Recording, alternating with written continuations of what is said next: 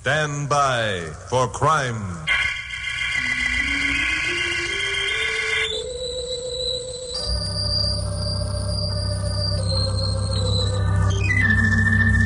Hi, it's Chuck Morgan again.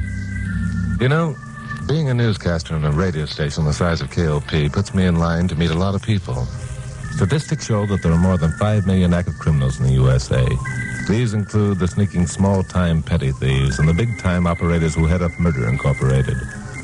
They also include the racketeers, that group of sadistic, unscrupulous parasites who prey upon the weak, the innocent, the honest citizen.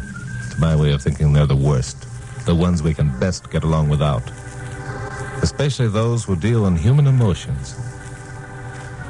Which is why when I reached my office last Thursday and found Carol Curtis, my blonde secretary, entertaining a stranger, I listened to her story and really got burned up. Have you been to the police about this, Mrs. Ellis? Yes, but what can they do? This woman, this Mae Dawson, she claims to be our baby's natural mother. She has a birth certificate to prove it. You see, Chuck, Mr. and Mrs. Ellis adopted Betsy when she was only 7 months old. She's now 6 years.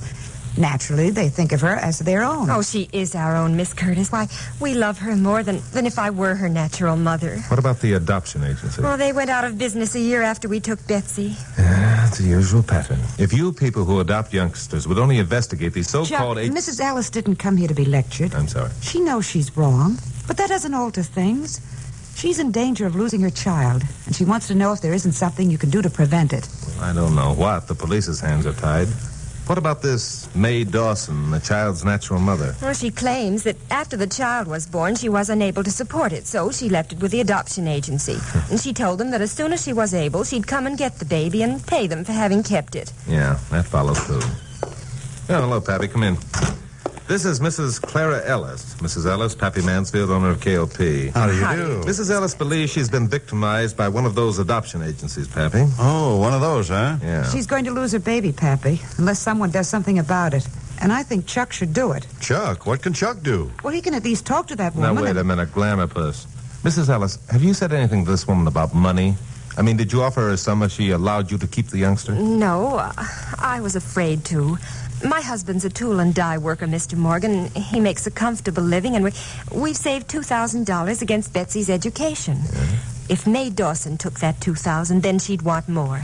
We'd be bled for the rest of our lives. And if she didn't take the $2,000, then you'd have to assume that she was the child's natural mother. And you don't want to think that. Right, Mrs. Ellis? Yes, that's right. But whether she is or not, she hasn't any rightful claim to Betsy.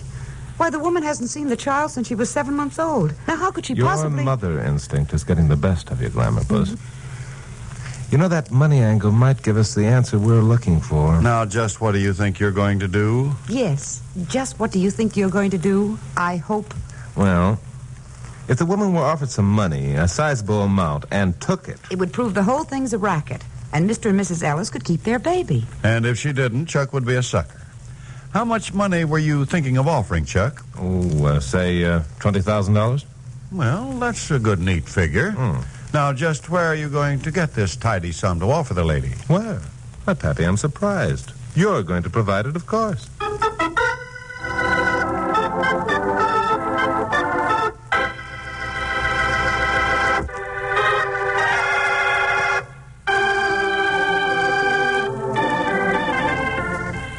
wasn't an easy job selling Pappy on the idea he should risk $20,000 trying to expose what might or might not be one of the most vicious rackets in the books.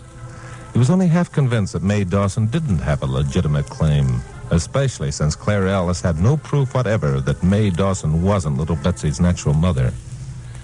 But, Pappy, that's what we want to find out. If it's a racket, then we want to know about it. Why? We're not in the racket-busting business, Chuck. We're running a radio station. Why should we... Because when you run a radio station or a newspaper or any other public service enterprise, it's supposed to be devoted to the best interests of the people who support it. And that's the public. My, just listen to Miss Curtis. Now, look, this is what I have in mind. Suppose I call her Mrs. Dawson. I'll represent myself as Mrs. Ellis's attorney. I'll tell her the Ellises are too upset to talk to her again. I'll hint around and finally offer them $20,000. Of my money. Yeah. Oh, Chuck, I knew you'd do something. Mrs. Ellis, you haven't a thing to worry about from now on. Chuck will take care of everything. Now, wait a minute, Glamour Puss. Let's not get Mrs. Ellis's hopes up. I can't promise a thing. There's still a 50-50 chance that Mae Dawson is legitimate. If she is, there's nothing anybody can do. She won't take my baby, Mr. Morgan. I don't care who she is. She won't take my baby. I'll kill her first.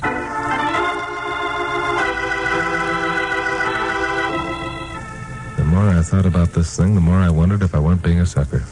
Even if, after talking to Mae Dawson, I became convinced she was pulling a racket, what could I do about it?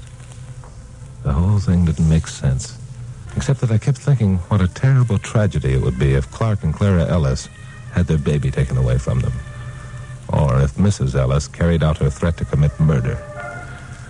So it was with considerable misgivings that I rang the doorbell of an apartment in West Los Angeles, which was where Mae Dawson had told Clara Ellis she was living. Yes? Hello, you Mrs. Dawson? Yes, I'm Mrs. Dawson, but if you're selling... No, I'm not selling anything, Mrs. Dawson. My name is Simpson. I'm an attorney employed by Mr. and Mrs. Clark Ellis. Oh, yes, Mr. Simpson. Won't you come in? Thank you. Would you sit over here, please? Thank you very much. I hardly know what to say about this, Mr. Simpson. I know exactly how the Ellises feel, and I certainly don't blame them. Did I hear the bell? Oh, company, May? Oh, Arnold, I'm glad you stayed home today. This is Mr. Simpson. He's an attorney hired by the Ellises. How do you do, sir? How do you do? I can guess why you're here, Mr. Simpson.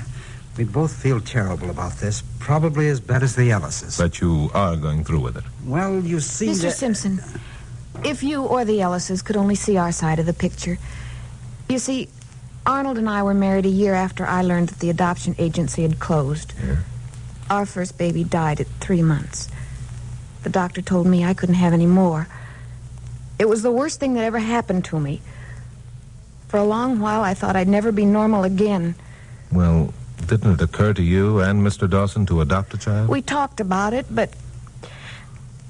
Do you know how it feels to have a child of your own, Mr. Simpson, and lose it? No, I'm afraid I don't. I'm not married. May took it hard, Mr. Simpson. I kept her under a doctor's care for about 15 months. Then one day I was going through some of her things, and I came across Betsy's birth certificate. Oh, you didn't know about her first child then? Well, I knew she'd been married before, but she never told me about the baby. I was afraid of what he'd think of me for abandoning Betsy. And what did you think, Mr. Dawson? Oh, it's quite a blow, but, well, I love my wife very much, Mr. Simpson. She was ill at the time, and I certainly wasn't going to condemn her for something that wasn't her fault. Yeah. How long was it after that you decided to claim Betsy? Not until last week. I had no idea where Betsy was living or who her foster parents were. And then, quite by chance, I met Mr. Harrison. Mr. Harrison, who's he? Mr. Harrison owned the adoption agency where I'd left Betsy. Oh. I reminded him that he'd promised to keep Betsy for 6 months before letting her go. And he reminded me that he had kept her for 6 months and 1 week. And then that he only let her go because he decided to close the agency. I see. And he told you where the Ellises could be found? Yes, he did. Arnold and I talked it over, and then I decided to go see Betsy. I don't know what happened to me that day, only suddenly I simply had to have my baby. Well, I think I can understand how you felt, Mrs. Dawson, but I can also understand Mrs. Ellis's feelings, too. By the way, I wonder if I can see that birth certificate. Yes, of course. I'll get it for you. Thank you. Well, Dawson got the birth certificate without hesitation.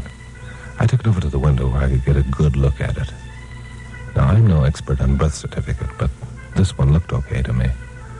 It had been recorded in a small town in Rhode Island, properly signed and sealed. Still, there was something I couldn't put my finger on. Maybe it was because the Dawsons had been too willing to let me see the paper. While stalling for time, I turned the certificate over and back again, pretending to be studying it. But whatever it was that had hit me wouldn't gel. Well, it certainly looks okay. This is going to be rough on the Ellises. Mrs. Dawson, about adopting another baby. I couldn't, Mr. Simpson. I just couldn't, knowing that Betsy's my very own. Yes, that's true, but she's Mrs. Ellis's own, too. Well, there's something else to consider, too, Mr. Simpson. It's expensive adopting babies these days. Expensive? Well, I don't know much about this business, but I understand this is very There's always a certain amount of expense involved in such a procedure. There's legal work, physician's fees, adoption fees, a dozen different items that all add up. Well, in that event, I'd like to make a suggestion. If it's finances that bothers you, I'm sure the Ellises will be glad... Oh, it's no use, Mr. Simpson. I want my baby, and I mean to have her. But, darling, we can at least listen to Mr. Simpson's suggestion. What were you going to say, Mr. Simpson? Well, simply this. The Ellises are willing to pay a sizable amount in order to be able to keep Betsy. Enough, in fact, to defray all the cost of adopting another baby and to secure the child's future and your own for a considerable period. And what would that amount be? $20,000. $20,000? Oh, Arnold, no. I don't care how large the amount is. Can't you understand that it isn't money I want? It's my baby. I understand perfectly, my dear. But what could we do for Betsy? We're in rather poor circumstances, you know. And if we had our own baby with enough money to rear her properly, wouldn't it be best all around? Well, it is worth considering, Mrs. Dawson, and think of what you'd be doing for the Ellises.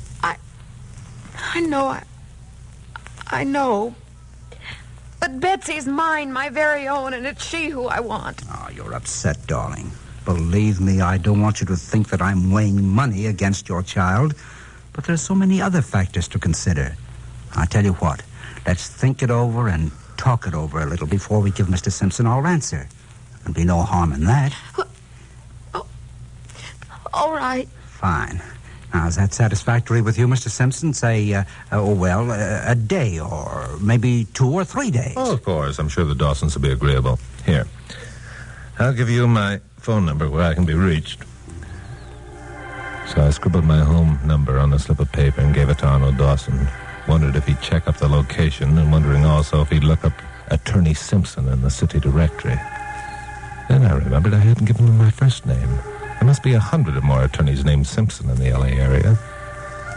But the way I had it figured, Arnold wouldn't bother to check anything. He wanted to get his hands on that $20,000. Also, he wouldn't wait 2 or 3 days either. I was right. He called me that evening and said that he and his wife had decided to take the money and adopt another baby.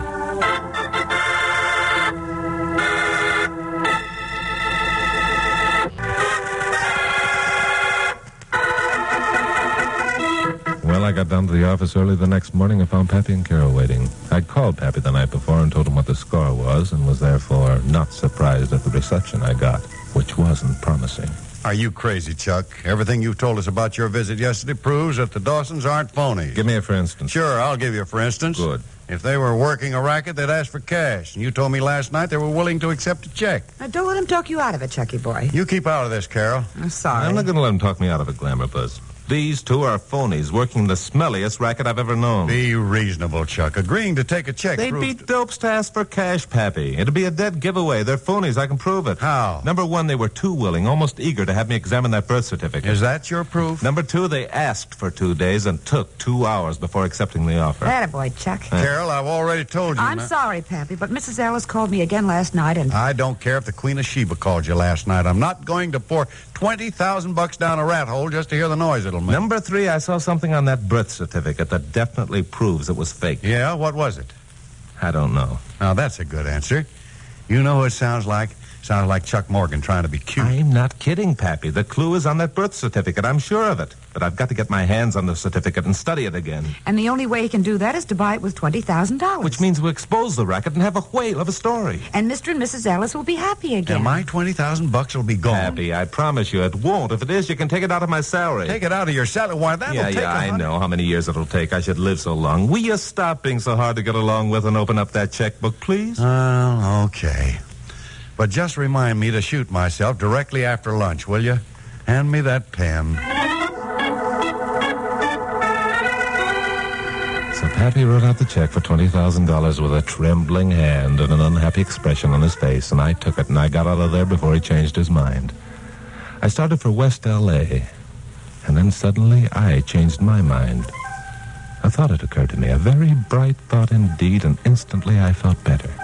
I pulled up at a drugstore, phoned Carol, gave her some precise instructions. Then I phoned Bill Meggs at police headquarters and asked him if he could meet me for a round of golf at the Burnside Country Club. He could and did. I told him the whole story. It was at the 9th hole where there's a water hazard. Then I remembered what was on that birth certificate that made it a phony. I told Bill about it, too. He agreed I had a case. So Bill and I had lunch and we parted. It was 2:55 when I finally pushed the doorbell of the Dawson apartment. Oh, hello, Simpson. Come in. Thank you. Mrs. Dawson's rather upset. Oh, I'm sorry to hear that. I hope you're not going to change your mind, Mrs. Dawson. I don't know. Every time I think of my own baby, No, stop. This makes me feel like a kidnapper.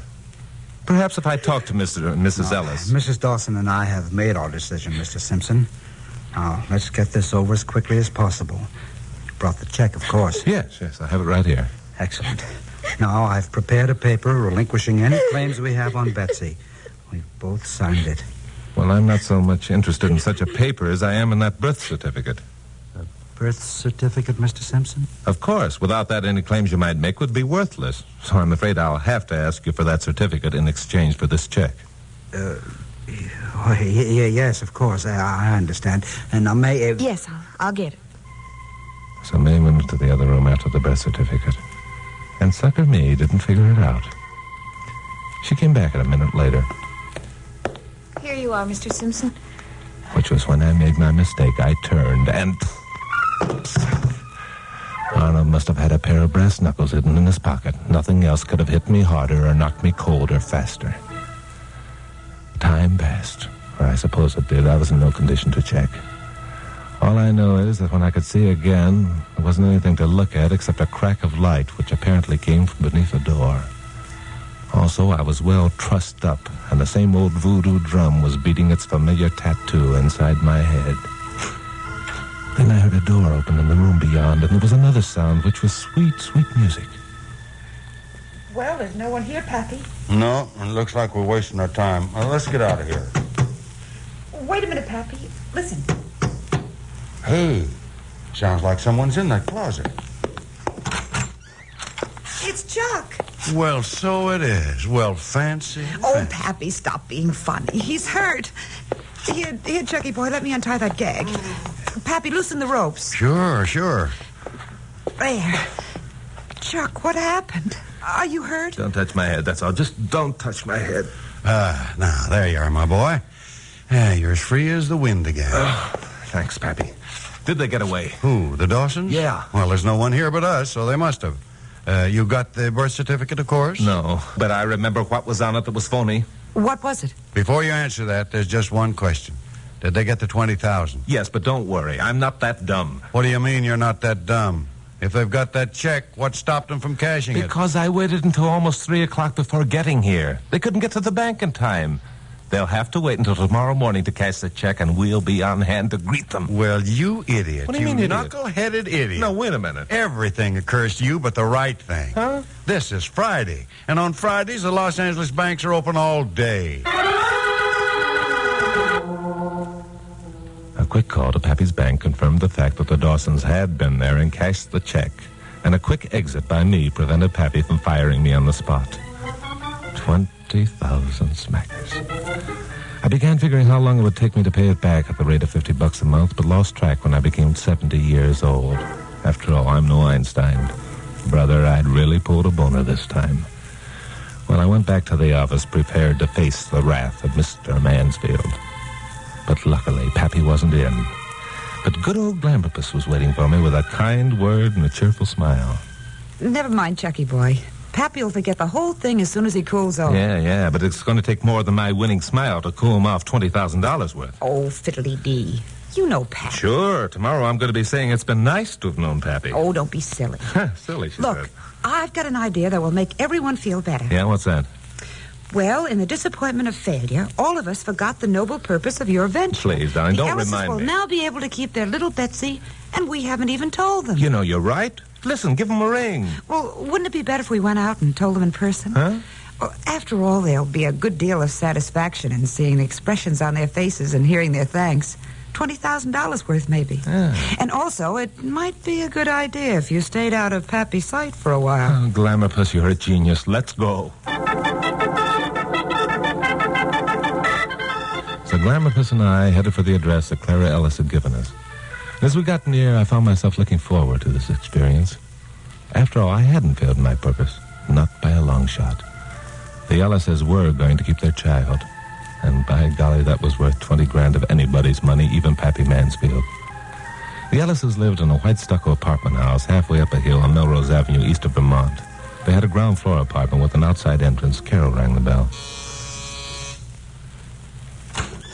Hello, Mrs. Ellis. Remember us? Why, it's Mr. Morgan and Miss Curtis. Yes. How's Betsy, Mrs. Ellis? Betsy? Oh, she's fine, just fine. Well, may we come in a minute? We've got some good news for you. Well, that is, could you make it some other time? Well, you don't understand, Mrs. Ellis.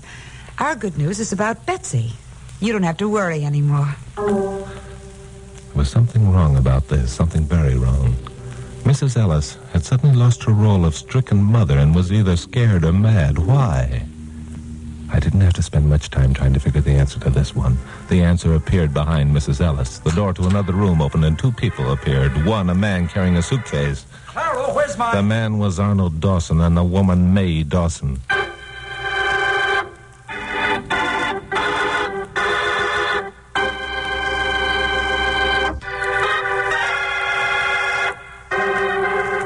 For about 2 seconds, all five of us stood frozen in a state of shock.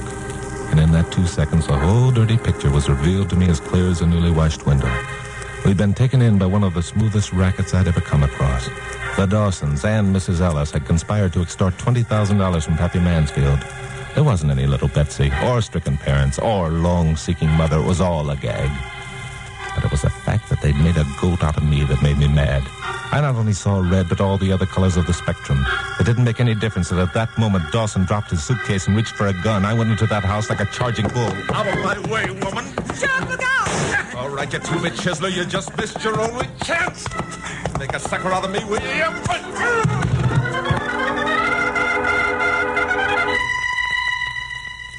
It was over as quickly as that. Dawson was down and out, and I had his gun. The two females had been too scared to move, so now they didn't have a chance.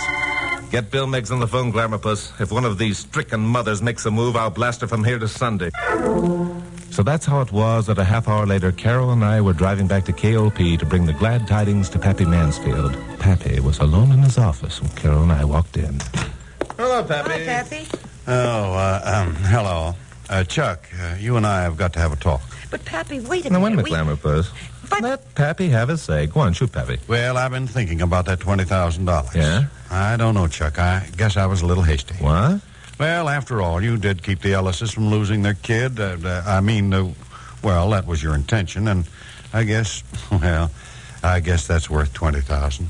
Pappy. Now, wait a minute, just a minute. Don't get the idea that I'm an easy mark. I'm not. One more dumb-headed deal like that. Pappy, I love you. I not only love him, I'm going to kiss him to prove it. Now, look here, Carol. I'm an old Sure, man. yeah, Pappy, and an old man shouldn't be pouring $20,000 down rat holes just to hear the noise they make. So, here's the bundle back again. What? Hey, is that real? Holy smoke, Chuck, what is this? That's your $20,000, Pappy, every dime. The whole thing was a frame, Pappy. There wasn't any little Betsy. Or stricken mothers. All three of them were in it together. Chuck and I went out to tell Mrs. Ellis she wasn't going to lose her daughter, and the Dawsons were there. So we called Bill Meggs, and I retrieved the doll. Oh, Chuck was wonderful. He licked them all. Well, of course, two of them were women. Well, I'll be... No kidding. Well, I'll be... No kidding? Well, now, come on, Pappy. You can think of something better to say than that. Sure I can. Well, I'll be... No kid... Say, Chuck. Yeah? I hate to admit this, but one of the reasons I didn't fire you was because I want to know how it was that you knew that birth certificate was phony. Yeah, how about that? Miss Curtis, Mr. Mansfield. Under the circumstances, I'll be glad to tell you without undue delay. Well, go ahead. Yeah. Stop saying yeah, Glamour Puss. It isn't ladylike. Yeah. Yeah. When I read the birth certificate, I took it to the window to get a good look. I couldn't help noticing the watermark on the paper. It was dated 1950, which meant that the paper was manufactured that year. And since Betsy was supposed to be 6 years old, her birth certificate couldn't have been written on paper that wasn't made until 3 years after she was born. Get it? Well, I'll be. No kidding. And so will I. No kidding. Yeah, no kidding. Come here, Glamour Puss.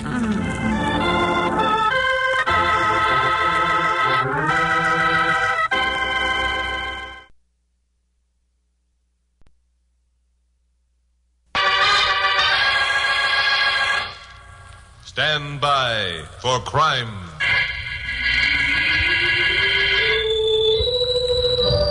Hi, Chuck Morgan, KOP newscaster speaking. The other day, while shooting a round of golf with my friend Lieutenant Bill Meggs of police headquarters, I learned something that surprised me, and I'm sure will surprise you as well.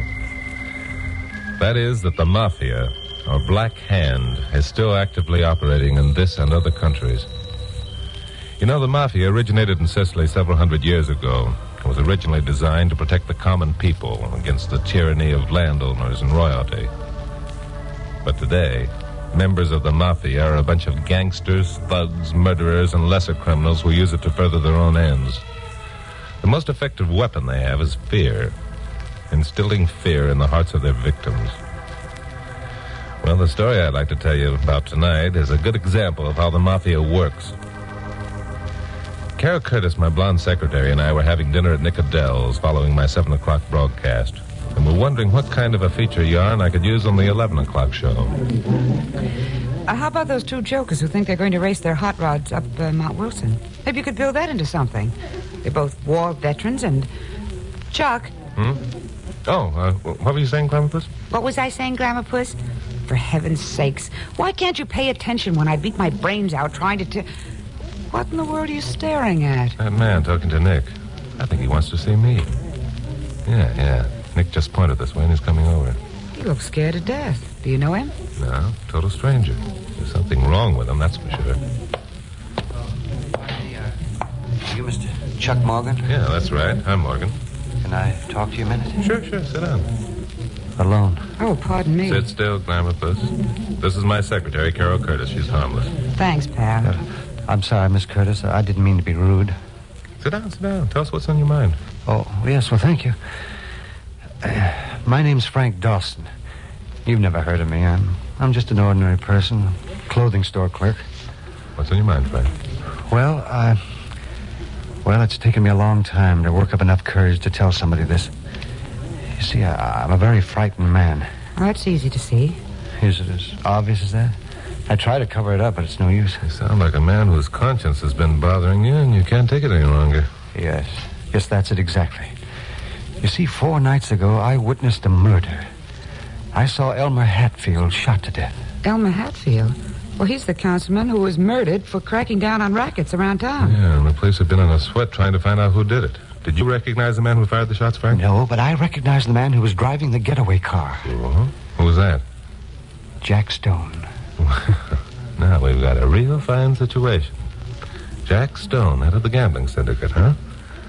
Well, he's a logical suspect for the killer of the man who was trying to undermine his gravy train. You must have a good reason for not going to the police with this information. Yes, I have a good reason, Miss Curtis, a very good reason. And it's here on this card. Dawson reached into his pocket, took out a small white card, and laid it face up on the table. There was nothing on the card, except for the imprint of a black hand.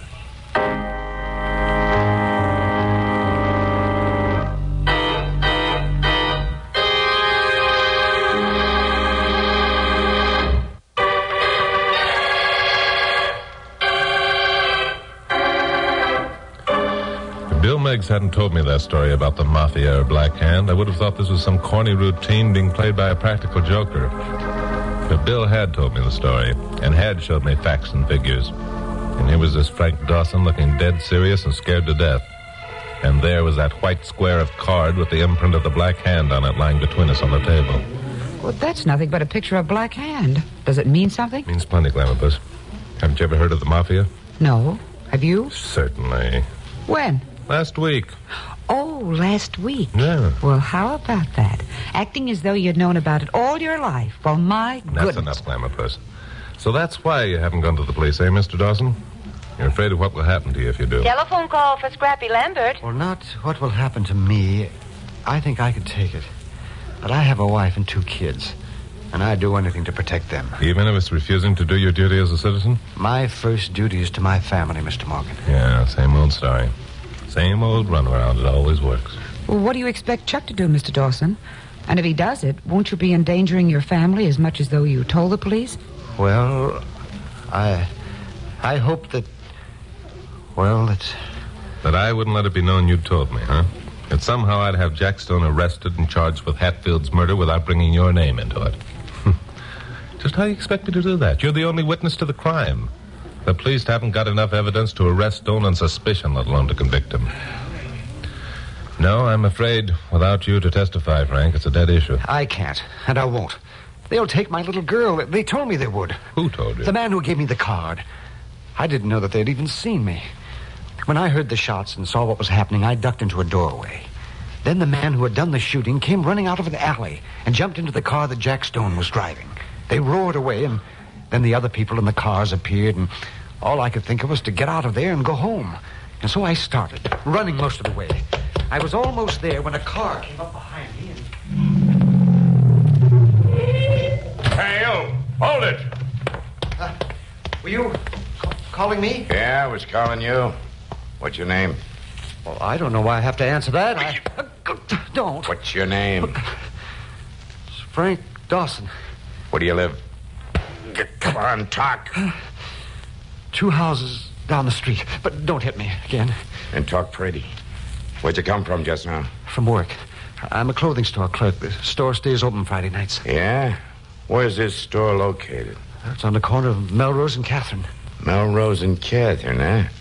Then you must have walked down Catherine to get here, that right? Yes, that's right. You're the guy, all right. What'd you see in that alley? I didn't see anything. What'd you see? Nothing. I didn't see a thing. What'd you see? Nothing. I didn't see... What'd you see? Don't hit me again. And talk. I saw the shooting. That's better. You got any kids, Dawson? Yes. 2. No kidding. Kind of make you feel bad if anything happened to them, wouldn't it? Oh, no. No, you can't. You mustn't. My kids didn't do anything. You can do what you want to me, but don't touch my kids. I thought so. You and your old lady'd be kind of put out if one of those kids should disappear and you never saw him again, wouldn't you? Why, you dirty... Not so fast, Jump! Just take it easy. I'll break you in 2. You want some more? My kids! Nothing will happen to your kids if you're smart. Now, let's have a little rehearsal. What'd you see tonight? I saw the shooting. You saw what? Nothing. I didn't see anything.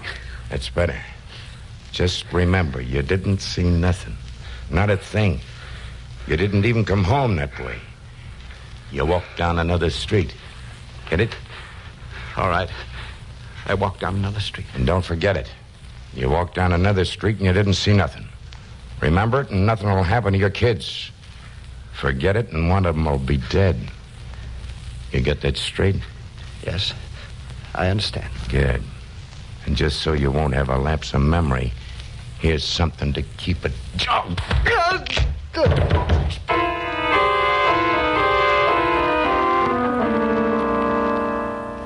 What did this character look like, Fred? He was a big man with sandy hair and kind of a flat nose. Oh, he must have weighed well over 200. Yeah, that'd be Doc Zerby, Jack Stone's first lieutenant. Was Stone in the car? No. Zerby must have dropped Stone and then cruised around until he saw a lone man hurrying home. In another 2 minutes, I would have been safe. Oh, how about the card with the Black Hand on it? When did he give you that? I found it in my jacket pocket after I got home. I don't know how long I lay there on the sidewalk. And when I came to, the man and the car were gone. Somehow I reached the house and I got inside without Sue and the kids seeing me. I went up to the bathroom. I wanted to clean up as best I could. And I found the card when I took off my jacket. Did you tell your wife what had happened? No, I was afraid she might call the police. But how did you explain the bruises on your face? Oh, I told her I got into a fight at the store. And she believed you? No, but Sue's pretty understanding. She knows something is wrong. She's just waiting for me to tell her. Telephone call for Mr. Frank Dawson, Hillside number. That telephone call's for you, Mr. Dawson. For me? Why, nobody knows I'm here. Somebody does. You better answer. Oh, yes, I'd better. Excuse me a moment, please. So Dawson went off to answer the telephone. And I had an uneasy feeling that the message he was about to receive wasn't going to be good. He thought that no one knew he was here. So what did that mean? It meant that he'd been watched ever since the night of the murder, just in case he was foolish enough to think he could get away with telling his story to the police or someone else. So Carol and I waited, and both of us were thinking the same thing. We knew the minute Frank Dawson returned to the table, the worst had happened. Dawson was wild-eyed and his mouth was trembling. They've taken little Sue. They've kidnapped her. They told me that unless you promised to forget everything I told you, that I'd never see her again. Sit down, Dawson. You're attracting attention. But they've taken Sue. Don't you understand what that means? I was a fool. Sit down. Get hold of yourself. We'll get your youngster back. You won't go to the police, though, will you, Mr. Morgan? They'll kill her if you do. No, promise me you won't. Not while they have Sue, I won't. Oh, Chuck, this is terrible. What if you don't tell the police? That isn't going to get Mr. Dawson's little girl back. And when Mrs. Dawson finds out that Sue is missing, she isn't going to keep quiet. I know, you're right, Clamopus. Whatever we do, we'll have to work fast.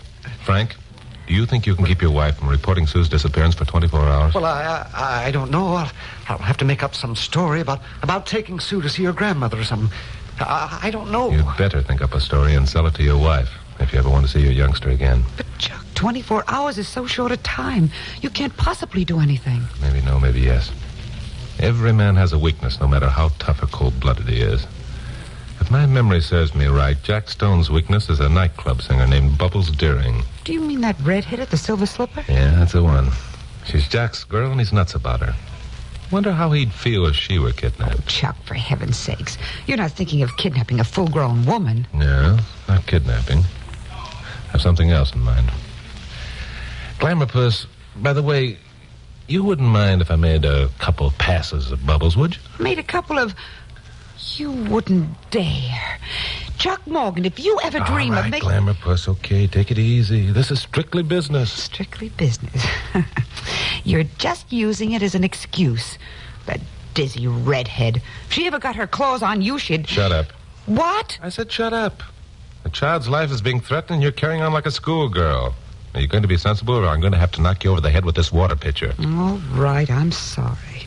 But, Chuck... Yeah? You wouldn't... Only if it's absolutely necessary will I ask Bubbles for her autograph, Glamorpus.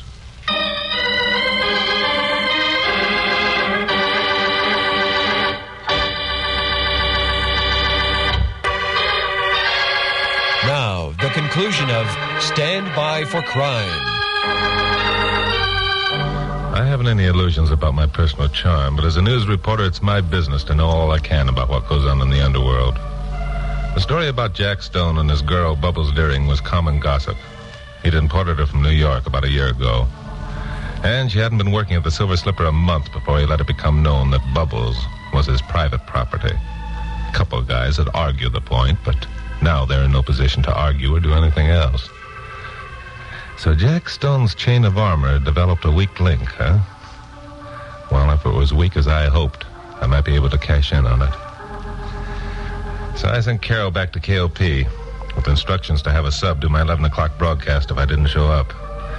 And then drove out to the Strip where the Silver Slipper was located. I caught the tail end of the first floor show, which featured Bubbles doing her song and dance routine. And sitting alone on the edge of the dance floor, I did my best to let her know her act was being appreciated. I had the feeling she was aware of my presence. Afterward, I went backstage and found a door with a star on it. Yeah, who is it? Hello, Bubbles. What? Hey, what are you doing here? I just thought I'd drop around, tell you how much I enjoyed your act. Yeah? Well, now you told me, get out. Wait a minute. I've got a proposition to make. I ain't interested in no proposition. Hey, does Jack know you're here? Jack? Who? Jack Stone, the guy who owns this place. Ain't you never heard of him? Well, now that you mention his name, I guess I have. Huh. You better had. The last guy who came prancing in here is dead. Sure, it's like that, huh? Yeah. Yeah, it's like that. Now, if you're smart, you'll beat it. Well, I appreciate the warning, but first I've got to state my proposition. How about coming to work up in San Francisco for me at twice your present salary? Huh? Say, who are you? My name's Jones. Bill Jones. I own the High Tide Club in San Francisco. Never heard of it. Ever been to San Francisco? No. Yeah, that explains it. Okay, so all right, I ain't been around. And I ain't interested in getting around. What's the matter, Bubbles? Scared? Scared me? Huh? What? Jack Stone. Jack Stone? Oh, it's a laugh. Hey, listen, Buster, I got news for you. I'm Jack Stone's girl. He's in love with me, see? Are you in love with him, Bubbles? Or do you just hang around here because you're scared of what will happen if you leave? I ain't scared of nothing. I tell you nothing. How do you like being someone's personal property, Bubbles? Not being able to even talk to another man. Only going out when Jack Stone says so. And then only to the places he chooses. You can't call your soul your own, can you, Bubbles? Ah, you're crazy. You're talking yourself right into a dose of lead poisoning. Pretty dull routine for a girl as young and pretty as yourself. What you need is freedom to move around without the knowledge that you're being spied on, without being afraid all the time. Yeah? You think I'll get that freedom in San Francisco? Jack's got connections up there, too. Not as good as mine. Stone may be a big shot down here, but up there he's small fry. You mean I wouldn't have to go around looking over my shoulder all the time? You mean I'd have protection? Plenty.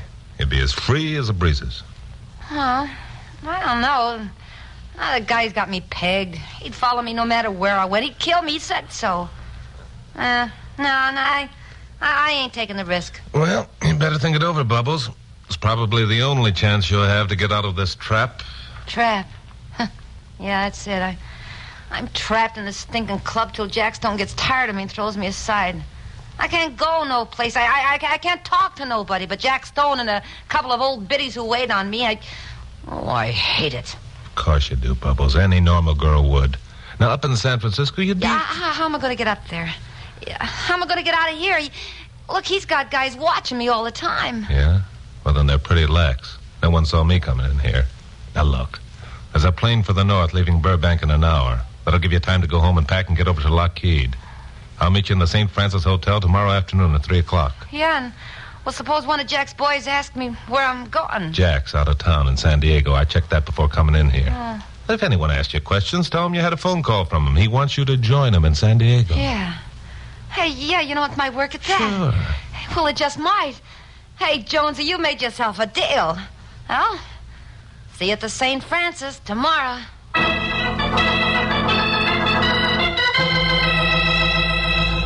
Well, maybe this would work, and maybe it wouldn't. Anyway, it was the best I could think of at the moment. I went outside, crossed Sunset, and got into my jalopy, which was parked on the other side. After a while, Bubbles came out of the alley that led to the stage door of the Silver Slipper and got into a cab. The cab started west. A sedan pulled away from the curb and followed. I made a U-turn and followed the sedan. Both cab and sedan turned left on Doheny, then made a right turn. The cab stopped in front of an apartment house, and Bubbles went inside. The sedan parked about a half a block up the street. I parked about 50 yards this side. A light came on in the upstairs apartment window. I caught a glimpse of Bubbles as she came over to draw the shade.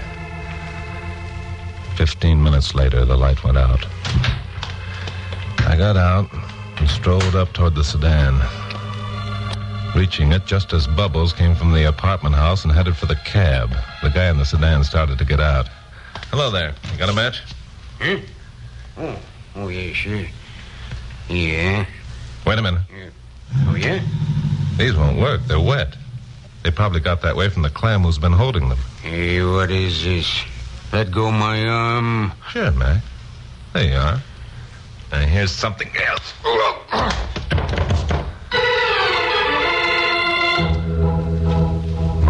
so far so good. Bubbles was on her way up north, and no one knew where she was going but me. I went back to KOP and found Frank Dawson in the waiting room of my office with Carol. Any luck, Chuck? Yeah? I'm doing all right, I think. Did Bubbles fall for that winning smile of yours? Oh, never mind that. Go find Pappy and tell him to put on a sub for my 11 o'clock show. Well, where are you going to be at 11 o'clock? At the Silver Slipper, picking up Sue. Now get going. And remember, both of you, not a word to anyone, not even Pappy. It would ruin everything. So I went into my private office and called Lockheed Airport in Burbank and asked if Flight 183 had gotten off all right. They said it was just leaving the ground. So that was that. The gorgeous Bubbles was out of reach for at least an hour and 3/4. So then I began dialing the Silver Slipper. Silver Slipper. I want to talk to Doc Zerby. This is Zerby. Who's calling? Chuck Morgan, KOP newscaster. Oh, yeah? What's on your mind, Morgan? Going to give us a little publicity for a change? Yeah, that's exactly what I have in mind, Doc. I don't suppose you have a guest over there named Sue Dawson. Never heard of her. Why? She's somebody important? Yeah, she is. You know, we've a guest over here named Bubbles Deering. Thought you might like to know. What the devil are you talking about? Just what you think, Doc. Shall we make a deal? You're nuts. Bubbles is on the floor right now doing her turn. That's so. Well, suppose you take a look and see. Hang on. Sure. So Doc took a look. I could hear a door bang and loud voices at the other end of the wire. Then Doc was back on the phone again. Morgan, you dirty rat. If you snatch that babe, you'll get a bullet through your head. You know that, don't you? And if Bubbles isn't at the Silver Slipper when Stone gets back from Dago, you'll get a bullet through your head. You know that, don't you, Doc? What's the deal? Bring the kid to that office where you are right now. I'll be over and pick her up in 15 minutes. What about Bubbles? As soon as Sue's safe at home, I'll give you a ring and tell you where Bubbles is. How do I know it won't be a double-cross? You don't. But the way I look at it, you haven't got much choice in the matter, have you, Doc? Okay. Be here in 15 minutes. We'll have the kid.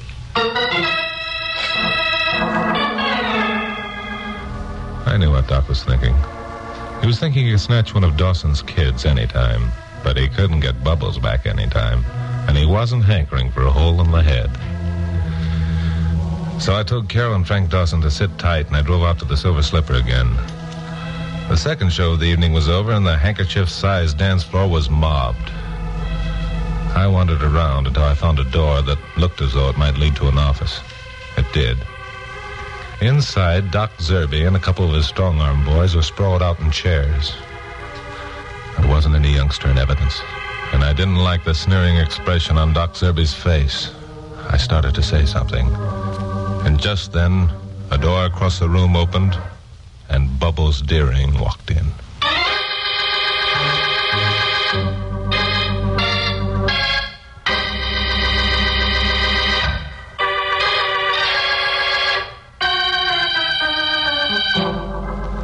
Well, there wasn't much time to figure out a plan of action. One thing I was doggone sure of. Bubbles wasn't on that plane to San Francisco, and that meant I was a dead duck. Doc Zerby started to speak, and one of his boys reached toward his gun. I put my hand behind me, jerked open the door, and jumped backwards, banging it shut. But instead of trying to lose myself in the crowded room, I flattened against the wall behind the door. The door banged open, and Zerby, his two boys, and Bubbles came pouring out. I jumped inside the office again, slammed the door, and locked it. Then I sprinted for the door through which Bubbles had entered, found myself in another room, and also found myself staring down at the tear-stained face of Susie Dawson. There was a window that opened onto an alley. I threw a chair through it, picked up Susie, and dropped into the alley. Just as the rear door of the club opened and Zerby and his boys came out. They started for me, and I started for Sunset Boulevard, holding Susie. A couple of bullets passed too close to comfort, then someone was yelling. Chuck, this way. It was Glamourpuss. She was getting out of a squad car that had just pulled up to the curb. Bill Meggs and a bunch of cops and Frank Dawson were all on the sidewalk. I was within 10 feet of them when, of course, I had to stumble. I went down and cracked my head on the pavement, trying to keep Susie from getting hurt. That was the last I knew for quite a while. When I came to, I was in the back seat of the squad car, my head on Carol's lap. A cop was driving. Oh, what the... Hi, Chucky boy. Oh. I thought I told you to stay back at the office. Aren't you glad I didn't? No. I mean, yes. How'd you know where I was? Well, you told me, remember? Besides that, I listened in on the extension phone to your conversation with Doc Zerby. Oh, you did? Yeah. And that's how I knew Susie would be at the Silver Slipper, and it would be all right to tell the police. I wonder why I didn't think of that. Because you're honest, Chucky boy. You made a deal with Doc, and you intended to keep it. You're honest and good and fine. Shut up. Where's Susie? She went home with her father. Where's Doc and his boys? In jail. Where's Bill Miggs? He went to the airport to meet Jack Stone. Where's Bubbles? Oh, she's gone somewhere to make reservations on a plane for San Francisco tomorrow. She said every seat was taken on Flight 183. And she says she has to be at the St. Francis Hotel tomorrow to meet a man named Jones. Oh, no. Mm-hmm. That's what she said. That reminds me. What? I have to be in San Francisco tomorrow myself. A very important date at the St. Francis Hotel.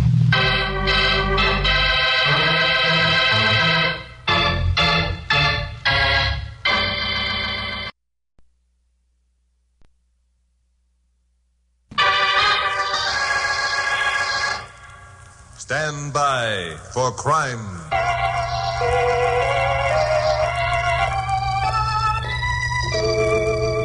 Hi. Chuck Morgan, KLP newscaster speaking.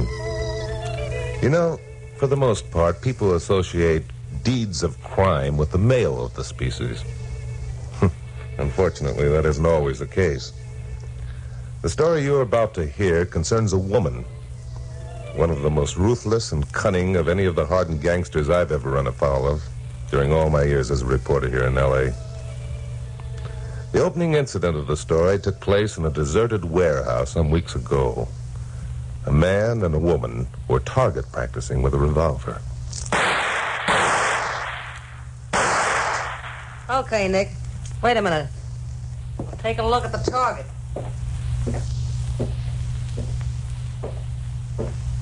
How am I doing? You're doing all right, Nicky boy. 8 bullseyes out of 10 shots. Yeah? Not bad, eh, Trixie? Not bad at all. I figured you'd get better with a little practice. Guess we can handle that bank job anytime now. Bank job? Yeah, First National Trust, remember? Yeah. Yeah, I remember. Look, Trixie, let's forget the bank job, huh? I got an in on the numbers racket with Bugs Flambeau. Bugs Flambeau, that small-time punk. Okay, then we'll get into something else. Banks is out of my line, Trixie, honest. Well, they're going to be in your line from now on, chum. Get that and get it straight. Oh, listen, Trixie. You listen. Trixie Talbot, don't waste your time on nobody and then let them walk out in the sea. Nobody. Okay, Trixie, okay. You tied up with me so as I'd get you out of the small time. Okay. So I went to work and began teaching you the angles. All right. So now we're ready to move and you ain't Welshing, see? You didn't say nothing about a bank job. Didn't I? Well, I'm saying it now. It's the First National Trust tomorrow at noon. Or do you still want to go back to the numbers racket? Trixie, you wouldn't... Wouldn't I, Nicky boy? I guess you don't know Trixie Talbot. See what I mean? Yeah, I see. 4 of them right in the bullseye. You're good, all right, Trixie? You're darn right I'm good. I got a reputation and I'm keeping it. Nobody ain't gonna say they walked out on Trixie Talbot. She can't afford to have that kind of talk going round. I get it, Trixie. You got your reputation to think of. I like you, Nicky boy. I figured you were smart.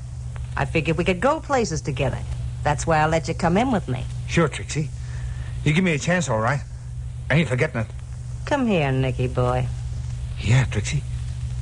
Put your arms around me. Yeah. See what I mean, Nicky boy? Yeah. You're all right, Trixie. I'm crazy about you. That's better. We'll get along. Sure, Trixie. We'll get along all right. Tomorrow at noon, we begin moving in on the big time. We start going places. You and me. Tomorrow at noon.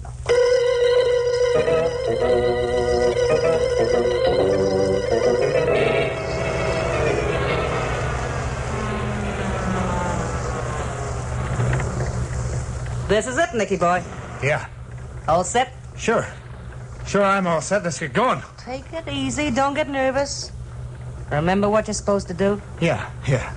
We've been through it enough times. What are we waiting for? All right, Nicky boy. Relax now. Hold the bank book in your left hand like you was going to make a deposit. Keep the other hand on the heater in your pocket. I know. Okay, let's go.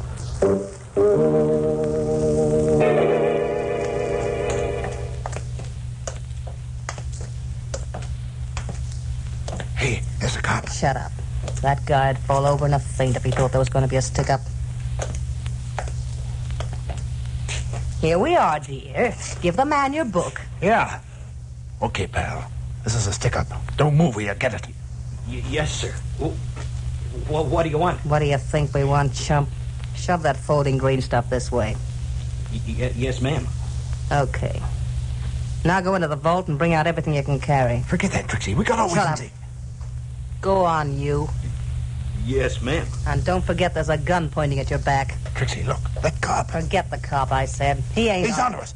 All right, you two, drop those guns. Why, you dumb flatfoot. Trixie, don't. Grab that door and let's get out of here. Why, these dumb punks. Let him have it, Nick. No, we shouldn't. Give it to him, Nick. Give it to him. We'll show him. Dirty punks.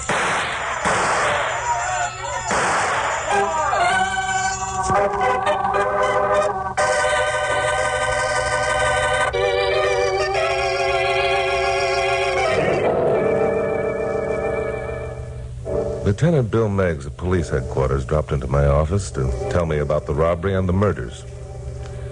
Now, Carol Curtis, my secretary, and I have known Bill a long time. We both suspected the purpose of his visit was more than to just give me a good news story. Well, that's the story in a hole-up, Chuck. You got any ideas? Chuck's always got ideas. What we want to know is, what idea have you got up your sleeve? Never mind, Glamour Puss. What does your file record show, Bill? I've checked the files and records in every daylight bank robber in the country. This pair didn't follow the customary pattern at all. More than a week, my boys have been bringing in and questioning every known daylight hold-up man in the city. So far, they haven't even made first base. Now, the way I see it, they've been looking in the wrong places for the wrong kind of guy. That makes sense.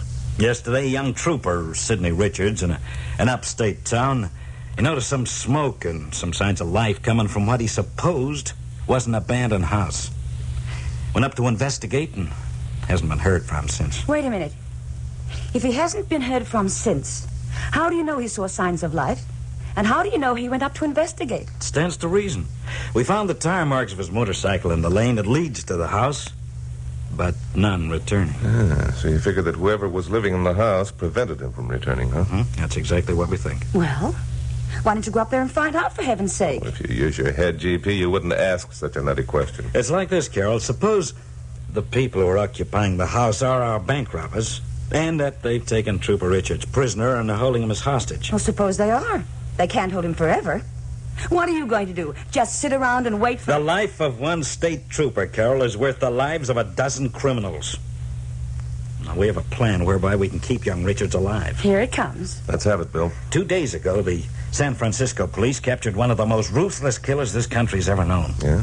Now, you've probably heard of him. He's called the Professor. The Professor? Yeah. I did a story on him a while ago. And now, the Professor's being held incommunicado by the San Francisco police. Chuck, we want you to go up there and look him over.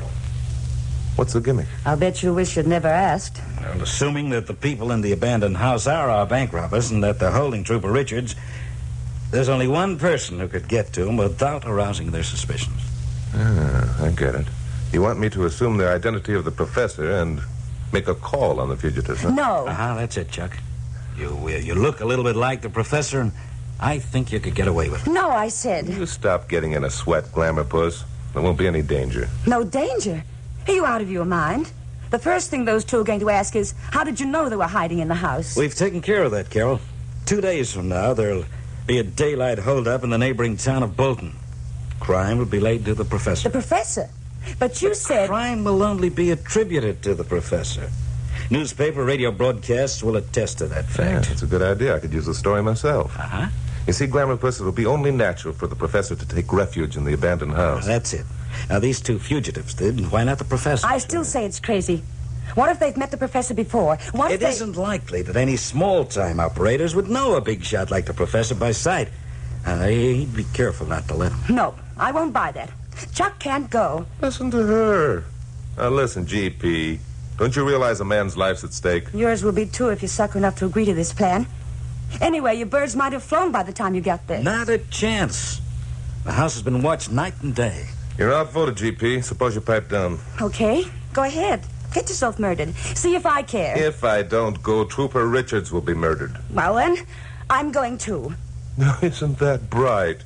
You sit down at that typewriter and get to work. Chuck Morgan, don't you manhandle me. I haven't touched you. Come on, Bill. Let's catch a plane for San Francisco. Right.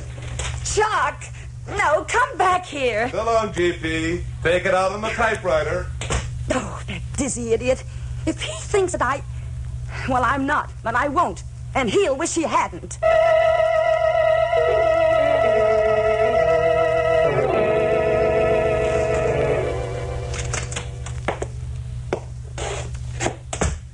Hi, Nicky boy. Come on in. How's Trooper Richards this morning? Okay, I guess. Look, Trixie, do we have to keep that guy tied up all the time? Do we have to keep him tied up? Nicky boy, sometimes I think you got softening of the brain. Okay, maybe I have. Maybe having to stay here cooped up in this lousy dump's driving me nuts. Maybe... Shut up. No, I want to get out of here. I was a sucker to listen to you in the first place. You got anything else to say, Nicky boy? Oh, Trixie, put that gun away. Yeah, I'll put it away. One more crack out of you, chum, and the next time I won't miss. Okay, Trixie. Okay. You don't need to worry about me. I better not need to worry about you, you dumb punk. Why, if it wasn't for me, you'd be cooling your heels in a cell right now. I know it, Trixie. You're right. Forget I said anything, will you? If we could only get out of here. We'll get out when the heat's off, not until. But suppose they find us. Don't be a dope. I've had this hideaway case for weeks. Nobody won't find us here. The motor cop did. All right, so the motor cop found us. Why? Because you were dumb enough to light a fire. Why, just for that I ought to shoot your ears off. Okay. I already admitted it was my fault, didn't I? That's a big help, admitting it. How do I know you won't pull some other dumb trick? I won't, Trixie, so help me. You wouldn't want to. How long do we have to stay here anyway? Well, maybe tomorrow, maybe the next day. Depends on how things look. 2 more days. Look, Trixie, that cop's going to be missed. They'll come looking for him. Let him. We're in the driver's seat no matter which way you figure it. Anybody comes here looking for that cop, we make a deal with him. His life for ours. Now quit worrying, will you? We're doing okay. I guess you're right. Besides, if they was looking for the cop, we'd have heard it on the portable radio. Sure we would. Turn it on. Let's have some music. Okay, Trixie. And it has now become definitely established that the lone bandit who shot and killed the paymaster at the Roberts oil fields was the gangster known as the Professor. State police are making an intensive search of the countryside near Bolton. Well, how do you like that? The Professor's operating again. And in Bolton, too. The Professor? I thought he was laying low after the Chicago job. Looks like he got tired of laying low. Huh. Them dumb cops thinking they can catch the Professor. Nicky boy, there's a character I'd like to meet. Him and me could go places together. Yes, sir. There's a guy who's got what it takes. You ain't never met him, Trixie? Of course I ain't, and there's few that have. He's a smart operator, that lad. Nicky boy, you ought to study the Professor's technique. Maybe you'd get someplace. Ah, Trixie, ain't I doing all right? That Professor. Yes, sir. Him and me could really go places together. Hey, Trixie, listen. It's an automobile. Look, it's coming up the lane. It's the cops. I knew they'd... Shut up. They'll get us. We ain't got a chance. I knew they... Shut up, I said. You dumb cluck. That ain't no cop. What do you mean? It ain't the cops? Because there's only one of them. You think a cop would come driving up here in broad daylight like that? A trooper did. Nuts. This is some punk who's lost his way or maybe wants a drink of water or something.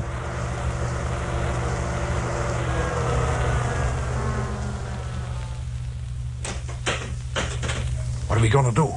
If he sees that trooper... You won't see no trooper. Go on over and open the door. What are you going to do? What's the idea of the gun? Never mind. Go on and do as I say. Trixie, you ain't going to... Ain't I?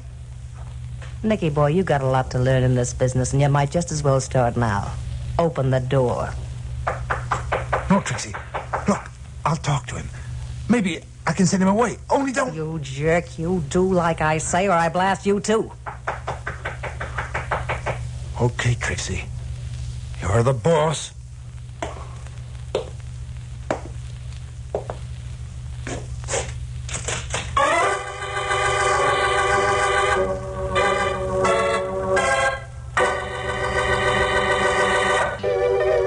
Now, the the conclusion of Stand By for Crime.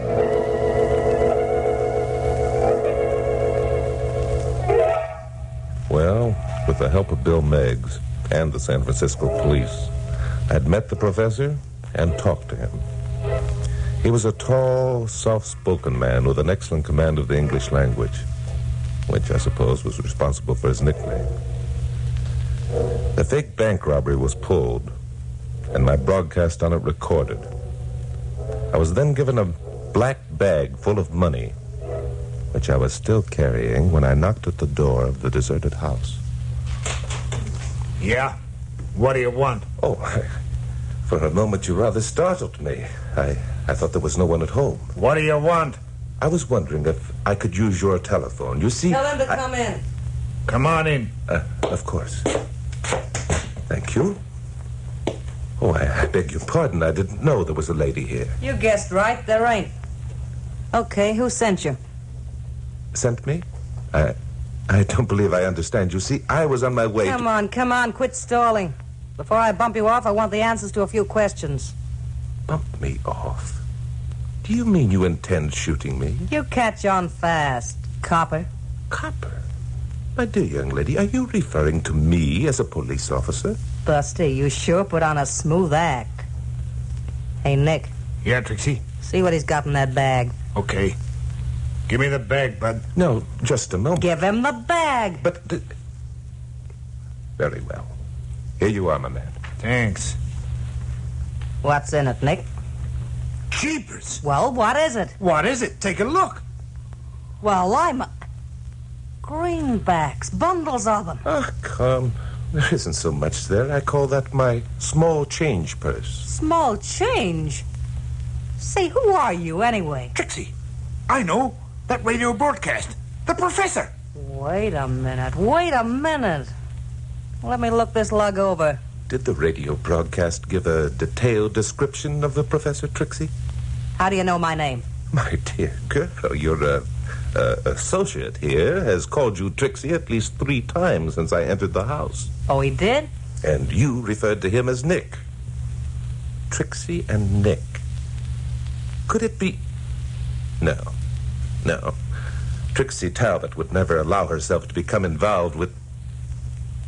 Forgive me, I've said too much. You ain't said nothing. What's the matter with Trixie Talbot? There's nothing the matter with Trixie Talbot. Oh, I get it. Hey, Nick. Yeah, Trixie? Go on outside and take a look around. Oh, look, ain't I Go on, quit arguing. Okay, Trixie. You don't have to get sore. That's better. Now shall I finish what I was about to say, Trixie? You don't need to. I know. So you're the professor, huh? At your service, my dear. I like that. At your service, he says. Yes, sir. Professor, you're just like they said, a real gentleman. Thank you, my dear. Sit down, Professor. Over here. Thank you. We got a lot to talk about. Yes, sir. We got to get acquainted.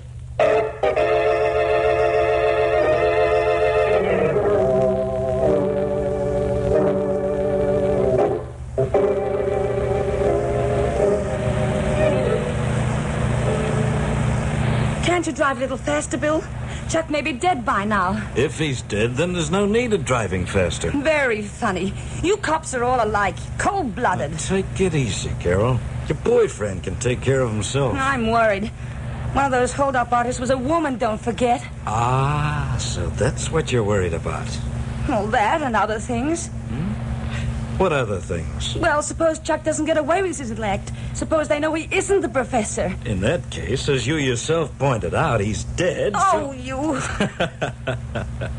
Sorry, but there's no need getting into a sweat until we know there's something to worry about. Bill Meggs, you're heartless. Either that or you've never been in love. Well, there it is. There what is? Oh, the house. You sure? Sure, I'm sure. I've checked it enough times during the past few days. What are we stopping for? Aren't we going up there and save Chuck? Oh, sure. We'll drive right up the lane, blowing the horn so they'll know we're coming. You don't have to be sarcastic. Oh, Bill, I'm scared. So am I. Okay, how'd you get? What are we going to do? Don't know yet. Let's take a look around.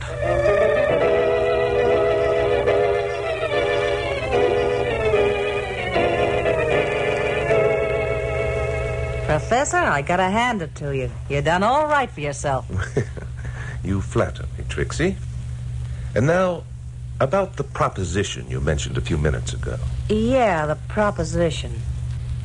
Professor, how much dough is in the small change purse of yours? Possibly $10,000. Just like that, huh? 10 G's and you don't bat an eye. Brother, you kill me.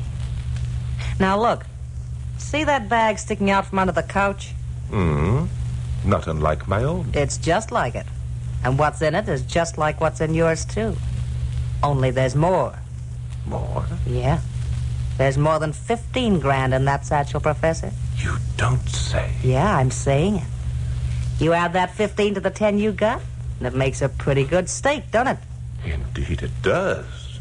Yes, a very good stake, Trixie. You get it, then? We start out with 25 grand, see? You and me together. But, my dear girl, I have only 10. Sure, so I chip in 5 more than you, okay. You got brains, you got fancy talk, you're a smart operator.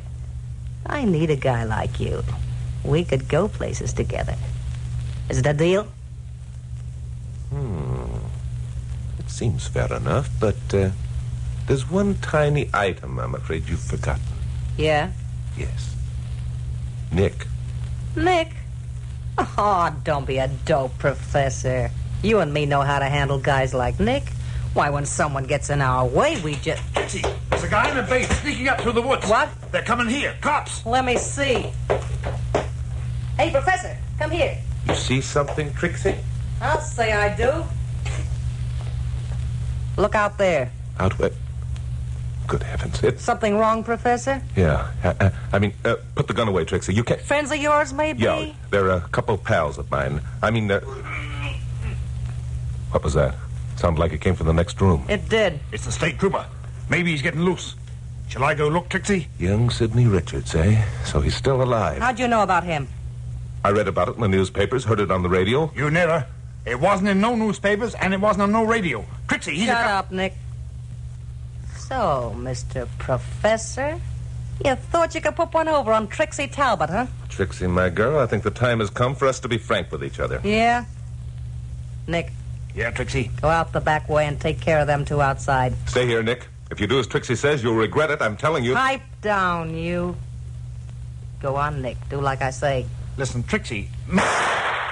You gonna obey orders, Nicky boy? I'm going, Trixie. You don't have to get sore. Now, Professor, this is going to be a pleasure. You'll get twice as much pleasure if you let me explain who I am. For a guy who's going to be rubbed out, you got a nerve, mister. Who are you, anyway? The name is Morgan. Chuck Morgan, the newscaster. Chuck Morgan? Well, what do you know? I thought that voice sounded familiar, but it doesn't... Well, that takes care of your friends, Mr. Morgan. You got any prayers you want to say before you join them? I've got a lot of things up. That you, Nick? Come on in. I want you to watch this. Tough, Trixie. That guy behind you isn't Nick. No. Don't try to kid me, pal. All right, Nick, speak up. The name isn't Nick, lady. Drop the gun. Why, you... Too bad, Trixie.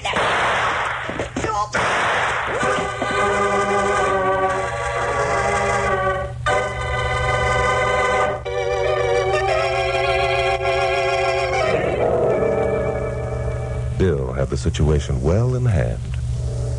Trixie was considerably messed up in the fracas that followed. Nick was no problem at all. We found Trooper Richards uncomfortable, but unharmed.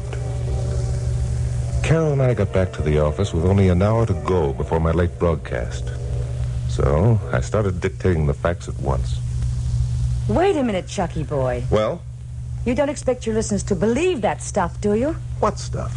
That it was a woman who influenced Nick to turn bank robber? I certainly do. If it hadn't been for Trixie's influence, Nick never would have. Nuts. How was that? I said nuts. I thought you said. Women never influence men to do anything. Men are stubborn and self-centered and Yeah? Come over here, Glamour Puss.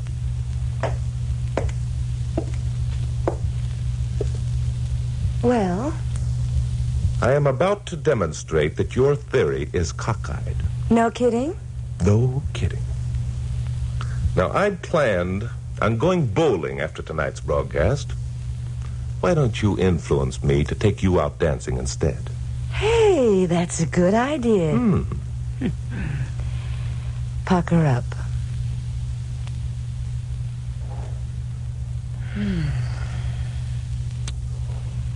Influenced? I'm influenced. We go dancing.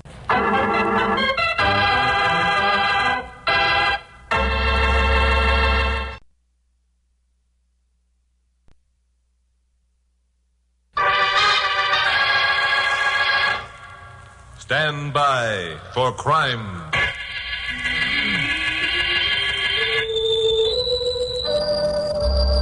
Hi, Chuck Morgan speaking. I'm a newscaster on radio station KOP here in Los Angeles. Like most newsmen the world over, I found it smart to have contacts in as many government agencies and among as many stratas of society as possible. You get tips on stories that way that might otherwise be on the wires a day before you become aware that it happened. Well, my contact with the local police is Lieutenant Bill Meggs. Bill is more than a contact. He's a personal friend, which is an added help. He's never given me a bum steer. So when I reached my office a couple days ago, my blonde secretary, Carol Curtis, told me Bill had called and wanted me to meet him at a certain address in Sereno, a small town north of Los Angeles. I smelled a good yarn. What's it about, Glamour Puss? Did Bill say? No. He just said if we came out, it would be worth our while. Did he say we? No, but I did. Bill expects me. Oh. And what makes you think that? Well, because he always expects me to be along when you go after a story. I see. What's at this street address where he wants me to meet him in Sereno? I don't know. Has there been a murder? I don't know. How long will Bill be there? I don't know. Are you a parrot? I don't... Oh, funny man. Well, how can you expect me to answer your questions if I don't know the answers? I don't know. Now you've got me saying it. Get on your hat and shoes and we'll go see if Bill knows the answers.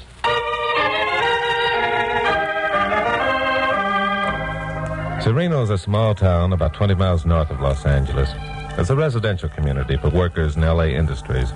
There are a few large estates, but mostly the town is inhabited by small homeowners who take pride in their lawns and gardens and tree-shaded streets. It was in one of those quiet streets that we found Bill Meggs. He was parked beneath a huge pepper tree, slouched down behind the wheel smoking a cigarette. We swung in behind him and walked up to the open window of his car. Hello, Bill. How's things? Oh, hello, Chuck. Hi, Carol. Suppose you two get in back and let's have a little talk. Okay, sure. This sounds like something important.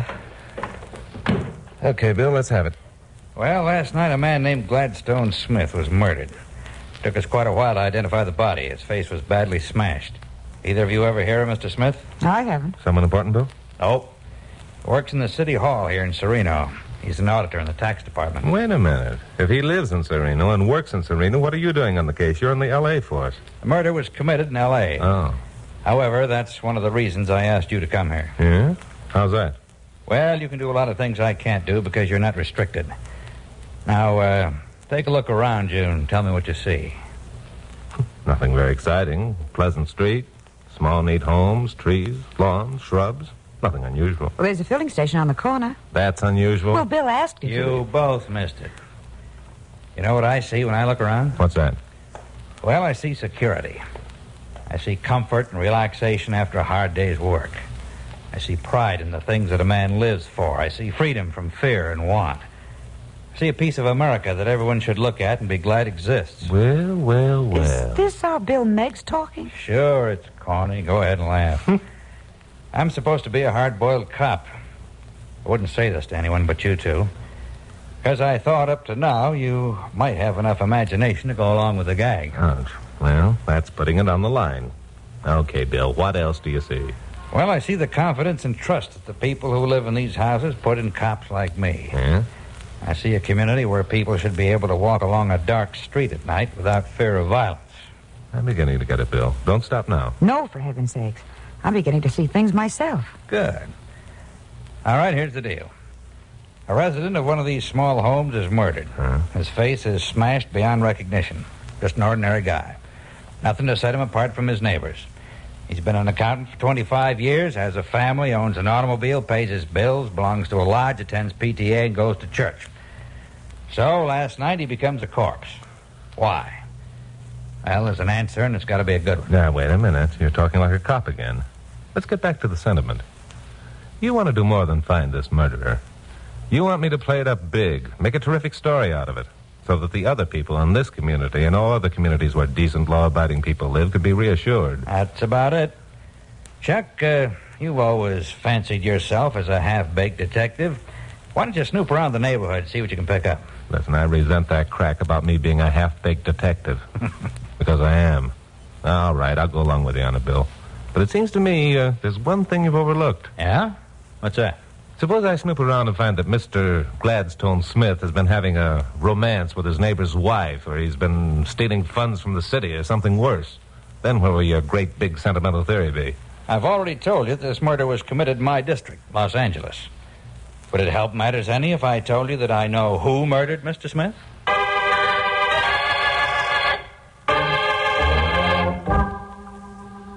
Well, when Bill Meggs announced that he knew who murdered Gladstone Smith, I didn't know whether he was throwing us a curve or not. It wasn't like him. But one thing I was sure of. There was a whole lot more behind this murder caper than he was admitting. He had a long-range plan that somehow involved me and the publicity I could give the results. Well, that was okay. But before committing myself, I wanted the answer to a few questions. Oh, wait a minute, Chuck. Before you say anything, I have a question I want to ask. Okay, Glamourpuss, go ahead. Bill, if you know who murdered Gladstone Smith, why haven't you arrested him? That's a good question. Because the man who murdered Gladstone Smith is a sneaking little cur named Spider Morelli. Well, that's a good answer to a good question. Why? What difference does it make what his name is? If he murdered Gladstone Smith... Because, Glamourpuss, Spider isn't the man that Bill wants. Spider's a paid murderer. He kills for money, not motive. Bill wants the man with the motive, the man who hired Spider. That's it. And he thinks that I, under the guise of a newsman looking for a story, can find that man. That's it. So we'll just drift around the neighborhood, talk to Gladstone Smith's friends, and see what we can pick up. That's it. Bill, do me a favor, will you? Sure, Carol. Stop saying that's it. And there's one other thing. If the man who hired the sneaking little cur to murder Gladstone Smith gets suspicious of what Chuck is up to, which he probably will, then he's going to hire the sneaking little cur to murder Chuck. Did you think of that? Sure I did. Well? Well, what? Well, what if Chuck is murdered? Well, then Chuck will be dead. Now, don't worry, Glamourpuss. Bill isn't going to let that happen. Oh, by the way, Bill, Smith's family has been notified, I suppose. No, they haven't. Huh? We haven't told anyone about this thing yet, so you'll have to work fast. But the family should be notified, Bill. Yes, they should. I thought I'd let you two handle it. Let us. Uh-huh. Bill, you're supposed to be a friend of mine, aren't you? Well, yeah, sure. I've known you for years, Chuck. Why? Get lost.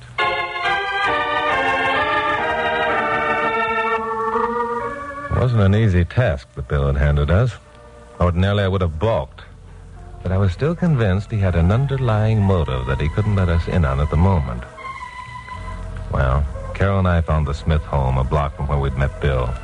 It wasn't unlike any other house on the street, except that the small, well-cared-for lawn was enclosed by a white picket fence.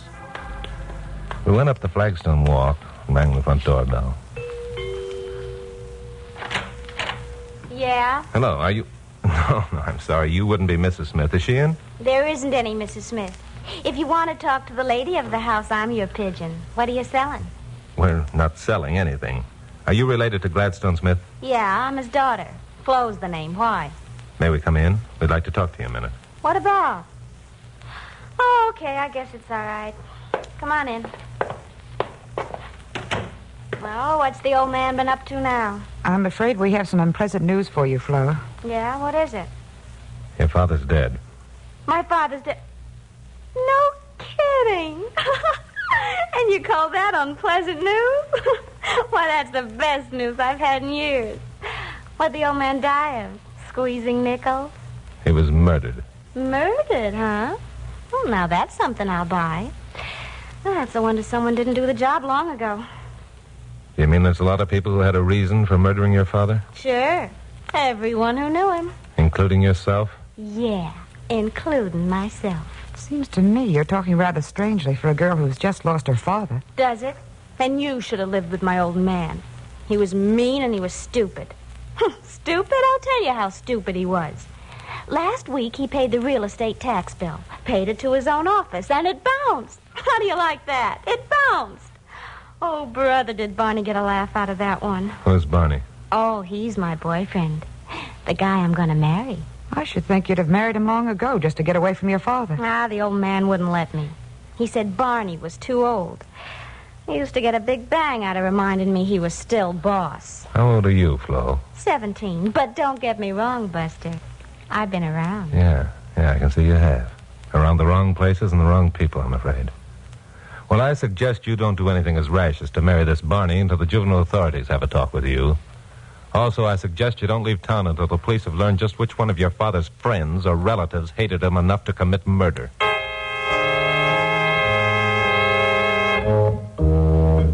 Well, it seemed to both Carol and me that Bill Megg's dream of a quiet, peaceful, law-abiding community had come to an abrupt ending. The Smith family was an example of the type of people who lived along these tree-shaded streets. It was a toss-up whether Glamour and I felt more sorry for Bill or more disgusted at Gladstone Smith's charming daughter when we left that house. Well, anyway, a green coupe was parked at the curb, and Pappy Mansfield, owner of KLP, was sitting in it. Hey, you two. Come over here. Hi, Pappy. Pappy, what are you doing out here? Oh, I just happened to be in the neighborhood, saw your car, and thought I'd find out what you were up to. Yeah, You didn't happen to see Bill Meggs first, did you? Well, yes. As a matter of fact, I did. Did Bill tell you why we were here? Well, partly. How'd you like Flo? Do you know Flo? Known her for years. She's a stinker, isn't she? That's putting it mildly. You know, Pappy, I smell something and I don't like the odor. First, Bill Meggs tells us a sentimental story about a beautiful community with flowers growing around doorsteps and birds twittering in treetops. Now, just calm down, Chucky boy. Bill knows what he's doing. You know that. Do I? Now, look, I don't mind being a fall guy if it pays off with a good story, but this is going too far. Now, this'll pay off, too. Bill's got a good idea. His hands are tied, so let's give him some help. He called me because he knew I was a friend of Gladstone Smith, and he wanted you to know something about the man's character before you made the next move. Gladstone Smith was a friend of yours, Pappy? I've known him ever since he adopted Flo, 17 years ago. I gave him a character reference. What? Flo's adopted? That's right. She's a living example of heredity over environment. She began giving the Smiths a bad time from the minute she could walk. When she was 5, Mrs. Smith died, and Gladstone's friends urged him to turn the kid over to one of the societies who handle such cases. But Glad felt she was his responsibility, so he kept her. Well, I'll be darned. He did everything he could to give the kid a break. Good schools, the companionship of his friends' kids, summer camps, everything. But it didn't do any good. Just about broke Glad's heart. Well, then Mr. Smith isn't the louse his daughter claims. Glad? Why, Glad Smith was one of the finest men who ever lived. I'm proud to have known him. You'll find out that all his friends feel that way when you get to talk to them. When we get to talk to them? Are we going to talk to them? You are. Carol isn't. She's coming back to the office and work up a human interest angle on this yarn. Oh, I am? Yes, you am. Chuck, the next man you're to talk to is B.L. Darcy. Who's he? He's the tax collector of Sereno, the man Glad Smith worked for. So, what am I going to talk to him about? Tell him Glad's been murdered. Ask him questions about Glad, about his work, about Flo. You'll find out why we want you to talk to him, and you'll get a more surprising reaction than you did when you talked to Flo.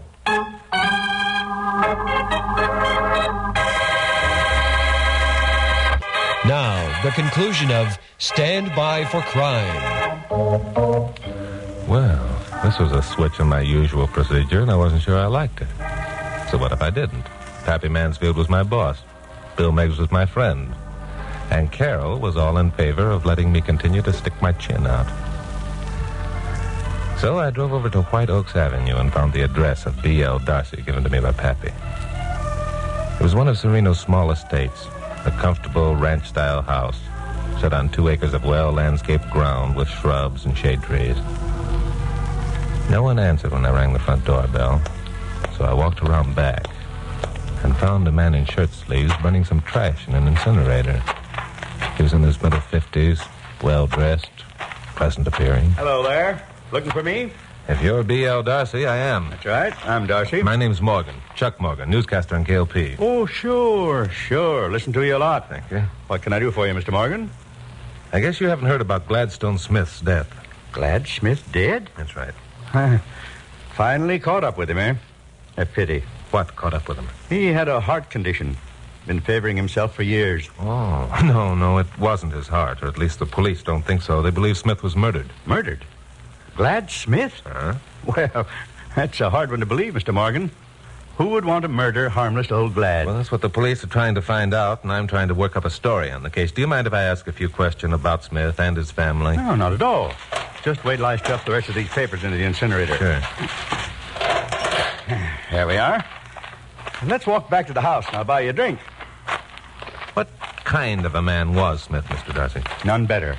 Quiet, unassuming, credit to his job. Huh? Sit down here in the patio, Mr. Morgan. I'll go mix us a drink. No, I'm afraid I'll have to skip the drink. Thanks, just the same. What member of your department will replace Smith as auditor? Well, you could work up a good case there without half trying. Harry Thomas has been after Glad Smith's job for years. Now he'll get it. What kind of a man is he? Different type than Glad, but equally as reliable. No, Mr. Morgan, I'm afraid you'd be wasting your time if you tried to make a murderer out of Harry. He isn't the type. Well, I think I'll have a talk with him anyway. Thanks for your time, Mr. Darcy. I'm glad to be of help. Anytime you want a favor, just call on Barney Darcy. Well, I'll do that. And... Wait a minute. Yeah? Barney Darcy. You're not the Barney who's going to marry Gladstone Smith's daughter, Flo. Why, yes, I am. We'll be married as soon as Flo comes of age. Anything wrong with that?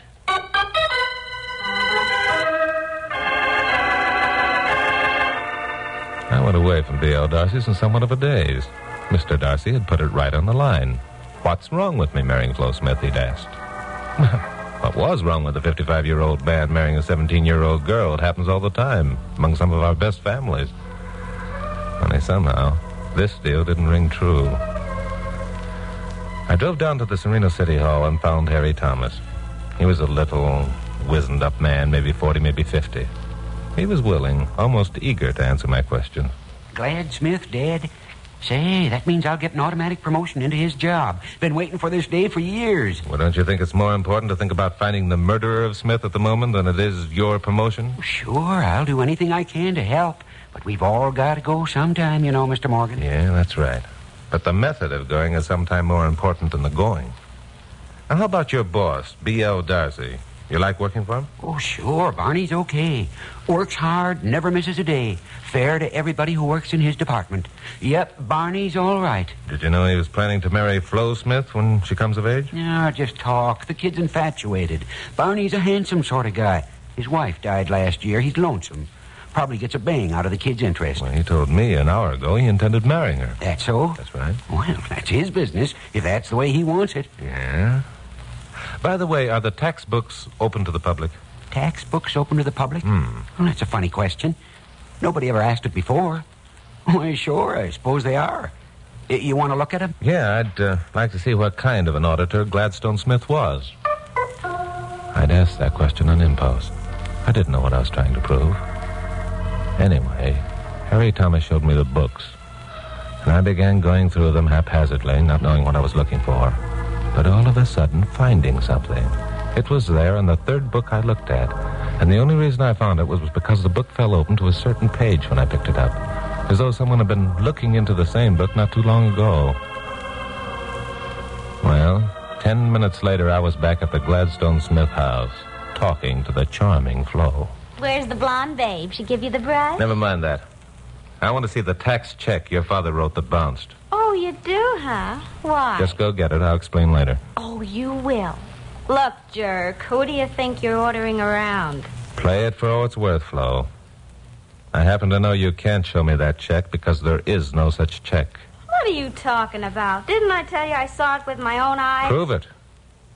You gave that check away to protect the murderer of your father. Are you nuts? Okay, just to show you what a knucklehead you are, I will prove it. It's right over here in this desk. The old man kept all them things in his drawer. Well, Flo, It isn't here. Hey, what kind of a game are you trying to pull anyway?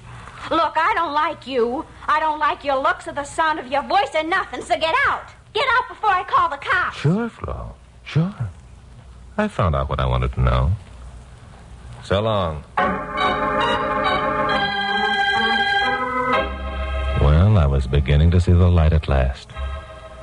So I called my office, told Glamourpuss to tell Pappy and Bill that everything was going fine, and put a sub in on my 7 o'clock broadcast. At 9 o'clock that night, I parked on a street running parallel to White Oaks Avenue. Anne tore my pants climbing a fence into Barney Darcy's backyard. The house was dark. But I waited 10 minutes before making a move. Nothing happened. So I sneaked up to the incinerator and carefully opened the door. Then something did happen. There was a quick step behind me. And suddenly, I was lying on my back, looking up at the stars, trying to recapture full consciousness and failing. Way, way off, I heard voices. Nice going, Spider. He didn't see a thing. You want I should finish him off here, boss? No, get him out of here. Downtown. Same place, same method. Okay, boss. Look, boss. You'll get your money as soon as the job's done. You got it before, didn't you? Okay, boss, okay. Help me lug this guy out of the car. He's heavy. It was just about then that the reeling stars came into focus. They were blotted out as a figure leaned over me and put his hands under my shoulders. I reared up into Cordova's neck. You dirty... Spider, hit him! Get away from me. I can't. He's choking me. This'll fix him. This time, I didn't have the reeling stars to look at. I was out like a candle dipped into a bucket of water. The next I knew, I was lying on the floor of the back seat of an automobile with my hands tied.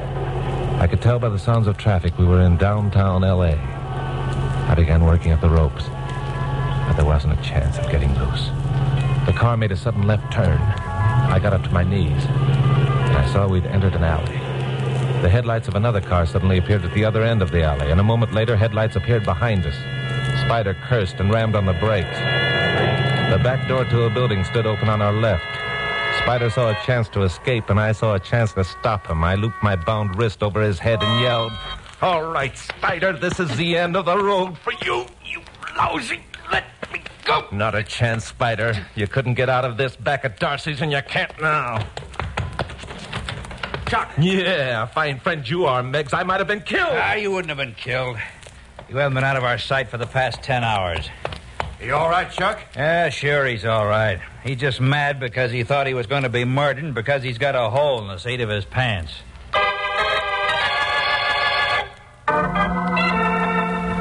Well, the thing wound up about as Bill Meggs had planned. He'd had a tail on Barney, Spider, Flo, Harry Thomas, and myself ever since the caper started.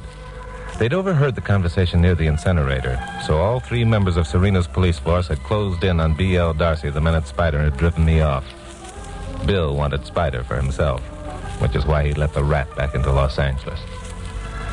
I went home, changed my clothes, then met Carol, Bill, and Pappy at Nick Adele's for dinner before doing my 11 o'clock broadcast. So you had the whole thing worked out beforehand, eh, Bill? No, I wouldn't say that. I talked to the Sereno police. We suspected Darcy, but we also suspected Harry Thomas, and we figured Flo was mixed up in it somehow. We didn't have any proof, which is why it was necessary to bring someone in from the outside. That's why I suggested you. You're not a cop, and we wanted to keep this as quiet as possible. Sereno's a nice town. Was Flo mixed up in it, Chuck? No, she wasn't putting on an act when she discovered that the canceled check was missing. You see, it wasn't a check that had bounced.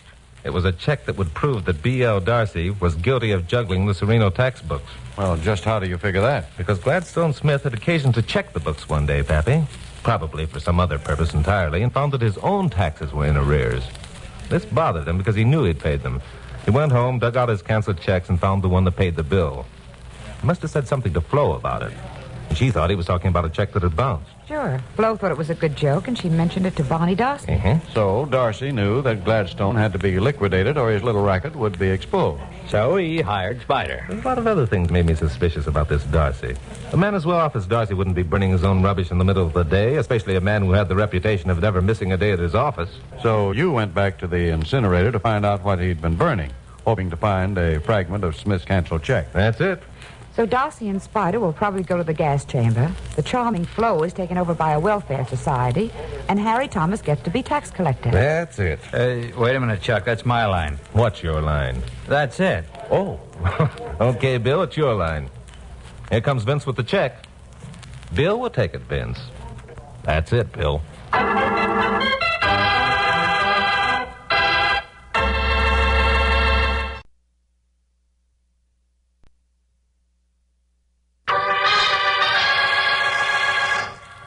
Stand by for crime.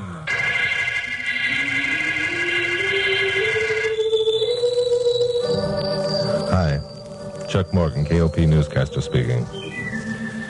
You know, there are a few of us who realize the tragedy of the displaced person. To appreciate just how tough it really is. Imagine yourself having to leave the place of your birth, severing connections with all relatives and friends, and being set down in a new and strange land where no one even speaks your language. It's not pleasant to think about, is it? Well, here in Los Angeles, we have our quota of DPs. It just happens that my blonde secretary, Carol Curtis, goes on frequent welfare kicks, which is why when I arrived at my office last Wednesday morning, I was given some first-hand information about our local DPs. You're like 90% of the people in this town, Chuck Morgan. You just haven't a sense of responsibility. I haven't? Oh, by the way, that typewriter guy fixed my machine? Chuck, you aren't listening. Oh, sure I am, Grandma. Let's go ahead and talk. Yeah, seems to be running all right. I see. A year ago, you made a hero out of yourself, raving about how we should bring the DPs over here and give them a new start in life.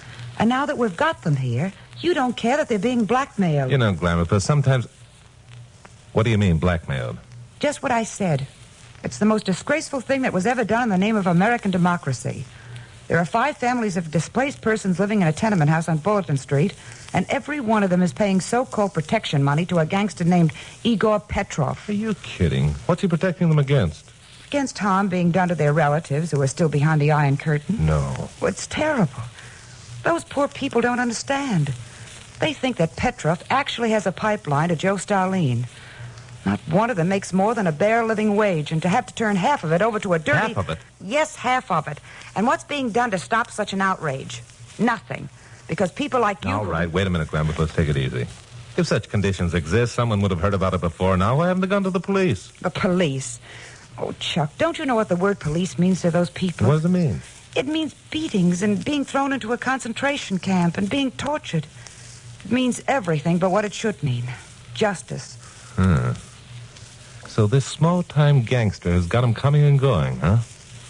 He knows they won't go to the police, and he's got them scared into paying off to him or else. That's about the lousiest racket in the book. Hello, Pappy. Come in. Hello, Chuck. Morning, Carol. Hi, Pappy. Say, Chuck, you got anything hot for your first broadcast tonight? Because if you haven't, I have. Yeah, what's that? A murder, you see? Another routine murder. Pappy, look, Carol's come up with something that's really There's nothing routine about this murder. The victim's name is Jan Darvis. He is, or was, a displaced person, living down on Bulletin Street. It seems he went to the police to complain about some kind of a holdup being pulled on him, and he was liquidated.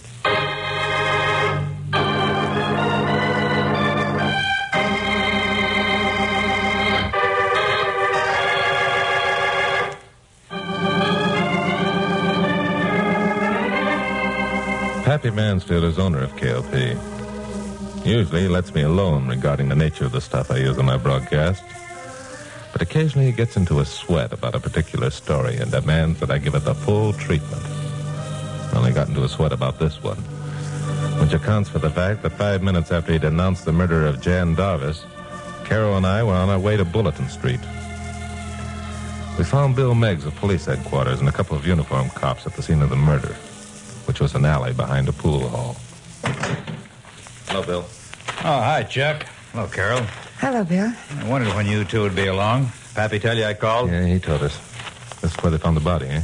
Yes, only it wasn't a body when they found it. Darvis was still alive. He didn't die till they got him to the hospital. Did he say anything before he died? Well, he told us he'd gone to a policeman about the protection money he'd been forced to pay, and that's why he was beaten up.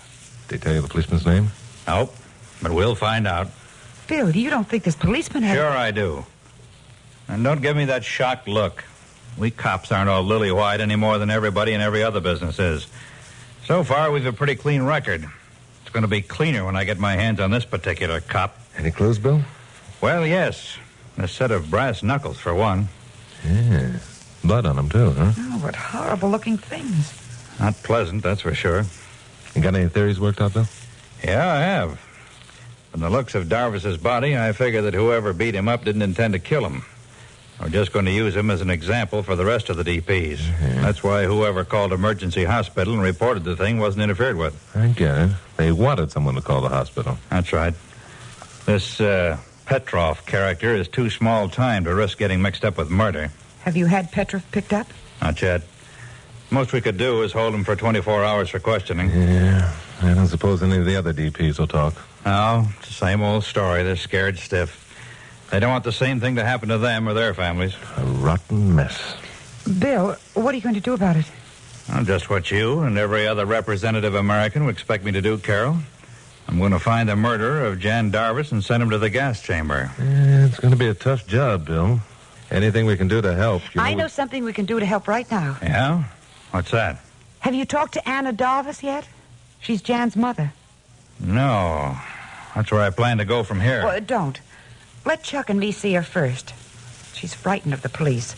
She has another child, a 12-year-old girl, and she's terrified of what might happen to her. But look, if she won't talk to me... I know her, Bill. I've been calling on her once a month for almost a year. She trusts me. Maybe I can persuade her that the police in America are different, that they actually want to help her. That sounds like a good deal, Bill. At least you can't lose anything, man. Yeah, maybe you're right. Okay, you two go up and have a talk with the lady and report your findings to me at headquarters. Bulletin Street is one of those crummy districts that few of our respected citizens are aware exist.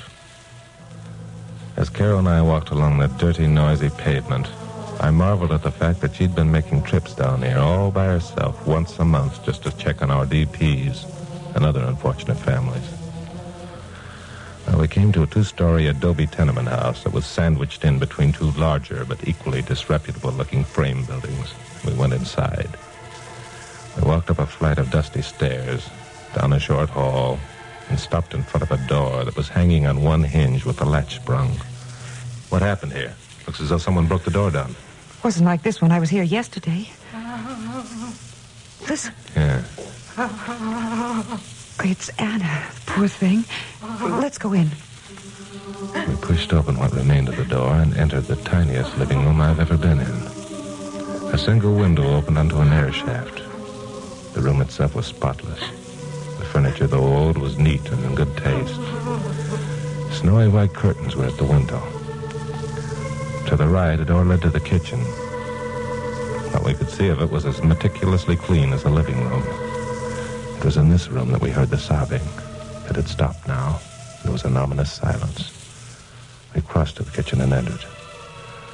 A woman, perhaps 50 years old, was seated at the table. Her face was bruised and bloody. One eye was blackened. The look she gave us was wild and terrified. Oh, Anna, what happened? Oh, you poor thing. Go away, please. Do not stay here. But we want to help you. That's why we came. No. Everyone is evil in this wicked America. Do you think that I am evil, Anna? I'm sorry. I didn't mean to... I cannot say anything. What happened to your face, Anna? Nothing. It is nothing. Oh, Anna, this is Chuck Morgan. He's a radio newscaster. He wants to help you, and so do the police. The police? Now, we understand why you feel the way you do, Anna, but if we're going to help you, you must tell us what happened. No. Telling would not bring back my Jan. My Jan is dead. Now I have only little Maria. Poor little Maria. She's so frightened. It is like in the concentration camps. But then we always had the dream of coming to America. It was a beautiful dream, America. If it were not for that dream, most of us would have died. And now... Please, Anna. Please. Where is Maria now, Anna? No, I will not tell. The evil men will not have my little Maria. They can kill me and I will not tell. Anna, perhaps if you wait knew a minute, Chuck. Anna, you trust me, don't you? You have been kind, Miss Curtis. Of all the people, you have been kind. And if I were to make you a promise, You know I'd keep it. I will not tell. I will not. Anna, the only way we can help you as we want to do is to have your cooperation. We understand how you feel, how much afraid you are. We don't want anything to happen to Maria either. That's why I suggest that you let us take you away from here. You and Maria both. Take us away? Away from them? Yes, away from them. I have an apartment up on Wilshire Boulevard. You can stay there. Miss Curtis will stay with you. We'll have a half a dozen policemen guarding the place until this rotten mess is cleaned up. Then I'll not have to stay here alone. It's a promise, Anna. You have my word for it. But first you must tell us what happened. Yes. Then I will tell you. It was last night, about 9 o'clock, I think. I was alone here in our home. Someone knocked on the door.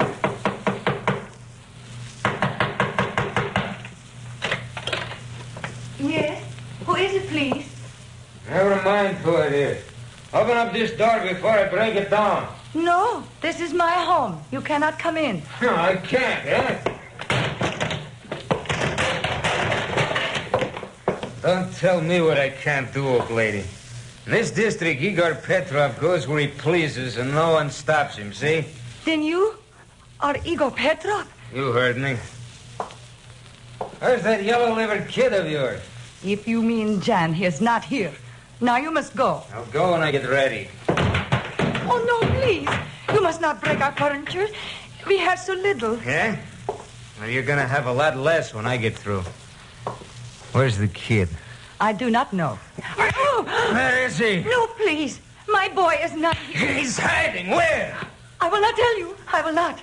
Listen, you old buzzard. I ain't got much time. That red-faced brat of yours went to the cops. He squealed.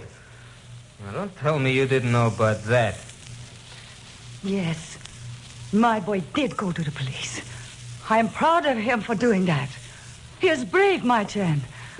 He wants what is right, and no more.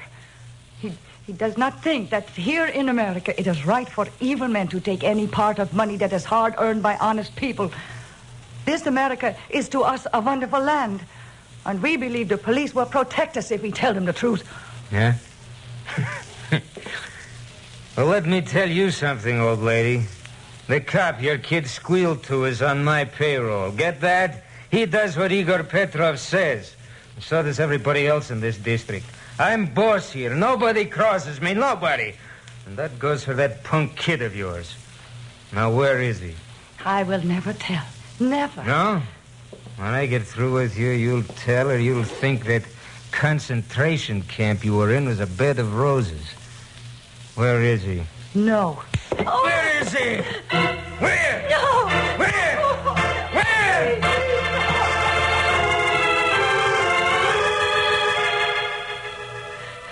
It was horrible.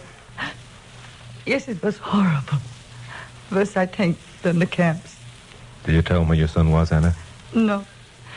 Jan came home while Petrov was still here. He is a little man, my Jan. He was no match for the man who was beating me. How awful. Did Petrov take Jan away? Yes, he took Jan away. And now my Jan is dead. Anna, no one can blame you for your present opinions of Americans. Except for Caro, our people haven't been very well represented among those you've met. That's going to change, beginning right now. Caro, I want you to pick up Maria, wherever she is, and take both her and Anna out to my apartment. I'll phone Bill Meggs, tell him the story, and ask him to send some cops out. All right. But, Chuck... Yeah? What are you going to do? I'm going to make a call. Yeah, that's it. I'm going to make a call. I want to demonstrate to a certain district gang boss that here in America we don't tolerate gutter rats.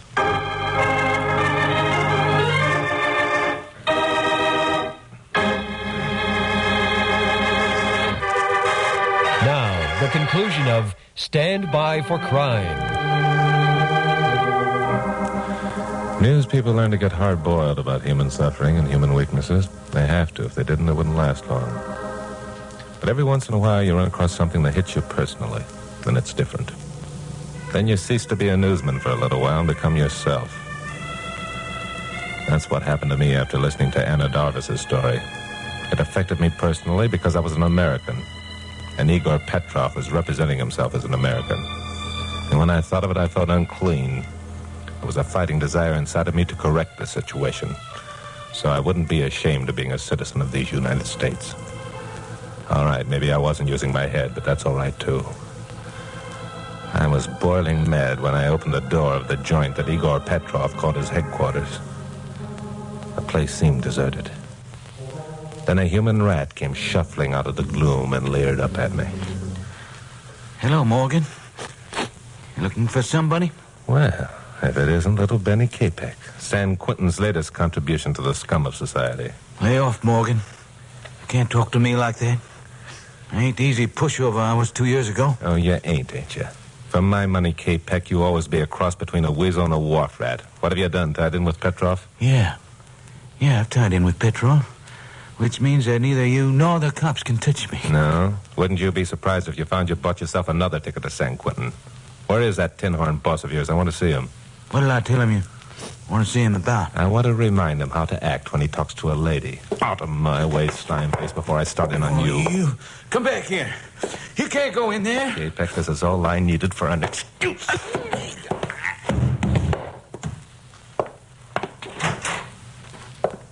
Hello, Petrov. Morgan, who let you in here? I invited myself. Rat, come from behind that desk, brother. This is something I'm going to enjoy. When you? Take back, Spider! That's right. Call your rats, but first I want to give you a little lesson in good manners. Am I getting my point across, Petrov? Boys, help! Get back! Calling yourself an American. Why, you aren't fit to lick the boots of those people. Help! Boys! Okay, boss. Coming. Come on, boys. Get in. Get in. Me if you can.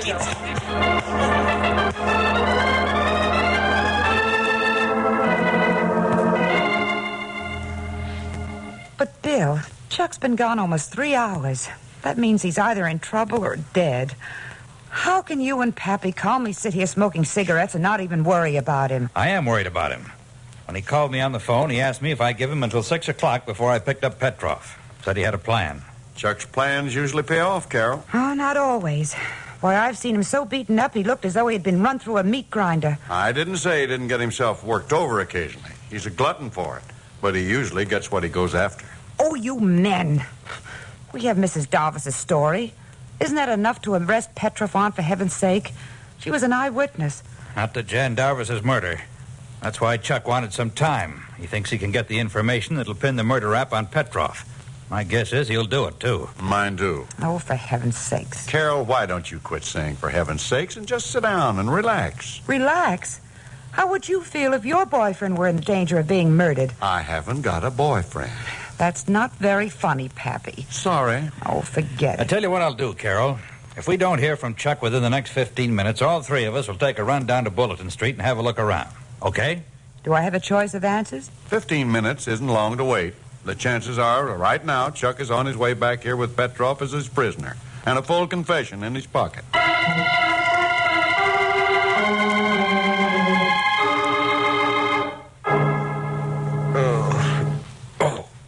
Oh, my head. Take it easy, Morgan. You'll live. Capek. Yeah, Capek. Only now the situation's a little different. Ain't it, Morgan?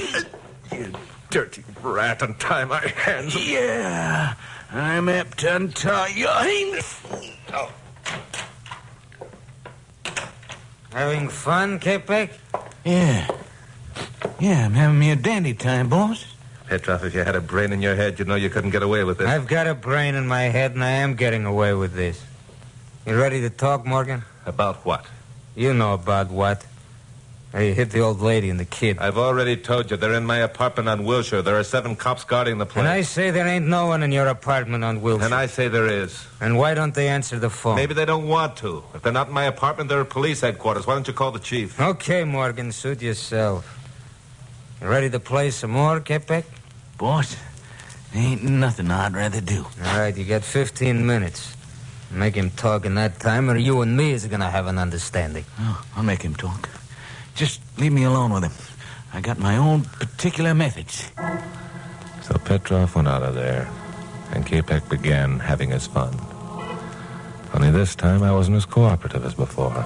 I passed out almost at once, or pretended to. This made Capek mad. There wasn't any fun beating an unconscious man. But it also gave me time to think. I told Bill Meggs I had a plan. That was partly to keep Bill away from Bulletin Street until I had had a go at this deal myself. And partly because there had been an idea in the back of my head. But what was it? At the time, I'd been too mad to analyze its worth. Then I remembered the brass knuckles that Bill had found. But what about them? There'd been dried blood in those knuckles. Sure, that was it, dried blood. Well, it wasn't much of a plan, but in my present situation, who was I to be choosy? I cautiously opened one eye and saw Capek sitting 2 feet away, watching me. Okay, Morgan. You ready for some more? Hold it, Capek. I've got something to say. You bit ahead. Go on, talk. What about the brass knuckles? Huh?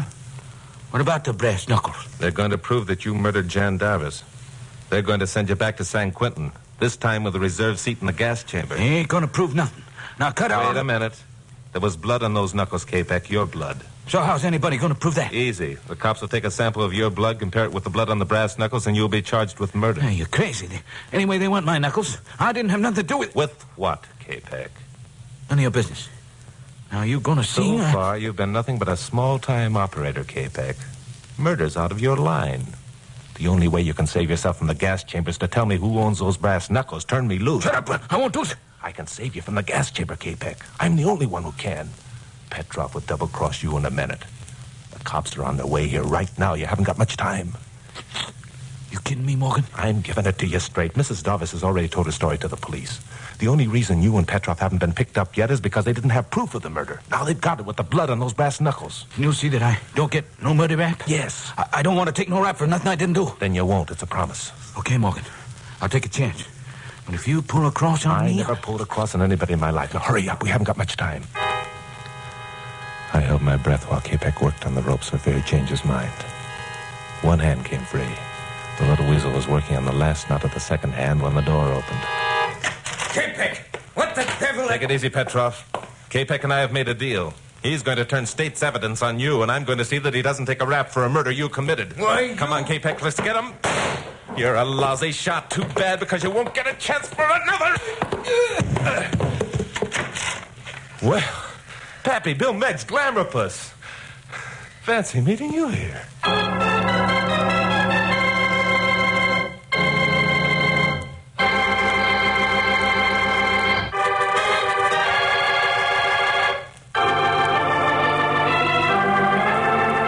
Well, Anna Darvis and her daughter Maria are back in their tiny apartment on Bulletin Street. They like it there. To them, it's heaven compared to what they've been used to. They like America, too. The American way of life. Their dream has really come true. They'll make good citizens. Petrov is awaiting trial for murder. There's no longer any district gang boss on Bulletin Street.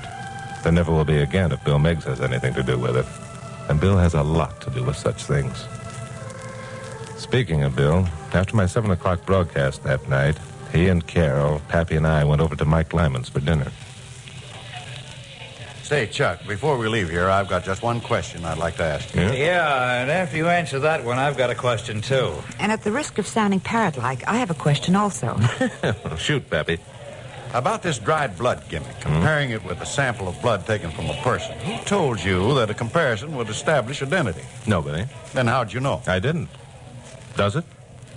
You see, you don't know either. So how could Capek be expected to know? You mean you just made that one up out of thin air because it sounded like a good idea? Why, sure. Now, what's your question, Bill? How about that deal you made with Capek? What right had you to promise him he wouldn't have to take a murder rap if he turned state's evidence? Because I have a friend on the police force who was a very nice guy and who I knew would stand behind me. His name is Bill Meggs. Oh. You see, you can't win with this man. He talks his way out of everything. And now, at last but not least, we come to your question, Glamourpuss. What is it? Oh, never mind. I just answered it myself. Oh? When I said you can't win with this man, or can I? Glamourpuss, as far as I'm concerned, you won 3 years ago. The day I hired you, remember? Oh, Chucky boy, you say the nicest things to me.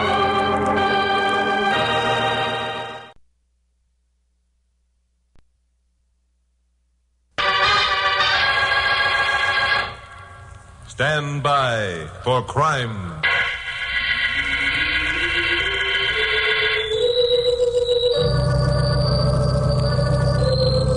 Hi. I'm Chuck Morgan, newscaster on radio station KOP here in Los Angeles.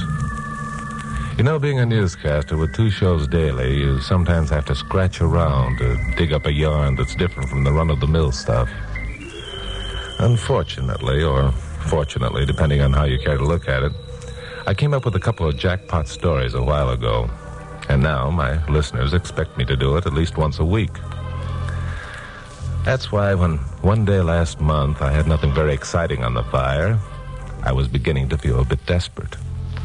And that's why also when the phone rang and a mysterious voice said that if I'd come to a certain address, he'd give me a story that would jack up my Hooper rating at least 5 points, I decided to go, even though the address was 35 miles away in the Elizabeth Lake region. So Carol Curtis, my blonde secretary, and I climbed into the old jalopy and headed north along Highway 99. Well, Glamourpuss, how do you like this country? I like it.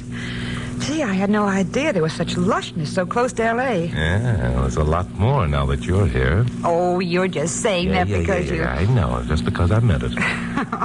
Oh, you're a cute, Chucky boy. Oh, gosh, look down there in that canyon. What? There's a creek with real honest-to-goodness water in it. Sure, that's Elizabeth Lake Canyon Creek. Runs the year round, which is unusual for Southern California. Oh, how do you know it runs the year round? Oh, I've been up here before. Doing what? Just riding around. Oh, I see. Who was with you? Who was with... Glamourpuss, you're jealous. I am not. Who was with you? Nobody. I came up to get some material on that Elizabeth Lake monster story. Oh, sure, I remember. It was that yarn about the monster that used to rise up out of the lake and frighten the Indians in the old days. Mm-hmm. Is that where we're going now? Yeah, we're almost at where we're going now, if the directions Amos Bugsby gave me are correct. Just who is this Amos Bugsby, anyhow? That's what we're up here to find out. Well, don't you know anything about him? Mm-mm. What he does, or what he looks like, or why he phoned instead of coming in, or anything? Yeah. All I know is he said he had a hot story, and if I wanted it, come on up and give it to me. Oh, he sounds like one of those crackpots to me. Let's hope so. Makes the trip more interesting. Well, there's the cliff. What cliff? That cliff with the niche in it. Bugsby said the road at his place turned off to the left just before we got to it. Yeah, there it is. Good gosh, it doesn't look as though a car had been here for years. I hoped we'd find something like this. Why? More chance of a good story. There's the cabin. Oh, it's just a shack hidden away in the bushes. Looks deserted, too.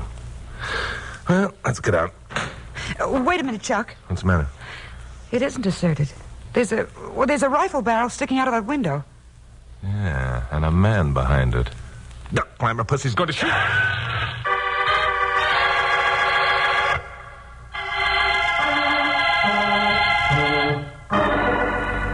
That rifle bullet came too close for comfort. I began to think that this Bugsby was not only a crackpot, but one of those crackpots about whom I'd broadcast something at one time. And now he'd baited me into a trap to get his revenge. Anyway, we were ducks in a barrel sitting out in the open with no chance of a getaway. I was estimating the chances of reaching the comparative safety of the heavy undergrowth when the door to the house opened. And a man carrying a rifle stepped out. He was the ugliest man I'd ever seen. Besides normally twisted features, he had a ragged scar running from the corner of his mouth to his right ear. Don't move. Either one of you. I got you covered. We're not arguing that, my friend. What's the idea of using us for target practice? You're Chuck Morgan? That's right. Let's see your driver's license. I showed him my driver's license. His whole attitude changed at once. He apologized for shooting over our heads and explained that his own life was in danger and he couldn't take any chances with strangers. Well, we got out of the car and followed him to his shack. Sit over there, Miss Curtis. I think you'll find it comfortable. Thank you. Look, this is all very fine. Yes, I know, Mr. Morgan. I don't blame you for being annoyed, but every minute of every day, my life is in danger. Well, I haven't slept for more than 2 hours at a time for weeks. I don't dare step outside this cabin in the daylight. Well, what's it all about, Mr. Bugsby? Yeah, you said you had a story for me. What is it? I have, Mr. Morgan. And when I've finished, I think you'll agree that your trip up here was worthwhile. Shoot. So I better begin at the beginning. As you can see, I'm a very ugly man. And that means I'm a lonely man. Loneliness is just about the hardest burden a man could have to bear. And that's why I answered the ad in the newspapers. Now, don't tell me you joined one of those Lonely Hearts clubs. Oh, I understand your contempt, Mr. Morgan. And I hope when I've told you the rest of my story, you'll change your attitude. I did more than join a Lonely Hearts club. I replied to an ad which stated that a young widow desired correspondence with a middle-aged gentleman who lived in the country. My home was in Lancaster. I have a wheat ranch there. Well, we corresponded, and eventually Helen Cutler, her name is, asked me to visit her at her home in Santa Monica. I accepted, but with a certain amount of misgiving.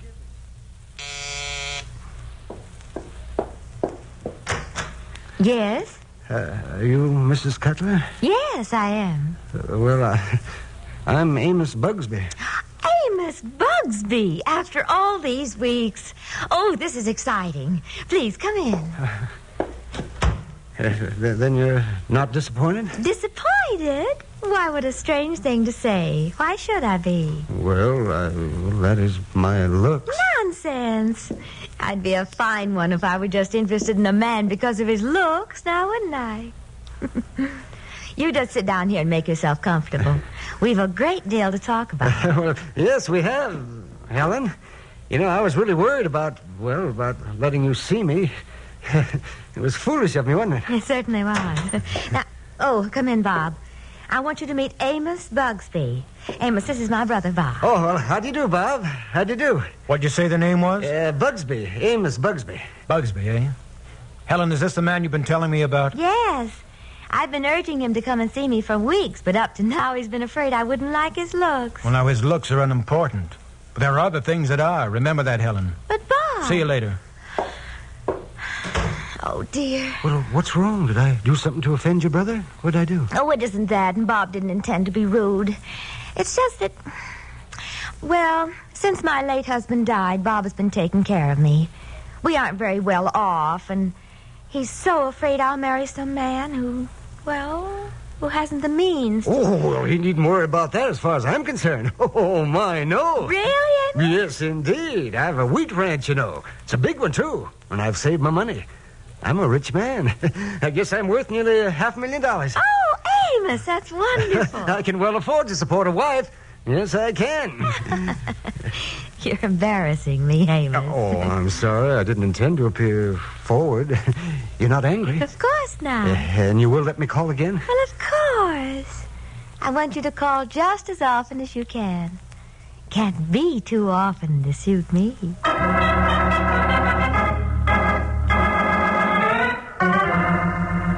Well, that's the way it started, Mr. Morgan. Exactly as I have told you. But didn't you become suspicious? It seems to me that both those people were pretty obvious about their intentions. Suspicious? Yes, I suppose I was. In fact, I'm sure of it.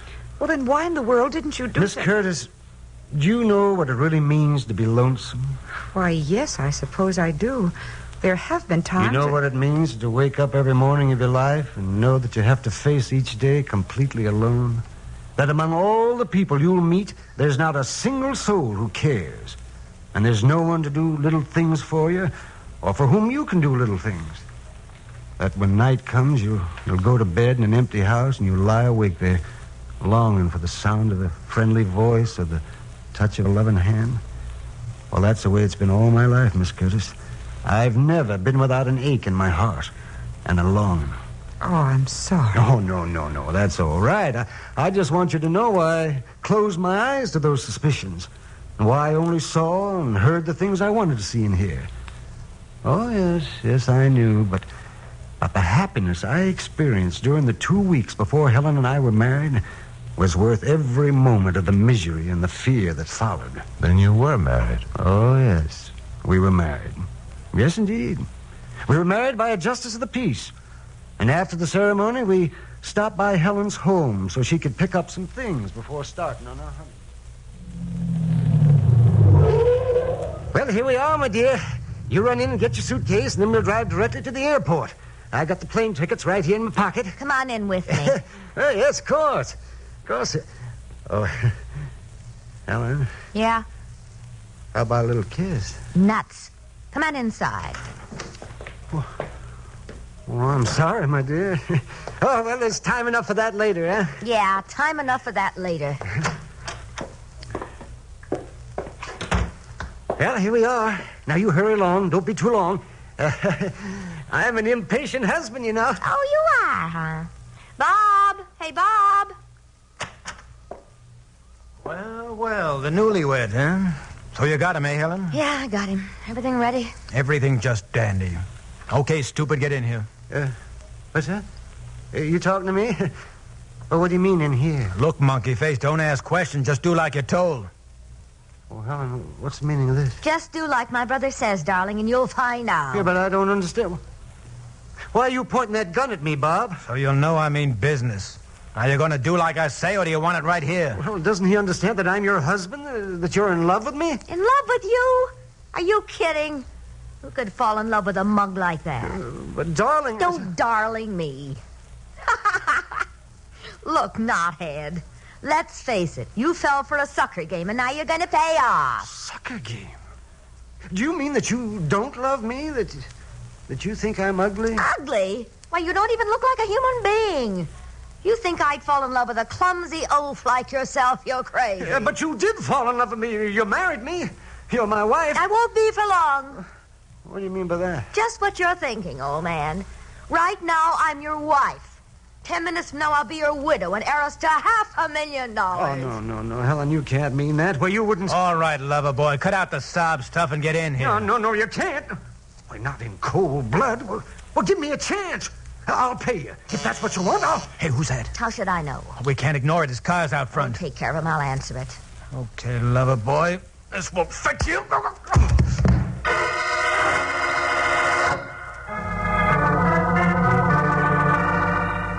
What happened after that? I woke up on the floor of an adjoining room. I heard voices in the next room. There was some talk of overdue rent, and I didn't wait to hear any more. I got out of there as fast as I could. And then what did you do? Well, I didn't dare go home. I knew they'd be after me. I was so confused and disillusioned. I spent the night alone in the motel. Why did you go to the police? I thought of that the next morning, and then I read in the papers that Helen had beat me to it. Beat you to it? Yes, Helen was very clever. She told the police that I had married her and then deserted her. So now the police are looking for me, too. Helen and her alleged brother are clever, all right. Even if you did go to the police, what kind of a case did you have? The records show you were married. You have no proof other than your own word that she and her brother had threatened to murder you. On the other hand, you'd run away. That's it, Mr. Morgan. That's it exactly. But until I'm dead, Helen cannot inherit my estate. And that's why I'm hiding out here. That's why every minute of every day I live in fear for my life. Yeah, vicious circle. On the other hand, Helen and her brother won't leave town until they do locate you. And in order to exist, they've got to continue with their lousy business. What do you mean by that, Chuck? I mean, I know something about this racket. Helen and her brother move from city to city, working on people like Amos. This is probably the most important job they've ever run afoul of. So they'll stay here until they find Amos, working the same gag, only under different names. And what are you going to do about it? I'm going to watch for the next newspaper ad to appear. Then I'm going to answer it. And marry Helen myself.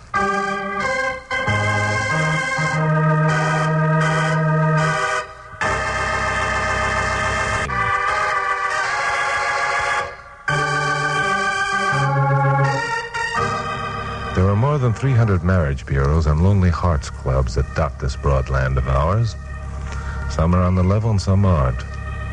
Of those that aren't, the vast majority stop at merely fleecing the poor unsuspecting victims of their life savings.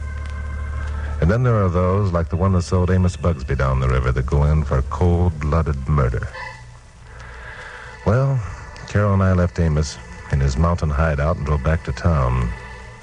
I'd made him a promise and intended keeping it, but it was going to take a lot of doing.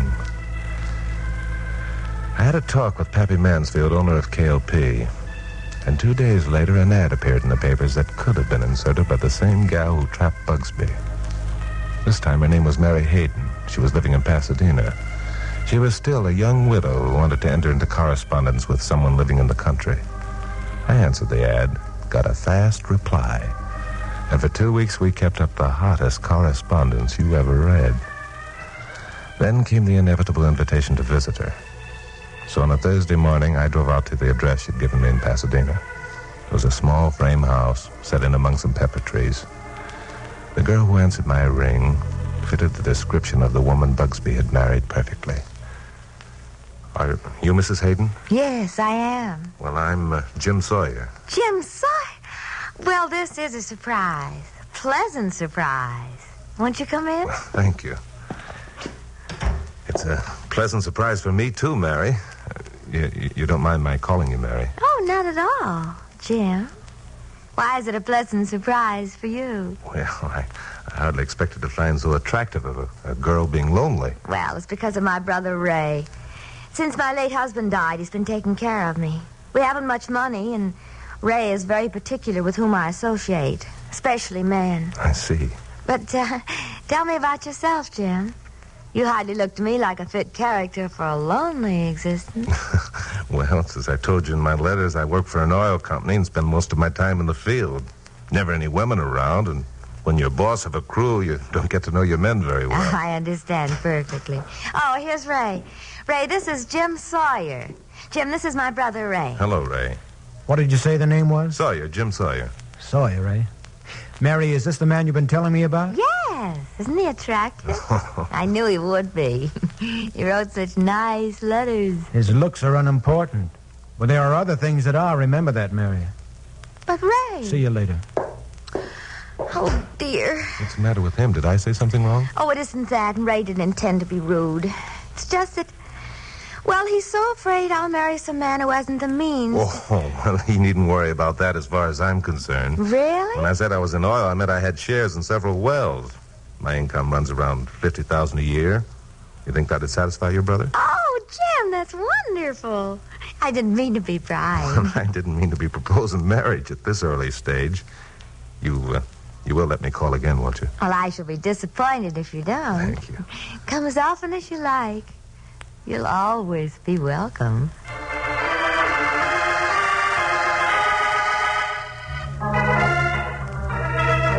Well, the whole thing was following the Amos Bugsby pattern perfectly. That pair read their lines without a fluff. Ray had entered on cue. The entire act was running as smoothly as the oil in my alleged wells. During the next 10 days, I saw a lot of Mary. We did the town. And in spite of myself, I had a pretty good time. Especially since every tab I picked up was on Pappy Mansfield. I was glad that Carol Curtis wasn't around to witness some of our cozy rendezvous. She'd have blown her top. As a matter of fact, she came pretty close to doing just that when I told her the date was set for Mary's and my wedding. From where I sit, Mr. Morgan, marrying this female is entirely unnecessary to the success of your nutty idea. And from where I sit, Miss Curtis, marrying this female is entirely necessary to the success of my plan. Why? Because she's already married to Amos Bugsby, remember? If we can't get her in anything else, we can charge her with being a bigamist. Well, I still don't see why... why... Then stop trying to see. I'm going through with it. I've worked for a month on this story, and I'm not going to junk it just because some dumb blonde... I'm sorry, Glamour Puss. Oh, Chuck, please don't do it. I'm worried. About what? Well, what if they decide not to murder you until after the honeymoon? Decide not to murder... Oh, Glamour Puss. You're wonderful.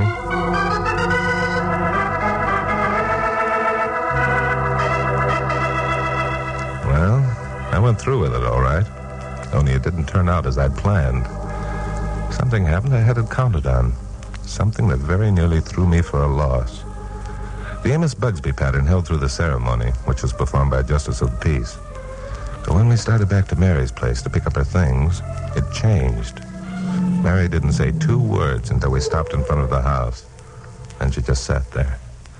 Well, what's the matter, sweetheart? You don't look very happy. I'm not. You get over it. Lots of brides are unhappy the first couple of hours. Come on now. Get your things and we'll get... No, Jim, no. I don't want you to go in there. Well, why not? I want to say goodbye to Ray. Ray isn't home. He had to leave town this morning on business. Well, look, I'm not going to let you carry those heavy They aren't suitcases. heavy. I can manage them all right. You stay here and wait for me. I'll be right back. I sat there a minute or two trying to figure this one out. Then I saw a car pull up to the opposite curb. Bill Meggs and Pappy Mansfield were inside. They sat there watching me.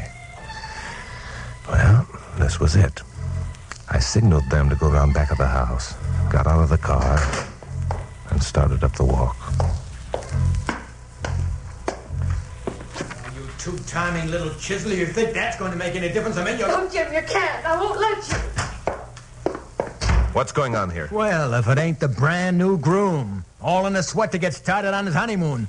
Now stand over there, jerk. Put down that gun, Ray. It might go off and hurt someone. Well, now, that's just what it's going to do, and you're going to be on the receiving end, punk. And my name ain't Ray, it's Bob. Before that was Joe, before that was Charlie. Stop it, Ray, stop it. Ow. Shut up, you little tramp. I don't care whether you fall in love with a square or not. To me, he's just another sucker walked into our little trap. I'm going to knock him off. And you're going to inherit his dough and split it with me just like we always done. Please, Ray, please. He's my husband. I'm in love with him. I didn't think it would ever happen to me, but it has. It's the first decent feeling I've ever had. I don't want him to die. I want him to live. Why, you dope. Just Listen, a minute, if you... Ray. Mary, in a way, I'm glad this happened. Now you know how the others felt. They had good, clean, decent feelings, too. Men like Amos Bugsby. Amos Bug? Who the devil are you? Not the man you think, Ray. I'm Chuck Morgan, newscaster on radio station KLP. Newscaster? Mary, did you hear that? I don't care who he is. He's my husband, and I'm in love with him. I'm sorry, Mary. I'm not your husband. Not while Amos Bugsby and a few others are alive. And you don't love me? I despise you, Mary, for a cheat and a murderess. Oh, no, you can't mean that. You do love me. All those things you said. None of them were anywhere near as bad as the things you said or did to men like Bugsby. You're no good, Mary. Instead of winding up on a honeymoon, you're going to wind up in a gas chamber. Well, listen to that, will you? Wind up in a gas chamber. And just how do you think you're going to pull that one out of the hat? You know, if you got an idea you're going to walk out of here without a hole in your head, you're nuts. I'm not altogether a fool, Bob. Listen. You hear that? That's the police coming in the rear door. The minute I give the signal, they'll be coming in the front door, too. Why, you... not before I take care of you, they won't. Mary, stand back. Get out of the way. No, you're not going to shoot him. I don't care what happens to me. I love him. Get out of the way, I said. No, I don't care what happens to me. You're not going to shoot him. Mary. You little fool. Let him have it, Bill.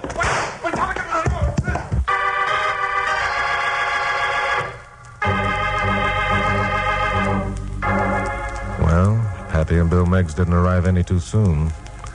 As far as Mary, or Helena, whatever her name was, is concerned, they arrived too late. Bob's bullet caught her squarely between the eyes, killing her instantly.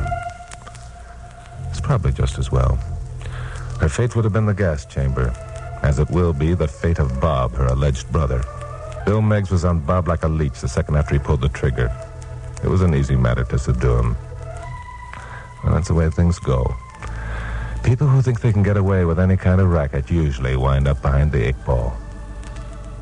As for Amos Bugsby, he's back on his wheat ranch, a wiser and happier man. He's no longer interested in romance, which is a decision I almost reached myself when I asked Carol Curtis and Pappy to have dinner with me that evening. Nope. I never go out with married men. It's against my principles. Listen to her, against her principles. Listen, bird brain, I'm not a married man. My wife died this afternoon. She was shot to death. Oh, that's so, isn't it? Yeah. Well, I don't go out with widowers either. That's against my principles, too. How do you like that? Pappy, what would you do with a babe who had so many principles? I'm not a babe. Well, I'll tell you what I'd do, Chuck. You remember that red-headed niece of mine I told you was coming down from San Francisco for a visit? What red-headed niece? She's 22 years old and a real knockout. Oh, yeah. Now, I was thinking, Chuck, if I bought the tickets, you could... No. What? Oh, but Carol, if you no longer want to... Pappy Mansfield, you deserted me. Oh, I hate you. I didn't know you had a red-headed niece who was good-looking. And if you think for 1 minute that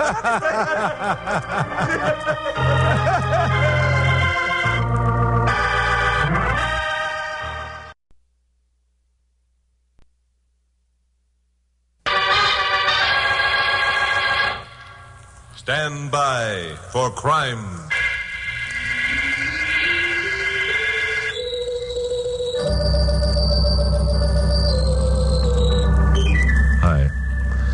name is Chuck Morgan, and my job is doing newscasts on radio station KOP here in Los Angeles.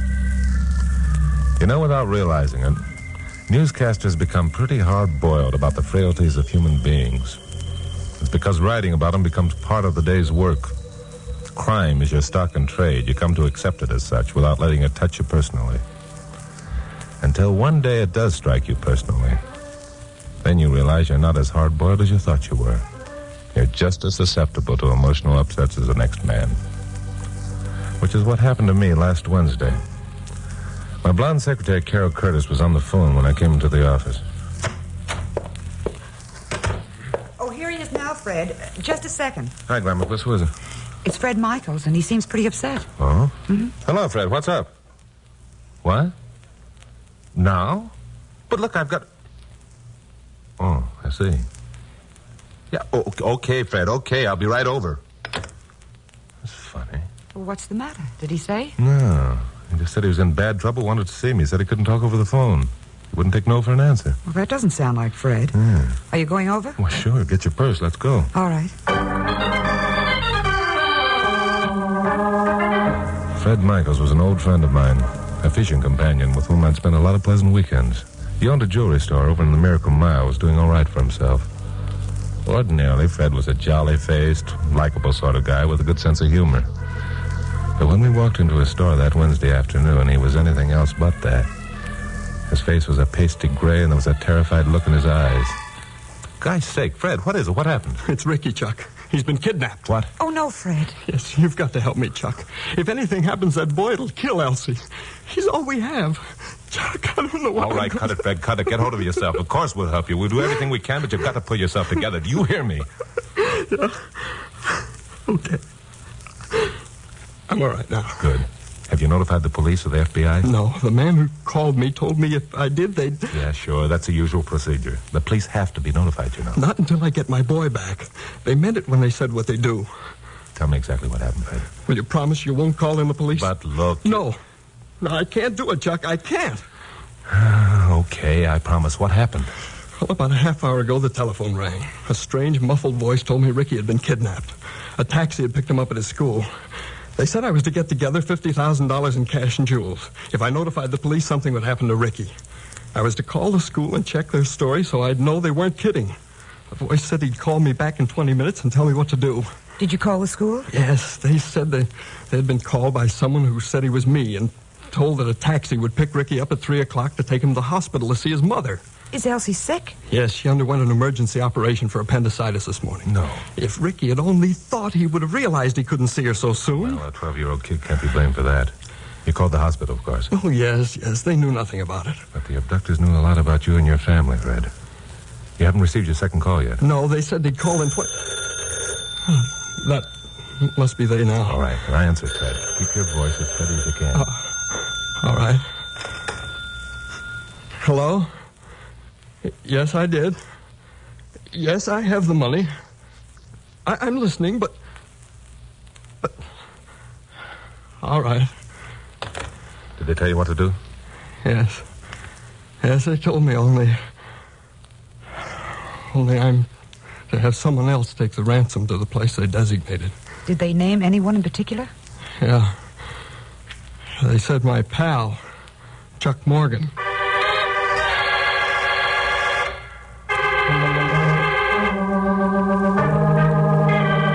These kidnappers really had things worked out.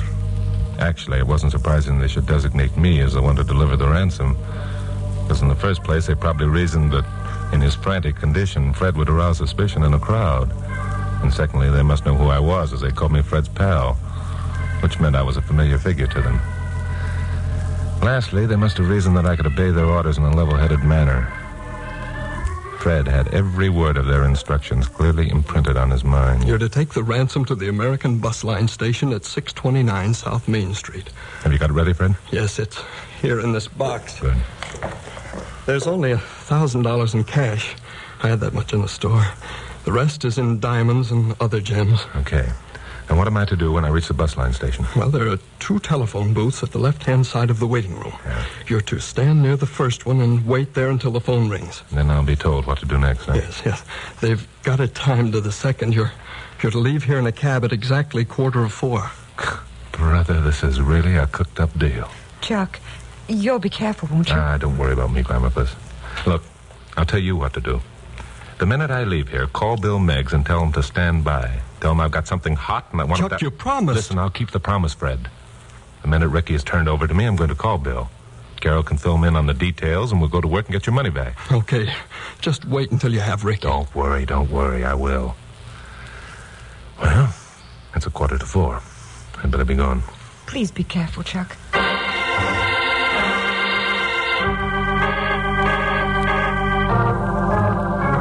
Coincidentally, there was a cab standing in front of Fred's store. I didn't ask him how he happened to be there. I just got in. Told him to take me to the American Bus Line station and gave him the address. We pulled up in front of the station at 4:07.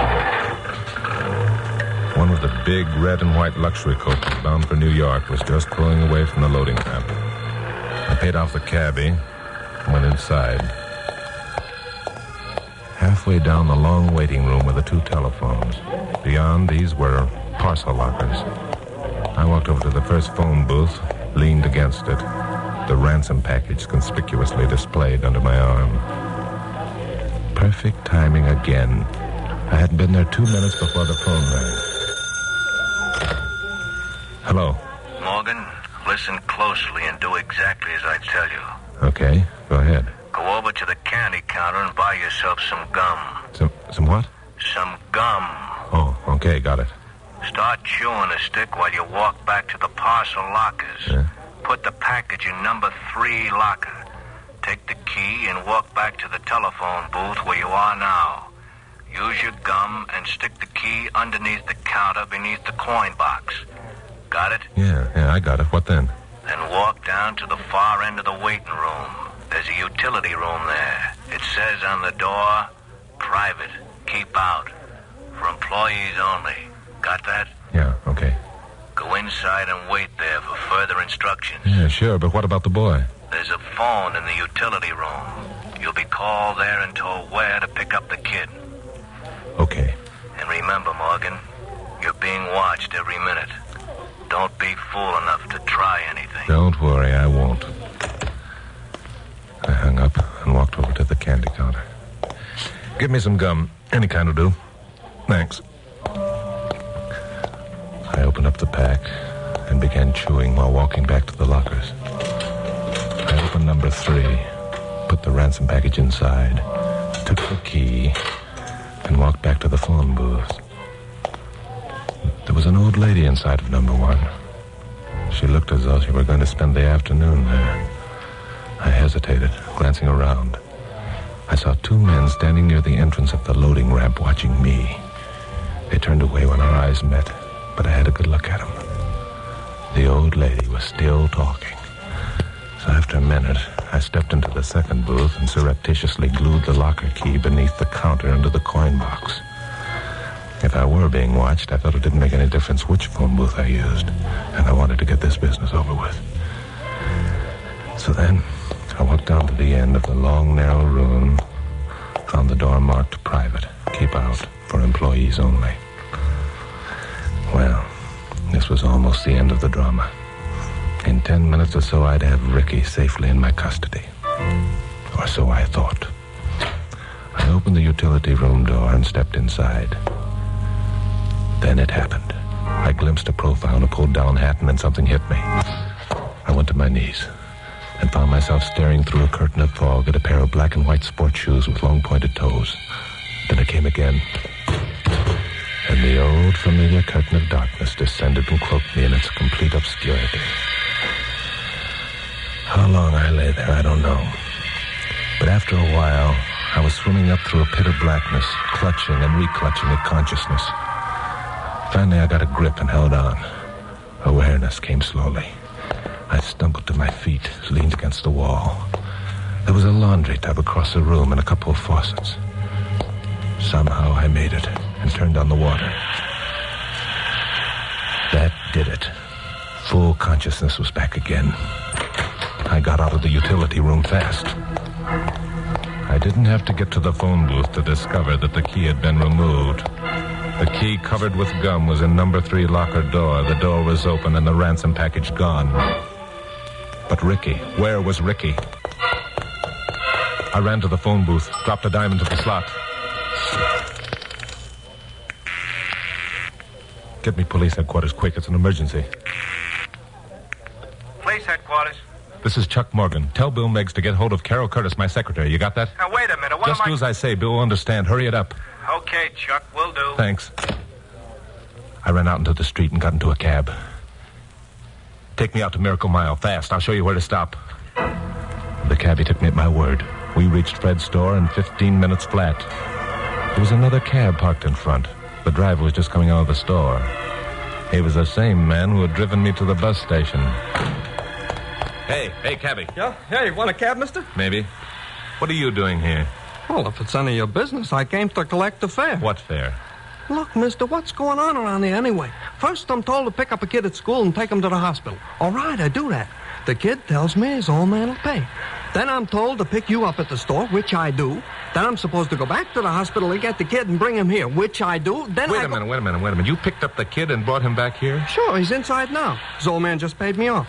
What's all the excitement about anyway? At the moment, I don't know whether the excitement's over or just beginning. Is an officer named Bill Meggs inside the store? Yeah, he's in there. Asked me a lot of questions. Took down my name and address. Well, there's only one question I want to ask. Do you know who it was who called and gave you all those orders? Well, sure I know. It's the home office.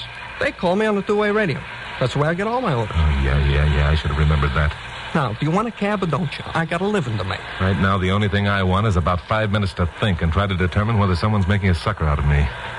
After that, I think I'll be needing a cab to take me to the residence of a certain gentleman I know who has a fondness for black and white sports shoes with long, pointed toes.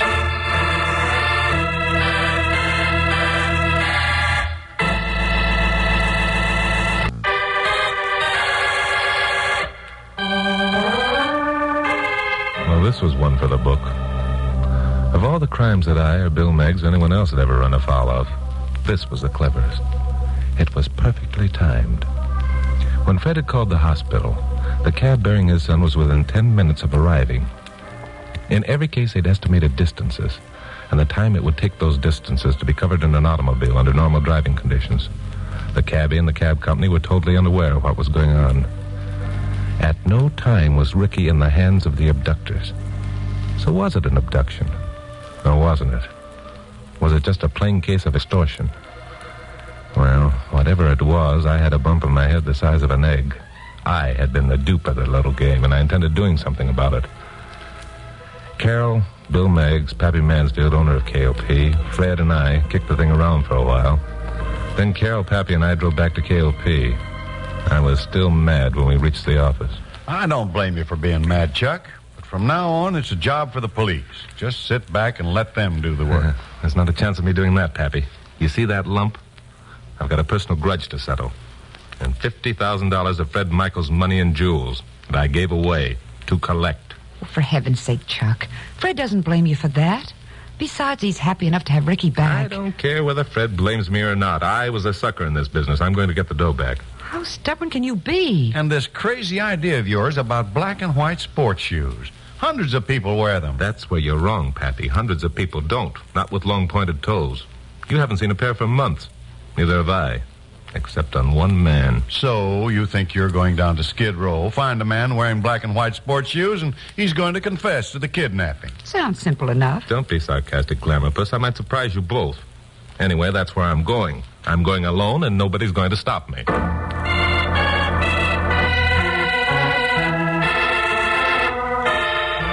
Well, I didn't have much to go on. A pair of black and white sports shoes. If the guy who had slugged me suspected for a minute that I'd noticed his shoes, he certainly wouldn't be wearing them now. On the other hand, a man who had a penchant for black and white shoes wouldn't think of himself as dressed any more conspicuously than anyone else. That's a heck of a theory to hang my suspicions on. Anyway, I went down to the row, parked my jalopy in front of Ace Murdoch's pool hall. Ace had run afoul of the police a good many times, but they'd never been able to make the charge stick. He was too clever. I got out, crossed the pavement, and entered the building.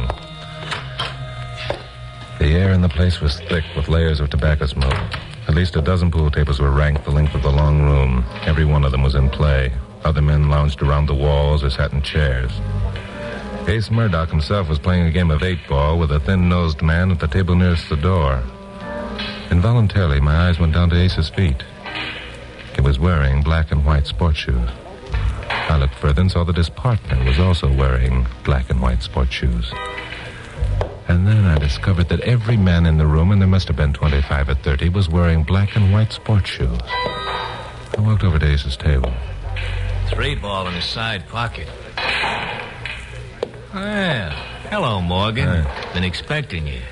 Buy a new pair of shoes for the occasion, Ace? Yeah, good looking, ain't they? 6-ball in the corner. What was there, a sale at some wholesale house on out-of-style models? Nope. I decided to start the fashion again, and the boys thought they'd go along with the gag. 8-ball in the corner. Well, that does it, Fatso. Pay me later. Quite a gag, Ace. Kind of cute, I thought. Trouble is, right now a pair of black and white sports shoes has become an identification tag for a bunch of kidnappers. Kidnappers? Yeah. Don't you read the papers, Morgan? According to what I seen, there wasn't no kidnapping. A kid took a ride in a cab. When he got through, his old man paid off the driver, and no harm done. I got news for you, Murdoch.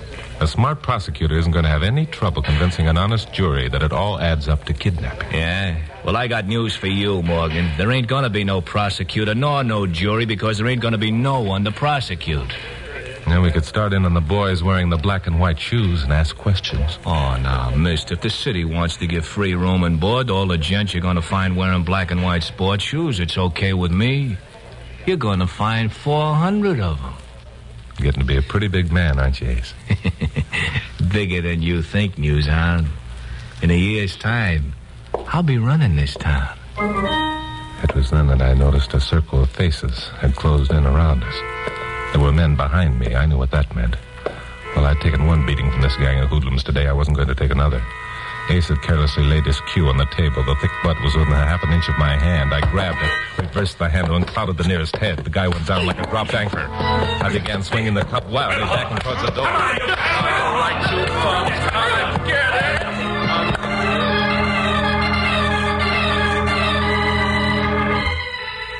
Well, I partly repaid the score for that egg-sized lump on my head.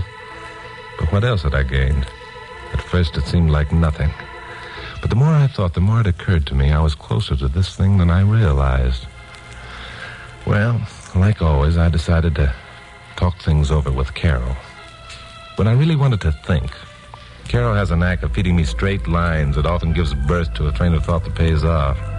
So I went back to KOP, made my 7 o'clock newscast, and took Carol over to Hatton's for a beer. But, Chuck, Murdoch's right. Bill Meigs would never stand still for having 400 men picked up simply because they were wearing black and white sports shoes. Yeah, I realize that. Then why did Murdoch dream up this gag? Just to be funny? I don't think so. He's too smart for that. Well, maybe he did it to protect the man who slugged you. Could be. Murdoch has a reputation for protecting his boys. That's why he's become so big. But I think there's more to it. Well, perhaps he figured that the man who slugged you might not have sense enough to throw his sports shoes away. That could be, too. Maybe he figured the guy would one day take a chance and wear them, and... let's lay off that angle. There's something else that's bothering me, something I saw in the pool room that didn't fit. Something you saw? Well, what was it? I wish I knew. Somehow I associated it with being slugged in the utility room at the bus station. But you already said it was the shoes. No, it was something else. Something I can't put my finger on. I'll tell you what, Glamourpuss. Let's go down to the American bus lines again, and I'll reenact my experience of this afternoon. Hey, that's a good idea. We did it once before, and it paid off. Right, come on, let's go. Okay.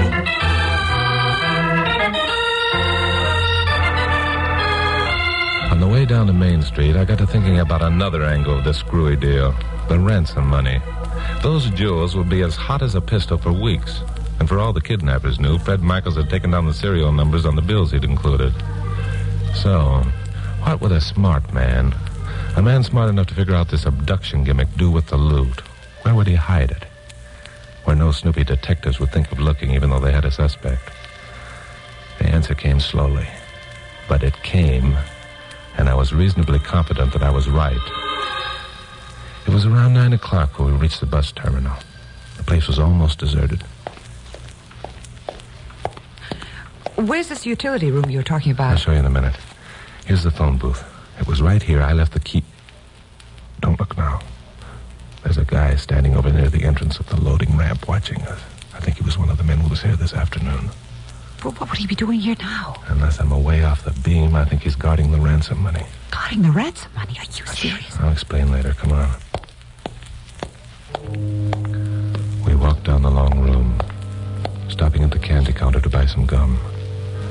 The guy near the ramp entrance kept watching us.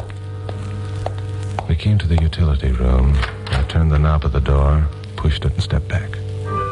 The door swung inward and to the left, but nobody appeared with a pair of brass knuckles this time. I took a look inside, then came back and closed the door. You didn't really expect anyone to be in there, did you? No, but I found what I was looking for. You did? What is it? No. No time to explain. Now listen carefully. I want you to get out of here as fast as you can. Find a phone.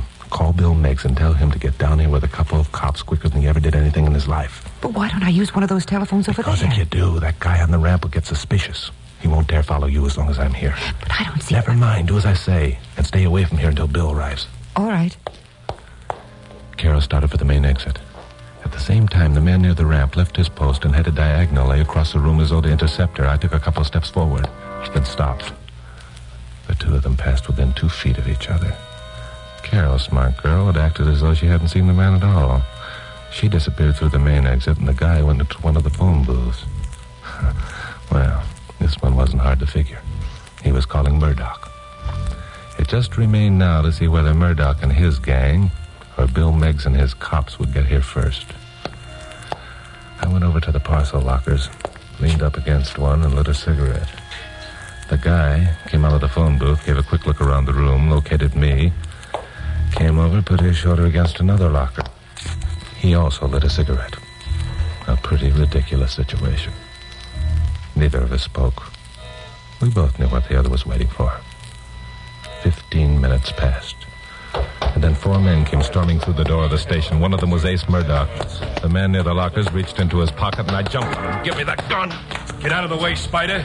Spider can't get out of the way, Ace. If he does, I'll break his arm. Drop that gun and put your hands up. Yeah, I'm apt to. Too bad, Spider.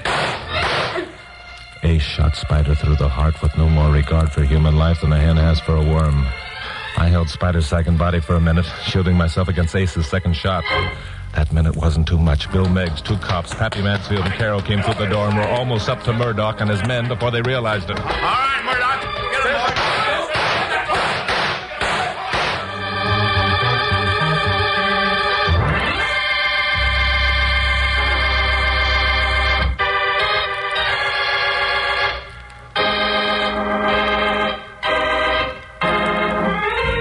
We got back to the studio just in time for me to go on the air for my 11 o'clock broadcast.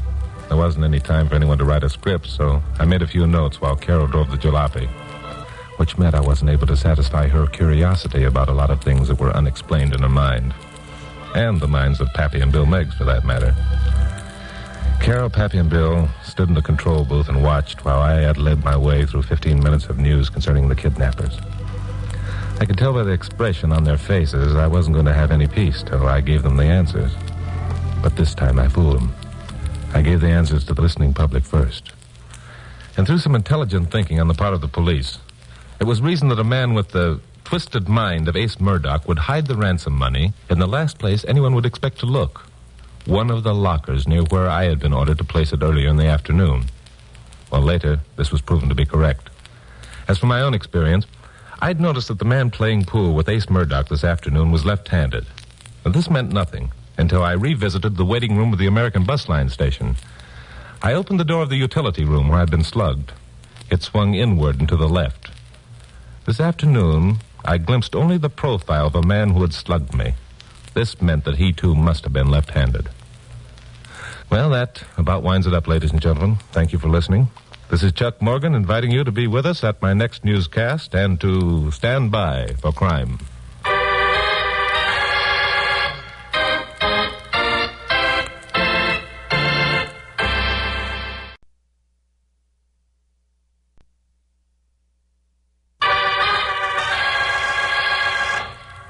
Stand by for crime.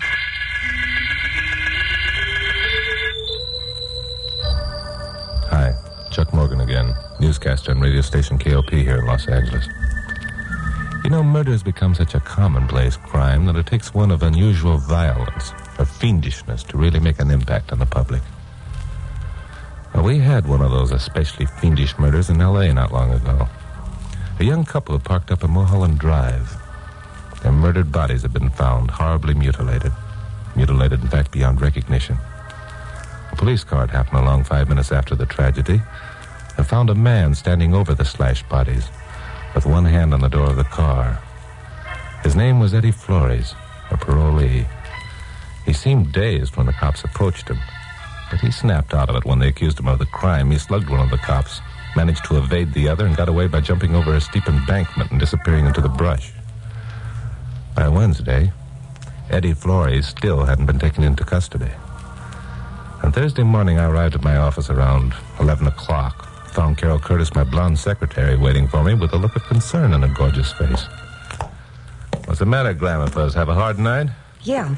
I had a hard night wondering why you didn't take me to dinner after your 11 o'clock broadcast like you promised. All that. Well, you see, Glamour Puss, I had something We'll talk about it later. All right. Right now, there's a female waiting to see you in the outer office. A female? Is she good-looking? Well, what do you care if she's good-looking or not? Good-looking girls are always easier to talk to. That's why I hired you, Glamour Puss. Oh, is that...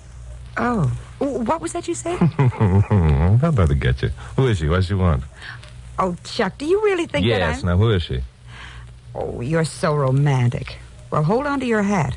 She's Eddie Flores' girlfriend. Eddie Flores? Come on, what are we waiting for? Chuck, wait. She's a nice little thing and... Good, the nicer the better. Rather, with a direct quote from Eddie Flores' girlfriend, help my 7 o'clock broadcast. But, Chuck, if you'll only listen... Hello, I'm Chuck Morgan.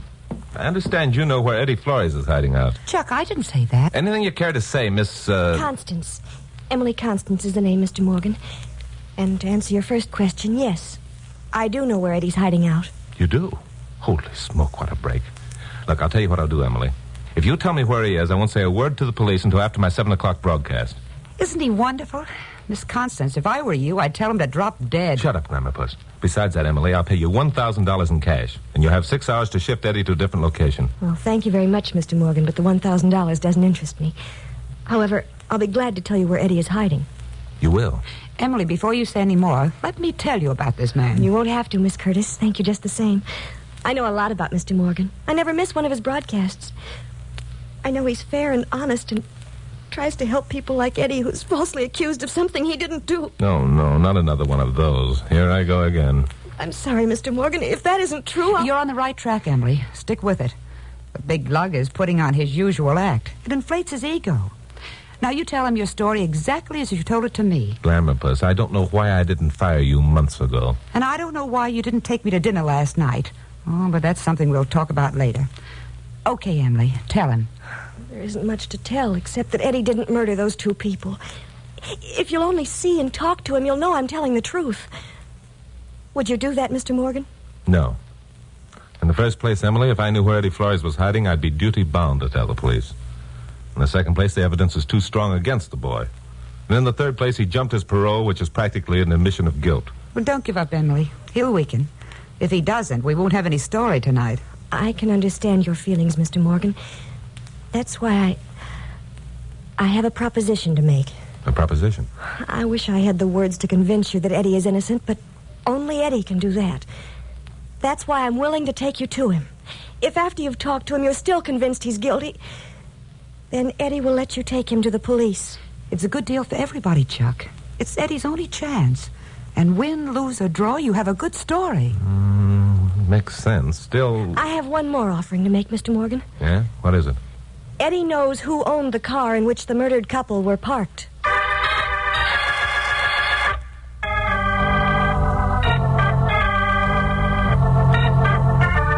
Well, as Carol said, win, lose, or draw, I'd have a story if I took Emily Constance up on a proposition.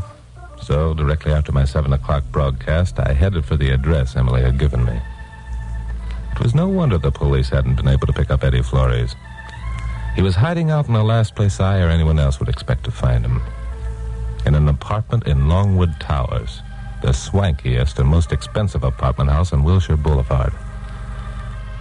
It didn't make sense because Eddie had been working part-time in a tree nursery, earning less than $50 a week.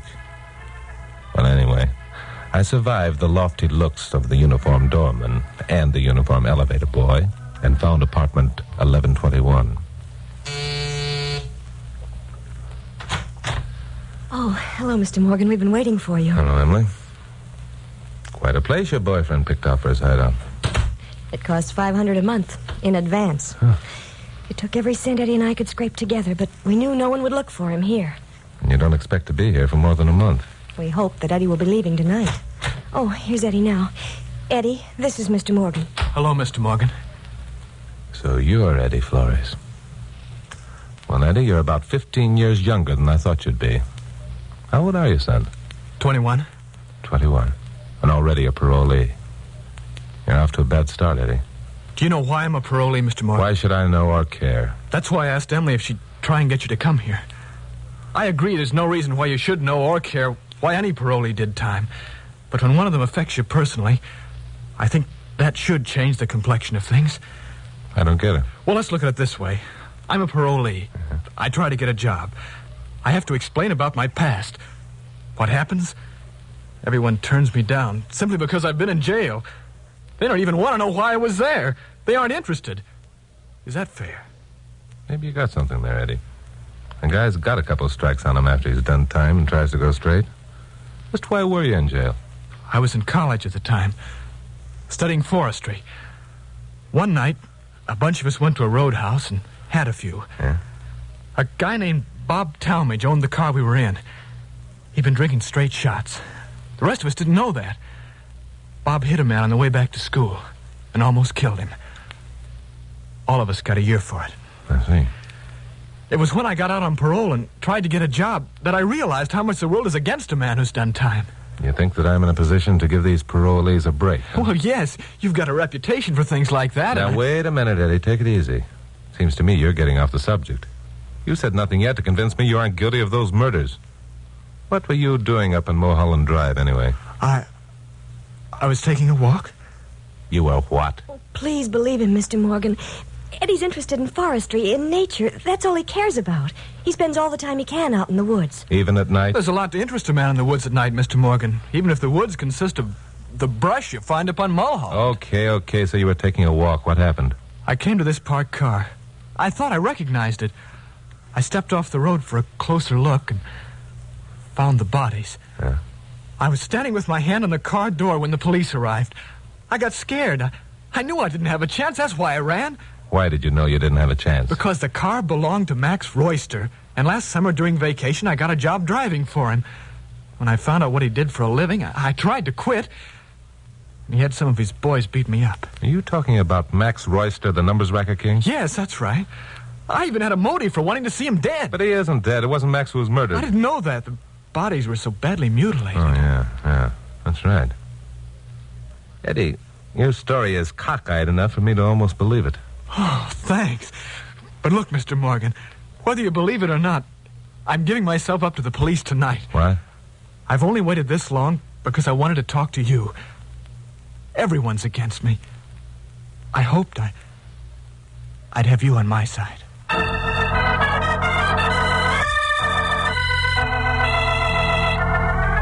When I went out of there with mixed feelings of doubt and certainty, I was more than halfway convinced that Eddie was telling the truth.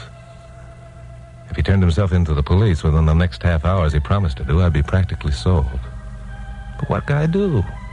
Devote some time to trying to sell the public on the idea that jailbirds should be given a break? What would that prove?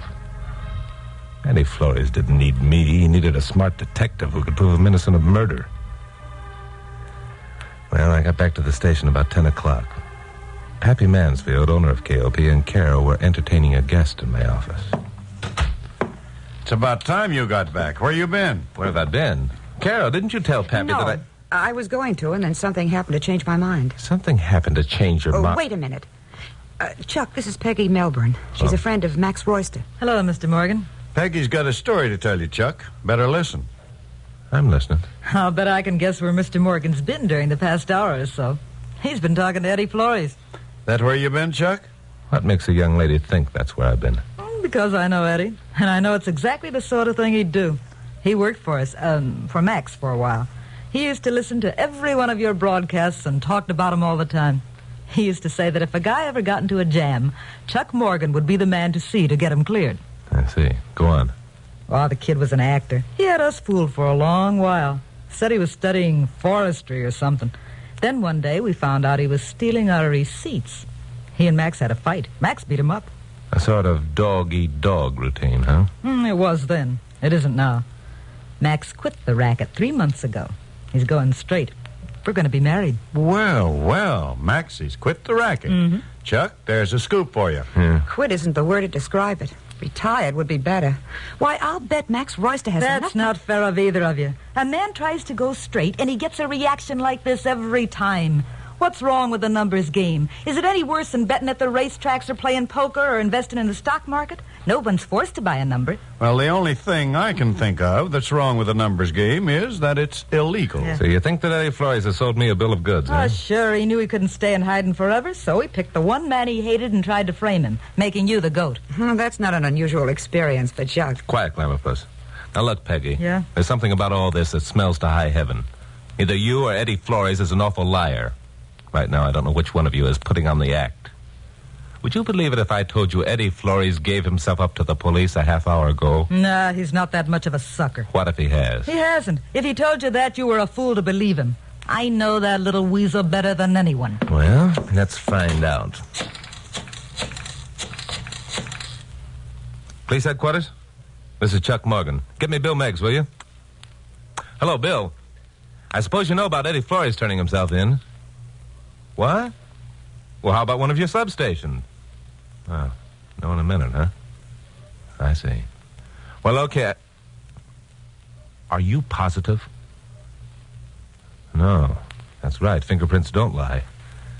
Okay, Bill. See ya. Well, what was that all about? Did Eddie give himself up? No, Eddie didn't give himself up. And they've identified the body of the man who was murdered. Well, who was it? Max Royster.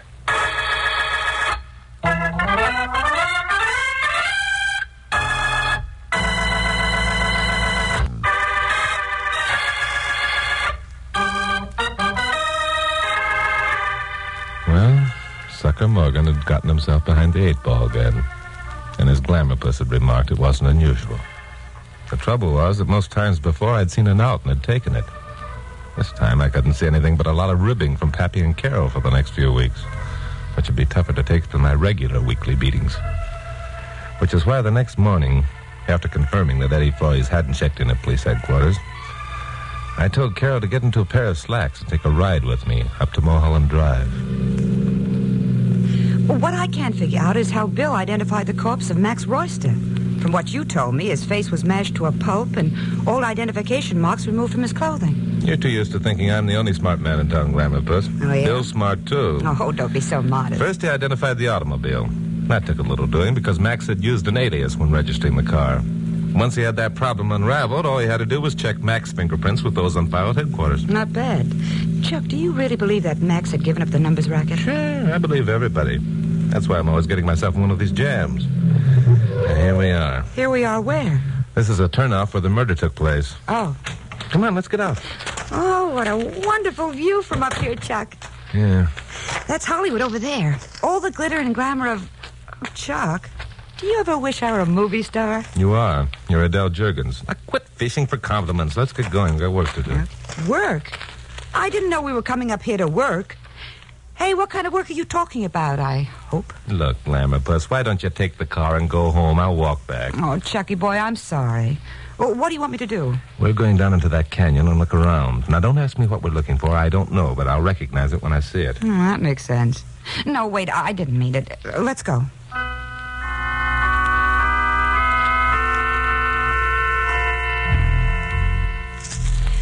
Well, I'm certainly glad you told me to wear my slacks. This is no place for nylons. Did you think that was the reason I told you to wear your slacks? Well, if it wasn't... Oh, you cute kid. Well, let me tell you something, Chuck Morgan. I look just as good in slacks as... Yeah. Okay, Glamourpuss. I was only kidding. Yeah, funny man. What? What's the whoop for? We found it. You mean we found what we came looking for, but didn't know what it was, but we'd recognize it when we saw it? Yeah. Well, I don't see anything. Well, what is it? A rock. A rock? Now, look, you told me not to make gags Hold it, Glamourpuss. This is a special kind of rock. It's a pretty jagged hunk of granite, isn't it? Hmm? See those dark stains? Oh, Chuck, that could be... Yeah, it could be blood. And this could very well be the weapon that the murderer used to bash in the faces of Maxie Royster and his girlfriend. Duck, Glamourpuss! Chuck, someone's shooting at us. Yeah, get behind this boulder. Hey, that was too close for comfort. We crouched there for at least 5 minutes while the marksman had fun, chipping off hunks of boulder close to our heads. After a while, the shooting stopped. I cautiously stood up, took a look around. A police car was coming around a curve in the mountain road. About a mile ahead, but closer to us, someone with a rifle was getting into a parked car. Glamourpuss and I started up the side of the canyon. By the time we reached the road, both the rifleman and the police car disappeared. We walked over to where the rifleman had been parked. Look around for empty shells, Glamourpuss. They're always good evidence. Well, what are we going to do if we find some? Turn him over to the police. Then we'll go find the rifleman. We'll seize his rifle. Turn that over to the police. Then we'll go... Okay, I'm laughing. Well, there aren't any empty shells that I can see. No, but here's something. What? A perfectly formed footprint in this damp spot on the ground. Well, what does that prove? Nothing yet. I'll just dig it up with my knife. And if it holds together until we get back to town, we'll have something that'll make Bill Meggs happy. Now, how in the world is a dug-up footprint going to make Bill Meggs happy? Because Bill will compare it with impressions of the footprints he found on the scene of the murder. If they check, then we'll know that the man who was shooting at us is the same man who committed the murders. So? So, we'll know. Uh-huh. Well, look, we'll know that... Oh, skip it. Come on, let's get out of here. Okay.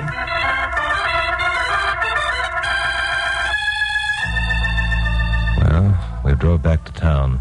I dropped Carol at the studio and drove over to headquarters. I turned my footprint over to Bill Meggs and ran into another blank wall. The murderer of Max Royster had been thorough in more ways than one. The police hadn't found a single footprint at the scene of the crime. Well, anyway, Bill promised to make an impression of the footprint I brought him, and I also turned over the blood-stained rock, asked him to dust it for fingerprints.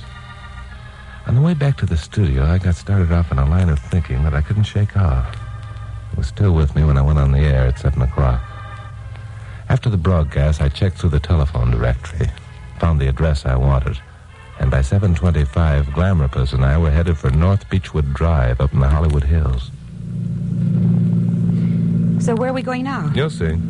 Now, don't tell me it's another one of those I don't know what we're looking for, but we'll recognize it when we see it. No, this is one of those I know what we're looking for, but I don't know what we'll find when we get there. Let's get out. I feel like I'm playing blind man's bluff. Very good simile, very good.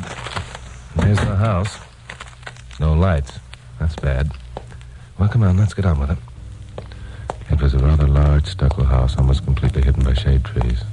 We went up the walk and onto a vine-covered porch. I struck a match, found a doorbell button and pushed it. Nothing happened. We waited a few minutes, then went around to the rear. There was another porch here. This one was screened in. Overhanging tree branches made the place as black as ink. I lit another match, tried the screen door. It was unlocked. We stepped cautiously inside. The match in my hand went out. Wait a minute, Glamourpuss, till I find another match. I feel like a thief. Chuck, look out! Chuck, help!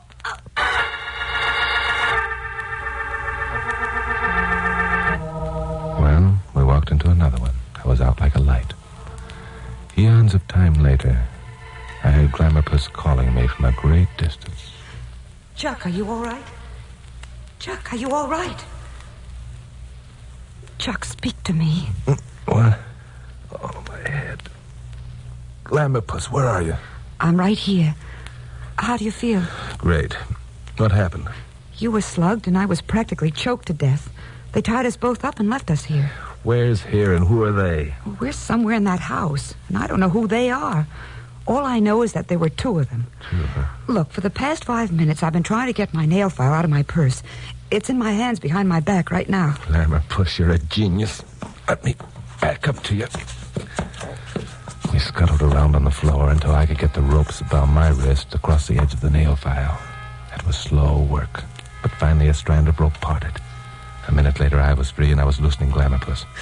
Let's get out of here. There's no place for us. No. We've come this far. Let's finish the thing. What are you going to do? Light a match first and see where we are. Oh, it's just a room. There's a door over there. Come on. Okay. We crossed to the door, listened a minute, heard nothing, then tried the lock. The door opened inward. Across this second room was another door, a shaft of light showing beneath it. We started toward it when suddenly... Chuck, listen. Yes, I hear it. Look, someone on the floor. A man and a woman, both bound and gagged. It's Eddie Flores and Emily. Quick, Glamourpuss, help me untie them. We made short work of untying Eddie and Emily. Eddie's shoes were off, but they were on the floor beside him, and the first thing he did was to put them on. Oh, thank heaven someone found us. Are the police with you, Mr. Morgan? They were going to kill us, I'm sure of it. Oh, you poor kid. No, we're alone. Who took your shoes off, Eddie? They did. That was last night. They brought them back this afternoon. Well, there's an easy answer to that. Listen. It's the doorbell in the other room. Hello, Peggy. May I come in? It's Pappy. Yes. Mr. Mansfield, what are you doing here? Well, I got to thinking about things, and I wanted to ask you a few questions, that's all. What kind of questions? When you were at the station yesterday, you acted as though you didn't know Max Royster was dead. So? Good old Pappy, he's figured it out. Well, it seemed to me that if Max was missing for even a day, you'd know about it. As a matter of fact, that's the reason that I see. Don't shoot now, Joe. I want to hear what else Grant has to say. Okay, Peg. I wouldn't shoot at all if I were you, Joe. You two didn't think that I came here alone, did you? The police are all over the place. It was at this point I thought I'd better get into the act. If Pappy was kidding about the police, he'd be shot down like a clay pigeon. I wasn't willing to take that chance. I opened the door a crack and almost hit the back of Joe, who was standing near the door holding a gun which was aimed at Pappy. Pappy was near the front door. Peggy was over on one side of the room, partly turned away from me. This was going to be easy. All I had to do was bang the door open and it would knock Joe silly. We don't scare that easy, Gramps. If the cops are with you, why didn't you bring them inside, Because first we wanted to hear you admit that you shot Max Royster and his girlfriend, and then bashed in their faces with a sharp rock. You did it because Max had thrown you over for the girl he was with that night. You thought you had a perfect opportunity to frame Eddie Flores for the job. Too bad, Grant. You're a nice old coot, but you know too much. Let him have it, Joe. No, you don't, Joe!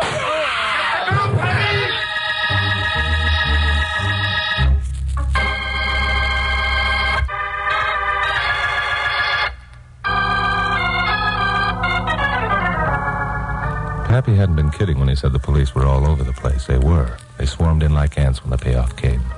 Pappy had put on a real show. He knew Carol and I were inside because he'd seen my car up the street. He'd persuaded Bill Meggs to wait out on the porch until he, Pappy, had talked a confession out of Peggy, the old goat. Still, by the time we got back to the office, I was a bit sore. Yeah, sure. You did all right, Pappy, but you were certainly taking a chance with Joe's gun pointing down your gullet. Now, don't get sore just because Pappy stole some of your thunder, Chucky boy. I'm not getting sore. I wasn't taking any chance, Chuck. I saw you standing behind Joe. Oh, don't try to pacify him, Pappy. You did the whole thing yourself. He did not. I found the rock with Peggy's fingerprints on it, and I found the footprint. Footprint? Ha! Yeah, the footprint. The footprint was planted up there by Peggy. She poured water on the ground and made a mud pack. This is Southern California, you know. It hasn't rained here for months. Peggy was wearing Eddie's shoes. That's right, Carol. We've got to give the devil his dues. Give the devil his... Okay, I give up. It was Pappy's show all the way through. Do you mean you're going to give all the credit to Pappy? Why not? Sure, why not? Why not? But, Chuck, it was you who talked to Eddie, and you found the rock, and you who got your brains beat out. Glamourpuss. You're wonderful. So are you, Chucky boy.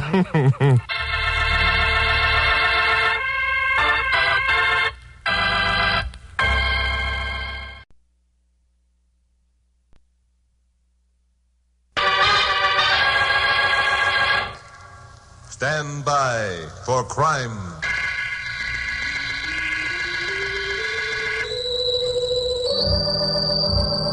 Hi. You know, being a newscaster in a station like KOP here in Los Angeles, you're bound to run afoul of a good many motion picture celebrities. They're always good copy, even though the stories you sometimes have to write about them wouldn't be important at all if they happened to ordinary people. Well, my blonde secretary, Carol Curtis, had been away for a few days. She got back on a Tuesday night and was waiting for me at the office when I got in Wednesday morning. Pappy Mansfield, owner of KOP, was also there. Well, hello, Glamourpuss. Glad to see you back. Have a good time? Oh, all right. Morning, Chuck. Hello, Pappy. Well, you two are a couple of cheerful-looking customers. What's this all about? Where have you been for the past 4 days? And what are you going to use for a feature in your first newscast tonight? I see. Pappy, I'll answer you first. I've been right here in town, and I've made 2 broadcasts a day over this station as per our contract. Well, you might just as well have stayed in bed. Do you know how many phone calls we received complaining about the lack of anything worth listening to in those broadcasts? Well, I'll tell you. I don't care how many phone calls you received. Now, Carol, I'll answer your question. Tonight, my feature story is going to be on Roger Van Ryn. Van Ryn? Well, he's the biggest movie producer in Hollywood. What's he done? Last night, he was arrested for arson. Arson? Are you kidding? No, I'm not kidding. I've got the most unusual story that ever came out of Hollywood. Do you want to hear it? Or do you want to continue riding me because a couple of dull broadcasts I made while digging it up? Much as I enjoyed continuing, my curiosity would never stand the strain. Come on, let's hear the gory details. I'll buy that. What did Van Ryn burn down? That $1 million mansion he has out in Beverly? No, something much more spectacular than that, Pappy. I'll give you the facts just as Van gave them to me. It seems he got to his office at Constitution Studios yesterday morning around 11 o'clock. He went in through his private entrance and found a visitor waiting for him. Hello, Van. Kim, what are you doing here? Aren't you glad to see me, Van? No. Now, look here, Kim. This has got to stop. I told you weren't to come here again. Is that why you gave me a key to your private entrance, darling? That was months ago. Things have changed. I'm having the lock switched on that door tomorrow. Things might have changed for you, Van. They haven't for me. I'm still in love with you. Oh, nonsense. That'll pass. Now, will you please run along? I've got some important appointments. The most important appointment you'll ever have in your whole life is right now. Oh? You're not going to cast me off like an old shoe, Van. We've been too important to each other. You've made too many promises. You've taken too much out of my life, things I can never replace. I'm sorry about that. I apologize, but things change, Kim. We made a mistake. Our romance was fun and stimulating, but now it's over. And we've hurt no one. So why don't you go back to that nice husband of yours and forget... Oh, you fool. Do you think it's as easy as that? Do you think that falling completely and madly in love with you was some kind of a lark with me? It wasn't. I couldn't stop loving you if I wanted to. And I'm not going through the rest of my life being miserable and tortured, living out every day just in the hopes that you'll Stop call it, Kim. Stop it. You're becoming hysterical. I don't care if I am. I'm in love with you, and I'm going to have you. I'm going to Stop it, I say. Stop it. All right. Now get hold of yourself. I tell you again that I'm sorry. The situation isn't pleasant for me either. I feel like a heel. The fact remains I've stopped loving you. I'm not going to see you anymore. There's nothing you can do about it. Nothing. Yes, there is, Ben. So? I have the letters. Letters? The ones you wrote me. The ones in which you told me that you were madly, passionately in love with me, that you couldn't live without me, that you wanted to divorce your wife and leave your family and be with me always. I see. Then it's blackmail. If you choose to call it that. How much? I don't want money, Van. I want you. I've already told you Unless you're willing to continue with our romance. Unless you allow me to come here whenever I want, I'm going to turn those letters over to Chuck Morgan. You've really sunk pretty low, haven't you, Kim? Yes. And you'd be willing to have me like that? It would be better than not having you at all. I suppose you know what it'll mean if Chuck uses those letters. Oh, yes, I know very well. It will mean that the heretofore impeccable character of the great Roger Van Ryn will be dragged through the mud. It will mean that your films will suffer. You'll probably be fired. It'll mean much more than that, Kim. It'll mean that my wife and 2 children will be hurt. That's the important thing. And they don't deserve it. They're good and fine and entirely innocent of all this. If you destroy the illusions that they have about me, you'll be destroying one of the finest things in the world. And I'll also be striking at you where it hurts most, won't I, Van? Yes, you will. You will indeed. So what's your answer? My answer, dear Kim, is this. If you turn those letters over to Chuck Morgan, or to anyone else who might make them public property, I'll kill you.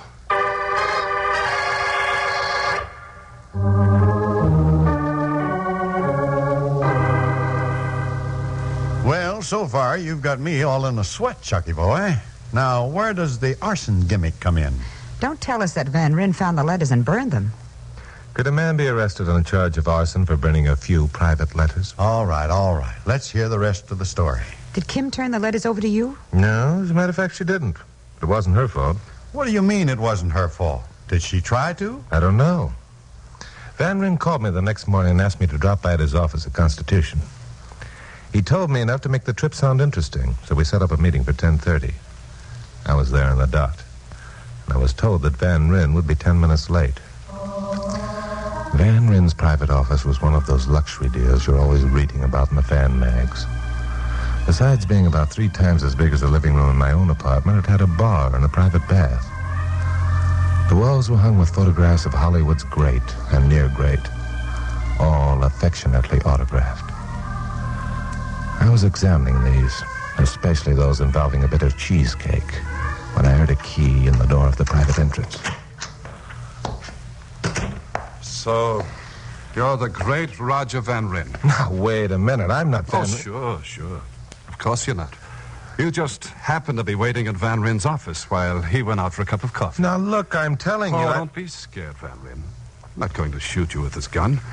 I just brought it along in case you got any ideas. I see. And who are you, anyway? Who am I? How many people have keys to your private entrance, Van Ryn? You're not... Yeah, that's right. I'm Steve Dancer, Kim Dancer's husband. So, what am I supposed to do? You're a cool one, Van Ryn. I found the letters you wrote, Kim. Also the key you gave her to this office. Uh-huh. I came here to tell you what I'm going to do about it. And what's that? First, let me explain something to you. This thing came to me as quite a shock. I had no idea that Kim was two-timing. You see, I love Kim very much, Van Ryn.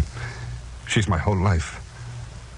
That's why I'm going to kill her. That's crazy talk. What are you trying to prove? You wouldn't understand. So I won't try to explain. I want you to know one thing. I don't blame you for what happened. Uh-huh. Then whom do you blame? Myself. If Kim's and my marriage failed, it was my fault. I guess I was wrong in restricting her, but I can't let her live for someone else. That's why I'm going to kill her and myself. Then you assume that I'm still in love with Kim. Forget that approach, Van Ryn. Letters are all the evidence I need to know how you feel.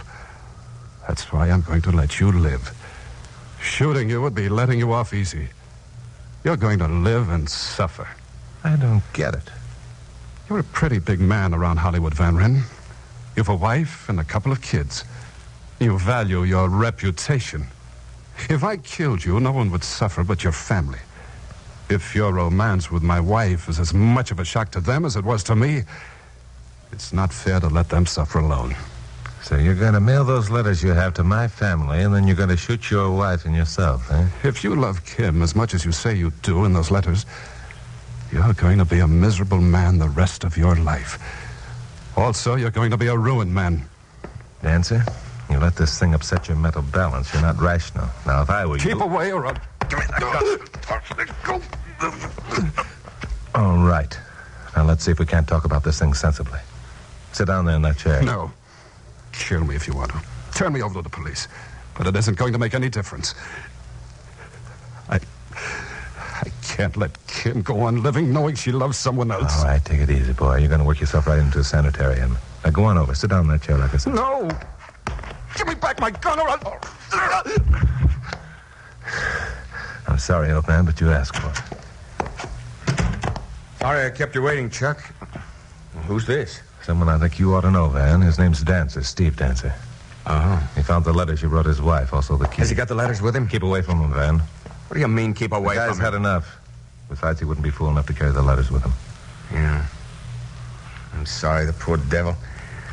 Well, now you know practically the whole story. If he sends the letters to you, are you going to use them? I'd be a heel if I did. Good. I thought you'd feel that way about it. See, now look, Chuck. Tell him you will use them. get them into your hands, I'll pay you anything. Any price you want to name if you'll sell them to me. Sorry, Van. I'm in a different line of business and selling love letters that don't belong to me. Look here. Besides that, my sympathies are with the man on the floor, not you. Well, I don't suppose I can blame you for that. It wasn't because I hoped you'd feel sorry for me that I asked you to come here. Think of my wife and kids, Chuck. Yeah. Why should 3 people suffer for something they're entirely innocent of? You should have thought of that a year ago, Van Ryn. You didn't care then how much they suffered. You said so in the letters you wrote to my wife. Sorry I had to hit you, Dancer, but you were going off the deep end. Yeah. Well, I'm sorry I mistook you for this rat, Van Ryn. All right. I've been lying there listening to your conversation. So, it'll really hurt you to have your wife and kids see those letters, will it, Van Ryn? Well, that I was glad to hear. Because they're going to know how you've been two-timing them during the past year. They're going to read it in black and white. And the mess it will make of your life will be a pleasure I'll enjoy the rest of my days. Now, you're talking crazy again, Dancer. Don't be... Wait a minute, Chuck. This isn't your fight. Dancer, I have a couple of things that I want to say to you. First, I can't blame you for your attitude. I am sorry for what's happened. I wish it could be undone, but it can't. But however, it's over. I don't love your wife. I know now that I never really did. It was just one of those things. Yeah. One of those things. Now that you're tired of her, you're willing to hand her back to me with regrets. Why, you did the Dancer. Take it easy.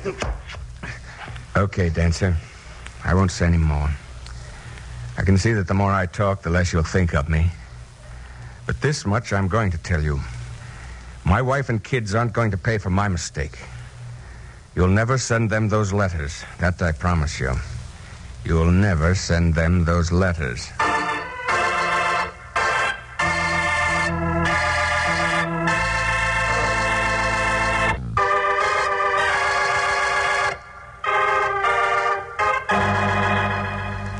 So far, Chuck, you've told us a real juicy story, but I hope you're not going to use it on your broadcast tonight. You know, it's against the policy of KOP Yeah, I know. I've already told you the only part of the story I'm going to use is that Roger Van Ryn had been arrested for arson.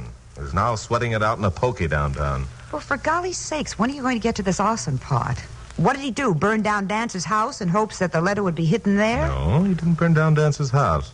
If you had a lick of sense, you'd realize that if Dancer's house had been burned down, you'd have heard about it long before now. We might as well humor the boy, Carol. He isn't going to tell us the payoff until he builds it up to a point where we're ready to choke him. Yes, all right. So let's let him have his fun. Well, if he calls us having fun, then his sense of humor is warped. If you don't care to hear the rest of the story, Miss Curtis, you may be excused. Oh, if I don't care to hear the... Okay, Romeo. Go ahead and enjoy yourself. I'm listening. Thank you, Miss Curtis. Thank you, Miss Curtis. We've now reached the evening of Tuesday, the 6th, in our narrative. And so far, nobody's committed arson. That's right. So far, no one has committed arson. And if you two don't stop interrupting, you'll have to wait until my 7 o'clock broadcast to find out who did and why and when and where. You sound serious, Pappy. My humblest apologies, old great one. Pray continue. That's better. Well, when Steve Dancer left Van Ryn's office, he spent the afternoon batting around town. When he told me about it later, he wasn't quite sure of where he'd been and what he'd been doing. He visited a couple of bars and spent some time in a movie house. The poor guy was beside himself. He felt that the world, the only world he cared about, had collapsed about his head. There wasn't anything left in life worth having as far as he was concerned. He fully intended shooting his wife and himself. But there was one urge that was even stronger than that. Revenge. Before he died, he was going to wreck the life of the man who had wrecked his, Roger Van Ryn. He was going to send Roger Van Ryn's wife those letters. He had no thought for innocent parties being hurt. All he knew was that by hurting someone else, he was going to hurt the man who had made him miserable. Well, about 5 in the afternoon, Dancer went home. His wife wasn't there. He stayed in the house about 15 minutes and then went out again. It was 7:15 when he returned for the second time. Kim was waiting for him in the living room. Oh, Steve, I've been waiting for you. There's something I want to talk to you about. Oh? I don't know how to begin or how to put it into words, but whatever your reaction is, will you let me say all I want to say? Yeah, sure. Go ahead. Steve, I've been unfaithful to you. Unfaithful? I'm sorry, Steve. I have no excuses or apologies to make. I won't blame you for anything you want to do. I just want you to know that now I realize what a silly fool I've been and that I love you very much. So, you found out about... Oh, no, Steve, let me finish. It happened today, my awakening. The realization that I couldn't leave you. That nothing in the world would be worth having without you. And just why did this great awakening come about today? Because yesterday I saw the other man. He told me he no longer loved me. He was through with me. After I left him, I walked around for hours. I tried to picture how life would be without you, Steve, and the picture was bleak and empty. I bet. It was then that I knew that I'd been a foolish girl for the past months, that the only feeling I'd had toward the other man were childish. So, where do we go from here? It's your decision, Steve. I'm completely at your mercy. I see. If it were merely a matter of forgiving you and taking you back, the decision would be easy. I can't change the feelings I have for you, Kim. I love you and always shall. Oh, Steve. No, wait. I happen to know you're telling me this for another reason entirely. That I can't tolerate. Even loving you as I do, I'd be better off alone. What do you mean I'm telling you this for some other reason? What are you talking about? Do you mean that you don't believe what I've told you? Not a word of it. But, Steve, it's the truth. I have some letters that will prove it. Letters? Do you mean that you didn't know that I... He wrote them to me. I foolishly kept them all. I had intended destroying them tonight. I kept them hidden behind this volume of encyclopedias. That's odd. One of the volumes is... Steve. I found them, Kim, this morning. Oh, Steve, no. You thought I knew you'd found them, and I was telling you so you'd give the letters back. Oh, Steve, I've been out of my mind ever since finding those letters, Kim. I haven't had a rational moment. I'm afraid I did something pretty terrible. Oh, it can't be as terrible as what I've done, no matter what it is. And now you do believe me, don't you? Yes. Yes, I believe you. Oh, darling, thank you. Now everything will be all right. We'll destroy the letters and things will be We as... can't destroy the letters, Kim. Can't? But why not? Well, I was obsessed with the idea of making Van Rin's wife suffer as I'd been suffering. I mailed the letters to her an hour ago.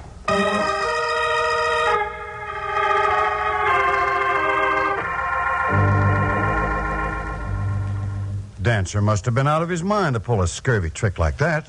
Poor Mrs. Van Ryn. What a horrible shock it must have been to her when she opened the letters and read them. How did she take it, Chuck? Do you know? She didn't have to take it. She never got the letters. Lost in the mail, huh?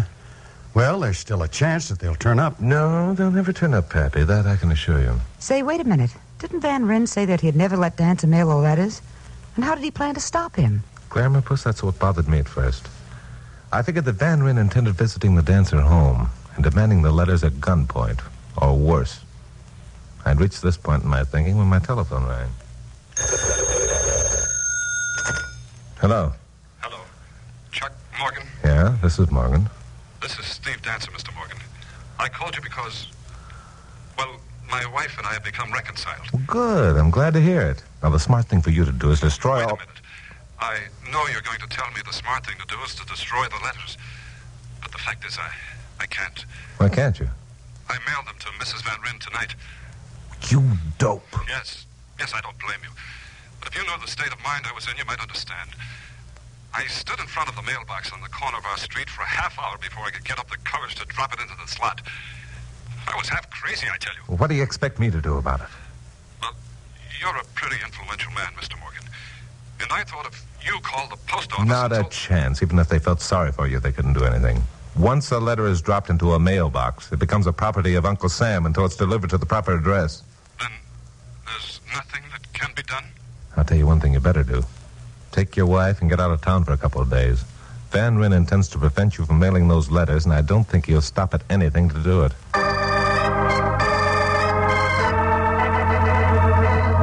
Well, I hung up and then tried to get Roger Van Ryn on the phone. I was now positively convinced that Van intended taking those letters by force. So with a growing sense that haste was the essence, I drove out to Beverly Hills and parked near the Dancer place. The house was dark. 2 doors away was an intersection, and on the corner was a mailbox. I made a quick survey. Found no other mailboxes within a block, so decided this must be the one. The next pickup was at 9:15. It was now 9 straight up. I was vaguely thinking of a way of bribing the pickup driver when I saw a man approaching. Hello, Van. Chuck, what are you doing here? Several things. Waiting for you, for one. Waiting for me? You're too late, Van. The dancers have become reconciled and have left town. Who told you that? Dancer did. Letters. What's he going to do about the letters? He's already done it, my friend. They're right here, in this mailbox. Presently, the property of Uncle Sam. He couldn't have mailed them. He didn't have the guts. Why was I fool enough to wait this long? Tear this thing apart. What, you fool? You want to get thrown into the pokey for tampering with government property? It'd be better than what I'll have to go through with if those letters reach my wife. Listen to me, you idiot. You couldn't get those letters out of there even if you got the box loose, which you can't. Now, if you meant what you just said, I've got an out for you. But What? Here, have a cigarette. Never mind the cigarette. What's the... Take the cigarette and light it. Okay. There you are. Get it going good. Right. In about 5 minutes, a pickup truck is due to arrive. You got anything to mail, Van? Van stood there a full minute, just staring at me with his forehead wrinkled. Then suddenly he had a brilliant idea. He reached up, pulled open the letter slot, and dropped his lighted cigarette inside. It worked fine. Save for one thing, a police car happened along just as Van mailed the cigarette. It swung into the curb, but the damage was done. There wasn't any way they could extinguish the blaze inside the mailbox without calling the fire department, which they did. Then they arrested Roger Van Ryn and booked him on an arson charge.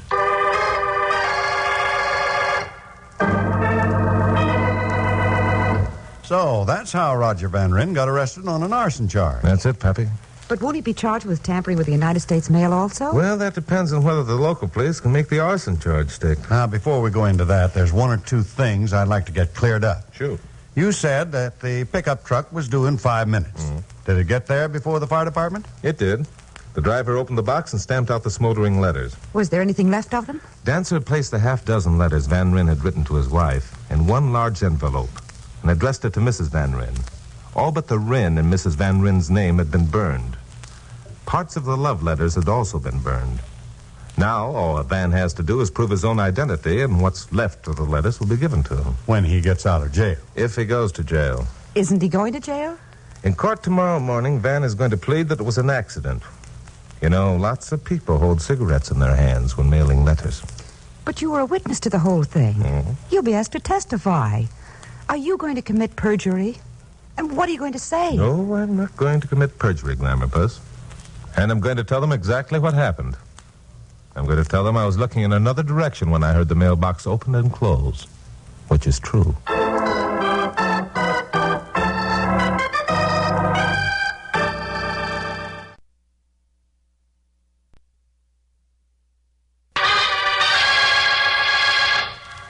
Stand by for crime.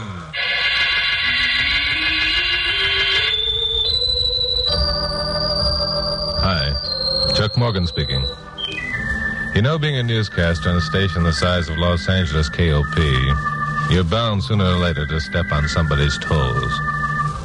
Well, reactions are varied. The one I want to tell you about came from a man named John Hendricks, a gold mining speculator. He bought an abandoned mine up near Las Vegas on the California side of the Nevada boundary.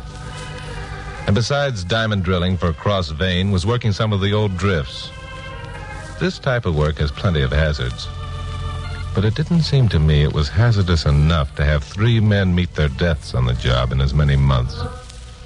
Especially when I learned that each of the trio had been insured for a sizable amount, with Mr. Hendricks himself named as beneficiary.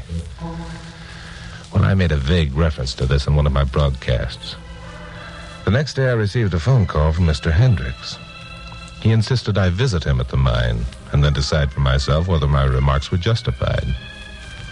Well, the next day was Saturday. So I told my blonde secretary, Carol Curtis, to pack a toothbrush, and we'd spend a couple of days in the country. We started in the cool of the early morning.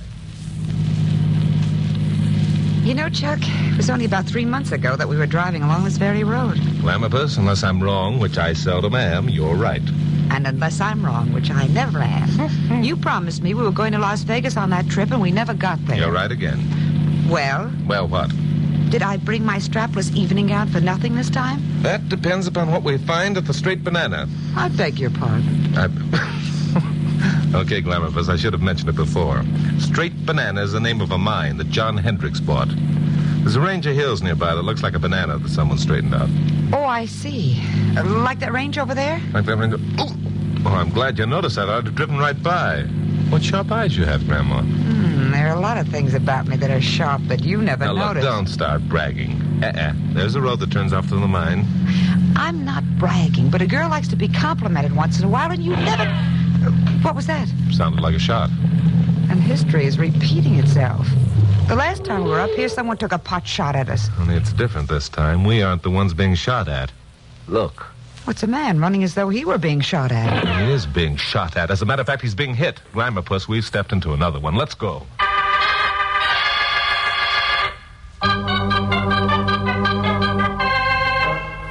The man Carol and I had seen running for his life was wearing Levi's, a blue cotton shirt, and a dirty white cowboy hat. We didn't get a look at his face. As a matter of fact, we didn't get another look at him at all. By the time we'd parked the car, scrambled up the steep embankment, the area behind the boulder where he'd fallen was deserted. Well, we walked over the ridge where the ambusher had been hiding and found the same thing there. Nothing. It was uncanny. Well, Glamourpuss, what do you make of it? I'm beginning to think the whole thing was a trick of our imaginations. Say, what did they call it out here in the desert? Mirage or something? Mirages don't consist of people and gunshots. Oh. Come on, let's get out of here. Okay. We went back to the car and drove on to the Straight Banana. The mine buildings, 4 in all, were stacked up against the side of a cliff. We stopped in front of what was obviously the owner's living quarters. And as we did so, the door to the building opened and a tall, gray-haired, distinguished-looking man came out. Hello there. I'm John Hendricks. I imagine you're Chuck Morgan. Yeah, that's right. This is my secretary, Carol Curtis. Hello. Mr. Curtis, it's a pleasure. I suppose you get out and come inside. It isn't much cooler, but it's better than being in this blasted sun. Have a nice trip? Yes, we had a fine trip. I'm afraid you misinterpreted the mention I made over the air about your mine, Mr. Hendricks. I certainly didn't intend to accuse you of being a murderer. Well, I'm glad to hear that. On the other hand, I'm not sure that I could blame you if you did. 3 accidental deaths in as many months looks bad. Just how do you account for them, Mr. Hendricks? I don't. Now, this mine, as you may know, has been inactive since 1925. I spent several months studying the history of the place, maps, charts, graphs, all sorts of reports, and I'm convinced that the 2 veins the former owners were working meet. If I can locate the spot where they meet, I'll find a rich deposit. Yeah, so you're diamond drilling, huh? Yes. That's not only an expensive proposition, but it requires skilled labor. Where have the accidental killings been taking place? 2 in the drifts, 1 among the drilling crew. You see, all of the drifts and superstructures have partially decayed. I'm having them replaced as rapidly as possible. Is it the custom of mine owners to insure their men? Well, I don't know about the ideas of other mine owners, but I take out 2 policies on all of my men. One for $5,000, naming the mine as beneficiary, and one for $10,000, naming the insured's family as beneficiary. Well, that seems more than fair to me. You didn't know about the policies for the insured's families, did you, Chuck? No. As a matter of fact, I didn't. However, I'd like to ask you, Mr. Hendricks, how the insurance company feels about all this. The company carrying my policies canceled them after the 3rd accidental death. After a considerable amount of effort and wire pulling, I finally succeeded in getting the Intermountain Insurance Corporation to write up the business. I see. However, now I'm having trouble hiring labor. Trouble is, I have to have a good many technical men, and the best I can do at the moment is to hire bindle stiffs at an exorbitant wage. Bindle stiffs? What are bindle stiffs? Bindle stiffs are peculiar to the West, Glamourpuss. Back east, they're called hobos. Oh. Where I come from, they call them bums. Well, you're not in Brooklyn now, so let's stick to bindle stiffs, huh? Oh, I'm sorry. Oh, not at all, my dear. Come in. Miss Curtis, Mr. Morgan, this is my daughter, Laura. Hello. Well, now, my dear, was there something in particular that you wanted to see me about? Yes, Dad. There's a man waiting in the office. He wants to see you about a job. He says he's a mining engineer. Well, this is good news. Does he know about Yes, I asked him. He says he doesn't care. He still wants a job. He's English, I think. I'll go talk to him at once. You two will excuse me? Certainly. Of course. Oh, thank you. Laura, why don't you make the folks a cool drink? Of course, Dad. John Hendricks went into another room and left the door ajar. His daughter disappeared into the kitchen. Glamourpuss and I could plainly overhear the conversation that Hendricks had with the man who was applying for the job. Well, sir, my daughter tells me you're looking for work. That's right, Governor. I'm a mining engineer. I got references from mine. I worked in South Africa and Alaska, too. Well, that's fine. You understand the risks you'll be taking if you come to work here? Why, sure, sir. That's why I came out. Think you'd be paying a real decent wage scale. Well, that's rather sharp reasoning. I doubt that we'll have any trouble over wages if your references prove you're as good a man as you'd like me to believe. Read them, sir. See for yourself. Yeah, well, let me see here. Yes, indeed. I couldn't ask for anything better than this. Oh, I'm a good man, sir. I know all about gold mining. You needn't worry about that. You know all about it, huh? That's fine. Now, I tell you what you do. See that small building over there? Righto. That's the foreman's office. His name is Hal Browning. Tell him I've signed you on. And then come back here. I want you to talk to my insurance company this afternoon.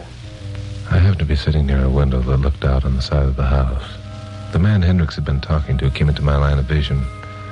He was wearing Levi's, a blue cotton shirt, and a dirty white cowboy hat. As I watched, he turned and called a reply to Hendricks' last remark. Righto, Governor. And thanks very much. This time I had a full view of his face. He wore drooping mustaches and seemed about 50 years old. I was positive he was the man Carol and I had seen shot an hour before.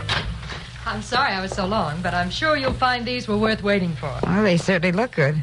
There you are, Miss Curtis. Mr. Morgan. Thank you.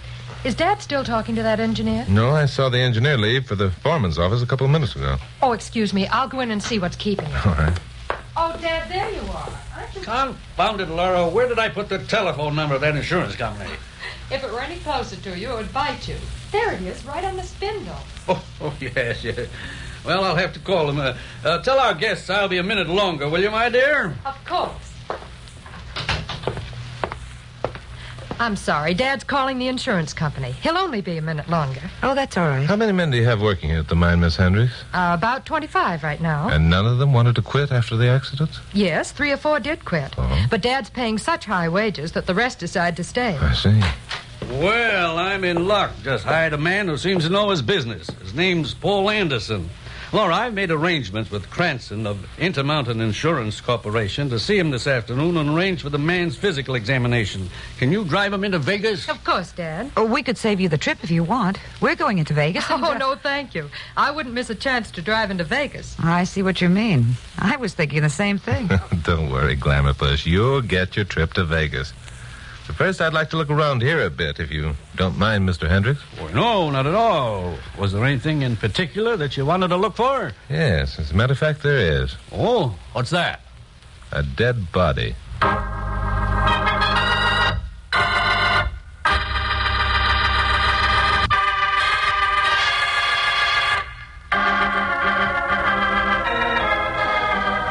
I had a purpose in making that crack about looking for a dead body.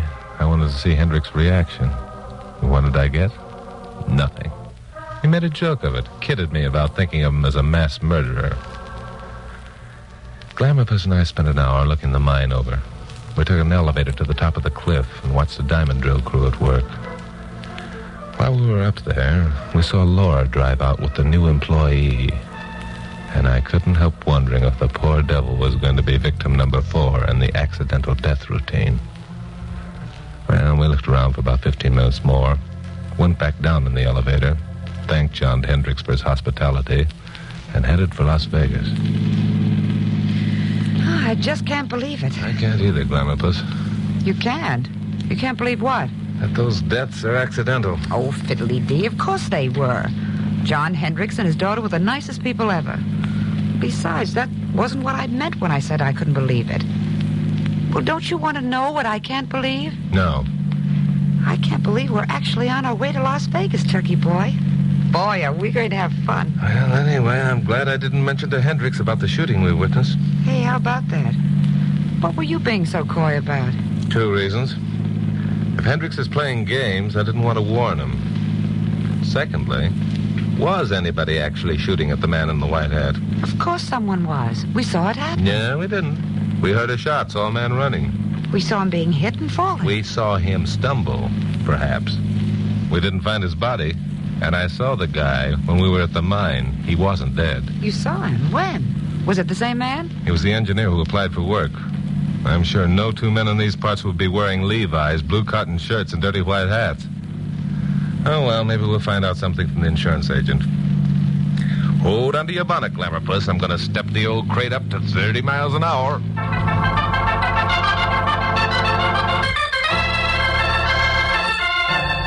We reached Las Vegas around 4 o'clock, and I turned Carol loose at the Desert Inn Casino with a word of caution that if she lost her shirt, she'd have to walk home. Then I got Pappy Mansfield, owner of KLP, on long distance. Told him if he was so inclined, he could hop a plane and come up here just to keep his eyes on the star newscaster. Well, Pappy didn't ask any questions, which was like him. Just said he'd see us around midnight. So then I found the address of the Intermountain Insurance Corporation. The office was a dinky little room over a drugstore. And Sidney Cranston, the local agent, was a dinky little man with gimlet-like eyes. Hello? You, Sidney Cranston? That's right. Want to buy some insurance? No, thanks. You selling anything? No, I'm not... Then what do you want? If you'll stop butting in, I'll tell you. Don't get fresh, young man. I'll throw you out in your ear. You'll throw me... All right, Cranston. I'm Chuck Morgan, newscaster in KLP in Los Angeles. I'm up here to make inquiries about those accidental deaths at the Straight Banana Mine. Oh, them. What about them? Well, since you're carrying the insurance, I wondered if you thought they were accidental. If I didn't, I wouldn't be carrying the insurance. But 3 deaths in 3 months. You're reaching, son. I went over that mine with a fine-tooth comb. The shoring and the drifts and the drill derrick are as solid as a rock. Well, it implied to me that there shouldn't have been any accidents. You're reaching again. So? Those 3 deaths were coincidence. The law of averages says there won't be a 4th. And the law of the state says somebody better try to prevent a 4th. Oh, by the way, what did you think of Anderson? Anderson? Yeah, the new engineer that Hendricks hired. Oh, him. He hasn't gotten here yet. Hasn't got here? They left a half hour before we did. No, I can't help that. I've been right here all afternoon waiting for them. And I say they haven't been here. Huh. Well, that's something... Sorry, we're late, Mr. Cranston. Oh, hello, Mr. Morgan. Well, Miss Hendricks. And this must be Anderson, the new engineer. That's right, Governor. Paul Anderson, just down from Alaska. I'm surprised that you didn't get here ahead of Miss Curtis and me, Miss Hendricks. We left the mine a half hour later than you. Oh, we did get here ahead of you, or I suppose we did. Oh? We've been in town a half hour or more. Mr. Anderson wanted to buy a few things, and so did I. You might have come up to my office first, young lady. Been waiting here since your dad phoned. I don't like working Saturday afternoons. Oh, I'm sorry about that, Mr. Cranston. Well, never mind. Let's get to work. You through asking dumb questions, Morgan? Yes, I'm through. Only just for the record, those questions were a whole lot less dumb than you seem to think.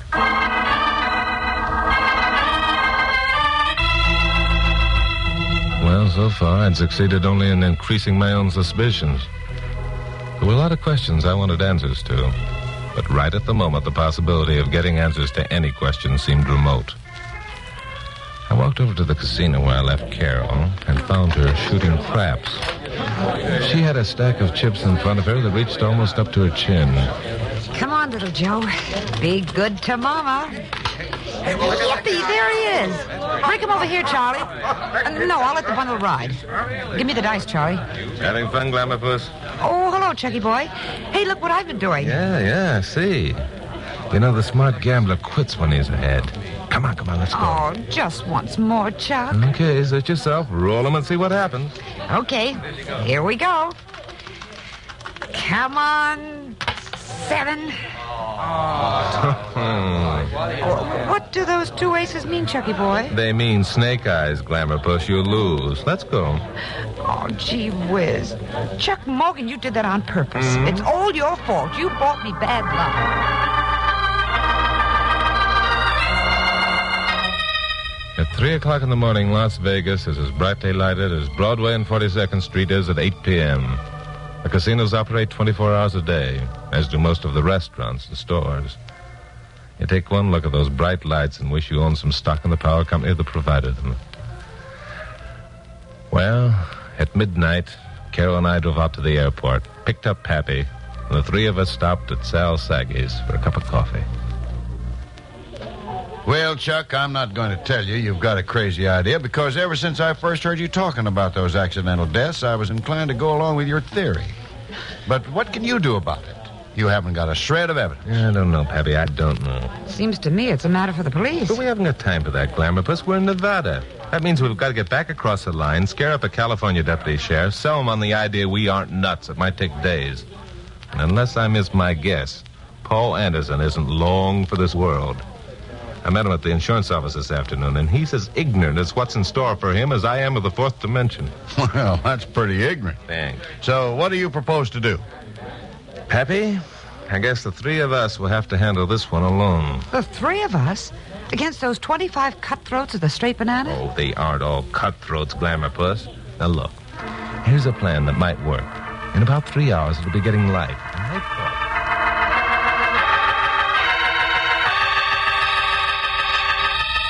Streaks of light were showing along the eastern horizon when I turned the old jalopy off the main highway and headed up toward the straight banana. About a mile this side of the mine, I parked and set out on foot. I kept well away from the darkened buildings of the mine, climbing to the ridge in the south where the ambush had crouched. Here I found a secluded spot and waited, smoking endless cigarettes, until the sun tipped the eastern horizon and dawn crept across the desert like a benediction. Then I began my search, inching over the ground, covering every likely spot where I might find the thing for which I searched.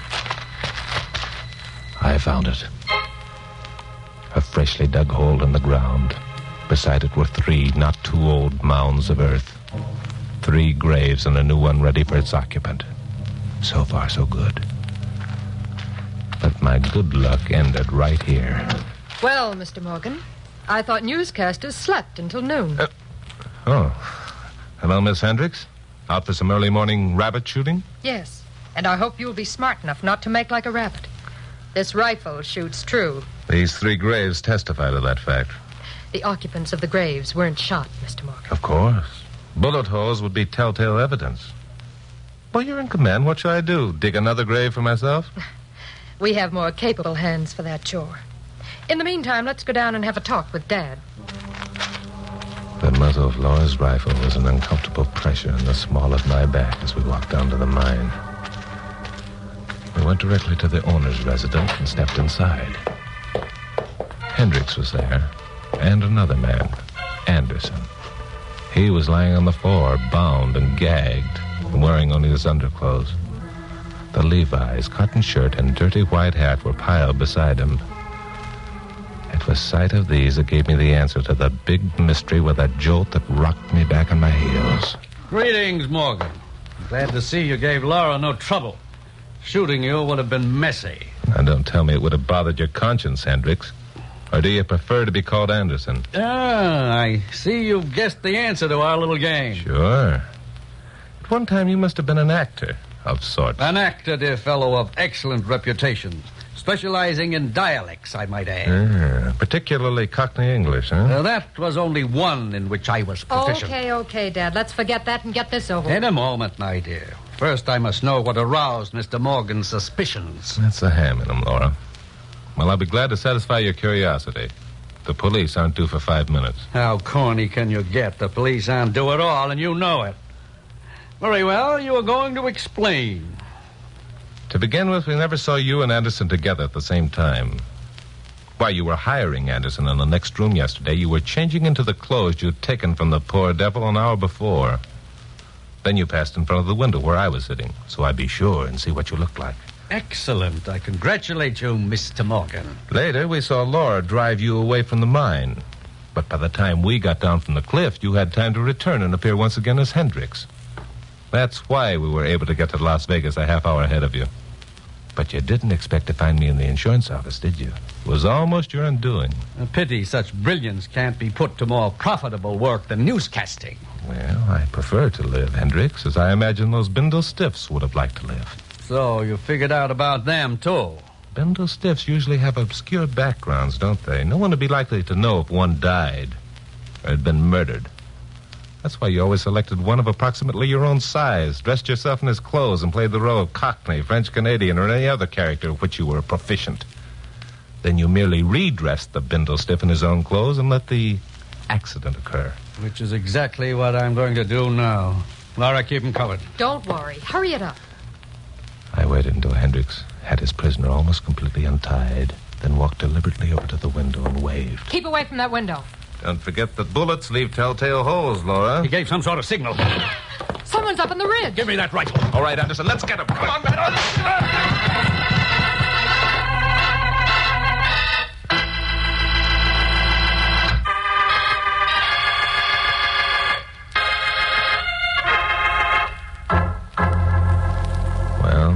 Paul Anderson had presence enough of mind to give me the help I hoped would be forthcoming.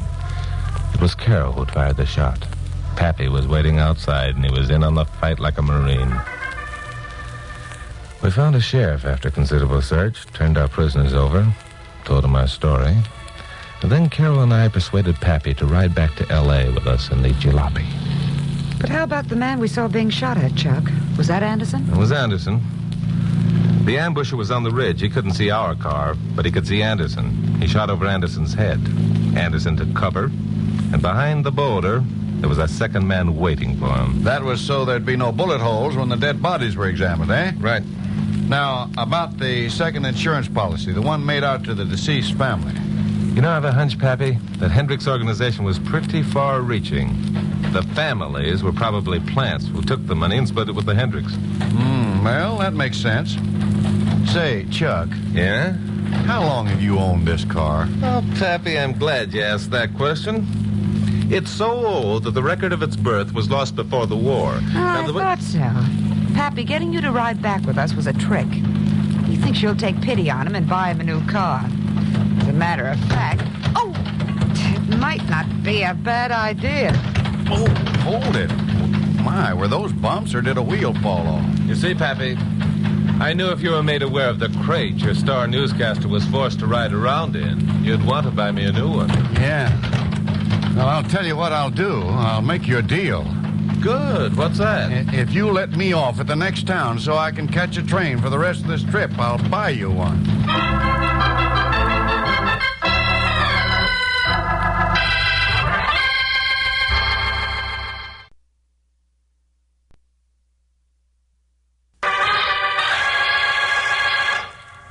Stand by for crime.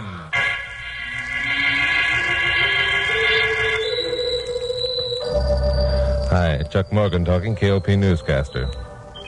You know, people who live in Los Angeles sooner or later find their way down into old Mexico.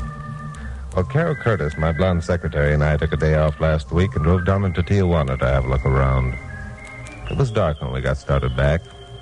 At Customs, it turned out that one of the officers was a friend of mine, so we were waved ahead with no more than a cursory glance inside the jalopy.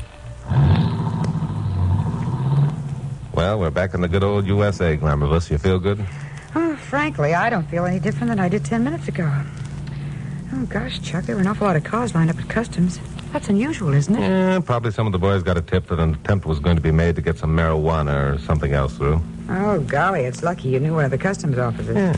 We might have been there for an hour or more. That's how it is when you have influence. Oh, now don't start bragging. It wasn't that important. Go to sleep, Glamour, but I can see you're spoiling for a fight. Oh, maybe that isn't such a bad idea. Well, aren't you going to move your shoulder? Oh, sure. How's that, better? That's fine. Oh, good night, Chucky boy.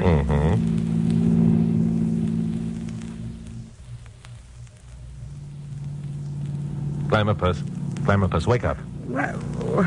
What's the matter? There's a roadblock up ahead. They might think you're drunk if they see you sprawled out like that. I'm not sprawled out. What's the roadblock for? Well, we'll know in a minute.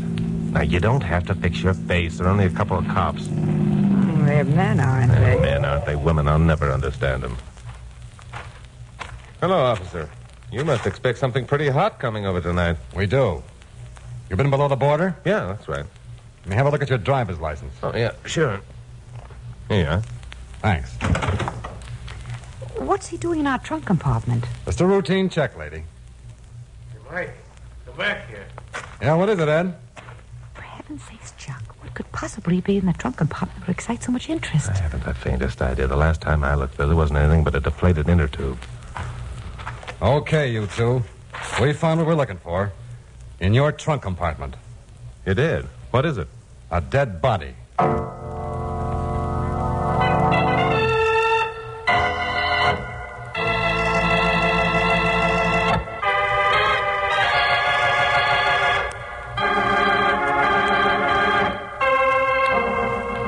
Well, we had quite a time proving we weren't murderers carrying our victims around in the trunk compartment of the car. Mike Tanner, the Border Patrol officer who had stopped us, called my friend at Customs. Then he called Pappy Mansfield, owner of KOP. Then he called Bill Meigs of police headquarters in L.A. Well, I guess you're clear, Morgan. Sorry to have inconvenienced you. Well, I should think you would be. Shut up, Grammerpuss. What's all right, Mike? Now that the excitement's over, who was the stowaway we packed across the border? Name's Jose Gonzalez, a wetback. A wetback? Thought Mexicans didn't become wetbacks until they got over the line. This one had been over and went back again. Oh. Well, that sounds like something I could use in one of my broadcasts. Do you mind filling me in? Well, I don't know. We've been keeping this pretty quiet. Oh, Chuck will give you plenty of publicity, Mike. He'll make a hero out of you. Won't you, Chuck? Grammerpuss, unless you shut up, I'll bop you one. Well, I was only trying to help. Well, as a matter of fact, a little publicity wouldn't hurt the Border Patrol a bit. Maybe if more people knew the job we had to do down here and how badly undermanned we were, it might plant a seed that would bear fruit. That's a good deal, Mike. You can count me in. Now, what's all the hubbub about? Well, we've suspected for a long time that someone on this side of the border is operating a wholesale smuggling ring. He's guaranteeing to get any Mexican into the country and get him a job at a price. What makes you think that? Because this operator, whoever he is, knows exactly when and where the Border Patrol is at any given time. As I mentioned before, we're undermanned. We have to concentrate on one spot at a time. I see. I suppose you've suspected a leakage in your own ranks and checked. Oh, yeah. And we're positive it isn't an inside job. Well, what makes you so positive? Well, a week ago we found 4 corpses in a place called Dead Horse Canyon. 4? All of them were wetbacks, and all of them had been shot with a 30-30 special. Well, how does that make you so positive? Because originally there were 5 in that group. One of them was a member of our patrol. He'd gone below the border and set himself up as a laborer who wanted to get into the United States. He came across with 4 others. Apparently, the American contact got suspicious. He decided to kill all 5 rather than take chances. And the 5th one, your man got away, huh? That's right. He escaped back into Mexico. Yesterday, he was murdered. His body was the one you've been carrying in your trunk compartment. Jose Gonzalez.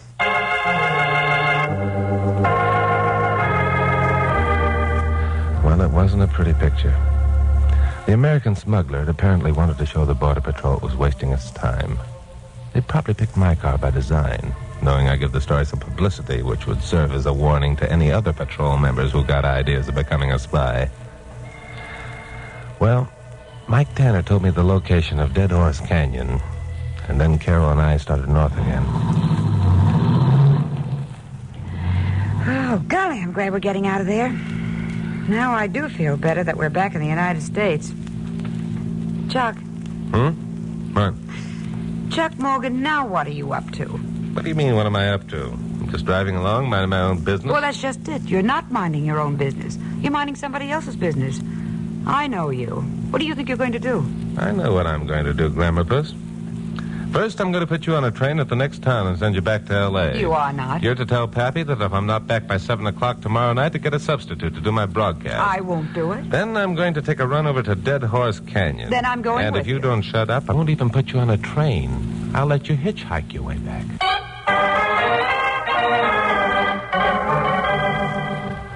Well, I finally persuaded Carol to take the train by promising I'd do some serious thinking about making a down payment on the diamond ring she'd been needling me about ever since she'd decided we were engaged. Then I turned the jalopy around and headed back south. My watch told me it was 3:30 in the morning when I came to the turnoff that Mike Tanner had said would take me to Dead Horse Canyon. By 5 o'clock, it was full daylight. I rounded a curve in the mountains and stopped short. A road gang was just starting their day's labors. One man was sitting on a boulder cleaning his tools. 4 others were emerging from a tent that was pitched in the only available flat area within miles. I got out of the car and approached the man on the boulder. Hello there. Didn't expect to find a road gang way down here. Buenos dias, senor. The road must be maintained even way down here, see? I suppose you're right. Where's the road lead to, anyhow? Oh, this road? To Dead Horse Canyon. Well, that's where I'm going. What do I find when I get there? Oh, there's nothing there, senor. Well, then why the road? Oh, the road, senor, is a shortcut into Old Mexico. Uh-huh. Who uses it? The ranchers, senor, who trade with Mexico. Also the Border Patrol. You're kidding. Well, I haven't seen a ranch or a human being for the past 2 hours. Where are these ranches located? Oh, back in the hills, senor. There are 8. I'll be darned. How far did you say it was to Dead Horse Canyon? 10 miles, senor, but there's nothing there. You looking for somebody? Yeah, it could be. Why? The one who killed the 4 wetbacks, maybe? Yeah, you know about that, huh? Oh, see, this is a very bad thing, senor, to shoot people. Yes, I'll buy that. Were the 4 who were shot friends of yours? Oh, no, senor. They were from below the border. I am an American. So, any idea who did the shooting? It's a strange thing, senor. We're here working on the road all the time, and there's no one who passes by except the Border Patrol man. Yeah, that is strange. Isn't any other road, huh? No, no, senor. This is the only one. And the man who did the shooting must have come in by horseback or walk. See, or perhaps he came up from Mexico. Yeah, that's a possibility. How far is it to the border? About 20 miles. 20, huh? You expecting the Border Patrol through here today? Well, one never knows. Sometimes it's every day, and sometimes it's only once a week. I see. All right, thanks for the information. If you see any suspicious characters around, let me know, will you? I'll be along this road someplace. Si, senor. Adios. Adios. I climbed back into the jalopy and started south again. Maybe some member of the road gang was getting the information about the location of the Border Patrol through to the smuggling agent. It was out. How could he do it? There weren't any telephone or telegraph lines. Wasn't likely that a messenger could try to get through if the patrol were infiltrating the district.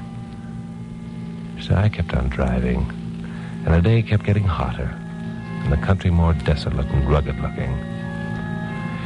After a while, I came to what must have been Dead Horse Canyon. It was a narrow gorge running between 2 high-flung ridges. The floor of the canyon was as dry as a bone. The ridges were without vegetation. I slowed down. I was thinking about getting out and taking a look around when... There wasn't any doubt that that shot was meant for me. The bullet plowed up a small geyser of dust in front of the jalopy. I instinctively stepped on the gas, thinking it would be a good idea to get out of there fast, but forgetting there was no place to go. The second shot proved that the marksman meant business. The bullet socked into my left front tire. The jalopy slewed around and almost turned over. I clamped on the brakes and got out. There was a boulder 10 paces away that offered good cover. I shot a glance up at the left-hand ridge. Saw a man with a rifle standing out in full view, with the muzzle of his gun trained on me. Then I started for the protection of the boulder fast. I covered half the distance when...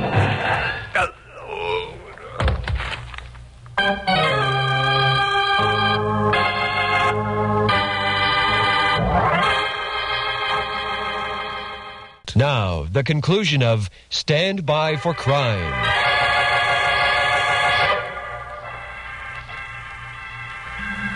I was dreaming that I was lying on the ground with my head in the lap of a beautiful girl.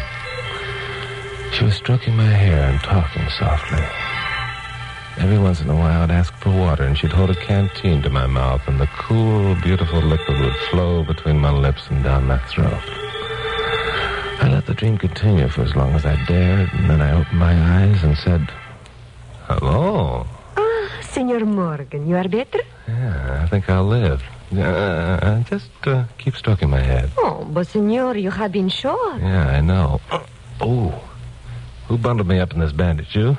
Si, senor, it was I. Thanks. What's your name? Where'd you come from, Angel of Mercy? How did you know my name, and who shot me? Those are many questions at once, senor. I shall answer them in order. My name is Rosita. Rosita, I like that. I came from up there on the ridge. And I know your name because I looked at your driver's license. Well, that figures. Now, can you tell me who it was that shot at me? Oh, yes, senor. It was I who shot at you. 1,000 pardons for the mistake I made. You shot at me? Now, wait a minute. That calls for an explanation. Oh, and you shall have it, senor. You see, at first I thought you were someone else, but even thinking so, I did not intend to hit you. I aimed in front of you. You ran too fast, senor. Yeah, I was traveling all right, but I didn't think I was going fast enough to outrun a bullet. Who was this other guy you thought I might be? The man who murdered my husband, senor. Murdered you? Oh, this is getting more interesting by the minute. Hold it a second. Is your last name Gonzalez? Si, senor. Then you're the widow of the Border Patrol agent, Jose Gonzalez. Si. I came up from Mexico last night by horseback. I shall not rest until I have avenged my husband's death. What makes you think you'll find the murderer up here? Jose was shot in Tijuana, wasn't he? Before Jose was shot down, he told me about a terrible thing that happened here in Dead Horse Canyon. Yeah? I am convinced that the murderer is an American smuggler of, well, the smuggler of poor Mexicans, and that sooner or later he will appear once more in this place. Do the authorities know what you're up to? I have told the authorities nothing. So far, they have been unsuccessful in apprehending this man. The wetbacks pass through the canyon at will. And you think that one lone woman can clean up this gang of smugglers, eh? It is because I am a woman that my chances are good. So far, no one but you knows of my presence here. You will tell no one, senor. Rosita, is that a statement or a question? You must promise, senor, or I shall have to hold you as my prisoner. Oh, that's not a bad idea. Where's your camp, Rosita? It is up there in a little glade. There is a spring and I have food. Do you feel strong enough to walk? Yeah, I think so. Stop spinning around like that, will you? Oh, there, you see, you are not strong as you think. Put your arm around my shoulder. So. There. Thanks. I like this. Let's go. The dizziness passed as we walked up to Rosita's camp, but I didn't take my arm from around her shoulder. I'm no fool. Anyhow, by the time we got to the glade, I was pretty weak. Rosita's bullet had clipped a hunk of flesh out of my left shoulder, and the loss of blood wasn't doing me any good. It took us more than 30 minutes to reach the camp, but it was worth it. It was cool beneath the shade trees, and a crystal clear stream flowed out from beneath two huge rocks. There. Sit here in the shade, senor, and rest. Thanks. There. Yeah, you picked yourself quite a spot. Jose and I camp here often when he was a member of the patrol. Yeah, I'm sorry. This must be pretty tough on you. See, it is, as you say, tough. But look, here I command a view of the entire canyon. You see? No one can pass without my seeing him. Yeah, it is a good vantage point, all right. Jose and I spent many days here waiting for the smugglers, but they never came. Only when we were on the other side of the mountain did they use Dead Horse. It was most mysterious. But now I must prepare us some breakfast, then you must rest and not talk, senor. I hadn't eaten since the night before in Tijuana, and I hadn't thought much about it. But when I smelled the bacon hotcakes and coffee that Rosita threw together, I became ravenous. Later, I must have dozed, because the next thing I knew, it was past noon. Rosita was gone. A moment later, I spotted her. She was changing the flat tire on my jalopy. Then something else caught my eye. A flash of sunlight on steel, possibly a rifle barrel. It didn't come again, and I didn't see the man who was holding it. But I began getting ideas. I walked over to where Rosita had left her rifle and picked it up. 30-30 special. I ejected the shells, put them in my pocket, placed the rifle back where I found it. Rosita was coming up the slope, the sunlight bright in her dark hair. That's no job for a lady. You should have waited until I woke up. It was nothing, senor, and after all, it was I who made the tire flat. Do you feel stronger now? Yeah, I'm fine, fit as a fiddle. You all ready to leave? Leave, senor? Look, Rosita, it's foolish of you to think you can stay here and fight a whole gang of smugglers. I can't stay with you, so Senor Morgan, you do not understand. I have been on many patrols with my husband. I am quite capable Sorry, of... Rosita, you're coming with me. And I say I am not. I see. Are you going to shoot a hole in my other shoulder? I will shoot, senor, if you try to force me to go with you. I bet you wouldn't. Stop, senor. I warn you. You better shoot now, Rosita. If you don't, I'm going to take that rifle away from you. Stop! I'm sorry, Rosita. Oh, senor. You are unkind. You knew I would not shoot. And this is where I want to stay. This is what Jose would expect me to do. Yeah, I don't think so. I think that Jose would want you to go to the patrol and give them any information you might have. I have no information, none at all. I think you have, Rosita, quite a lot, in fact. And that, added to a couple of theories I have, will clear up this whole mystery. Now, come along. Let's get started. So Rosita and I staked out our horse near the spring and started back north. It was after 4 o'clock when we passed the road gang. Their eyes bugged out at sight of my passenger. Rosita waved, called a couple of names, and they yelled something to her in Spanish. Just after dark, we pulled up in front of the Border Patrol station at Las Verdes. I wasn't too surprised to find Pappy Mansfield's green coupe parked outside. He was there in the waiting room, and Glamour Puss, of course, was with him. Well, where do you two come from? Never mind that. Where the devil have you been? No, Pappy, don't get excited. And who is this with you? This Glamour Puss is Rosita Gonzalez. She's pretty, isn't she? Oh, Mike. Rosita, what are you doing here? I found her down in Dead Horse Canyon, Mike. She just rode in with me. I guess it's the first time she's talked of Jose to someone who knew him. Oh, I see. Yeah. There, baby, I know it's tough, but those things will happen. We'll get the guys who did it. Don't worry about that. I wish someone would explain to me what this is all about. What's that bulge on your shoulder, Chuck? Oh, I had a little accident. It's okay. Didn't Carol tell you about the swell story I latched onto? She told me you sent her home and went gallivanting off to a place called Dead Horse Canyon. So? So I came down to see what it was all about and keep you out of trouble. And what did you come down for, Carol? You big squealer. Oh, I just came along for the ride. But I can see now I made no mistake. Where did you say you spent last night? I didn't say. And you two are a couple of liars. You thought there was going to be some excitement and you wanted in, didn't you? Well, isn't there? Isn't there what? Going to be some excitement? Yeah, I think we can arrange something for you, Pappy. Mike, how about that rogue gang working north of Dead Horse? Well, I've known them for years. I checked them just to make sure. But there wasn't much to check, since the only way they could get a message over into Mexico was by muleback. There wouldn't be time for that, even if a spy could get away from the camp without being missed, which he couldn't. Well, that takes care of that. A month ago, we had a 3-day rain period, remember? Were any wetbacks smuggled across during that period? Now, that's a good question. Typical. Well, that's kind of hard to remember. I'd have to check the record. No, you won't, Mike. No, you won't. Because I can tell you right now, there weren't. Now, here's my theory, and here's a plan. It might work. Tomorrow morning, send a couple of men down to Dead Horse Canyon.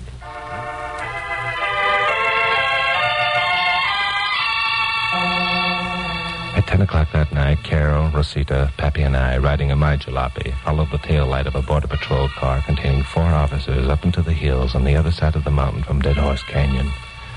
Just before midnight, the patrol car pulled off the road and stopped. This the spot, Mike? Up ahead around the bend. We'll have to walk. I didn't want to warn them with our headlights. Right. Now, you go ahead. We'll follow. So we walked up the road, around the bend, and found that 2 of the officers had rolled a boulder into the road between the high embankments. It served as a perfect roadblock. Chuck, you take your gang up on the left bank and keep them down and out of sight. Right. We'll be over here. If there's any shooting, I don't want the responsibility of any of you getting hit. Don't worry. I'll keep them quiet, Mike. Good. We'll probably have a wait of about an hour or 2. Any questions? No questions. We're fine. Come on, everyone. An hour or 2? Holy smoke, we'll be frozen stiff. You can go back if you want to, Glamour Puss. There's still time. And leave you here with Pappy?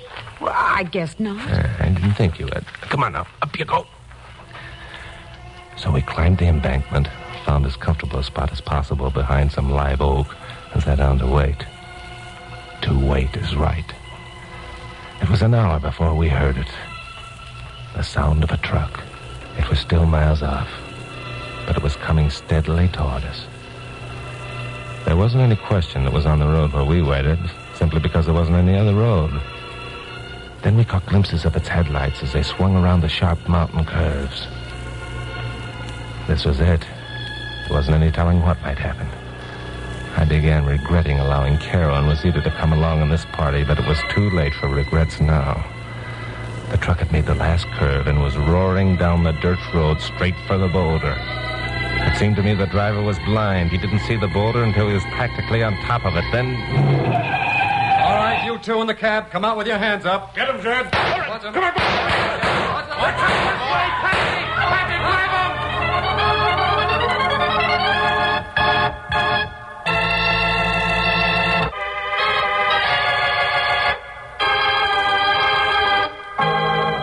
It was the cargo of the truck, the wetbacks, who'd stampeded up the embankment on our side of the road. But when they saw Pappy and me charging out at them from behind the live oaks, they must have thought the place was alive with Border Patrol cops. They went back down the embankment into the waiting arms of Mike Tanner and his men. Well, the next day, Mike went down and arrested the foreman of the rogue gang on the Dead Horse Canyon Road. Why? because it was a foreman who had been signaling a lookout on a mountain ridge about the activities of the Border Patrol. He'd been using one of the oldest and simplest signaling systems known to man, heliography, the art of flashing messages by reflected sunlight. Usually a mirror is used, but a mirror isn't necessary. This one used a shining surface of his shovel, which he kept scrupulously polished. Well, that same afternoon, Carol, Pappy, and I drove back to L.A. We got there in plenty of time for dinner at the Knickerbocker Hotel before my 7 o'clock broadcast. Well, Pappy, I guess the time has come. I guess it has, Carol. You know, sometime we're going to fool this lad by not asking him. Pappy, that's all right with me. Well? Well, what? How'd you know? Oh, that. Oh, get him. As if he didn't know what we were talking about. All right, Chucky boy. How did you guess about the signal business? I didn't guess. I figured it out. Yeah, sure. Yeah, sure. Well, I did. The foreman of the road crew was polishing his shovel before he started work. Hmm? Now, a good laborer cleans his tools after work, not before. Well, that figures. Oh, what else? Well, when I was sitting in our camp, I caught the glint of sunlight in what I thought was a rifle barrel. Only it couldn't have been a rifle barrel. A rifle barrel is too dark. This glint was too far away. Oh, so that reminds me. What reminds you of what? About that promise you made. What promise? Well, you promised that if I'd take the train back to L.A., you'd buy me a ring. I didn't. I said I'd do some serious thinking about it. You said you'd buy me one. Oh, I hate Glamour you. puss, I didn't say any such thing. I can't afford to buy you a ring.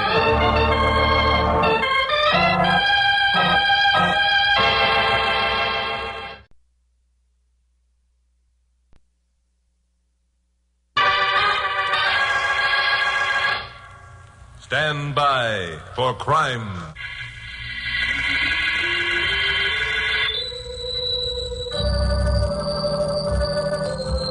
Hi, Chuck Morgan, KOP newscaster talking. Well, it was June here in Los Angeles, which meant that the countryside looked just about as it does the other 11 months of the year.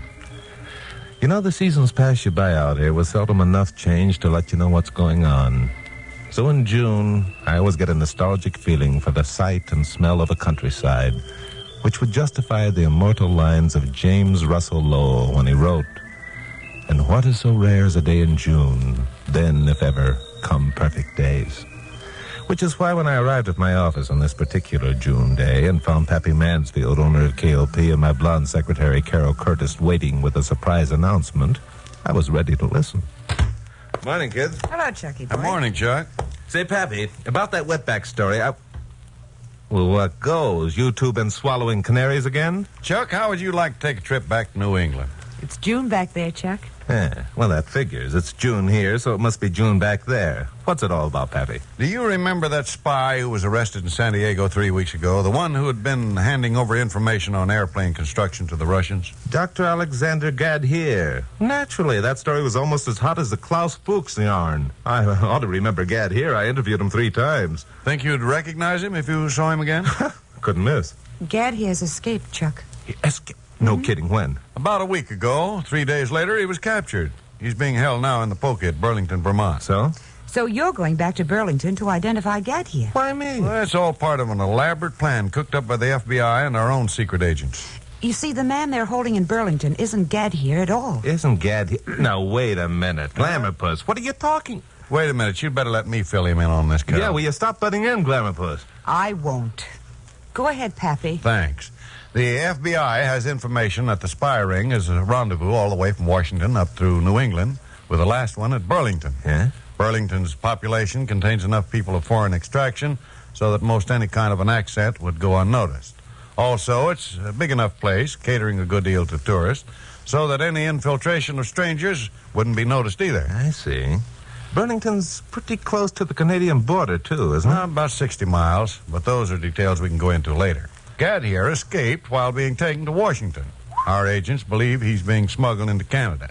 They also believe they were so hot on the trail once that the spy ring picked one of their members who looked like Gad here and let him be captured. Yeah. Now, this would take the heat off for a day or two until the mistake was brought to light, which would give Gad here time to reach the border. Pretty cute. So I'm to fly to Vermont, tell the cops that Gad here isn't Gad here, and then come home again, right? Well, there's a little more to it than that. Oh, quite a lot, in fact.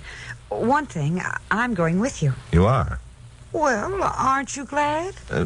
Yeah, sure. Oh, I'm not convinced that you meant that. Quiet, Glamour Puss. What's the rest of the story, Pappy? Well, when you tell them Gad here isn't Gad here, they'll apologize and let him go. Then they'll follow the man who is posing as Gad here to where Gad here is hiding, and that'll be the end of Gad here. Check? I think you'll find it won't be quite as easy as that. Huh? Well, do you want to go? It'll be a hot story if you're in on the capture of the real Gad here. I've arranged with the network for a TC broadcast. Of course I want to go. When do I leave? In an hour. Your tickets, hotel reservations, and instructions are in this envelope. In an hour? Why, that'll hardly give me time to pack. I said that'll hardly give me time to pack. Oh, Pappy, you wouldn't... Chuck, don't you want me to go with you? Don't start crying, Glamour Puss. I wouldn't go anywhere without you, and you know it. Your tickets and hotel reservations are in the same envelope, Carol, so stop worrying.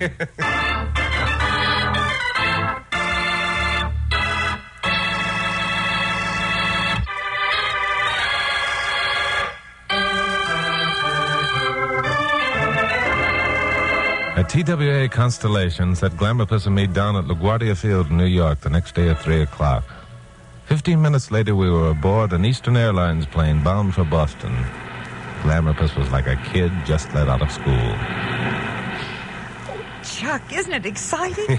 We're 3,000 miles away from home, bound for adventure, and it's June. Yeah, but it's still June back in L.A. Oh, but here it's different. How? There's new life everywhere. Things are growing and... Well, things are growing. Sometimes I think you're growing nuts. And sometimes, Chuck Morgan, I think you haven't got a romantic bone in your whole body. Yeah, you do you? Come here, you. Chuck, the stewardess. Never mind her. She's probably envious. We landed at Logan Field in East Boston at 4:45. A taxi took us through the Sumner Tunnel, down Beacon Street to Arlington, and the Ritz-Carlton Hotel. Pappy'd reserved rooms for us. Mine overlooked the beautiful public gardens. I stood looking down at them for a long time. I took a deep breath and turned away just as someone knocked at the door. Thinking it was Glamour Puss, eager to be out for some more adventure, I opened it and found the most beautiful girl standing there I'd ever seen. With the exception of Glamour Puss, of course. Hello. Hello. May I come in? Of course, by all means. To be sure, Miss... I'm Beth Hammond. Your Mr. Mansfield probably told you about me. No, as a matter of fact, he didn't, but don't let that bother you. Can I fix you a drink? Oh, no, thanks. I don't drink. I'm a pilot. Well, that's... you're a what? A pilot. If Mr. Mansfield didn't mention me by name, he probably spoke of Hammond Airlines. Hammond? Oh, yeah, that's right. He chartered a plane from them to fly us to Now, don't tell me that... That's right.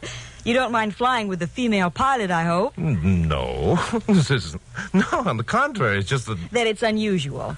Is that the word you're groping for, Mr. Morgan? Yes. And will you call me Chuck? Okay, Chuck. Thanks. Most people have the same reaction when they learn they've hired a female pilot. So I always present myself first and offer them a chance to back out if they want to. No. Don't you even think about such a thing. Splendid. My brother and I own the airline, and I have umpteenth flying hours to my credit, and... Uh-oh. Think fast, Chucky boy. Oh, hello, Miss Curtis. Come in, won't you? Miss Curtis? What in the name of... Oh. Miss Curtis, I'd like to have you meet Miss Hammond. Miss Hammond, this is my secretary, Miss Curtis. Hello, Miss Curtis. Hello. I don't want to seem too personal, but... Miss Hammond is the pilot of the plane Pappy chartered to fly us to Burlington tomorrow. Oh, she is? Good old Pappy. Pappy thinks of everything, doesn't he? I know what you mean. Well, are you ready to dictate those letters? Letters? What letters? Oh, I'm sorry. I should have known you'd be busy. Busy? No, wait. I'm sorry, too, but the letters really can't wait. They're terribly important. Of course, I understand. I'll see you both tomorrow, then. 8 o'clock sharp at Pier 13. Pier 13? Oh, I'm sorry I didn't mention it before. We'll fly up in a seaplane. Oh. That way I can put you down on Lake Champlain, right at Burlington's front door. Well, that's wonderful. Well, we'll see you tomorrow, then, at 8. Right. Goodbye, Miss Curtis. See you tomorrow, Chuck. Right, Chuck. Goodbye. Yeah. Chuck? What? Oh, don't give me that what stuff. Why was she calling you Chuck, Chuck? Now, look, Glamour Puss. I don't like that dame. She's too good looking. Glamour Puss, can I help it if a woman She had a happens wicked gleam in her eye. She called you Chuck, which was forward, and she was rude to me. Oh, I give up. I don't. Spy ring or no spy ring, I'm canceling that charter right now and hiring another. Glamour Puss didn't cancel the charter. I didn't let her. So the next morning at 8 o'clock, a cab dropped us at Pier 13 on Atlantic Avenue. And we found Beth Hammond waiting for us there with a speedboat. She was dressed in a pilot's uniform and looked lovelier than ever. Hello there. Hi. You're ahead of time. Jim will take your luggage. That's the plane out there. Are you sure you know how to fly it, Miss, what was the name? Hammond. Beth Hammond. And you needn't worry, Miss Curtis. I have umpteenth flying hours to my credit. Yeah? How many is umpteenth? A lot. Now look, Glamour Puss, either you're going to get some sense into your head and begin acting like a lady, or I'm sending you back to L.A., which you'll be. But, Chuck, I'm only trying... I mean it. Make up your mind. Oh, all right. I'm sorry, Miss Hammond. That's better. Okay, Jim, you grab hold of our luggage, huh? Thank you. Glamour Puss felt better, and so did I when we got into the air. We skimmed the Custom House Tower and headed northwest. In no time at all, we'd flown over northeastern Massachusetts, cut across the southwestern corner of New Hampshire, and had picked up the silvery trace of Lake George in New York State. Directly ahead, serving as a boundary between northern Vermont and New York, was Lake Champlain. I was beginning to regret having blasted Glamour Puss and was thinking up some kind of an apology when something happened. Chuck, something's wrong. Yeah, it sounds that way. Any trouble, Miss Hammond? I don't know. Sounds like a clogged gas line. Oh. Clogged gas line? Oh, I knew that woman was to be trusted. Chuck, are we going to crash? No. Don't get excited, Glamour Puss. This is a seaplane, remember? Right down there is Lake Champlain. We can set down as light as a feather. Yeah? Well, I don't like it. Don't worry, folks. We'll be all right. Sure, we were all right. I knew that, as far as crashing was concerned. But I had to agree with Glamour Puss. I didn't like it either. We hit the water with hardly a splash and taxied close into the shore. Almost at once, a motorboat put out from a tiny inlet. The only unusual thing about this was that the shoreline was a veritable wilderness. What would a motorboat be doing here? There were 4 men in the boat. 3 of them carried objects cradled in their arms. Cradled is right. They were submachine guns. Now, what the... All right, big shot. Sit right where you are. Chuck, she's got a gun. Yeah, and it's pointed right down your gullet, mush mouth. One move and you get it. Mush mouth? Chuck, did you hear what she called me? Yeah, I heard her, Glamour Puss. Well, aren't you going to do something about it? Yeah, he's going to do something. Get over and open the door, big shot. Yeah, of course. I'm glad to accommodate you. Chuck, for heaven's sakes, are you going to...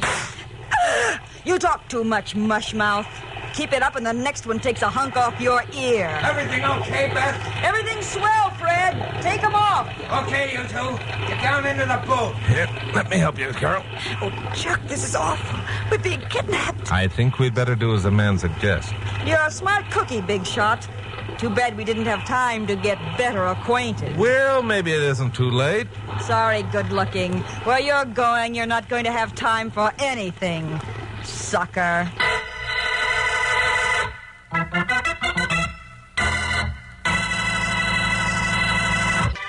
Now, the conclusion of Stand By for Crime.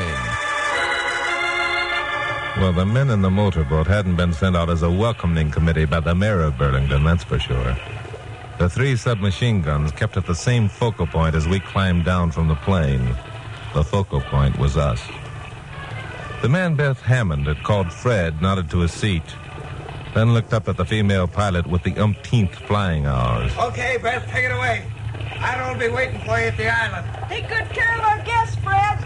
I'll see you round. The motorboat swung away and headed for shore, with the 3 submachine guns a constant reminder this was no practical joke. We went up a path and came to a shack that was completely concealed in some heavy timber and went inside. The man called Fred pulled out a chair and sat down across the rough table from where I'd been ordered to sit. Well, everything came off fine, quite according to plan. You must confess you were neatly led into our trap, huh, Morgan? Yeah, okay. I confess it. Now, what's this all about? A fair question. I'll get right to the point.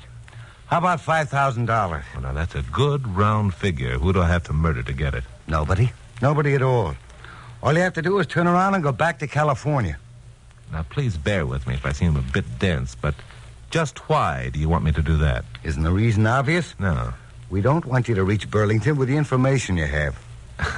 Now, look, one of us is way off the beam. Just who do you think I am? You're Chuck Morgan, newscaster on KOP in Los Angeles. Young lady with you is Carol Curtis, your secretary. Well, you got me pegged, all right. Now, what's this information I'm supposed to have? Come on, Morgan. You're not as naive as all that. Well, how about it? I tell you, I haven't got any information. I see. Harry, I think Mr. Morgan needs to be convinced that we mean business. Now, look. That's enough for now, Harry. Do we understand each other now, Morgan? Yeah, I think I'm beginning to get an inkling of your plan.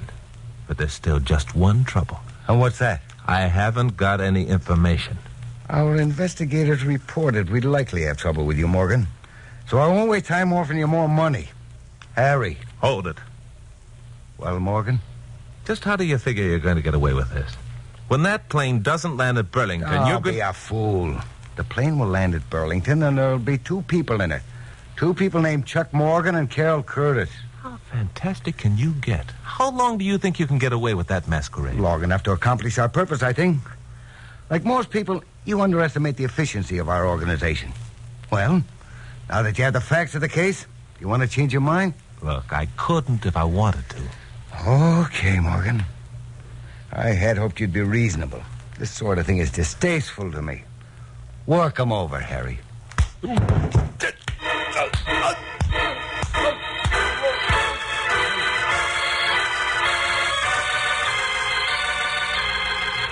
Harry worked me over all right.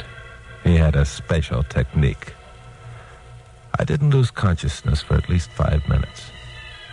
I had no way of telling how long I was out. But sunlight was streaming through one of the cabin windows, making a pattern of moving leaves on the plank floor. I lay there, tied hand and foot, studying the moving pattern for a long time, trying to recapture all my senses, trying to figure this thing out. After a while, I looked around and saw I was alone. But a moment later, a door squeaked. Someone came cautiously into the room. I lay without moving, pretending to be still unconscious. Chuck.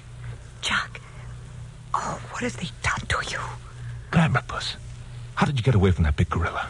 Well, even big gorillas are susceptible to a come-on smile. Do you mean that you... I mean that he's lying in the other room with a lump on his head as big as a grapefruit, made with a poker he didn't know I was holding. Glamourpuss, if I ever kid you again about being scared, you can hit me over the head with a poker. Untie me, will you? That's what I'm doing. Turn around here. Oh, take it easy.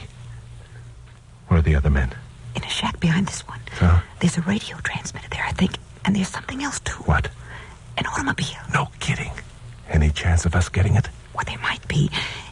As soon as I get you loose, you can take command. After all, it's the man's place to take command. It was at times like these that I realized Glamourpuss was more than a beautiful blonde who played straight man for me. She had what it takes. We went out the front door and sneaked around the cabin. The car was there, parked beside the radio shack. It was our only hope, and a slim one. I stood there, wondering how we could lure the men inside the shack, outside and away from the car, and thinking there wasn't much chance. And suddenly it was done for us. Fred! Hey, Fred! Come here! It's the gorilla. I guess I didn't hit him hard enough. You did fine, Glamourpuss. Here come 2 of them. Well, the 4th must still be inside. Yeah, but it's our only chance. Come on. We took off of that automobile like a couple of jackrabbits, praying the keys would be in the ignition. We reached the car just as the 4th gorilla appeared in the radio shack's doorway. He didn't have his machine gun with him, which was fine with me. Into the car, Glamourpuss. My knuckles were sore for days after that one. I heard the car motor start, and I knew we got a real break because the keys were there. Then things happened fast. There was a yell from the direction of the cabin, but Carol had the car underway and I was in it. We were a good 50 feet along the wooded road when the first burst of machine gun fire came. Apparently, the marksman was too excited for effective shooting because the bullets sailed merrily overhead. Then Carol jerked the car out of sight around a curve and we were safe, at least for the minute. Keep it up, Glamour Puss. You're doing swell, honey. Chuck, I'm scared. You drive. Not until we get a lot further away than this. Come on, give her the gun, baby. What if they have another car? What if they have? With you at the wheel, they haven't got a chance. Please, Chuck, just because I hit a man with a poker... Now, don't start bragging. Drive. I'm not bragging. I'm just too scared to hold the wheel steady. All right, Glamour Puss, all right. I guess we've got enough of a lead. If we had time, I'd kiss you. Maybe I'd better anyhow. So we changed places. And a half hour later came to a gravel road. We turned north on this. Apparently the gang back at the cabin only had one car and we were in it. At least there were no signs of us being followed. But they had the boat. And they had the radio transmitter. Which gave me an idea. At the first farmhouse we came to, I stopped. What are we stopping here for? You see those telephone wires running into that farmhouse? Uh-huh.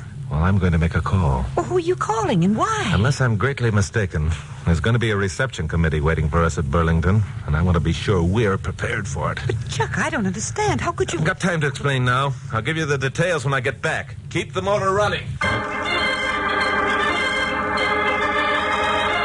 Well, I made my phone call and got through to the party I wanted. Then Carol and I headed north again. I told her what my idea was, and she told me I was smart to have figured it out. And I told her she was a brave, good girl, and we both agreed we were wonderful. By that time, we'd reached the outskirts of Burlington. Burlington, Vermont's largest city and probably one of the most beautiful cities in New England.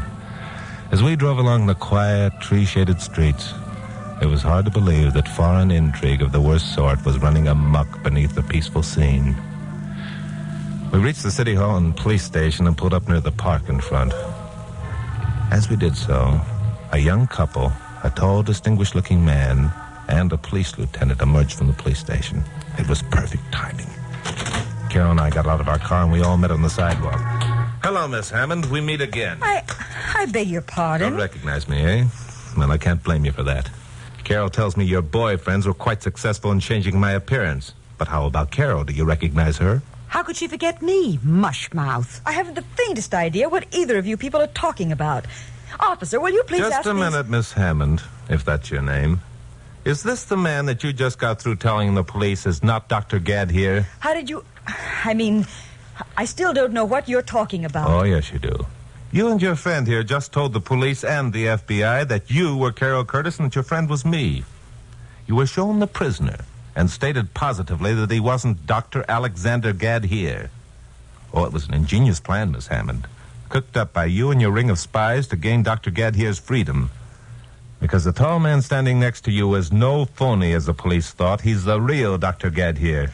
My plan is still going to work. Run, Dr. Gadd here. Dr. Gadd here isn't going to run, Miss Hammond. There's a policeman standing on the steps with a rifle aimed at Dr. Gadd here's head. And there are other policemen all over the place waiting to pick up your pals who are going to try and help you effect this escape. I don't believe you. You're lying. The plan couldn't fail. It was too foolproof.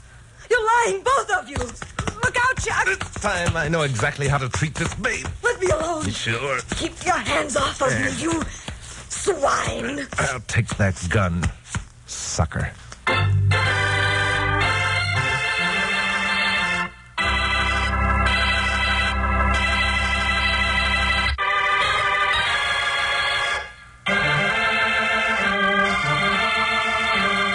Well, the Burlington police did their job well. Besides Beth Hammond and her friend, they picked up 5 other agents who were planted around the station, ready to lend a hand in helping Gadd here escape if it were necessary. But they did better than that. One of their planes scoured the east coast of Lake Champlain until they spotted a motorboat that looked like the one I described. It contained Fred and his gang, which added 4 more to the total take of enemy agents that day. Well, Glamour Puss and I spent the night and the next day in Burlington, and I did my broadcast. 2 days later, we were back in L.A. reporting to Pappy Mansfield. Well, that was nice going, kids. But what I can't figure out is why those 2 who were posing as you just didn't go up to Burlington and tell the police that Gad here wasn't Gad here without bothering to try buying you off? Well, there are a lot of reasons, Pappy. In the first place, they didn't know how much time they had. In the second place, if they could have bought me, it would have been far less risky. You see, the fact that Chuck would recognize Gad here as Gad here and not a phony was the information that character Fred was trying to buy from Chuck. Chuck figured it all out when he was unconscious. When he was unconscious? Oh, she means, of course, after I returned to consciousness, don't you, Glamour Puss? Yes, of course. Oh, I see. Well, tell me, what are you two so sweet to each other about all of a sudden? Pappy, I want to tell you that Carol is one of the bravest girls I've ever known. One of the bravest? I mean the bravest. And I want to tell you, Pappy, that Chucky Boy is one of the, the smartest man I've ever known. Well, my. Say, Chuck, how do you figure that spy ring knew all about our plans? Oh, because they're spies, Pappy. That's their business. Now, don't ask me how many agents there are here in L.A. and who they are, because I don't know. You talk to the cops or the FBI or somebody. But all I know is they have some beauties among them. Ah, that Beth Hammond, for one. What a dish. Chuck Morgan. But Glamour Puss, she was beautiful. She had to be. What do you mean she had to be? Oh, Glamour Puss. She was supposed to be the secretary of Chuck Morgan, wasn't she? And isn't Chuck Morgan's secretary the most beautiful girl in the world? Oh, Chucky boy, you cute. Oh, what a line you've got. And I love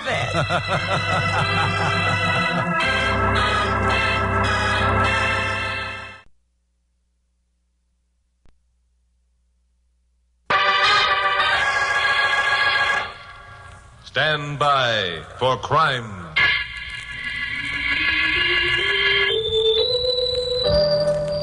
Hi, Chuck Morgan, KOP newscaster, Los Angeles. The story I'd like to tell you about today really began back in 1919. It's quite a while ago as far as I'm concerned. In fact, I wasn't even around at the time. Therefore, I was completely in the dark when the telephone call came from my blonde secretary, Carol Curtis. Carol had been away on a short vacation. Was due in at International Airport last Monday morning when I was to meet her.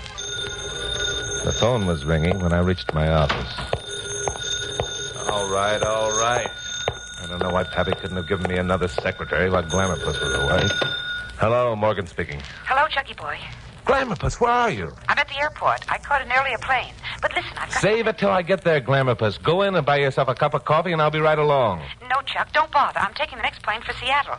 You what? In Seattle, I'm catching a plane for Vancouver. Now, look... Wait a minute. What's this all about? Well, if you'll stop interrupting, I'll tell you. I only have a minute before the plane leaves. You're not taking any plane, but go ahead and talk. Well, somehow my suitcase got mixed up with another passenger's. Yeah? After we landed, I went into the ladies' room, and when I opened the case, it was full of money. It was what? Thousands and thousands of dollars. Oh. And there was also a map, or half a map. Something about the Quentin McLean fortune. So I'm going up to Vancouver to collect the other half of the map. Are you nuts, or you're just trying to be funny? Now, you get back... Sorry, Chucky boy, I've got to catch that plane. Call me at the Vancouver hotel. Bye. Glamour Puss, I'm going to... Hello. The dumb-headed blondes. Oh, hello, Pappy, come in. Well, what's the matter with you? Plenty. That was Carol on the phone. She's lost her mind. No kidding. What hospital are you committing her to? Now, look, this isn't funny.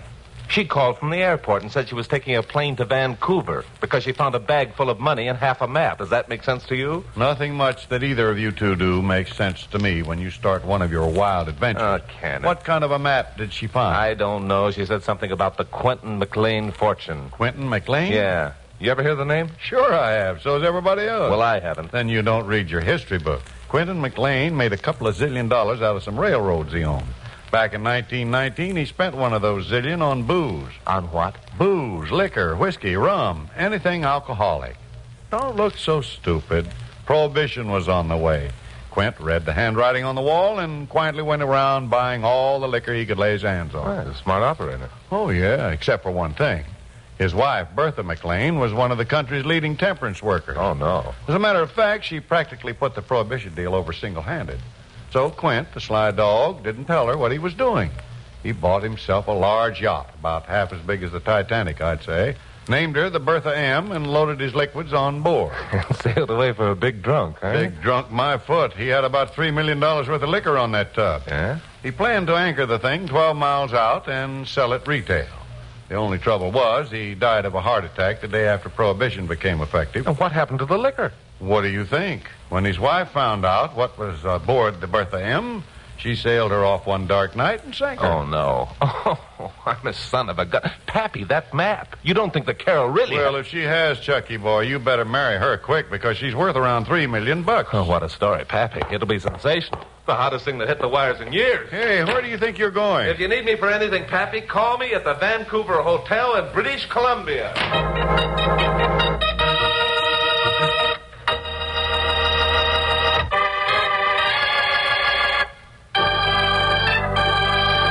Well, I caught the next plane for Seattle and settled down to do some heavy thinking. And the more I began to analyze this nutty caper, the more it seemed like an adventure yarn from the pen of Robert Louis Stevenson. Still, there was the money and the map, and Pappy's story about the Quentin McLean booze ship. Then the usual questions began to present themselves.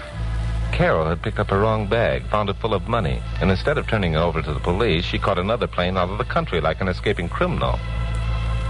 On the other hand, I checked at the airport and found that no report had been made of a stolen suitcase full of banknotes. Now, why? Well, I wasn't any nearer the answer when we landed at Seattle, and I picked up a plane for Vancouver. I was even farther away from the answer when we sighted the peaks of the Lions, and then began to ease down toward the airport of the lovely city of Vancouver, British Columbia. You know, I half expected to find Glamourpuss waiting for me at the loading gate, but of course she wasn't. Someone else was, though. A very beautiful girl in a light blue linen suit and a rakish beret. She picked me out of the crowd as though she'd known me for years and stuck out her hand. Hello. You're Chuck Morgan, aren't you? Yeah, that's right. I'm sure I've never met you before. I couldn't forget that beautiful smile. Carol said you'd probably make a remark like that. I'm Candace Campbell. Carol? Carol Curtis? Yes, that's right. We got acquainted coming up on the plane. She's staying with me in my apartment. Oh, I see. Well, how does she know I was coming, and why isn't she here to meet me? She said she knew you were coming because she said she knew you. And the reason she isn't here to meet you is because she'd some urgent business to attend to. And the reason she asked me to meet you is because she knew you'd look for her at the Vancouver Hotel. They're filled up there. So I guess you'd better come home with me. I've plenty of room. It seems to clear things up. Did Carol say where she was going on her urgent business? No, but she did ask me where Point Sutton was located. But I'm sure that wasn't where she went. Oh, why not? Oh, because there's nothing there. Just a point of land in the wilderness jutting out into the ocean. Oh, fever does strange things to people. I beg your pardon? Oh, nothing. By the way, there must be another hotel in town where a bachelor could... No, I'm sorry, there isn't. Every hotel is filled to capacity. There's a lumberman's convention this week. Oh, I didn't know. I'm afraid you'll just have to accept my invitation. In that case, I'll be delighted to. Thank you very much. Shall we go? Well, for my money, there wasn't much about this that added up. When I mentally figured up the score, the answer came out on the wrong side of the ledger. Number one, Glamourpuss, even though the lust for gold had driven her stark raving mad, never would have sent a girl as beautiful as this Candace Campbell to meet me alone. Never. And number two, Miss Campbell was unusually anxious to have me accompany her to her apartment. Why? And I kept thinking about the situation as I was checked through customs and we headed for the taxi stand. And at last, my thinking paid off with an idea. Something wrong? No, I think I'd better check with my boss in L.A. and let him know I'm not at the bottom of Puget Sound or something. Would you be kind enough to keep your eye on that carpet bag? Of course. Just hurry back. So I found a phone booth and called the Vancouver Hotel. Asked them if they had any vacancies. They said, sure, all I wanted. So I said, how about the Lumbermen's Convention? They said that wasn't until next week. So that was that. The beautiful Candace was a cockeyed liar. But what was her game? And what had happened to Glamourpuss, and how was I going to find out unless I went with Candace to her apartment? Well, that answer was obvious. I'd have to go to the apartment and take whatever came along. So I did. The beautiful Candace drove us there in her own car. She lived on Canby Street. I hope Carol's back. She's really going to be surprised. I hope you mean she'll be surprised at the same thing I do. Well, here we are. Carol? Carol, Chuck's here. Oh, that's too bad. I guess she hasn't got back. Well, sit down, Chuck. Make yourself at home. Oh, sure can you, thanks. Can I fix you a drink? Well, that sounds like a good idea. Fine. I'll only be a minute. Well, so far, everything seemed normal. Too normal. I looked around and decided that the beautiful Candace must be in the chips. This bailiwick she was maintaining must cost at least a couple $100 a month, which for a 20-year-old working girl was a tidy sum. But who said she was a working girl? Did working girls drive around in $5,000 automobiles? So I began pondering on what kind of work a working girl would work at who lived in such luxury. Just then, the door to the bedroom opened and a man stepped out. The man was holding a gun. His face was familiar. I'd know that ugly puss anywhere. It was Pickles Beckner, the New York underworld's most recent contribution to the gutter. Hello, Morgan.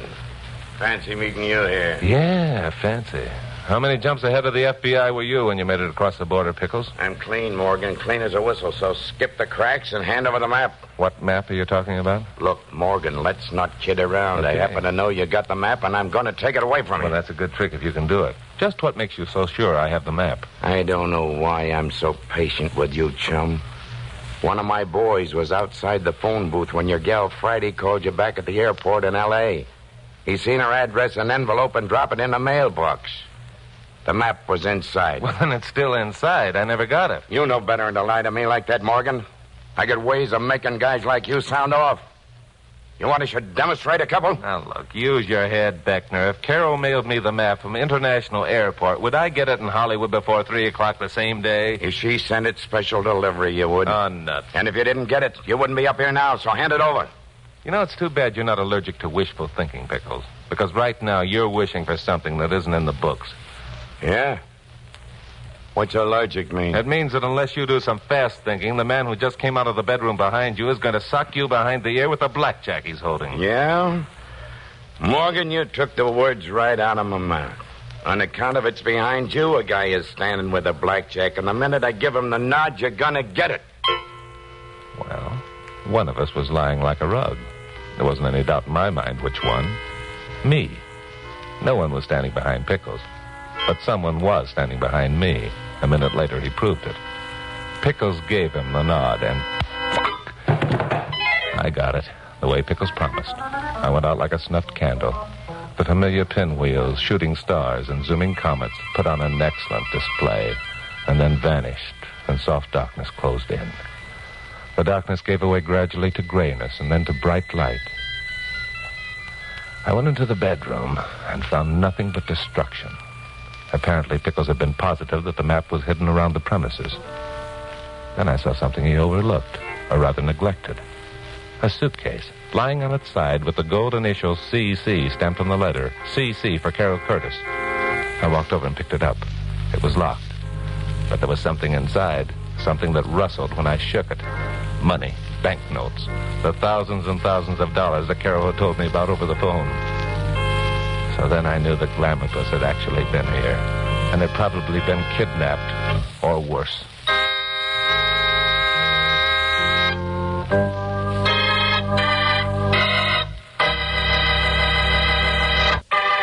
Now, the conclusion of Stand By for Crime. Well, having figured this all out didn't help matters any. The beautiful Candace's $5,000 car was parked at the curb, and the keys were in it. So I got in and headed for the nearest filling station and asked directions to Point Sutton. I drove north along Marine Drive, and after a while all signs of habitation disappeared, and I was on a deserted road with trees thick on both sides and forming a tunnel over my lights up ahead. Then suddenly, I eased up on the accelerator and swung to the side of the road. A figure was lying there, a girl, who lifted up her head when I stopped and began sobbing hysterically. Chuck, please help me. Candace, sure, I'll help you. What happened? They beat me. They kept slapping me. They told me they'd kill me unless I told. It was awful. I thought they were going to No, wait a minute. Take it easy. You're all right. Who was it who beat you? Why? Those men who were in the apartment. Pickles? Then you're... I mean, you didn't... At first, there was only one. The one called Pickles. Yeah? He kept calling me Carol Curtis. He wanted to know where the map was and the money. I told him I didn't know, and he hit me. Wait a minute. When did all this happen? Where? Right here. After that other man in the apartment hit you, Pickles made me come with him in his car. Huh? He parked right here and told me that unless I told him where the map was, he'd kill me. He began slapping my face and getting madder and madder when I told him I didn't know about the map. Well, I'll be darned. And he thought you were my secretary, Carol Curtis. Yes. Huh. Then another car came along. The other man was in it. He said he'd searched the apartment but couldn't find the map. So they left you here and started for Point Sutton. Yes. Chuck and Carol's at Point Sutton. Yeah, there's no time to lose. Look, Candace, I can't take you back to Vancouver now, but I'll drop you at the first house we come to, and you... There aren't any houses between here and Point Sutton. And I don't want to be dropped anyway. I want to go with you. Okay, if that's the way you want it, let's go. Candace's $5,000 car really lived up to its reputation during the next few minutes. It wasn't long before I saw the turnoff and swung the wheel hard. The road was filled with twists and turns. How far is it to the end of the point? And what do we find when we get there? It's only a little way. There are a couple of fishing shacks and nothing else. And we better park this handsome crate and make it on foot. There's no sense in warning Pickles if we can help it. So we parked the car, turned out the lights, and started ahead on foot. There was a bright moon, and far off to the right we could hear breakers exploding on the rocky shore. After a while we came to the first of the fishing shacks, but it was dark and deserted, so we kept on without stopping. 5 minutes later, a light winked at us through the trees. It was the second shack, and it was occupied. As we got close, the sound of surf grew louder. Loud enough to cover sound of our approach. We reached the shack and peered cautiously inside. The first thing I saw was Glamourpuss. She was tied tightly to a chair, staring toward the back end of the shack. And by the expression in her eyes, I gathered she wasn't too happy about her predicament. Chuck, it's Carol. Yeah, so I see. Careful, here comes Pickles. Pickles and another man came into range of vision. They stood in front of Glamourpuss with their backs to us, which was a lucky break. Pickles had a short length of rope in his hand with a knot on one end. All right, baby. One more chance. Where's the map? I've already told you. I haven't got it. Where's the map? I told you. I mailed to Chuck Morgan. It wouldn't do you any good anyhow. Those men... Look, chicken, if you expect me to believe that story about two men pulling a fast one by selling Pickles Beckner a phony map that they drew themselves, you're crazy. Pickles Beckner ain't that dumb? But it's true. They were here in this shack when I arrived this afternoon. I heard them talking about how they tricked you into believing an old sea captain had told them where the Bertha M was sunk. And they made a map. You're a liar. Where are these men now? A third man arrived and told them that something had gone wrong. The money and map had been stolen. All three of them left in a boat. I still say you're lying. No one pulls a job like that on Pickles Beckner. No one. If you ask me, you're a natural for a job like that. You're so used to pulling jobs like that on other people that you're... Shut up! Oh, Chuck, this is awful. Yeah, come away from the window where we can talk. This'll do it. Chuck, isn't there something we can do? Have you got a gun? No. Our only chance is to get Pickles and his boyfriend outside. Oh. Now, look. Get back to the car as fast as you can. Drive it up here with the lights on and the engine roaring. But if we warn them that Never way... mind about that. I'll take care of everything. All right. So Candace went back for the car. And I hunted around until I found a nice, fat club. Hard enough to make an impression on the skull, even as thick as the one worn by Pickles Beckner. I waited until I heard the sound of Candace's car way down the road. Then I moved up to the shack's door, and I got there just as Pickles yelled, Listen, there's a car coming. Thank heaven. Baby, one peep out of you and I'll blow your brains out. Mike does the light. Okay, now get outside and bring whoever that is inside. And don't let them give you no arguments. So after a minute, the door of the shack opened and closed. A dim figure slunk out. I followed him until we were far enough away so we couldn't be heard. Then I stepped up quickly and tried the club out for size.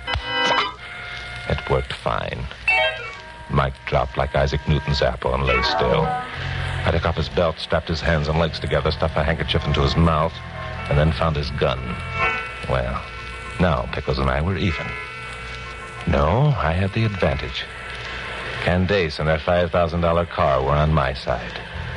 She was roaring down the road in it at a pace that threatened destruction. I sneaked back to the shack and waited. The $5,000 job swung around a curve, and the headlights brought the shack into sharp relief.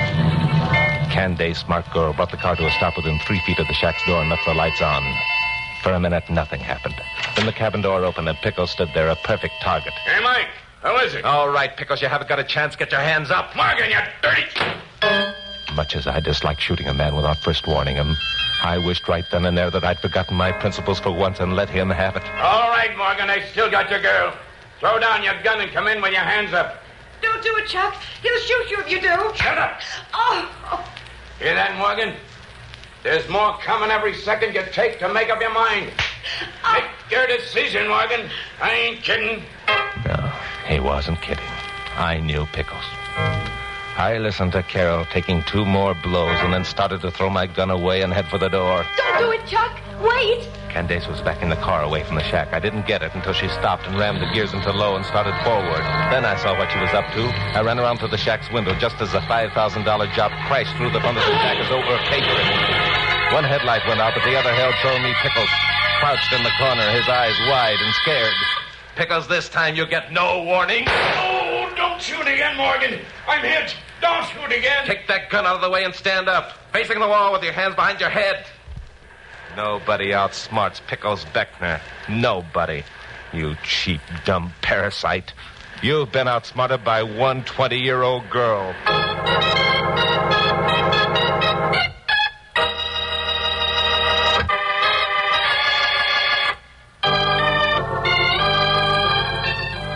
Pickles Beckner and his pal made a couple of fine prisoners.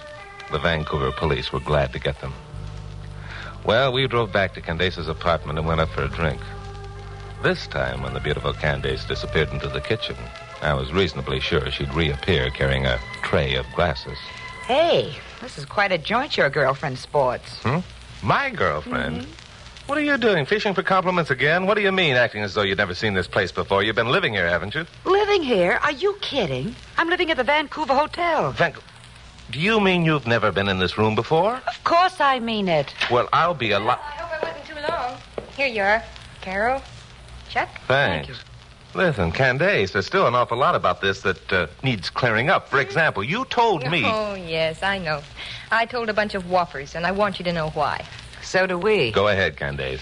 Well, in the first place, I'm Quentin McLean's granddaughter. What? You mean the man who bought the booze and stashed it on his yacht? That's right.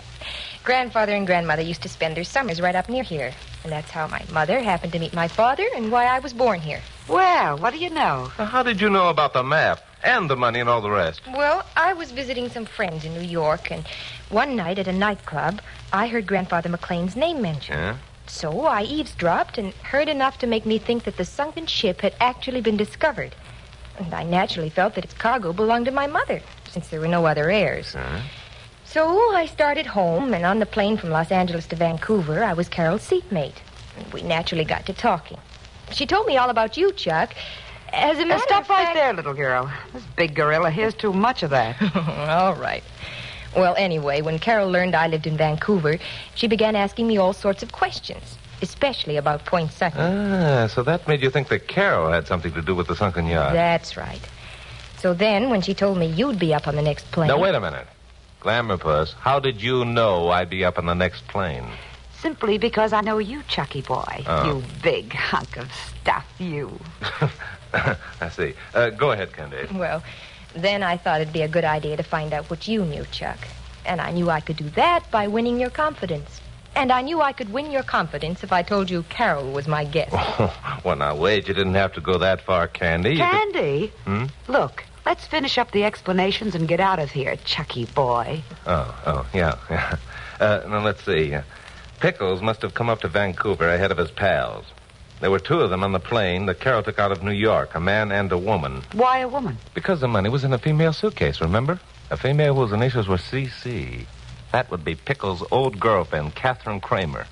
And when Carol got the wrong suitcase by mistake, neither Kathy nor her companion could report it to the police, because they probably figured that any money the Pickles could raise would be stolen. So they called Pickles in Vancouver and told him that Carol was arriving on the afternoon flight. Now, Carol arrived on an earlier flight. But I was on the second flight and left the airport with Candace. So Pickles naturally thought that Candace was Carol. But what I can't figure out is why Catherine Kramer and her boyfriend didn't try to get the suitcase away from Carol in L.A. The answer to that one is easy. What do you mean easy? Well, as soon as I found the money and the map in the suitcase, I made a copy of the map, mailed it to you, and turned the money over to the airport authorities. You what? No, wait a minute. Glamour Puss. That suitcase with the money in it is locked up right now in the trunk compartment of Candace's car. I found it in that bedroom. The initials, CC, were on it. It was yours. I heard the money rustle. Russell? Well, there's a switch. I think I can clear up that little mystery. The rustling wasn't caused by money, Chuck. Huh? There are things that a woman wears that rustle, too. Ah. And you seem to forget that my initials are also CC. Oh, no. Do you mean that all this time Oh, no. Chucky boy, this is where we came in. There's a plane back to L.A. in an hour. Shall we take it? Glamourpuss, for once I'm sure I've got the right answer. Yes, let's take the plane.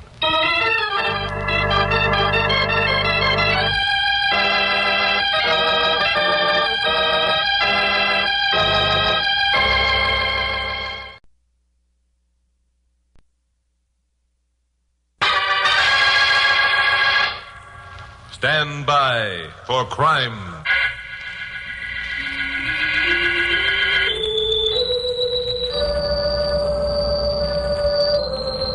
Hi, Chuck Morgan again.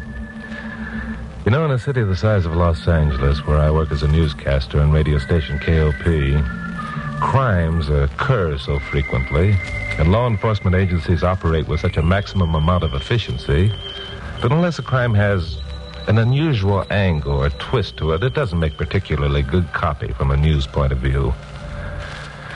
Well, we had one of those unusual angle crimes in L.A. about a month ago. It wasn't just one crime, it was a whole series of them. And what gave the twist was, oddly enough, lack of clues. No telltale cigarette stubs. No strand of hair or thread from a torn garment. Nothing. It was uncanny. I reasoned that if I could uncork the answer to this one, I'd really have a story that would make good copy. Well, it was on a Wednesday afternoon, and I picked up Carol Curtis, my blonde secretary, at a downtown street corner. Carol had been going in for welfare work lately and had been attending a meeting. Hi, Glamourpuss. Hop in. Hi, Chucky boy. Oh, Chuck, I've just had the most wonderful experience. That's all? I've been watching a demonstration by some disabled veterans. You know, boys who were wounded in Korea. Yeah? Glamourpuss, if I could crack this mystery crime deal, I'd have myself a real story. Sure. Oh, Chuck, you really should have been there. Gosh, it's amazing what they can do. One boy's name is Johnny Owens. He has 2 metal fingers for hands. He can pick up a pencil and write, shave himself, tie his own tie, light a cigarette. Sounds interesting. You know, the thing that bothers me and the police department is that each one of these crimes is worse than the one preceding it. If the mystery man keeps getting away with them, he's going to get cocky and murder someone just to make the cops look like monkeys. And we will be in the soup. Oh, gosh, I hope that doesn't happen. Chuck, do you know what I think would be wonderful? What? If you interview Johnny Owens on the air. Let him do his demonstration, and you could describe it. Oh, it would give hope to so many other amputees. Yeah, sounds like a good idea. Look, I'm going to drop you off at the studio, then go down to headquarters and have a talk with Bill Meggs. Oh, I knew you'd feel that way about it. So I've already asked Johnny to come to your broadcast tonight. You what? Uh-huh. You cute little rascal, you. Cute little rascal. 5 minutes later, we reached the studio. I put into a loading zone to let Carol out and saw Pappy Mansfield, owner of KOP, coming out of the building. He looked concerned about something. Hey, Chuck. Hey, wait a minute. Hi, Pappy. What's wrong? Get out to North Hollywood as fast as you can. There's been a murder. Bill Meggs is positive it's your mystery criminal.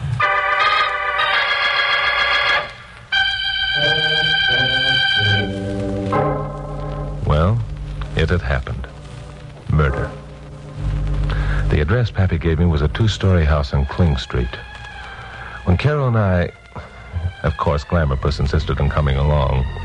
When we got there, it was late in the afternoon. A couple of squad cars were parked out front. There was the usual crowd of curious people. The cop on guard at the front door waved us inside. We went up a flight of stairs and found Bill Meggs in a room at the end of the hall. Hello, Bill. Hi, Chuck. Hello, Carol. Thought you two'd be along. Hi, Bill. That finally happened, eh? Yep. This one's as bad as the others. Well, what makes you so sure it's the work of your mystery criminal? Same deal. No clues, nothing to go on. Driving me batty. Fingerprints? None. Look, Chuck, take it easy on your broadcast tonight, will you? Yeah, don't worry about that. Fill me in, huh? Who's the girl? When did it happen? Name's Alice Carter. She's a stenographer for a law firm over in Lancashire. Uh-huh. Last night she was out on a date with her boyfriend. Got home late. Must have surprised the guy who murdered her. Well, what makes you think that? All her jewelry's missing. She'd recently inherited quite a lot of the stuff. The way I figured it is this. Alice came in quietly so as not to wake the other people in the house. Sneaked upstairs in her stocking feet and noiselessly opened the door. That's the reason she surprised the thief snitching her jewels. And that's the reason he killed her. That makes sense. How about her boyfriend? We've checked him. He's clean. Well, how about the other people at the house here? Place is owned by an old couple named Fairmont. They take in roomers to help the budget. There are 3 other girls besides Alice. None of them heard anything. None of them could think of a reason why anyone would want to murder Alice. Except that she had $10,000 worth of jewelry lying around. Carter. You know, Bill, I had an item on one of my broadcasts last week about an Alice Carter inheriting some family jewels. Quite a well-known family in San Francisco. That's right. Kid didn't have sense enough to stash them away in a safe deposit box. Want to see the body? Yeah, let's have a look. If you don't mind, I'll stay here. Okay, Glamorous. Well, there she is. Good-looking kid. When was the body discovered? Not till around noon. Mrs. Fairmont didn't come in to clean until then. I see. What are those marks on her throat? Could have been made by a pair of hands. Could have been a belt or a cord. Yeah. Anyway, she was strangled, which explains why she didn't get a chance to scream. You haven't uncovered anything that would give you a lead yet, Bill, huh? Well, nothing except the fact that whoever did this job must have been a fair to middling second-story man. Trouble is, second-story men aren't usually murderers. That's true. Come on over here. Stick your head out that window and look around. Yeah. See what I mean? Yeah. Walnut tree and the vine against the house. Still, the guy would have had to have been pretty good to make it. How about footprints in the ground down below? There aren't any. Well, it sounds like the work of our mystery man, all right. I suppose you've picked up all your suspects. The last 2 of them are down at headquarters now. I haven't much hope. Just a bunch of good, decent people like the murdered girl. I feel like a heel even questioning them. Well, a cop has to do a lot of things he doesn't like. So does a news reporter. Right now, I've got to go back and write a story about this for my 7 o'clock broadcast. Well, thanks for giving me the scoop on this, Bill, and don't worry about the way I'll handle it.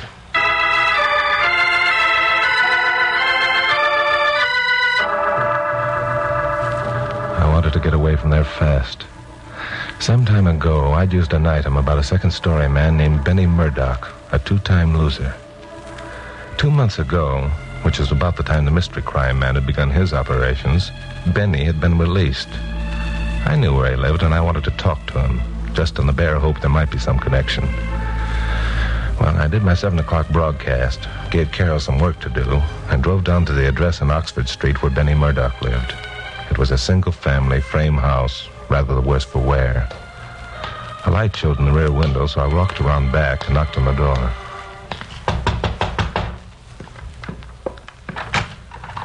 What do you want? I want to talk to Benny. Is he in? Who'll I say wants to see him? Chuck Morgan. Chuck. Well, so you're him. I don't know what you mean by that, but I'm Chuck Morgan. Is Benny home? Not to you, he ain't. On your way, you lousy squealer. Benny don't want no part of you. Hey, get out of here. I'll call the cops. Why don't you, Bess? It'll save me the trouble. What do you mean by that, Crack? How do you know my name? Benny mentioned your name several times when I interviewed him a couple of months ago. And you can take that crack any way you want to. Where's Benny? He ain't here. Where is he? None of your business. Okay, Bess, if that's the way you want to play. Hello, Benny. Come on out and be sociable. Sure, Morgan. I was just going to do that anyhow. Sit down. Make yourself comfortable. Anything I can do for you? Benny, are you going to let this meathead get Take away? it easy, Bess. That ain't no way to treat a guest. Now, what's on your mind, Mr. Morgan? Just a couple of questions, Benny. Where were you last night when that girl out in North Hollywood was murdered? How do you like that? Who does this guy think Shut up, he is? Bess. I'll do the talking. You want to know where I was, Morgan? Yeah. Sure, I'll tell you. I was playing snooker over at Abe Berman's. You can prove that. Come on, wait a minute. Abe Berman's joint was closed up 2 weeks ago. No kidding. Benny, are you nuts? You got an alibi. Tell the jerk. You let me handle this, Bess. All right, anything else you want to know, Morgan? Okay, Benny, so you hate my guts. We'll let it ride that way. However, get this through your head. I'm down here to do you a favor, nothing else. You're down here to do me a favor, huh? Yeah. Well, there's one for the book. Well, just tell me about it, Morgan. I'm dying to hear the punchline. Sure, I'll tell you. The guy who murdered that girl was a second-story man. He was pretty good at his trade. Well, that's me, all right. There ain't no better second-story man in the profession than Benny Murdoch. Benny, are you going screwy or something? Morgan here thinks you murdered the babe. Oh, let him. Let him think anything he wants. Got my reputation to think of. Somebody says they're a better second-story man than me, they're crazy. I can prove it. Did you prove it last night, Benny? Don't answer him, Benny. Bess, I don't want to have to tell you again to shut your trap. Now, you get over there behind Mr. Morgan and don't speak till you're spoke at. Now, Mr. Morgan, what was this favor you were saying you done for me? It isn't much. Sooner or later, Bill Meggs is going to remember that you're the best second-story man in the business, and he might come around asking questions. So, unless you've got the answers, you better leave town. You see, Bess? That's Mr. Morgan's favor. He's giving me a tip. He's telling me to get out of town unless I got some answers. You're a fool if you listen to him. Well, maybe I am, maybe I ain't. Looks like Mr. Morgan's the right guy after all. He's given me plenty of time to take a powder if I ain't got the answers, huh? That's right, Benny. So I take it on the lam. So then the cops figure I strangled that babe in North Hollywood whether I did or not. So they put out a dragnet and picked me up. Morgan, you got my everlasting gratitude for this favor you're doing me. Okay, Benny. How did you know the girl was strangled? You see, Bess, the guy's clever, too. How did I know the girl was strangled, he asks. He don't figure I listen to radio or read the newspapers, I guess. I didn't mention on my broadcast how that girl died. I wouldn't know about that, chum. I didn't listen to your broadcast. I listened to somebody else's. You know, Morgan, I'm kind of glad you dropped in on us tonight. You know why? Nah, tell me. Well, I never forgot how you helped send me up that last time. I used to while away the time and stir thinking what I'd do if I ever got things set up just right to pay you back. So you think you got things set up just right now? You put your finger on it, pal. Things are set up just right now. Nobody asked you in here. You forced your way. You ain't no cop, and a man's got a right to protect his own home. You all set, Bess? All set, Benny. So now I knew that Benny had been play acting all the time. He was a mystery man of crime, and he wanted me to know it, because the knowledge wasn't going to do me any good. Bess was behind me, and Benny had suddenly produced an ugly-looking automatic. Don't move, Morgan. Stay right where you are. Bess, let him have it. Bess let me have it, all right. Something hit me on the side of the head, and comets began zooming around the room. Far, far off, I heard Benny yell, "Hit him again! This I'm enjoying!" So Bess hit me again, and I tumbled to the floor, still clinging to a shred of consciousness. Benny's leering face was above me. I saw his foot swing back and drive forward, and then a curtain of darkness closed down, obscuring everything. Eons of time later, I saw stars dancing around in an endless circle and heard distant sounds that were vaguely familiar. I closed my eyes and opened them again. The stars were still there. I realized they were real. I was lying on my back on the cold, cold ground looking up at the firmament. The sounds I'd been hearing were the normal sounds of traffic. I sat up and fell back again, conscious of pains and aches all over my body. After a while, I tried it again. This time, the world stopped spinning, and I managed to get out my lighter and look at my watch. 10:15. I'd been out cold for more than 2 hours. Benny had had his revenge with interest, and now I was going to have mine. I got to my feet and staggered toward a street light. A block away was a drugstore. Somehow I made it. The clerk stared at me pop-eyed as I swayed across the floor toward a phone booth. I found a dime and dropped it in the slot.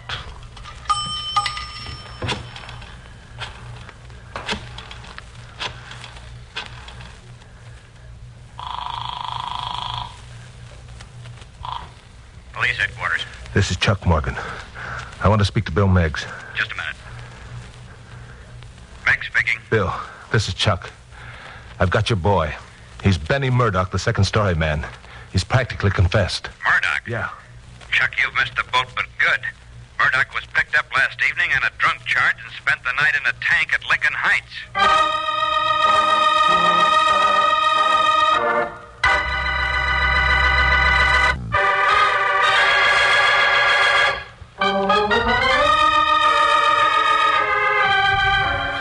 The way Benny Murdoch had played me for a sucker was something I didn't like to think about. Worse, there was nothing I could do about it, which didn't help my mood any. It didn't help it any further when I got back to the office and found Carol waiting there with a visitor. Oh, Chuck, I thought you'd never get here. Oh, what happened to your face? Nothing. Look, Glamourpuss, I want you to dig up all the information you can on a certain... Wait a minute, Chuck. First, I want you to meet Johnny Owens. Hi, son. Where's Pappy, Glamourpuss? Hi, Mr. Morgan. Say, I'm glad to meet you. I never miss one of your broadcasts. They're swell. Thanks. Where's Pappy, Glamourpuss? Oh, I don't know. Now, if you'll stop rummaging through that drawer, I think it might be a good idea if you and Johnny ran through your interview. What? What interview? Will you please pay attention? This is Johnny Owens, the boy I was telling you about. Johnny Owens? Who's Johnny Owens? It's the first time I ever heard his name. What does he do? Golly, I guess I'd better be going. You stay right where you are, Johnny. Oh, Chuck, you take this script and read it, or I'll quit. Then quit. Oh, Chuck, please listen. Johnny's the amputee whose demonstration I saw this afternoon. Oh, gee. I'm sorry, son. Well, that's better. Now, are you ready for a run-through? I can't do it tonight, Glamourpuss. It's impossible. There's a girl been murdered out in North Hollywood. If I talked about anything but that, I'd lose every listener I had. You know that. No, I don't know it. What Johnny has to say is more important to the American people than, well, just another murder. Look, folks, let me bow out of this one, will you? I didn't mean to cause so much trouble. Mr. Morgan knows what's best for his listeners. I'm sorry, Johnny. Please forgive me. Well, there's nothing to forgive you for. Well, I'll get along. Nice meeting you, Mr. Morgan. I'm sorry, son, but some other time, huh? Yeah, sure. Chuck Morgan, I should think you'd be ashamed of now, yourself. Now, look, Glamourpuss, Don't speak to me. I despise you. And I'm quitting as of right now. Good night.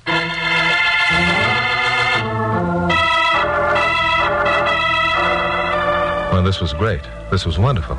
Besides feeling like a sucker, I now felt like a first-class heel. Well, I did my 11 o'clock broadcast, and I told my audience absolutely nothing more about the North Hollywood murder than they already knew. Well, after the broadcast, I drove out to Kling Street. With the help of the cop on guard, I examined the walnut tree and the vine outside the murder room window. It netted me nothing except a few marks made by the murderer in his efforts to scale the wall. I got back to my apartment about 1 a.m. and tried to get some sleep, but that didn't work either. Around daylight, I woke up in a cold sweat and phoned Carol. She didn't answer. I got dressed, drove over to her apartment, and spent 10 minutes beating on her door. Then I drove out to her mother's place in Encino. She wasn't there either. At exactly noon, I got back to the office. Glamourpuss. Hello, Chuck. I've been looking everywhere for you. Where the devil you been? Here. Here? What do you mean here? I couldn't quit. You haven't hired anyone else, have you? Glamourpuss, you're wonderful. Of course, I haven't hired anyone else. You know I couldn't get along without you. Oh, but I still think you're a heel and impolite, and I'm ashamed of you. Yes, and I don't blame you. I couldn't sleep last night for thinking about it. Oh, then you will interview Johnny? Sure, I will. Get him down here for a run-through this afternoon if you want it. Oh, Chuck, do you mean it? Certainly. Oh, that's wonderful. And next time, remind me to listen to what my very beautiful secretary has to say. She's smarter than she looks. What? Come here, you.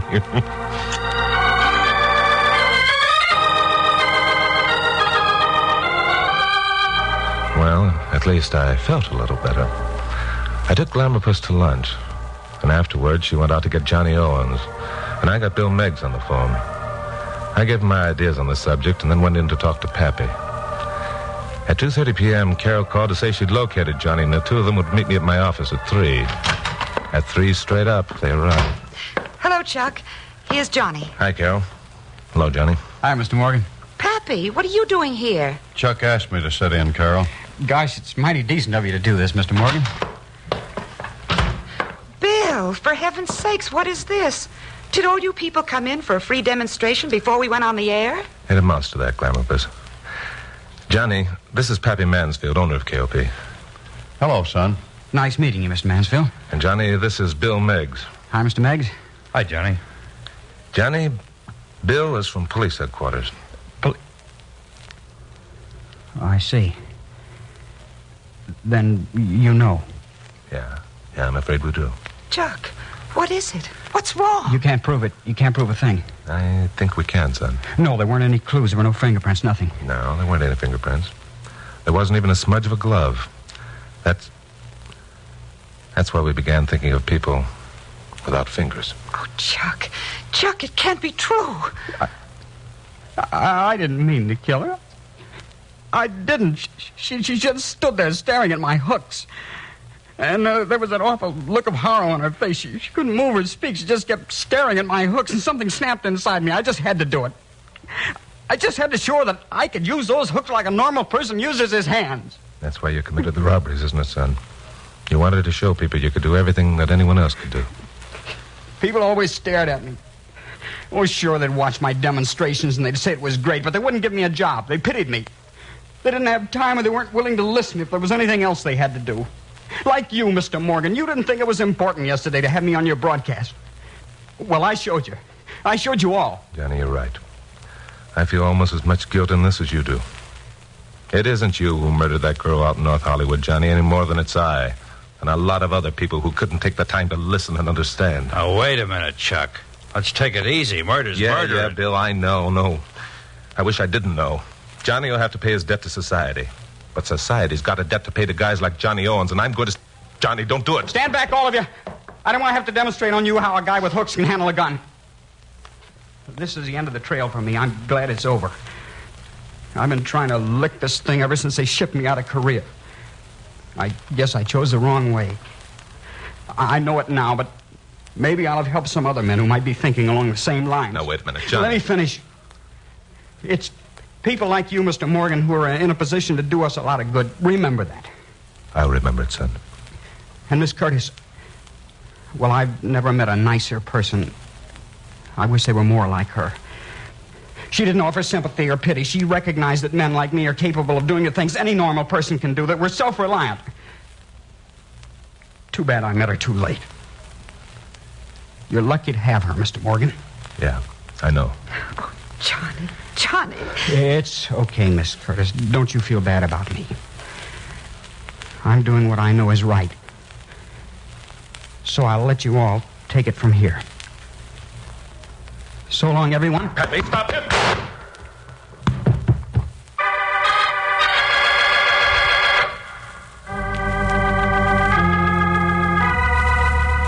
Well, Johnny Owens is dead. He blew his brains out, with us standing there watching him and not being able to do anything. Maybe it's best, I don't know. Maybe it would have been better if he died in Korea. No, that wouldn't have been any good. Some of those boys had to come back to show us poor, smug dopes how unthinking and self-satisfied we are. It's too bad Alice Carter had to be a guinea pig. But that's life, I guess. Or death. And whichever way you figure it, the whole deal was a sorry mess. Pappy Mansfield stuck around my office while I dictated the substance of my 7 o'clock broadcast to Carol. There were some questions that Pappy wanted answered. There must have been something besides the fact that there were no fingerprints to cause you to suspect the boy, Chuck. Yeah, Pappy, there was. The marks on Alice Carter's throat to begin with. They might have passed for thumb marks or marks made by a belt or a cord, but there were 2 sets of them. A fact that meant nothing to me until I saw Johnny's metal fingers. Anything else? Yeah. I went out to the Kling Street house. I looked at the walnut tree and the vine on the side of the building. There were similar marks on both. Who else but a soldier, trained to lick the most hazardous obstacle course, could scale that wall so easily? I see. Well, that's the way things go. Oh, by the way, Chuck. Yeah? In your 7 o'clock broadcast, you don't have No, to don't worry, Pappy, don't worry. I know how to handle it. Good. Well, I'll be getting back to my office. Don't take it too hard, kid. We won't, Pappy. So long, Pappy. He's nice, Chuck. Yeah, he's swell. We haven't got much time. It's after 6. Yeah. I think I'll ad-lib this one, Glamourpuss. Just make a few notes. Okay, Chuck. You know, honey, self-respect is more important to a man than anything else. He can lose most anything else, even his arms, and lick the handicap, if he can hold his head up and look at his fellow man on an equal footing. In the case of Johnny Owens, that was almost wholly the responsibility of his fellow man, wasn't it? Yeah, it sure was, Glamourpuss. How blind can people be? We thought we were doing our duty by watching Johnny do his demonstration and complimenting him, and then pitying him. We forced him to prove he was our equal. Honey, we owe so much to those boys. So big a debt. Do you think we'll ever open our eyes and realize that we've got to help? You're in a position to help, Chuck. More than anyone. That's the last thing Johnny said. Yeah. He said something else, too, Glamourpuss. Yes, Chuck? Tonight after the broadcast, when I drive you home, and every night, Remind me to tell you what a very swell person you are. And I love you very much. Oh, Chuck.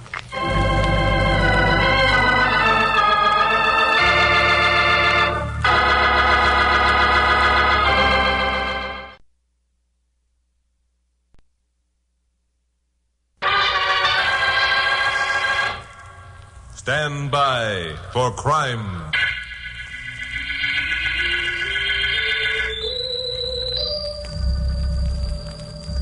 Hi. I'm Chuck Morgan, newscaster at station KOP here in Los Angeles. You know, there's nothing that strikes terror to the heart of a city more than the knowledge that there's a maniacal killer at large. Especially one who kills just for the sake of killing, with no apparent motive or reason. Well, we had one here in L.A. a while ago. The press dubbed him the Sniper. Used a rifle to pick off his victims from dark alleys or upstairs windows or even automobiles. 5 murders were credited to him without the police getting an inkling as to his identity. And it was at this point that the guy began warning his victims. He'd make a phone call and say, "You're next," and hang up. Sure, the police gave the warned victim protection, but you can't assign a couple of cops to standing guard over a man forever. This the Sniper knew. He'd merely wait until the cops were called off the job, even if it took 6 months, and then crack down. Well, this was the deal that I was thinking about last Tuesday. I was sitting here in my office, mulling over the situation, when my blonde secretary, Carol Curtis, came in with some stuff. Hi, Chuck. Hi. Here's the stuff on the mayor's talk last night. I leave it in the basket. Okay. Hey, what's the matter with you? Oh, this Sniper gag is getting me down. Yeah, it's pretty serious. Let's see, that blonde girl who was shot last week made the 10th victim, didn't she? Yeah. And her warning came in 4 months ago. Well, one thing you can say about this Sniper, he's got patience. He's got more than patience. He's got the cunning of a warped brain, the heartlessness of a man who doesn't know the meaning of human emotions. You think he's nuts, huh? Sure, he's nuts. All his predecessors were nuts, like Jack the Ripper and all the others. You know, honey, the trouble is there's a type of insanity that only a psychiatrist would recognize. Criminals like the Sniper are the most dangerous. The police are taking an awful beating from the taxpayers. I know. I talked to Bill Meggs down at headquarters yesterday. He's about ready to throw in the sponge. He won't. Bill talks about quitting, but he never will. Oh, doggone it, Glamour Puss. What are we going to do? What are we going to do? Now listen, Chuck. If you begin sticking your chin out on this, I'll divorce you. I absolutely refuse to give you a divorce until after we're married. Very funny. Okay, so I'll break our engagement. We aren't engaged. We are, too. You proposed to me 2 weeks ago, and I accepted. Oh, that. It's official and final, and there's nothing you can do about it. I'm even making payments on a ring, which Pappy Mansfield has agreed to deduct from your salary. He what? Well, you certainly don't expect me to be engaged without a ring. Or do you want it to become known around town that Chuck Morgan is a cheat? Answer the phone. Chuck Morgan, you don't seem to realize Answer the phone, I said. Oh, all right. Ring. Chuck Morgan's office. Who? Chuck, It's the Sniper. Give me that phone. Morgan speaking. I see. Now listen up. Chuck, what did he say? He said just 2 words, Glamour Puss. You're next.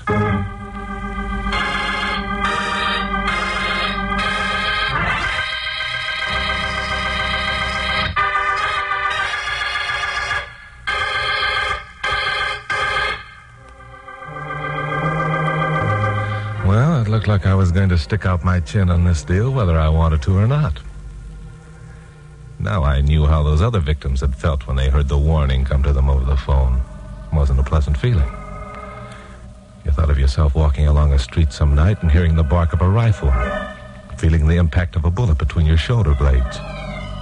You wondered what night it would be, and you thought of all the nights in between before it happened, and you wished you were a million miles away living in a desert island. The voice that came to me over the phone was neither young nor old. He could have been 16 or 60, but it didn't matter. What he said was what mattered. And the implication of it was still ringing in my ears when I hung up the phone. Chuck, this is horrible. It's awful. All right, don't get excited, Glamour Puss. I'm not dead yet. Well, you will be. All of the others are. Every single one of them. That's a cheerful picture. Oh, I'm sorry. Only I couldn't bear it. No, wait. Let's cut out being so morbid and do some constructive thinking for a change. Okay. Do you remember Danny Yates? Oh, sure. He was a little bookmaker a couple of racketeers framed for a job he didn't do. That's the one. And you saved him from a 5-year stretch by proving him innocent. Right. Now, our first move will be to go down and have a talk with Danny. Are you crazy? Huh? The only place we can find Danny Yates is on Skid Row. And Skid Row is where the sniper hangs out. Oh, that's only theory, Glamourpuss. Nobody knows where the sniper hangs out. Besides, it's the last place he'd expect to find me. Come on. Get your bonnet.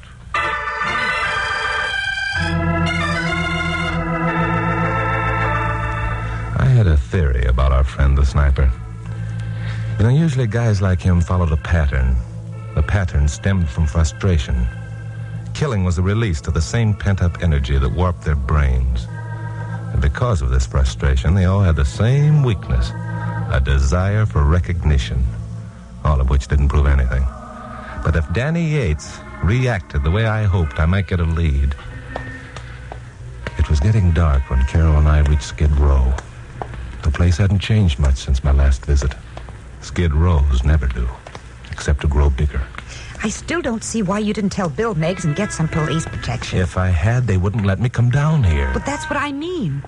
Oh, I hate this place. Then why did you come? Well, if you're going to be shot in the back, I want to be on hand to catch the body when it falls. Ouch. You're a cute kid, Glamourpuss. Well, here's the joint.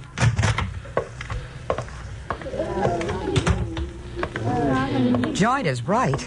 Ooh, what crummy-looking characters. The time has come for you to stop talking, Glamourpuss, so shut up. Oh, sometimes I wonder why I don't hate you. Well, let's take a look around. Yeah. There's Danny at the corner table over there playing his usual game of solitaire. Come on. The black 6 goes on the red 7, Danny. Now, look, who's playing it? Hello, Morgan. Hi. What's on your mind? Social visit, Danny. Mind if we sit down? Go ahead. How about buying us a drink? Sure. What'll you have? Smirnoff vodka and soda for me. How about the chick? The chick isn't drinking. She's particular. Now listen, Glamourpuss. Don't blast her out, Morgan. She's cute. That's what Chuck just told me. And you can both keep your compliments. Hey, Mike. Yeah, Danny. 2 Smirnoffs and soda. All right. What's it all about, Morgan? Want a tip on a horse? Yeah. The 11th race is coming up, Danny. The horse's name is Sniper. There ain't no such horse. Yes. He's been running a lot of dead heats lately. What do you think his chances of losing the next one are, Danny? I don't know what you're talking about. Here's your drinks. Yeah, put them on my tab, Mike. Okay. Danny, you have the reputation of being an honest bookie. You always pay your debts. And you figure I owe you something? 5 years is a long time to be locked up for a man who likes his freedom as much as you. Yeah. This tip on your horse kind of important to you personally, Morgan? Practically a matter of life and death. I get it. Wait here. Right. I didn't know you were so good at double talk, Chucky boy. Danny prefers it that way. Well, you're not silly enough to think that he or anyone else down here actually knows the identity of the sniper, do you? Nobody down here wants to know the sniper's identity. Then they can't talk. Well, suppose he began sniping at some of the local characters. He'd be surprised how quickly he'd be found out.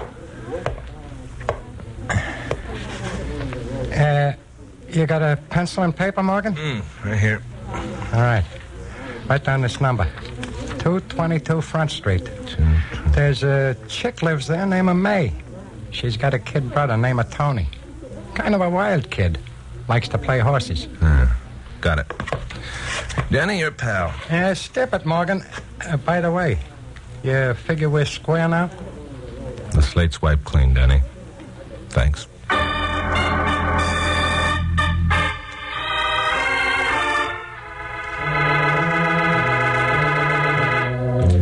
Front Street was an alley that divided a city block. A street light burned in the end we entered. The buildings on either side were old and seemed to be mostly deserted. Our shadows marched ahead of us as we advanced into the gloom. A figure peered out at us from the darkness of a doorway. We heard the step and whirled around. But whoever it was must have gotten cold feet when he saw my hand reach toward a pocket. Footsteps pounded away down the alley. I began to wish I hadn't let Carol come with me. Then I remembered what an important role she was playing in this drama. much more than even she suspected. We stopped before a door. I lit a match, saw that it was 2:22. Well, this is it. May and her brother must like to live away from things. Low rent is probably the answer to that one. Now, look. Mm-hmm.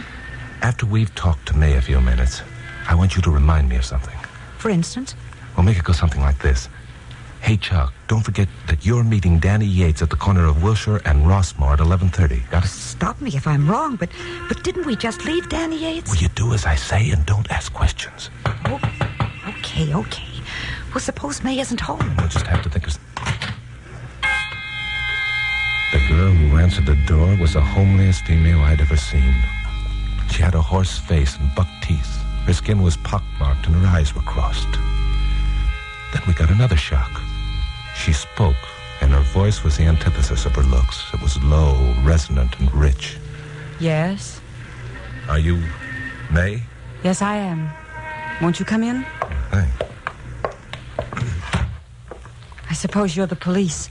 What makes you think that? I knew it was bound to happen sooner or later. You're after Tony, aren't you? I suppose you have a warrant? Tony, your brother? Yes. What do you think he's done? I don't know. Will you wait here a minute, please? Tony? Yeah? You come here a minute, please? Hey, who's the broad? That'll be enough, Tony. No kidding, sis. She's got class.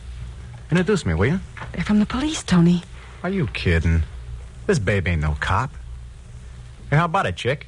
If you don't mind, I don't like being pawed. Aw, don't be so hard to get along with. I go for blondes. Honest, I do. Keep your hands off her, son. Well, listen to him. She your special property or something? Could be. Let go of her. Sure I will. And just what do you think you're gonna... Punk! I'm going to do this about it. I'm sorry, May, but your brother doesn't seem to have any manners. He's always been that way. I'm glad you hit him. He deserved it. Tony's all the family I have, and I try not to blame him too much. Oh, you poor kid. Here, sit down. Oh, my jaw. What happened? You ran into something that didn't agree with you. Get up on your feet. Now sit down in that chair and behave yourself. Keep your hands off me, jughead. So you're a cop, huh? Well, you ain't got nothing on me. Nothing. I don't imagine it'd take very long to get something on you. But since I'm not a cop, we'll skip it for now. You're not from the police? No, I'm Chuck Morgan, newscaster in KOP. This is my secretary, Carol Curtis. Oh, then Tony hasn't gotten into trouble again. That's a matter of opinion. Oh, thank goodness. Lately, every time there's been a knock at the door, it's been someone looking for Tony with a complaint. Oh, will you quit your blubbering, sis? I ain't done nothing. If you're Chuck Morgan, what are you doing here? Came down to see a friend of mine, Danny Yates. He gives me tips on horses. Someone at the saloon said I might find him here. Well, he ain't here. So I see. Well, what difference does it make, Chuck? What? Say, didn't you leave word to have Danny meet you at the corner of Rossmore and Wilshire at 11:30? Yeah, but meeting him here would have simplified his matters, that's all. All right, let's get going. May, I'm sorry if we troubled you. Oh, it's all right, Mr. Morgan. I'm just glad that Tony hasn't done anything wrong, that's all. Well, I wouldn't count on that too much, May. Kids like Tony usually wind up behind bars. They get ideas. They get away with one or two jobs and think they're smarter than the cops. But it never works out that way. A fact that Tony, I believe, is going to find out sooner than he thinks.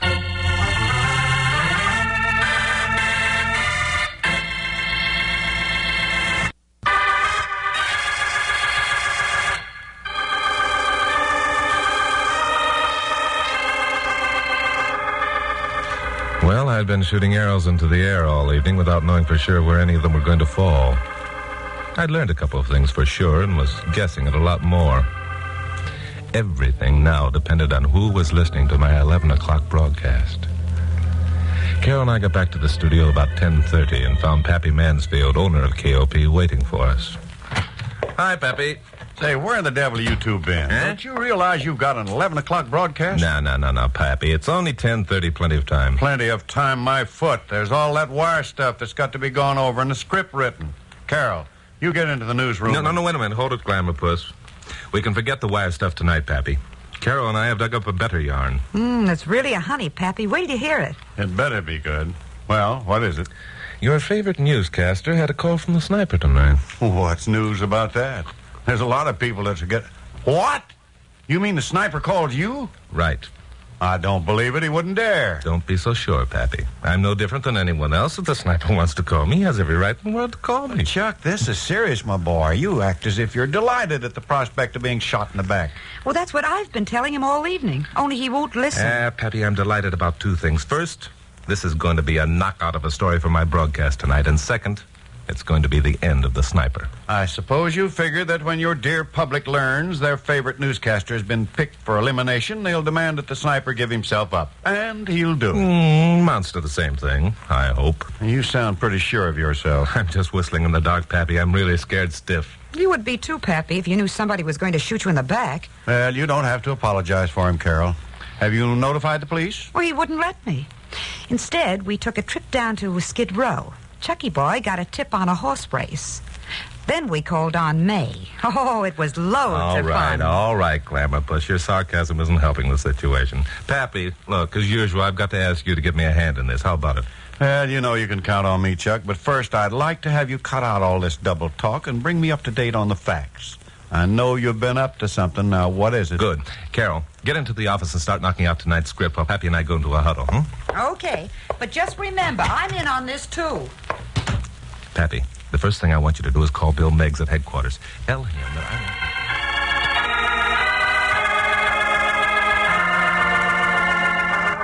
I did my broadcast as per schedule, making a big thing of the fact that I was next on the sniper's list.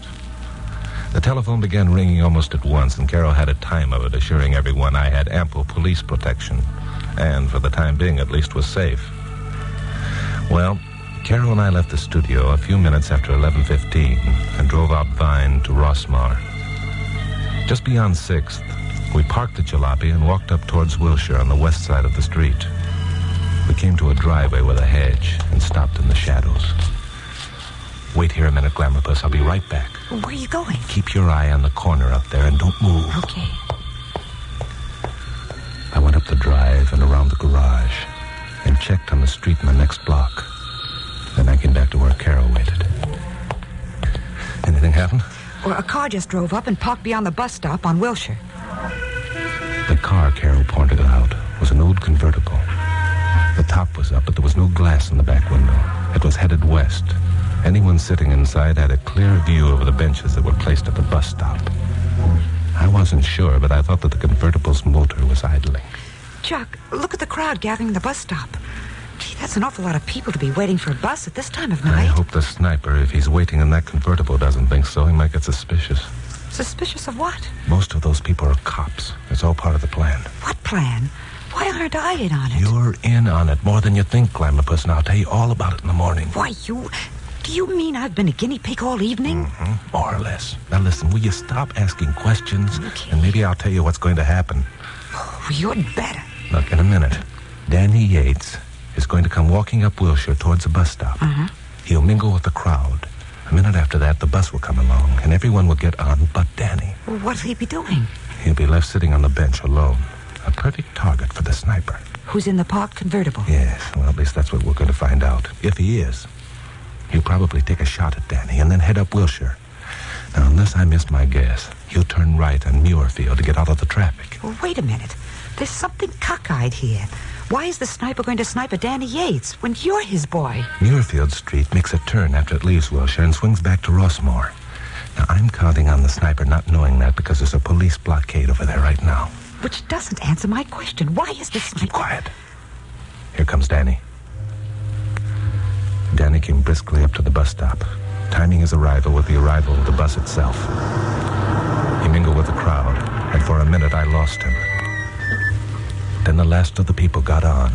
The bus swung away, and Danny was left sitting alone on the bench.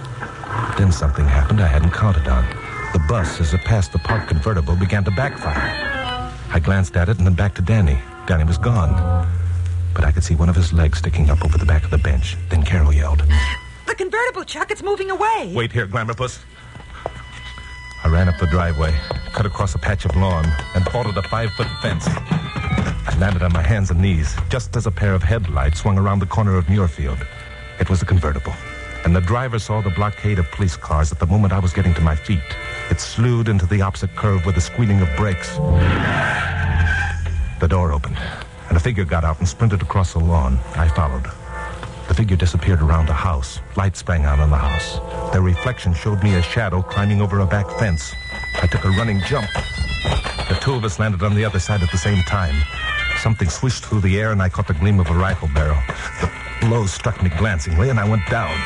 I saw the rifle barrel coming again, and I made a lunge for the guy's legs. I hung on for dear life, dodging his blows with the rifle till my head had cleared. Then I reared up and dumped the guy. I grabbed him by the shirt front, pulled him into me, and then I gave him a hard right. And he crumpled up like a colt dropped from a hook. Well, mister, I guess this is the end of the trail. Chuck Morgan, where are you? They must have gone over the fence. I'm over here, Pappy. I got out my lighter and knelt down and pulled out the guy's hat.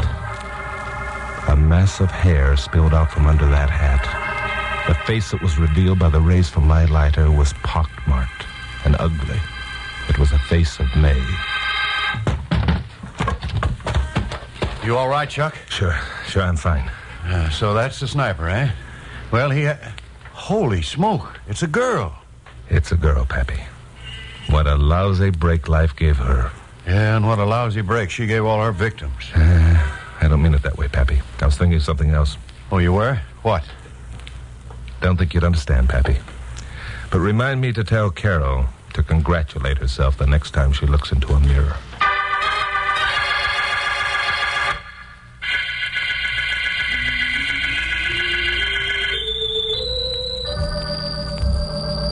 Carol and Pappy and I dropped into Nick Adele's for a beer and a sandwich before saying goodnight. It seemed good to see some bright lights and pleasant faces again. To know when I parked my car in the lot behind my apartment house later on, I wouldn't have to worry about a sniper peering through the sights of a rifle at my shoulder blades. I knew that Carol and Pappy had a lot of questions they wanted answered, and that neither of them was too happy about the way I'd handle this affair. Now, let's see. We don't want to offend this mighty genius, Pappy. But wouldn't it be just dandy if he broke down and told us the secret of his great success? It would indeed, my dear. It would indeed. Now, look, I was only doing my duty as a good citizen and as a news reporter. Well, why didn't you let me in on it? Yeah, and me. All right. Here's the way it was. In the first place, I figured out this frustration angle. It had to be someone like May. Only, of course, I thought it was a man. Well, think of that. The great mind made a mistake. You see, May was enjoying her publicity. Even though she remained anonymous, it was the only recognition she had in her life. So when I announced over the air tonight I'd received a warning from the sniper, it burned her up to think that someone else was stealing her stuff. Someone else? Yeah. Glamour puss. Yeah? You didn't actually think that the sniper had called me, did you? Well, why shouldn't I? Yeah, who was it then? It was Danny Yates, Pappy. No. You see, Danny had been wanting to repay me for the favor I'd done him, so I gave him his chance. He pretended to be the sniper for Carol's benefit. Then he pretended that he was giving me a tip on the races for Carol's benefit. Then I let May know I knew Danny Yates. At 11, I broadcast the fact that I'd been warned. May heard the broadcast. She put two and two together. She figured it was Danny who was trying to muscle in on her act. Chuck Morgan, do you mean that all the time? Look, I had to do it, Glamour Puss. If you thought I'd been warned by the sniper, Pappy, Bill Miggs, and everyone else would be convinced. I had to make the whole thing look like for real. Neither one of you would have helped me with a crazy idea like this if you thought I was pretending. And who was that sitting on the bench at the bus stop? That was a dummy, dressed up to look like Danny. Pappy helped with that. Oh. Danny himself boarded the bus, got in with the crowd, crouched down, and rode away. Oh, I don't know whether to feel mad or glad that the big lug's alive. Pappy, what would you do?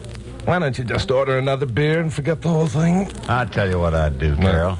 I'll tell you, I'd skip a couple of payments on your ring that he's paying for. Mm-hmm. Now, that ought to fix you, hadn't it? Oh, Pappy, that's a wonderful idea. That's just what I'll do. Then he'll Now, have wait a minute. No, I didn't order any ring. On my salary, I can't afford to have a ring.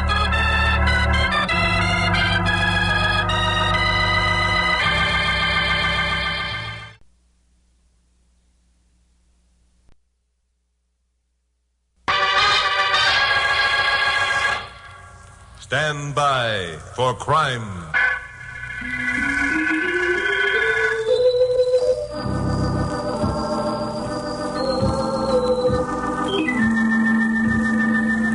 Hi, Chuck Morgan again.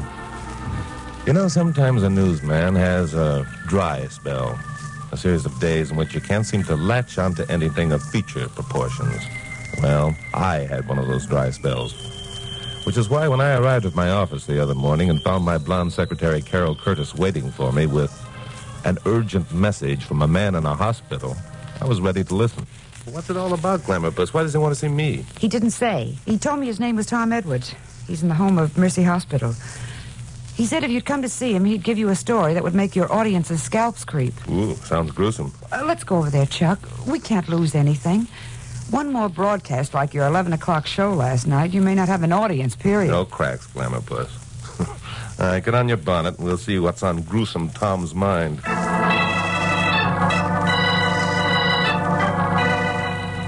The home of Mercy Hospital is a huge pile of gray stones stacked up on a hill overlooking the great sprawling city of Los Angeles. Following directions, Glamour Puss and I moved through a maze of corridors, anterooms, waiting rooms, and stairways, and finally wound up at room 1616. A nurse admitted us, and then she departed.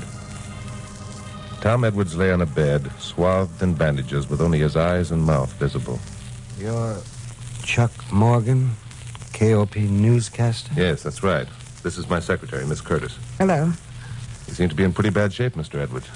Have an accident? No, it wasn't an accident. Mr. Morgan, if I tell you what happened to me, will you promise to use it on one of your broadcasts? Well, I don't know. I can't tell at this point how much news value your story might have. It has news value, plenty. If you use it, Mr. Morgan, you'll be doing a great many people a favor. Fools like myself. You mentioned over the phone that the story would make people who listen to it have creepy scalps. That sounds kind of gruesome. It's more than gruesome, Miss Curtis. It's horrible. Horrible. Well, I guess you'd better let us in on it, Mr. Edwards, so we can begin adding up the score. Can I have your promise? No, I'm sorry, but I can't do that until I know the facts. Just why are you so anxious to have Chuck's promise that he'll use the story, Mr. Edwards? Because if he doesn't, then everything will be for nothing. Just what do you mean by that? Because within 24 hours after you broadcast the story, I'm going to be murdered.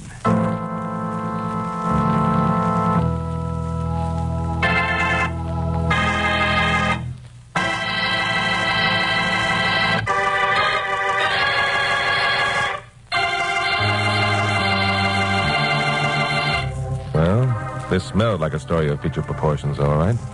But on the other hand, it put me on a spot. If what Tom Edwards said were true, if he actually were murdered upon the broadcast of his story, that would make me a party to the crime, wouldn't it? On the other hand, if I didn't hear the story, how could I know what chance there was of his being murdered?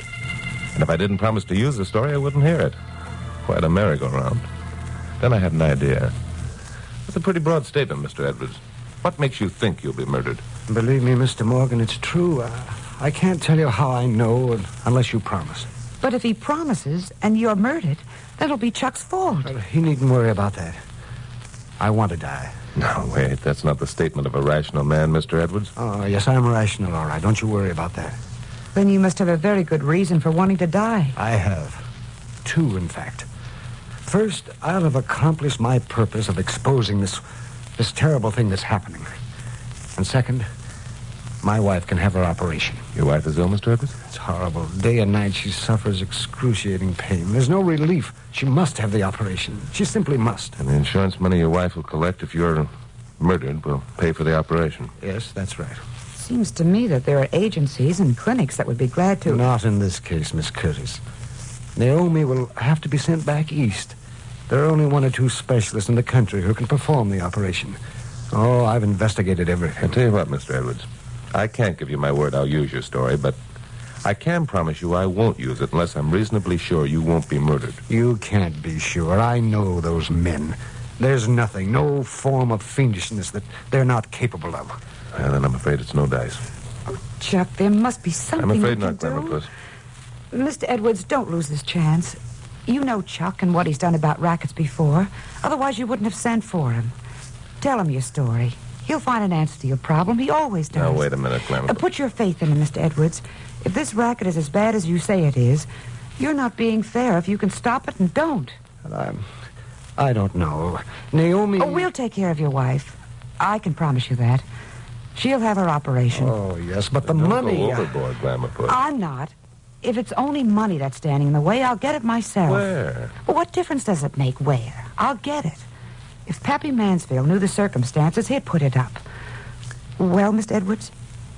If you can promise me that my wife... I can, and I already have. Now, tell us the story. Very well. I will. My wife's illness came on about a year ago.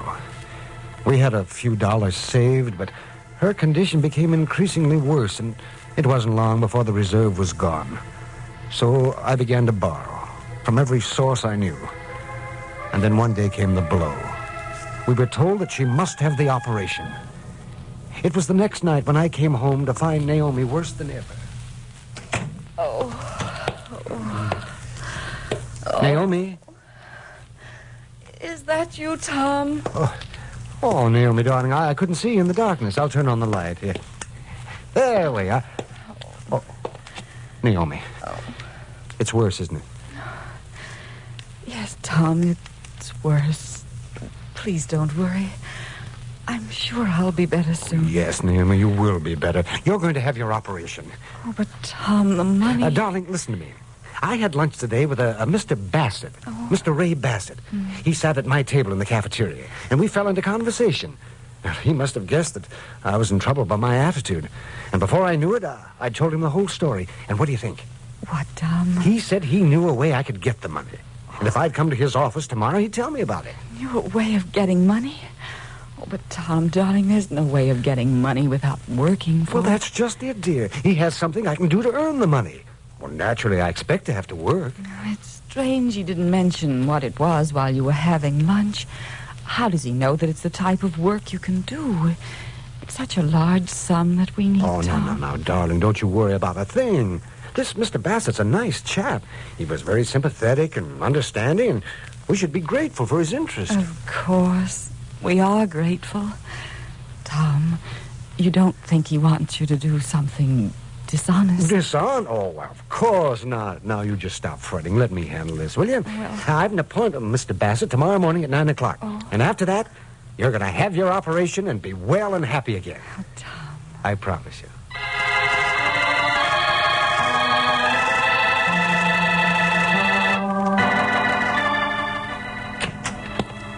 Hello, Mr. Edwards. Come in. Morning, Mr. Bassett.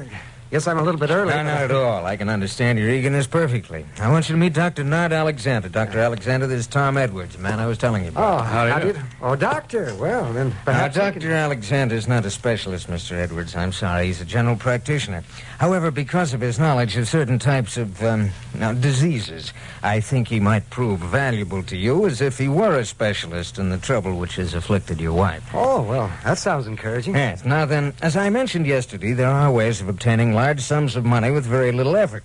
But we must close our eyes to certain principles. Oh? Well, I don't believe I understand. Mr. Edwards, there are many large insurance companies in this city that have unlimited funds ready to be paid out to people making claims against them. Yes, but I have no claim. Now, you will have, Mr. Edwards, if you're as smart and as desperate as I think you are. Now, listen closely. Tomorrow evening at 5:45, an automobile driven by a wealthy mining engineer will turn the corner of Western Avenue onto Hollywood Boulevard. The car will be going slowly because of the traffic. You'll step down from the curb and allow the car to hit you, knocking you down. What? Why, this is incredible. Now, don't worry, Mr. Edwards. We'll take care of everything. You'll not be seriously hurt, but you'll pretend to be. Dr. Alexander, being a physician, has the authority to have you removed in our car so no one will know the extent of your injuries. I'm an attorney, and I'll collect from the insurance company on the policy which you'll take out today. You'll be given half that amount. Well, I just can't believe it. Well, it's dishonest. Perhaps, a little bit. But the insurance company has unlimited funds. They expect to pay such claims. Why not to you? Oh, but I couldn't... Now, we're not compelling you to do this, Mr. Edwards. You said you were desperate. You said your wife would die unless she had her operation. You want her to die, Mr. Edwards? Oh, no, of course not, but I... And take my advice and cooperate. There's absolutely no risk. Well, you can even close your eyes if you want to, make the accident real. Well, I don't know. I don't know. Well, very well, Mr. Edwards. I'm sorry. I understood that you wanted your wife to be well and happy again. No. Wait a minute. Well? Very well. I'll do it.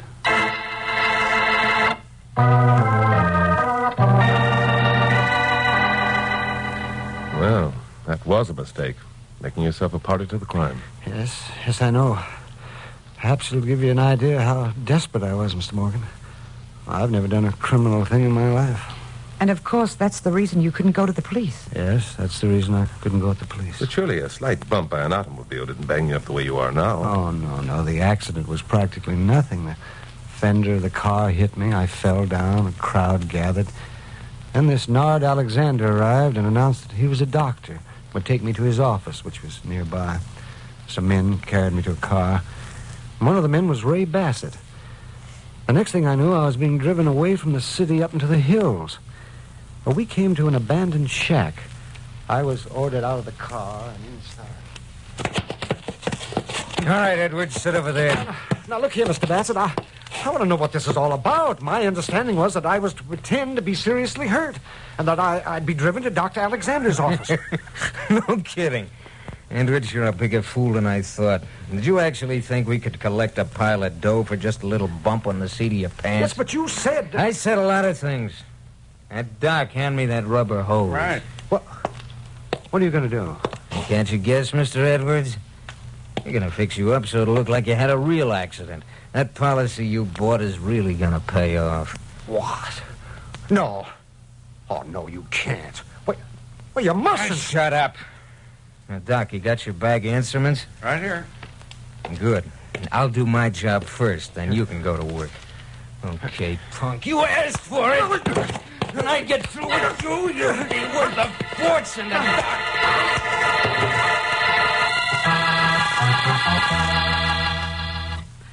How horrible. Yes, it was horrible, Miss Curtis. I lost consciousness. When I came to, I was bandaged, as you see me now, and in an ambulance being driven to this hospital. I heard Dr. Alexander tell the clerk that he had treated me at his office, but that my case was much more serious than he had at first believed. So now you feel that if Bassett and Dr. Alexander learn that you've told your story to anyone, they'll murder you. They will, Mr. Morgan. They promised me they would. Oh, Chuck, this is awful. Isn't there something that you can do? Well, I guess there's only one thing for me to do, Glamourpuss. What's that? I just have to get myself knocked down by an automobile so I can get to know Mr. Bassett and Dr. Alexander better.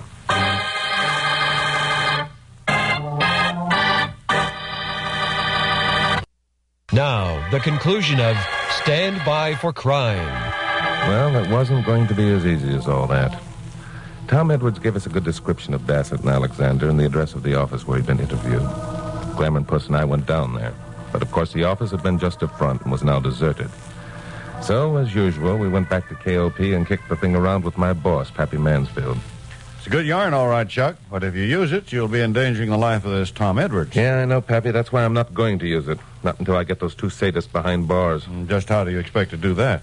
Well, Chuck's got an idea of setting himself up as a guinea pig, Pappy. Letting himself be knocked down by an automobile. Oh? And just what do you expect to prove by that, Chucky boy? I don't know. But before I start proving anything, I've got to locate the two guys who sucked Edwards in on this game. After that, I'll take it from there. Well, you've got a fat chance of finding them. I don't know. I've located missing persons before. How about the insurance company that sold Tom Edwards the accident policy? That's no good, Glamourpuss. He took out the policy himself, and he's his own beneficiary. When he collects, Bassett and Alexander will force him to turn the money over to them.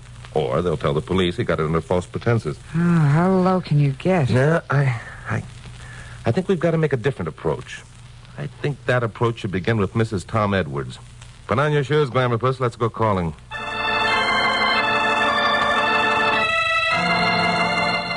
So Glamourpuss put on her shoes and we went calling. We found the Edwards home out in the valley, a modest little stucco house with well-kept lawn and a lived-in look about the place. Mrs. Edwards, a pale, thin woman, was sick, all right. She apparently hadn't been told of the seriousness of her husband's injuries. Her chief worry was because she hadn't heard from him. Oh, I'm so glad you've come. The hospital merely told me about Tom. I'm too weak to go in to see him. Tell me, how badly hurt is he? Oh, he'll be all right, Mrs. Edwards. Now, don't you worry. We talked to him this morning. He's getting along fine. You wouldn't lie to me because I'm not well. Of course not, Mrs. Edwards. Tom's doing splendidly.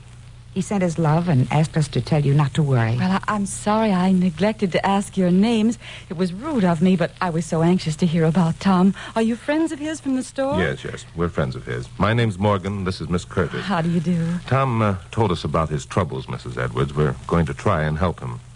Tell me, did he ever mention a Mr. Bassett to you? Only once. He said he had an appointment with Mr. Bassett, but he never told me the result of it.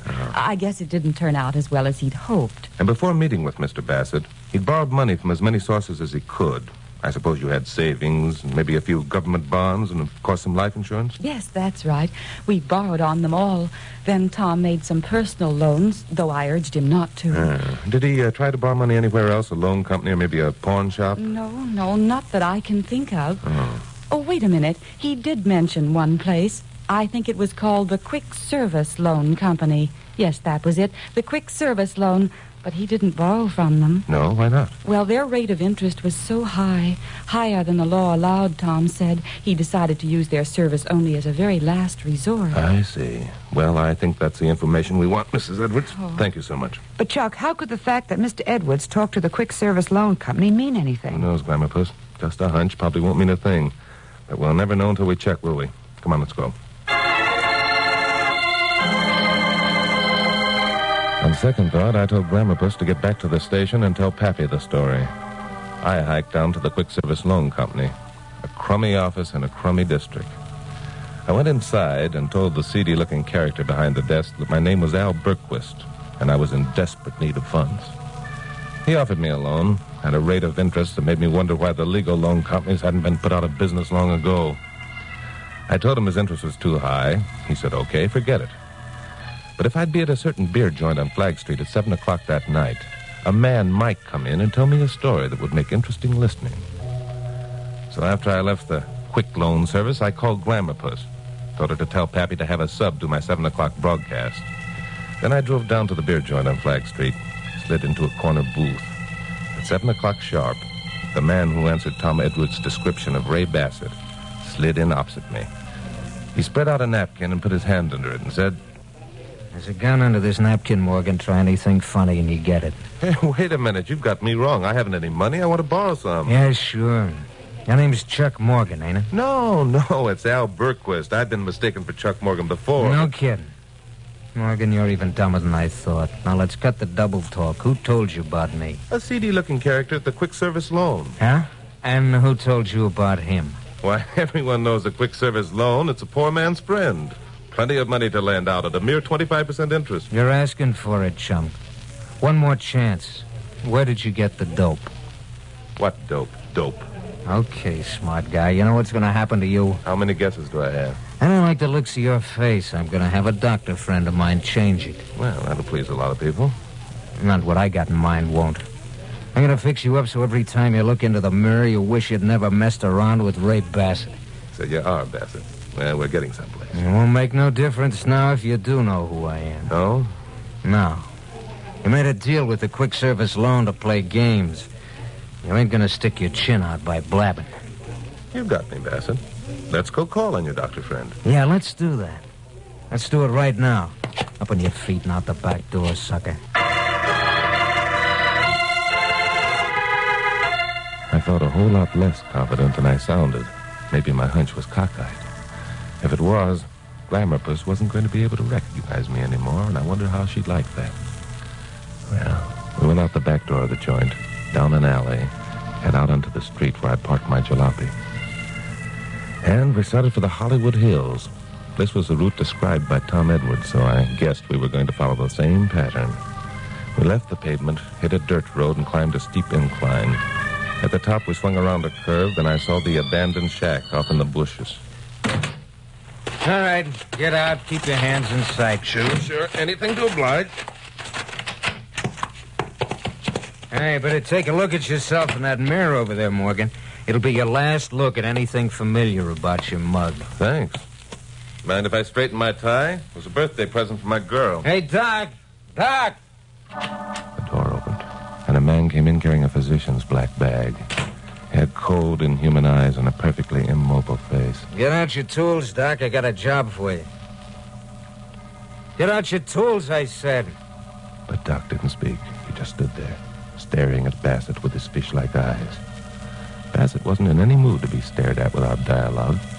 Obviously, he was top guy in this outfit, and he wasn't taking silence for an answer when he gave an order. Look, Doc, I said get out your tools. I'm going to do a job on Wise Guy here. And just because we ain't collecting no insurance money for it don't make no difference.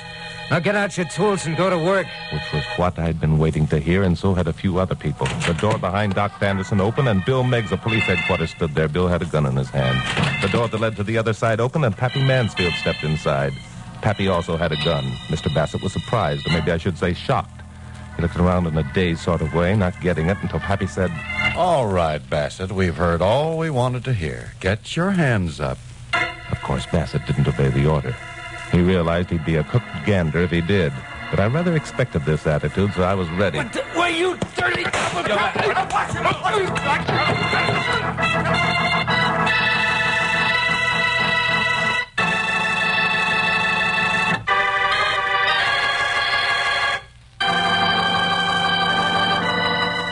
Well, my hunch paid off. But every time I think about what would have happened if it hadn't paid off, I break out in a cold sweat. Bill Meggs took Doc and Ray Bassett off in one of the squad cars that was parked up the road a ways. And Pappy, Carol, who of course was standing by to see that everything went off right, and I drove down to Hollywood and dropped in at the Vine Street Derby for a late dinner. Chuck, some of these days you're going to get hung up on one of your bright ideas, then where'll you be? Now, don't answer that. But what do you think would happen if Mr. Bassett had taken you somewhere else besides that shack? Oh, don't answer that one either, Chucky boy. I hate to think about it. It's a funny thing, but I'm satisfied with your looks as they are. Well, you never were very particular, Carol. Now, Chuck, all I want to know is, how did you locate Bassett so easily? Yeah, tell us about that. I can speak then. Oh, sure. The floor's yours, boy. Start talking anytime. Oh, George, could we have the menu, please? I think I'll have another beer before ordering. Well, then I will, too. How about you, Chuck? No. He's mad, Pappy. I guess we better let him talk. Yeah, I guess so. All right, Chuck, start bragging. I'm not bragging. You asked a question, I have the answer. Do you want to hear it or don't you? Oh, Chuck, we were only kidding. We're dying to hear the answer. Oh, go ahead and tell us. Well, all right. Now, the only people who knew about Tom Edwards' troubles were those he borrowed money from, Check. Well, government bonds were out. His personal friends were out. So were the insurance companies. That's it. Sure. The only other people who knew about Mr. Edwards' troubles were the quick service loan people. Why, sure. It wasn't any accident that Ray Bassett sat down at Edwards' table in the cafeteria that day. He and the quick service loan people were in cahoots. Why, sure. It's as plain as the nose on your face. Whose face? Look, am I telling this story, or are you? You are, Chucky boy. Did we tell you what we were going to do for Mrs. Edwards so she could have her operation? No. Tell him, Pappy. Yeah, tell me, Pappy. This isn't my night for talking. Now, don't get sore, Chuck. Where's your sense of humor? Where's my... Now, listen. When you use this story tomorrow, you're merely going to mention that Mrs. Edwards still needs the money for her operation and see what happens. It'll work, Chuck. You broke up this racket, and now you're asking for contributions to help the Edwards.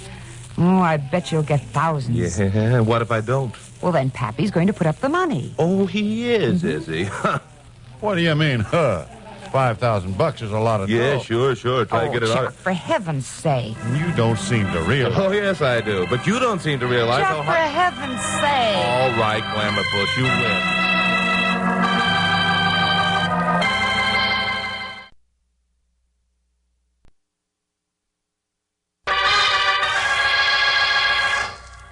Stand by for crime.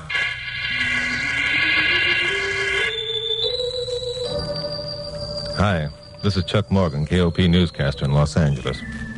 You know, one thing a newsman must have is a good memory. A memory for faces and events and dates. It's part of his stock and trade, and it pays off if he develops it. You take my own memory, for instance. The other day I saw a picture of a man in the Times, and my memory told me it was someone I knew. I had to cast back to a day when I'd sat in a New York courtroom and heard a judge sentence a prisoner to 5 years because he'd been convicted of subversive activities. His name at the time had been Ivan Rolinsky, and he was a communist. Now his name was Jim Loring, and he was running for mayor of Carmichael. which is a city about 250,000 population located up the coast about 100 miles from L.A. Loring was not only running for mayor, it looked as though he were going to be elected. And I figured as a public-spirited citizen, I ought to do something about it. Or I did until I mentioned the matter to Pappy Mansfield, owner of KOP. Carol Curtis, my blonde secretary, was on hand at the moment, which wasn't unusual. Well, it'd make a good story, all right, Chuck, but you're wasting your time. Jim Loring's past is as clean as a whistle. Oh, and how do you know that, Pappy? The Lorings are a well-known family in Carmichael. Jim went to war in 1942, and while he was overseas, his folks were killed in an auto accident. Oh? When Jim came home in 1945, he was taken in by an aunt and uncle, Mr. and Mrs. Asa Loring. So you see, Chucky boy, Jim Loring, who's running for mayor, couldn't be Ivan Rowinski, the communist. That figures. By the way, Pappy, isn't there a war plant in Carmichael? Well, there's a factory up there producing military goods. Why? If the mayor of Carmichael happened to be a communist, he'd be in a fine position to get his hands on the output of that plant, wouldn't he? Down, boy, down. Your imagination's getting the better of you again. I've already explained to you that Jim... I heard you. It makes sense. Isn't it somewhere near Carmichael that the government is doing further research on that submarine that's to run by atomic power? Chuck, for heaven's sakes, why don't you give up on this one? There's not even a thin shred of evidence that what you're thinking is true. You're right, Clemopus. You and Pappy have sold me. By the way, Pappy, haven't I got a vacation coming up pretty soon? Well, I suppose you're entitled to a few days. Now, if you could get a bunch of Sundays together... Yeah, very funny. I've got a couple of weeks coming up with pay. And I'm taking the first week beginning tomorrow. Well, that's okay, Chuck. Tell you what, Myrtle and the kids are down at our place at Balboa. There's plenty of room, so why don't you... No, thanks. I've heard that one before. I go down to your summer place, and after 2 days you call up and wonder if I could run into town for a couple of special broadcasts. A fine vacation that'd be. No, I'm going farther away than Balboa. A lot farther. Where are you going, Chuck? Where am I going? You know doggone well where I'm going. I'm going up to Carmichael. On my own time and money. And prove that Jim Loring is not Jim Loring, but Ivan Rowinski, the communist. What are you going to be doing for the next few days, Clemopus? What am I going to be doing, he asks. Pappy, what am I going to be doing for the next few days? Well, all right, okay. But remember this, it's on your own time and money, too. And don't expect me to bail you out of jail. And furthermore, KOP is not taking any...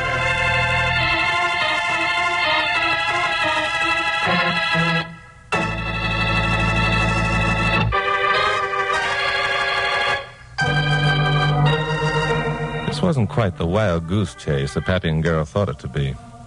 Ivan Rowinski, the man I'd seen sentenced to 5 years in jail and whom I'd interviewed on several occasions, had a scar on the back of his left hand. The scar, because of its peculiar shape, would be certain identification. So all I had to do was call on Jim Loring and check his left hand. If he had a scar, then I'd know at least I was on the right track. So Carol and I started north on Highway 101 Monday morning and reached Carmichael around noon. Everyone in town knew Jim Loring, and they were only too glad to tell us where he lived. So, around 2 o'clock, we put up in front of an attractive seaside cottage and found an elderly, pleasant-faced woman sitting on the porch. I beg your pardon? We're looking for Jim Loring. Is this where he lives? Yes, it is. Jim isn't home at the moment, but he should be back in a few minutes if you care to wait. I'm Hester Loring, Jim's aunt. Well, thank you. I'm Chuck Morgan, newscaster on radio station KOP in Los Angeles. This is my secretary, Carol Curtis. Well, how do you do? So you're Chuck Morgan. That's right. Oh, well, my, I don't know how many times I've listened to your broadcasts, Mr. Morgan. It's really exciting meeting a real live radio actor. Well, I'm hardly an actor, Mrs. Loring. Oh, no? Can you get a KOP signal way up here, Mrs. Loring? Oh, my, yes. In fact, it's one of the few stations in Los Angeles we get real well. Something to do with the mountains and water, they tell me. Did you come up to interview Jim, Mr. Morgan? Yes, as a matter of fact, I did. He's pretty young to be running for mayor, and he has an excellent war record. Oh, yes, he has. He was decorated 5 times and wounded twice. He was also a prisoner of war, but he escaped. Well, where was Jim taken prisoner, Mrs. Loring? In Germany, I think. Yes, I'm sure it was. Toward the end of the war. He doesn't talk much about it. Did he know about his folks being killed? Oh, yes. Asa and I were out here at the time visiting. We wrote to Jim and told him and said we'd stay until he got home. You see, the poor boy had no one else. After he got home, he asked us if we'd like to remain and sort of make a home for him. Of course, we agreed. Ace and I have no children of our own, and we love California. See? When was the last time you saw Jim? I mean, before he went to war. Oh, my, that was a long time ago. Jimmy was just a babe in arms. You see, Bert and Esther, they were Jim's parents, moved out here to California when he was only a year old. But didn't you have trouble recognizing him when he came back from the war? Oh, no, indeed. Jimmy's the spitting image of his father, and they'd sent us dozens and dozens of pictures of him at every age. Oh, I see. I suppose Jim's friends were glad to see him when he got home. You remembered them all? Not here in Carmichael. You see, when Jim learned about his parents, he wrote and asked us to sell a place in San Lorenzo. San Lorenzo? Well, that's 500 miles away. 493. Ace and I always keep a record of such things when we travel. It's an interesting pastime, and it helps keep the budget straight. Then you sold the place in San Lorenzo and bought this one before Jim got out of the Army. Yes, that's right. And Jim didn't go back to San Lorenzo at all? He came here, a perfect stranger? We understood perfectly how he felt. He didn't want to have to return to San Lorenzo and be reminded of the pleasant boyhood he had there. Coming here to Carmichael was like starting a new life. Yes, it certainly was. Well, he's done pretty well for himself, hasn't he? Oh, Jim's a smart boy. He's a civil engineer, you know. Why, he has complete charge of the Mount Marcia Dam project. And about 6 months ago, he was approached by some of the town's leading citizens and asked if he'd run for mayor. Well, that's a success story in capsule form if I've ever heard one. Here comes Jim now. You'll have a chance to meet him yourself. He's very modest. Carol and I watched. As Jim Loring's car stopped in front of the house, he got out and started up the walk. He was a young man, early 30s, dark-haired, pleasant-faced, intelligent-looking. His left hand was concealed in his jacket pocket, and he didn't remove it when he stopped in front of us on the porch. Hi there, Aunt Hester. Got company, I see. Oh, Jim, dear, I'm so glad you're back. This is Chuck Morgan, newscaster on KOP, and his secretary, Carol Curtis. They drove all the way up here from Los Angeles just to interview you. Well, I'm flattered. How are you, Morgan? Hello, Jim. Curtis? Nice meeting you, Jim. This is an honor I hadn't expected. Up here in Carmichael, you know, we have a feeling that you folks in Los Angeles don't admit that there's any other city on the coast but your own. A lot of people share that belief, I guess. You know, it isn't every day that a man as young as yourself gets to be elected chief executive of a city the size of Carmichael. Wait a minute.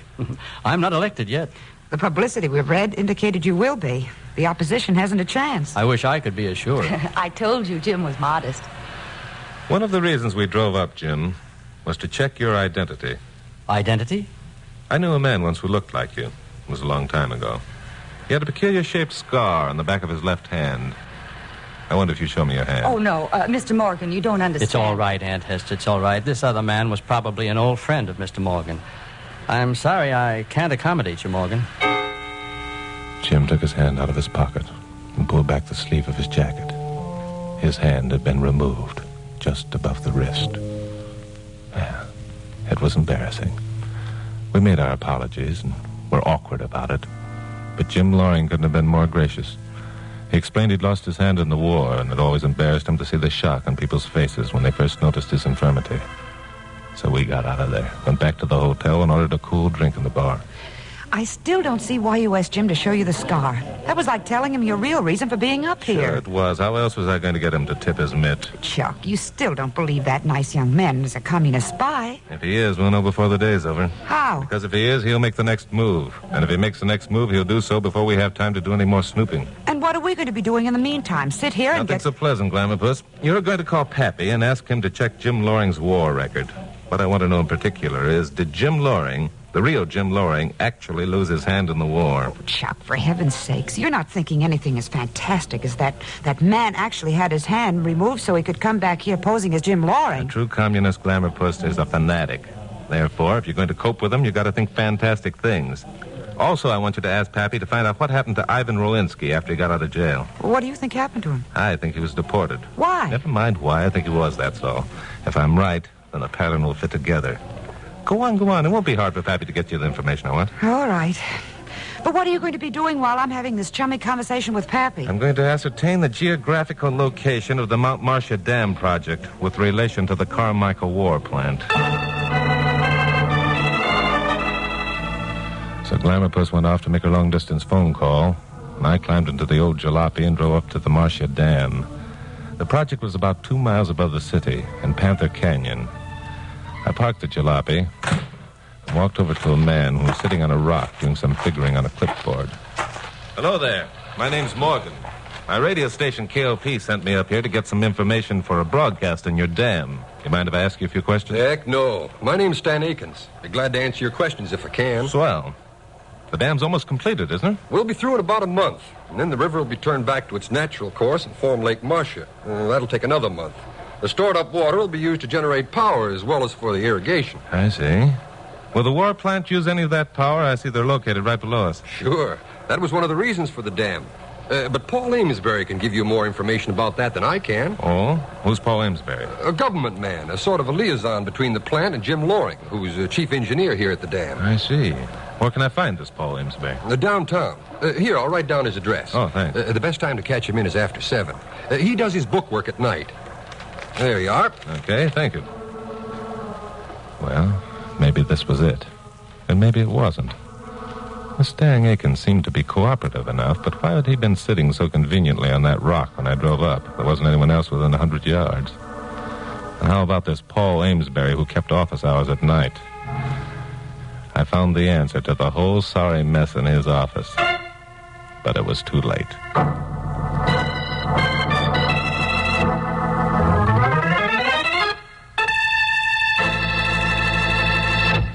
Now, the conclusion of Stand By for Crime. Glamourpuss wasn't at the hotel when I got back. I waited an hour. Then I went into the snack bar and had a sandwich and a cup of coffee. Afterwards, I put in a phone call for Paul Amesbury. Told him who I was and was invited to come over and see him. He said he'd expect me about 7:30. At 7:15, Carol still hadn't shown up, so I wrote a note telling her to contact me at Paul Amesbury's office. Left it with the desk clerk. At 7:30, I parked the jalopy in front of the building where Amesbury's office was located. It was getting dark when I went inside, but the corridors were well lighted. I found Amesbury's office on the ground floor in the rear. Light shone through the frosted glass, so I opened the door without knocking. At first, the place seemed deserted. Then I saw something that gave me goose pimples. A man's leg was sticking out from behind the desk. I crossed over quickly and saw the rest of the man. He was lying on his back, sightless eyes staring at the ceiling, a bullet hole squarely between his eyes. There was a gun on the floor, and I picked it up, using my handkerchief. It was a .38, and had recently been fired. Well, this was a matter for the police, not for me. I started for the phone, but stopped. I heard footsteps and voices coming down the hall. Well, Paul's here all right. His light's on. He's always here at night. I wonder if... Oh, hello there, Morgan. Found Paul all right, eh? I found him. He's there behind the desk. What in the... Paul. Paul. It's no use, Akins. The man's dead. Dead? Paul? I don't believe it. How did... I mean... He's been murdered. Can't you see the bullet hole in his head? Yeah. Yeah, I see it. And you're the one who... He's holding the gun, Stan. Yeah. Trying to wipe off his fingerprints. Now, wait a minute, you two. So you're the one Paul was afraid of. He said they were getting suspicious and he might have a visitor. And I was the one who told you... Don't be a fool. I've already told you who I am. All you have to do is check my credentials, man. Yeah, sure. I know what we have to do. Gil, call the police. You're darn right. Are you crazy? I didn't kill your pal. I just got here a minute before you Yeah, did. sure. You can tell that to the judge. We're calling the police. Hurry it up, Gil. There was an open window, 2 feet from where I was standing, and all I could think of was I'd better get out of there. It wasn't very good thinking, but it was the best I could do at the minute. Acting on impulse, I heaved the gun, handkerchief, and all at Akins. All right, if you won't listen to reason. Stan, he's getting away. Come back here, you. I went through the window. Like a flying squirrel, landed in the alley outside. I went to my knees, got up and began to run. Behind me, I heard Akins and his companion come through the window after me, yelling like a couple of banshees. Help! Police! Stop! Stop or I'll shoot! But I wasn't stopping for anybody. I got to the end of the alley and started to turn into the street when a red-hot iron went searing along my scalp, and then the ground rose up and belted me one on the head that knocked the twilight out of that back street and into complete oblivion. How long was I out? Well, there wasn't any way of telling. Consciousness returned slowly. Too slowly to suit me. I was lying on something hard, something that moved with a steady, even rhythm. I was conscious of a burning thirst and a flaming soreness along my scalp. Then I became aware of something else. Waves flapping against wood. It was a pleasant sound because there was nothing more that I wanted than a long, cool drink of water. So by sheer willpower, I sat up. I found it was broad daylight, and I was in a boat. And the lapping water was salt, and for as far as I could see in any direction, there was nothing but ocean. I put my head in my hands and tried to keep my sanity by trying to figure this thing out. What had happened? The pieces fell into place slowly but accurately. I'd been framed, that was for sure. Who had murdered Paul Amesbury? Stan Akins or Jim Loring? But why? Because Amesbury had become suspicious of what they were up to. How'd they expect to get away with it? Because I'd come along and given them their perfect alibi. They'd killed 2 birds with 1 stone by framing me for murdering Amesbury. Then Stan Akins had shot me while I was trying to escape, which would explain his fingerprints on the murder weapon. Why hadn't they completed the job by finishing me off, though? Yeah, the answer to that one was simple, too. I'd escaped, which was an admission of guilt. They didn't want my body found around town. They wanted it to be picked up later in this dory, in which I'd supposedly tried to get away, dead from exposure, thirst, and starvation. I got up to my knees, realizing what a slim chance I had to get out of this one. There weren't any oars, or oarlocks, or even seats in the boat. But one thing they'd forgotten, the floorboards. I set one on edge and began to pry at a slat. It took me an hour to get it free, but it was all I needed. I began to paddle. I don't know how long I paddled. There were times when I slipped into unconsciousness. Then I come out of it again. The sun reached its zenith and began its downward plunge. And I thought, this is the end. I'm through. You stupid jerk. Why didn't you stay back in L.A. where you belonged? So I gave up. I quit. I fell forward to the bottom of the boat and closed my eyes and hoped that the end would come soon. Hey! Hey there! You in the boat! Who's there? Go away and let me sleep. Something wrong, young fella? Hey, you look petered out. No, it can't. Who are you? Me? I'm Ezra Symes. Fishing's my business, but never mind that. Hey, looks like you're in trouble. How about a good drink of water? Water, yeah. That's what I want more than anything, water. Sure you do. Yeah, looks like you got a crack on the head, all right. Here you be now. Take a good long drink, and then we'll talk. Yeah, thanks. Wait a minute now. Just a minute. What's the matter? Let me have some water. Just hold on a minute now, son. Yes, sir. You're him, all right. You're that murderer, Chuck Morgan, trying to escape, and I caught you. Yeah, I'm Morgan. You caught me. But let me have some water, No, mister. sir. No water, no, sirree. You ain't getting any water from me, not a drop. I'm taking you in, see? Look, there's more than $100 in my pocket. You can have it all for just 1 swallow of water. $100? Hey, chicken feed. I'm going to collect $5,000 for catching you. $5,000? Who offered that much for my capture? Fellow named Mansfield? Yes, sir, that's his name, Pappy Mansfield.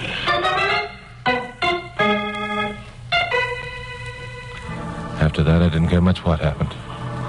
I knew vaguely that Ezra Symes had tied the dory to his motorboat and was towing me in. A long time later, after darkness had closed in, the boat gently nudged to dock and the motor was cut off. I saw blurred lights and heard Ezra muttering to himself about the reward. Then I was lifted up and half carried, half dragged to a ramshackle automobile. The motor roared, and we went bumping away toward the city. More time passed. It was like a nightmare with only fragments of events registering in my mind. Now we stopped at last, and I knew we were in front of a building on a city street. Ezra came around to my side of the car, pulled my arm around his shoulder, and dragged me out into the sidewalk. Then came the climax to this brutal nightmare. The door to the building toward which Ezra was leading me exploded outward. Men poured into the street. There were yells and shots, and a man came running straight at me. I swung wildly and cracked. Then I went down. The bedlam faded into nothingness, and then... Chuck, it's me, Carol. He's coming around. Be all right in a minute. Oh, Chuck, you were wonderful. You licked them both. If it weren't for you, they'd have escaped. What perfect timing. Yeah. How'd you know enough to come right here to the police station, Chuck? Water. What did he say, Pappy? Sounded like water. Water? Well, that can't be. Chuck doesn't drink water. Well, maybe he was thinking of the Marcia Dam. There's water up there. Oh, sure. Don't worry about the dam, Chuck. They found the dynamite. Everything's all right. Water. He said it again. I guess we'd better try another approach, Carol.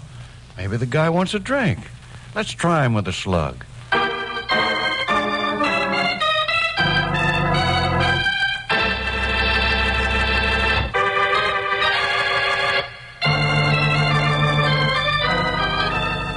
It was daylight when I came to again. I was lying in a hospital bed between snowy white sheets. Carol and Pappy were sitting nearby. But more important, there was a pitcher of ice water and a glass on the bedside table. I didn't bother with the glass. I just grabbed the pitcher and slobbered it all over myself. Hey, you drink much more of that stuff and you'll become waterlogged. You've had a couple of gallons already. Yeah. Brother, that's wonderful stuff. Feeling better, Chucky boy? Yeah, just peachy. What day is it? It's Friday. Friday? Mm-hmm. What happened to the first part of the week? Well, a good part of it, you were paddling around the Pacific Ocean, enjoying your vacation. Yeah, vacation. Comfortable quarters, excellent cuisine, interesting companions. Where were you, Glamour Puss? Where was I when? When you didn't come back to the hotel after calling Pappy, where were you? Oh, well, I called Pappy, and Pappy called Washington, and then Washington called Pappy, and then Pappy called me. Get to the point. Okay, just be patient. Pappy found out that Loring wasn't Loring, but Rowinski, and that Rowinski had been deported, and when the Russians found Loring's dead body, they decided Rowinski looked enough like Loring skip to... all that, will you? I guess these things. Why weren't you at the hotel? I went downtown to the dam project office to get the fingerprints. Whose fingerprints? Rowinski's, of course. I figured that everybody working on a government project like the Marsher Dam would be fingerprinted. And how else was Pappy going to prove that Rowinski was Rowinski when he got up here with Loring's fingerprints, which were being flown here from the War Department of Washington? Well, Glamour Puss, you're wonderful. Oh, I know it. Well, you want to hear the rest of the story? There's more? Naturally. Akins and Laurie had to confess, didn't they? Did they? Of course. Akins broke first. He told about the dynamite being built into the dam so it could be exploded when the dam got full of water. So the water would destroy the war plant, which was right below it. No, I've heard everything, and I wasn't here to supervise the details. Well, get him. Now, do you want to hear the rest of the story? There's more? Well, you used that line a minute ago. Well... So did you. Go ahead. Well, the good citizens of Carmichael and the workers at the war plant whose lives you saved, the workers at the dam project and the United States government have raised a purse to give you as a reward. No kidding. How much is it? $5,000. Holy smoke. I've still got another week's vacation coming to me. Glamour Puss with $5,000. Just a moment. Just one teeny-weeny moment, well, please. Pappy? Chuck, did you ever hear of a man named Ezra Symes? Ezra Symes? Yeah. The name sounds vaguely familiar. I can't remember where I met him, though. Well, I can. He's a fisherman, and he fished you out of the drink and brought you in here and collected $5,000 reward money from me. Say, that's right. I'd forgotten. Golly, Pappy, that was mighty decent of you to offer $5,000 to have me found. Well, the way I figure it is this. $5,000 from $5,000 leaves zero. Now, if you take that $5,000 you're going to get and subtract it from the $5,000 I've already paid out... Oh, no, Pappy. No, that isn't fair, Pappy. Well, we'll see.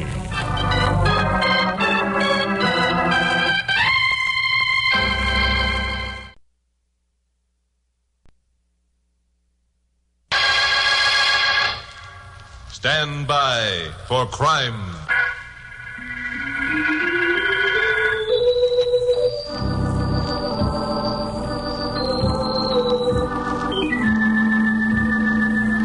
Hi, Chuck Morgan again. You know, being a newscaster on a station like KLP is quite a responsibility. No matter whether you're liked or disliked, whether you're agreed with or disagreed with, you feel a sense of duty, especially when you know your listening audience is extensive. That's why when this tip came in about that accidental death, I thought I couldn't pass it up. It wouldn't be fair to the people who paid me or the people who listened to me. The tip said that the accidental death wasn't accidental at all, but murder. It occurred at a remote section town on the Southern Express Railroad. If I drive up there, I get some interesting copy for my broadcast. Well, it so happened that Carol Curtis, my blonde secretary, and I had nothing better planned for the weekend, so we wound up the old jalopy and headed out into the desert. You know, darling, I think it's a wonderful idea going to Las Vegas for the weekend. You do? Yes. I've a new gown I'll wear at dinner tonight. It's a strapless black taffeta with gold embroidery. Think you'll like it? Chuck Morgan, you haven't heard a word I've said. What was that, Glamour Puss? I said you think... What are we stopping here for? That signboard over there. Can you read it? Signboard? Why, yes, it says Squalling Indian. For heaven's sakes, what does that mean? Well, maybe it means there's an Indian over there who keeps squalling. Come on, we better get started. Wait a minute, Chuck. You're taking the wrong road. Las Vegas is up that way. Who cares about Las Vegas when there's a squalling Indian over the hill? Chuck Morgan, you turn this car around right now. You promised me we were going to Las Vegas. No, I believe my exact words were, and I quote, Glamour Puss, let's drive out into the desert this weekend, up toward Las Vegas, unquote. Why, you fiend. You tricked me. You know I've always wanted to go to Las Vegas. Stop this car at once and let me out of here. What about my new dress? You don't know what it means to a girl to buy a new dress and then have no place to wear it. You stop this car at once and let me out.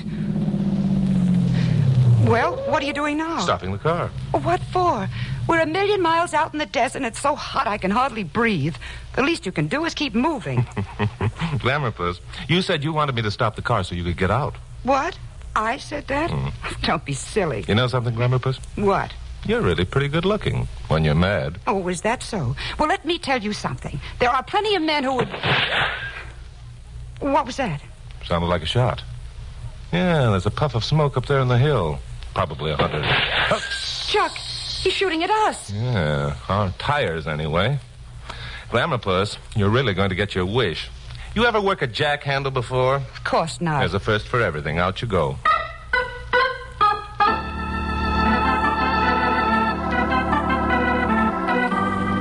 I didn't want to alarm Carol, so I acted as though it were regular routine for me to have my tires plugged full of holes by unknown snipers. Carol sat in the shade of the car and made sarcastic remarks about my integrity while I sweated with a tire iron. And finally dislodged the bullet that had deflated the inner tube. It looked to me like a 30-30 special, which proved nothing. Well, I got the spare in place, and we headed down the road toward Squalling Indian. An hour later, we came to our destination. It was the most desolate-looking place I've ever seen. A cluster of yellow painted buildings, partly shaded by 2 cottonwood trees. The double tracks of the Southern Express ran by the front door. Well, this is just great. This is simply dandy. Shall I change to my new strapless gown with the gold embroidery now, or shall Glamour I... Puss, will you do me one small favor? What? Shut up. Why, the idea... Quit it. I'm here on serious business, and if you... Here comes someone.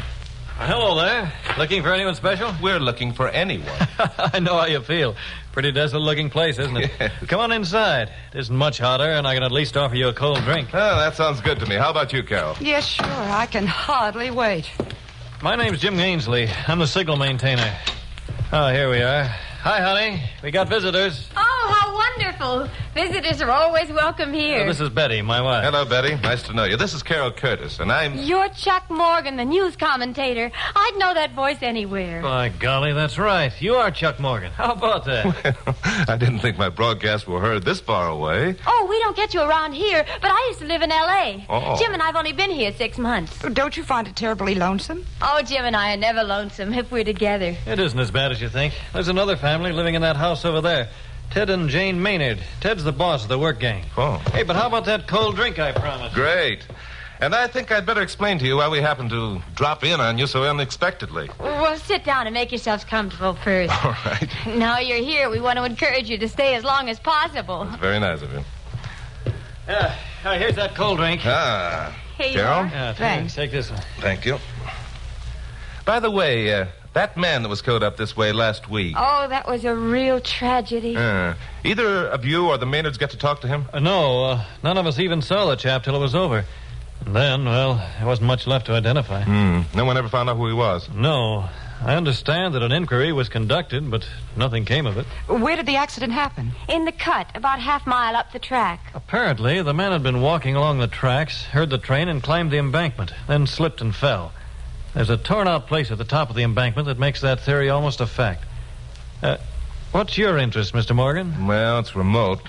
I had a friend who looked me up in L.A. 2 days before the accident. He's a geologist. Said he was coming up this way to look at some unusual rock formations he'd heard about. And you haven't heard from him since? No. Checked a couple of places without any luck. Oh, I'm probably borrowing trouble. Chances are he'll be calling me at the office tomorrow. Listen. It sounds like a train. Now, that just could be, Glamourpuss. There are a couple of tracks outside. It's the Golden Streak Streamliner from L.A. to Chicago. Right on the nose, too.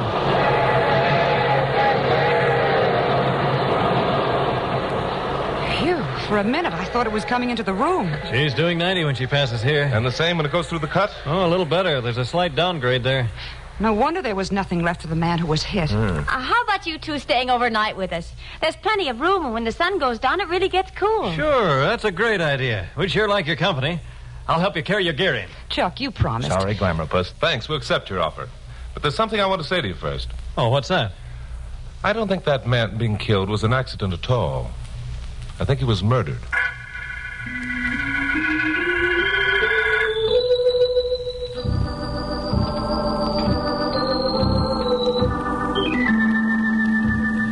Jim and Betty Ainsley weren't as startled by my murder theory as I thought they would be. They seemed more amused than anything.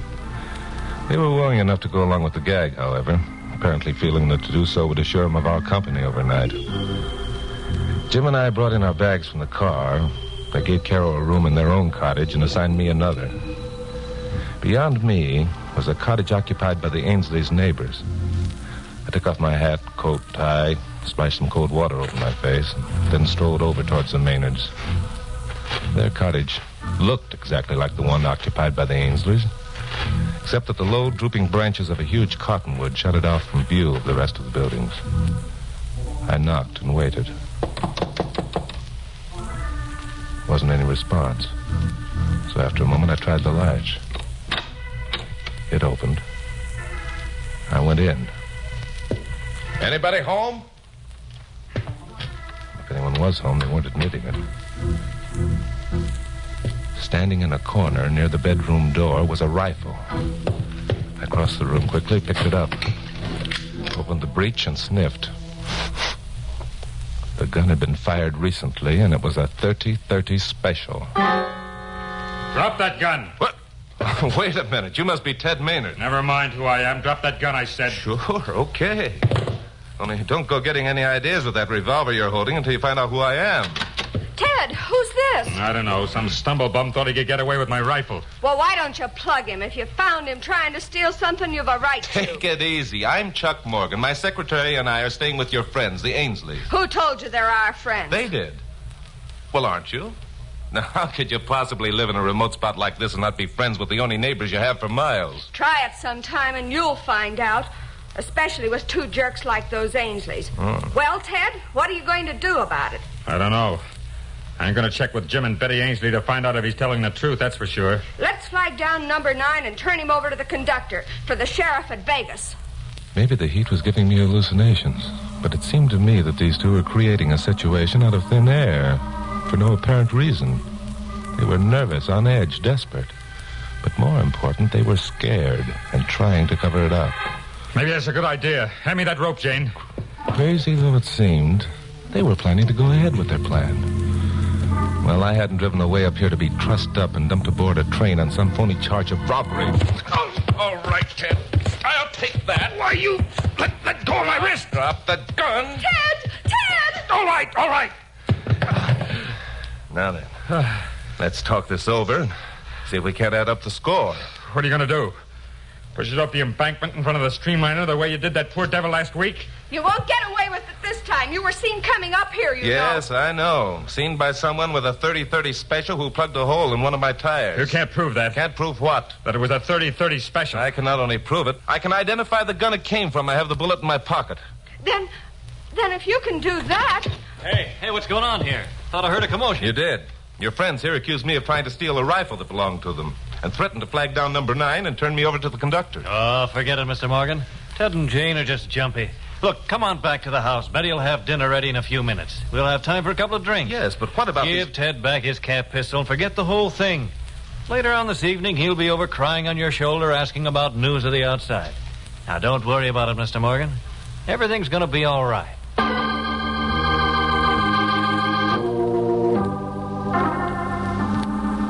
Maybe everything was all right as far as Jim Ainsley was concerned, but it wasn't all right for me. There's something cockeyed about this setup. It involved 4 people and a dead man. A dead man who had been pushed in front of a train and ground into nothing. Who was he? What had he been doing out here in this remote settlement? And what connection did he have with these 4 people? Questions. Lots of questions. And so far, only one answer. I was sure the man had been murdered. I could prove it. But I couldn't prove who committed the murder nor who the murdered man was. Wasn't even a corpse to make things easier. The night fell, and it became cooler. We sat in the Ainsley's kitchen and ate dinner by the light of 2 oil lamps. Then I noticed a picture of Jim Ainsley on the wall, dressed in a naval uniform, and remarked about it. Were you in the Navy, Jim? Noticed your picture up there. Oh, the one on the bulkhead? Yeah. That's my brother, Mike. Most people make the same mistake. We do look a lot alike. Is he in the service now? No, he was killed in action off Korea. Oh, that's tough. It was tough losing Mike. It was all the family I had. We lived in Chicago. That's where I met Betty. She'd come on from L.A. with some kind of convention. You were married in Chicago? That's right. I had this chance to come out here, and Betty liked being near home, so I grabbed it. On our first weekend off, we're going to go to L.A. Jim's never met my folks. Oh, here's Ted and Jane. Hi, kids. Come on in. Hi, everyone. Say, Mr. Morgan, Jane and I want to apologize for our actions this afternoon. I guess you must think we're pretty stupid. Well, We really wouldn't have put you aboard that train, even though you have submitted. See, Mr. Morgan, what did I tell you? How about a cup of coffee, kids? Oh, by the way, this is Carol Curtis, Mr. Morgan's secretary. I don't believe you've met her. How do you do? How do you do? Now, how about the coffee? Oh, swell. I'd like some. Smells good to me. Me too. Well, now I had the answers. This crazy pattern was beginning to straighten itself out. I knew who the dead man was, and who had murdered him, and why. All I had to do was prove it. The plan had already begun taking shape in my mind. I had to get back to Los Angeles, and I had to get back there fast. Because it was in Los Angeles that I could start the machine going that would bring one of these 4 people up to the bar of justice, charged with murder.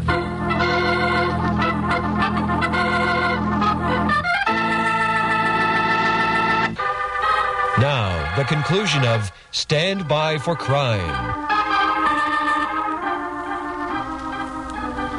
Carol and I got back to Los Angeles shortly after 10 p.m. I left her at her apartment and drove over to KOP. Pappy Mansfield, owner and manager of the station, was still in his office. I told him where I'd been and what I wanted him to do. He wasn't much impressed. Oh, you're out of your mind, Chuck. The heat must have soaked through that thick skull of yours and softened up your brain. Now go on home and go to bed. Okay, Pappy, so you don't believe me. Then you don't mind if I sell the story elsewhere. Story? What story? You haven't got any story. I will have before the night's over if you'll give me some cooperation. But I tell you, Chuck, it's unreasonable. You can't prove there's been a murder without a body. Yes, I can, if the murderer confesses to his crime. Well, how about it? No. Okay. Then I'll peddle my wares somewhere else. Not while you're on my payroll, you don't. Then, as of now, I'm off your payroll. I quit. Hey, Chuck. Yeah? Come back here. I thought you'd see it my way. Oh, you did? Well, get this, smart boy. I'll make your telephone call for you, but the name of this radio station isn't going to be mentioned unless you come up with a real... Pappy and I had been through this sort of thing before. It was old routine. I'd threaten to quit, or he'd threaten to fire me, and then we'd agree to go along together. So I knew I could depend upon him, and it was a comforting feeling. I got the information I wanted from the morgue in the KOP newsroom, and then headed back for the desert. It was after 2 o'clock in the morning when I reached Squalling Indian. There was a light in Jim Ainsley's cottage. Otherwise, the place looked deserted. That's you, Mr. Morgan? It's me, Jim. Began to think you weren't coming. Come on inside. Right. Yeah, where's Miss Curtis? She had enough, decided to stay in town.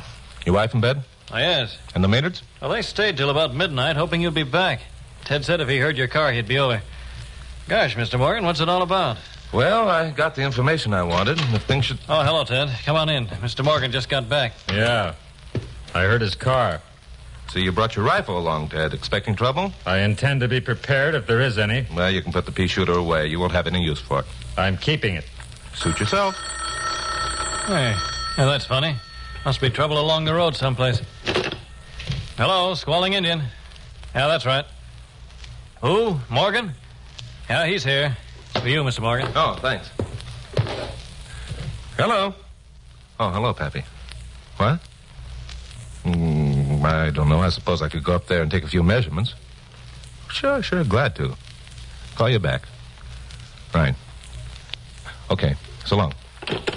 That was Pappy Mansfield, owner and manager of station KOP. He was wait a minute. How could he be calling on that phone? It isn't even connected with outside lines. Pappy Mansfield, my friend, can do anything, if he thinks it's important enough. Well, gosh, Mr. Morgan, what's so important? What's he want you to do? I'm going up to the cut and take a few measurements. I think the information I'll be able to phone back to Pappy will be all that's needed to sew up this case. Oh, what case? Oh, look, Mr. Morgan, want me to go with you? I could run you up on my scooter. No, you two stay here. There might be another phone call. I won't be gone long.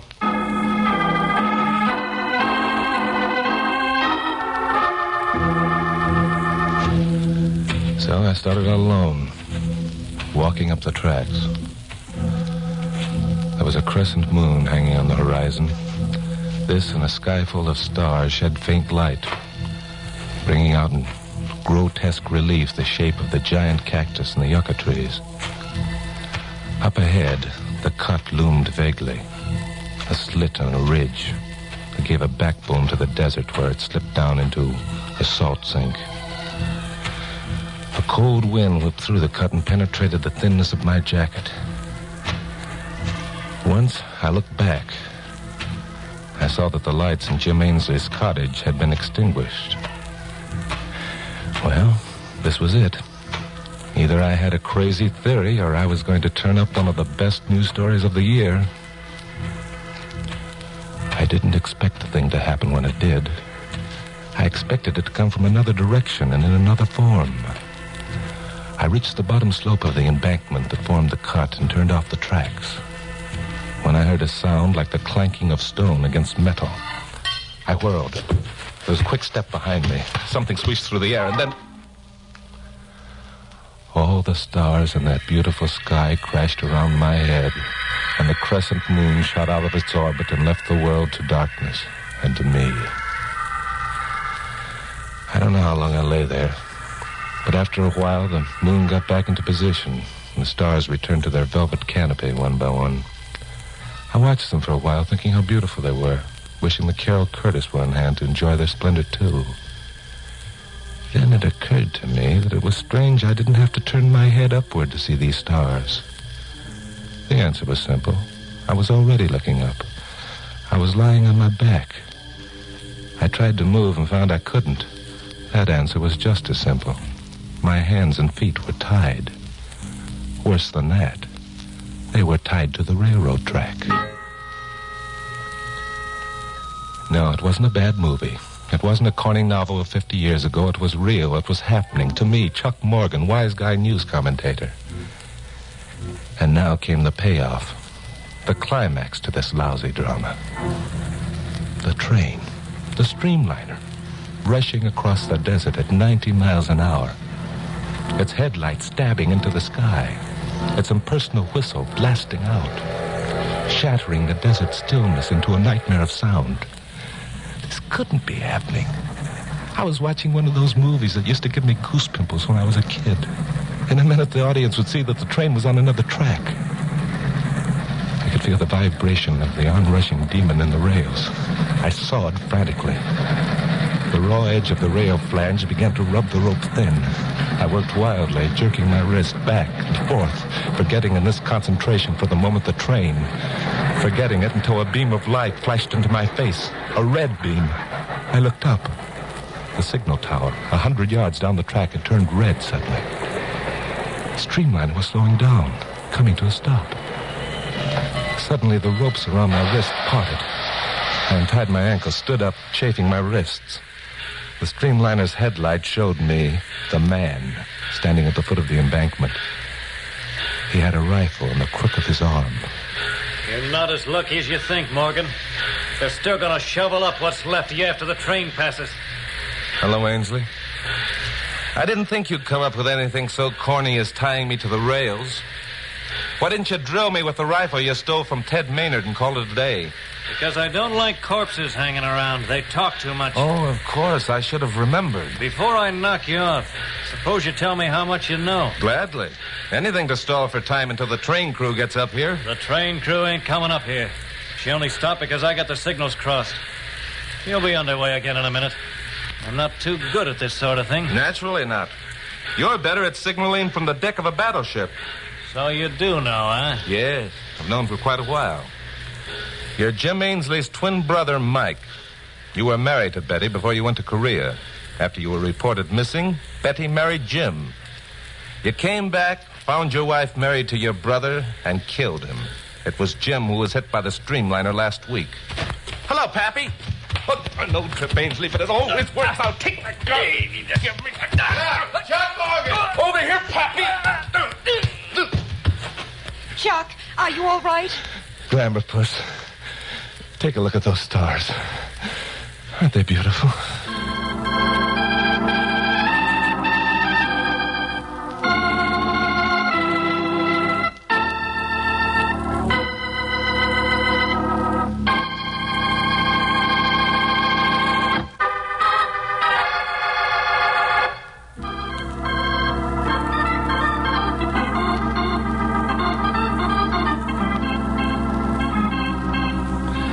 Probably guessed it was Pappy Mansfield who was responsible for the streamliner stopping at Squalling Indian, not the fact that Ainsley loused up the signals. Pappy never did trust me when he thought I was getting myself into a jam. Carol and I left Squalling Indian in the cold light of an early dawn, heading for the main highway. Naturally, Carol was full of questions, but this time I had all the answers. Let's begin at the beginning, Chucky boy. What made you suspicious in the first place? Why, the fact that Jim, or rather Mike Ainsley, said he recognized my voice. Didn't he? No, how could he? He lived in Chicago all his life. My voice couldn't reach that far. Betty had heard me in L.A., but her husband picked her up too quickly on it. Oh, but how did you know that Jim was Mike? Well, Jim, or Mike, offered to help us bring in our gear from the car. The word gear in place of luggage is strictly a Navy term. And then there was the picture of the sailor boy on the wall. That's right, which Mike called a bulkhead, Navy again. Well. Now, who shot the hole in our tire? Ted Maynard. You see, Ted and Jane knew, or at least suspected, that Jim was a murderer. They were scared stiff. They knew if the Ainsleys realized their suspicions, the same thing would happen to them that happened to Jim. Well, how about Betty? Betty had to go along with the gag, too. Although, I think she did it by choice. She really loved her first husband, huh? That's right. So when Ted saw us heading this way, he shot a hole in our tire, hoping we'd find out he did it and have him arrested and taken away from there. Glamour, Puss. You have an astute mind. Oops. Here we are, back on the main highway. But, Chuck, why are you turning right? L.A.'s back that way. Glamour, Puss. Las Vegas is this way. You're still going to have a chance to wear that black strapless taffeta with the gold embroidery. Oh, Chuck. What's wrong? What's the matter? I left it in L.A.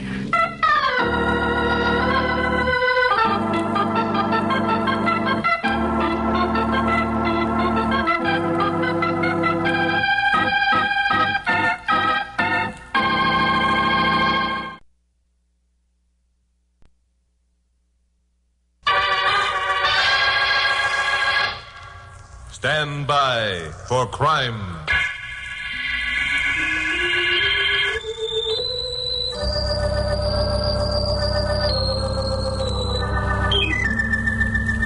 Hi, Chuck Morgan speaking. You know, being a newscaster on a radio station the size of KLP puts me in line to meet a lot of interesting people. Like Joe Stanley, for instance. Joe was a scientist. Had been employed by the government to work on some strictly hush-hush project, the hydrogen bomb, I think. He came out here to the coast once or twice a year to huddle with airplane factory executives, etc., and usually on such occasions he bunked with me. Last week Joe was here for a couple of days. Thursday morning, Carol Curtis, my secretary, and I drove him out to the airport to catch an early plane back to Washington. We said our goodbyes, watched the plane taxi down the runway for its takeoff. Well, Glamour Puss, let's get started back. No, wait, Chuck. I want to see the plane take off. Why? It's going to look like every other plane you've ever seen taken off. Well, I don't care. I want to see it just the same. Besides, Joe wouldn't like it if we left now. Listen, if I know Joey's sound asleep by this time. Flight 182 now loading at Gate 3 for Kansas City, Chicago, and New York. You know, Chuck, there's something sad about saying goodbye. You like it, though. Yes, it's a... What do you mean I like it? Anytime a female can find something sad enough to weep about, she's in her element. I'm not weeping. No, but you will before we get away from there. Oh, is that so? Yes, that's so. Hey, here comes Joe's plane now.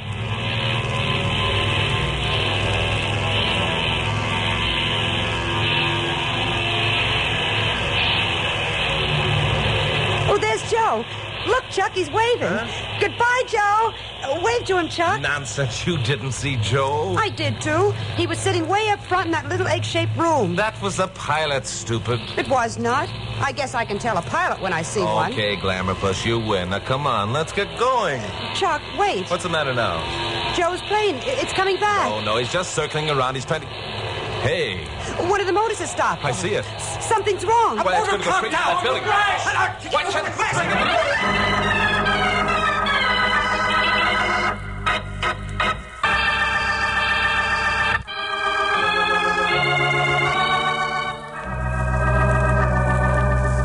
This was the biggest news story of the year. The fourth disaster of its type within 6 weeks. 68 people died as a result of that last crash. 50 of them were aboard the plane. 18 of them occupied an apartment house into which the plane had plunged. The co-pilot, a man named Jenkins, lived long enough to be rushed to a hospital. Just before he died, he spoke 2 words. The light. Well, it wasn't much to go on. But my friend Joe Stanley had died in that crash, and I was beginning to get ideas. That's why I took my problem to Pappy Mansfield, owner of Station KOP.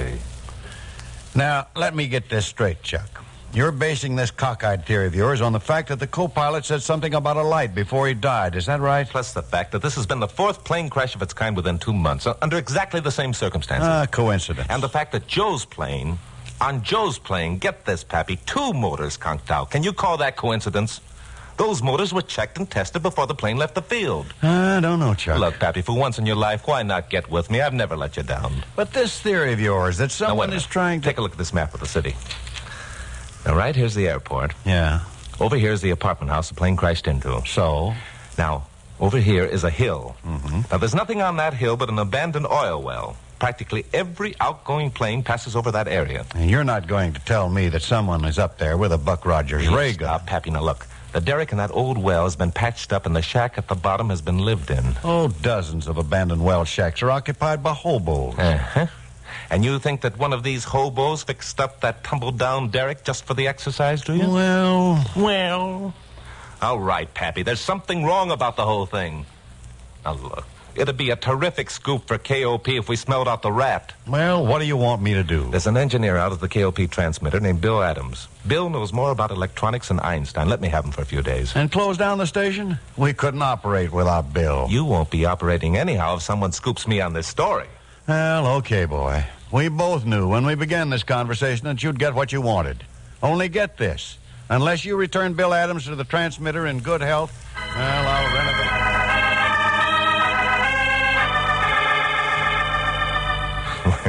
That was Pappy.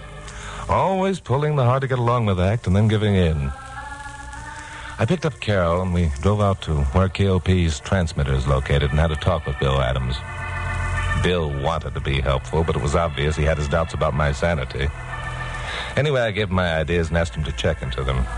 But we came away from there with the feeling that we were wasting the time of Pappy Mansfield's highest-paid senior engineer. You know something, Chucky boy? I think Bill Adams thought you were nuts. Well, maybe I am, but they thought the Wright brothers were, too. But they're older than you, though. Right remark. I think so. Well, where do we go from here? You are going to the city hall and find out who owns that oil well. And where are you going? I'm going out to that demolished apartment house and have a look around. Then that's where I'm going. Oh, no, you're not. Oh, yes, I am. Oh, no, you're not. For the first time that I can remember, I won an argument with Glamour Puss. This was accomplished by driving to City Hall and practically pushing her out of the car. It was late in the afternoon when I reached the apartment house. The workmen were just quitting for the day.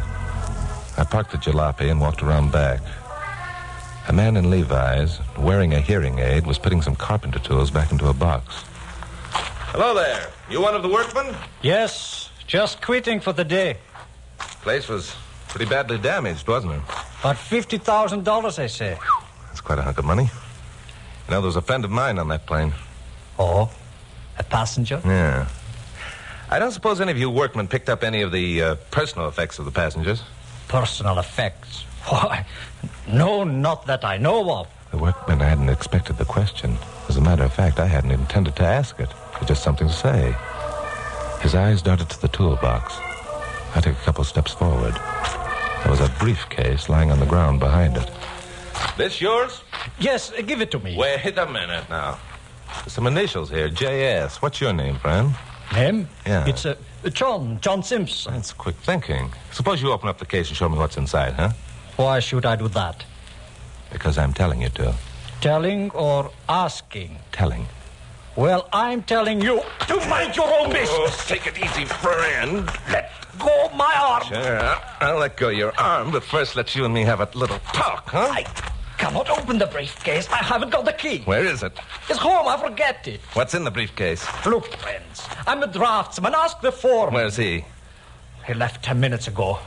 Let go of my arm. Okay. Sure. There you are. So far, Mr. Simpson, everything you've told me is very convenient. You left the key home, the foreman's gone for the day. And somehow it doesn't figure. That briefcase looks exactly like the one my friend Joe Stanley was carrying when I put him aboard the plane. All briefcases look alike. Who are you, anyway? The name's Morgan. Chuck Morgan. I'm a newscaster on station KOP. I never heard of you. Fair enough. You know something, Simpson? I think you're a liar. Why, you... Don't try that again. This time I might break your arm. Then give me my briefcase. Nah. I'm sticking my chin out on this one. I'm taking the briefcase with me. And I am swearing out a warrant for robbery. That's your privilege. Here's my card. The address is right there. If you're on the level, you can have me arrested. If you're not, I'll have you arrested.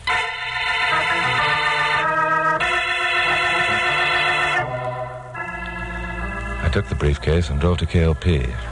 Kara was there, and she had my script ready for the 7 o'clock broadcast. Here's your script. What in the world is that? It's a briefcase. I just bought it from a second-hand dealer. He assures me that it contains a small fortune in $100 banknotes. But, Chuck, it looks like... Never mind what it looks like. Stash it away someplace until I can get hold of a locksmith. What did you find out about the oil well? The well and the hill are owned by Belfast Oil Corporation. They quit it 8 years ago. Right now, all of their operations are in Texas. Good. Get hold of Bert Mayfair, police headquarters, and tell him I want him on hand when the locksmith opens that briefcase. Okay. But, Chuck, where did you really get it? From an ugly man in blue overalls who's now swearing out a warrant for my arrest.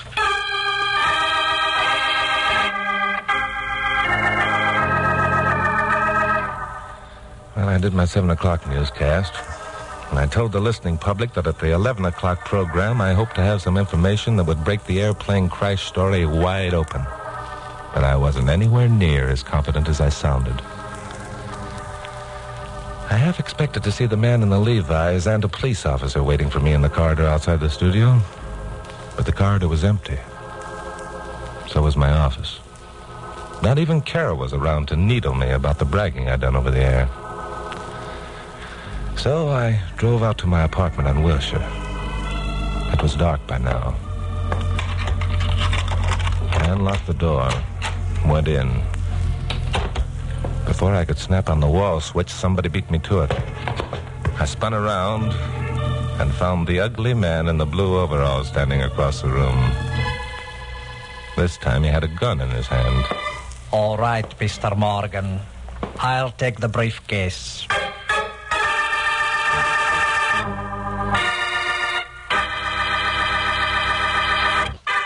Now, the conclusion of Stand By for Crime. Well, the guy wasn't pretending this time. The gun was all he needed to give his face that ratty expression that it came by so naturally. So it's you again, rat face. What's the matter? Are you afraid the cops would put your name on that warrant instead of mine? My time is short, Mr. Morgan. Hand over the briefcase. There's a smart remark. How am I going to hand over something I haven't got? Then you will tell me what you did with it. Will I? Or I will take measures to force you to tell. Such as shooting me, I suppose? Don't be a jerk, Simpson or Sampson or whatever your name is. Shooting me would mean you'd never find the briefcase. You're quite right. It would be stupid of me to shoot you. But there are other ways. Oh? In exactly 1 minute, your telephone will ring. The man at the other end will have some interesting information for you about Miss Carol Curtis. About Oh, that one won't work either, Buster. I left Carol at the studio 15 minutes ago. Did you? Think, Mr. Morgan. Was it before or after your broadcast that you last saw Miss Curtis? That was... Simpson, if you touch that girl, I'll break... You'll do nothing, Mr. Morgan. Nothing at all. Leave the phone alone. This time, I'm giving the orders. Hello? 3486. Right. Put on the line, please.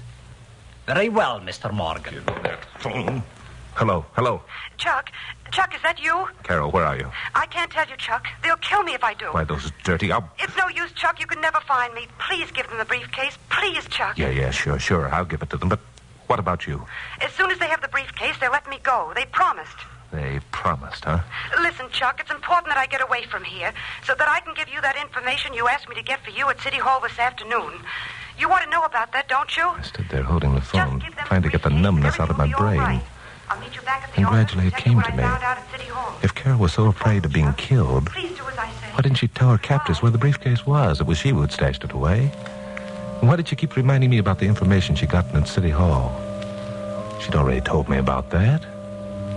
And suddenly I had it, the oil well. That's where she was being held prisoner. She was trying to tell me by referring to the information. Ah, smart girl, that blonde secretary of mine.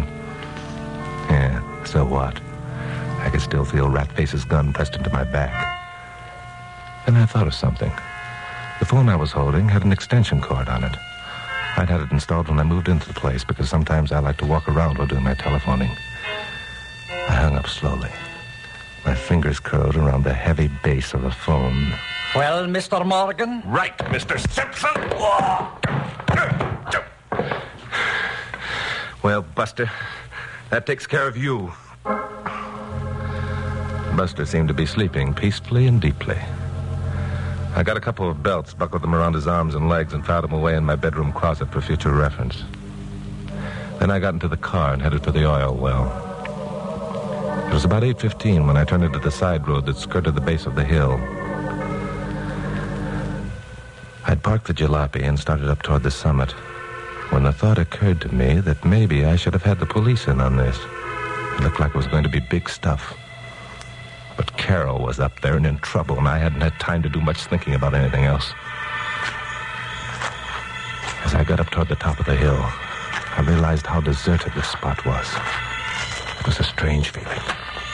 Below, the lights of the great sprawling city spread out endlessly. Ahead, the skeleton-like framework of the well derrick was etched against the sky in ghostly silhouette. Then a figure stepped in my path, and I caught a glint of steel. I lunged forward, wrapped my arms around his legs. He fell over my shoulder, and I had him in a fireman's grip. I spun around and let go. He landed about 10 feet down the slope and cracked his head against a rock. Well, that was number 2. The next one might not be so easy to handle. The well shack was just ahead. Light streamed from beneath its door. I stopped and considered the situation. I'd be crazy to go barging in. Or would I? Wasn't it the last thing anyone would expect? Then the problem was solved for me. The door opened and Carol Curtis stood framed against the light. Carol! Hello, Chuck. Is that you? We thought we heard someone. Carol was looking at me steadily. A look that told me to watch myself. Come on in. I want you to meet someone. You all right, Glamourpuss? Oh, yes, I'm fine. Chuck, I want you to meet Dr. Robert Burton. He's an inventor. Well, how do you do, Mr. Morgan? How do you do? Miss Curtis has been telling me about you. What an interesting life you have. I've heard your broadcast many, many times. Yes, I have. Thanks. Look, damn it. Dr. Burden was kind enough to untie me after that other man left. But of course I had to promise not to run away. Yeah, sure. But what other man are you talking about? Well, his name, I think, is Snide or something like that. No, a dreadful person. Really dreadful. Not at all like Ivan. Who's Ivan? Ivan? Ivan Stuka. He's the gentleman who pays me to stay here and work on my invention. He pays me well, too.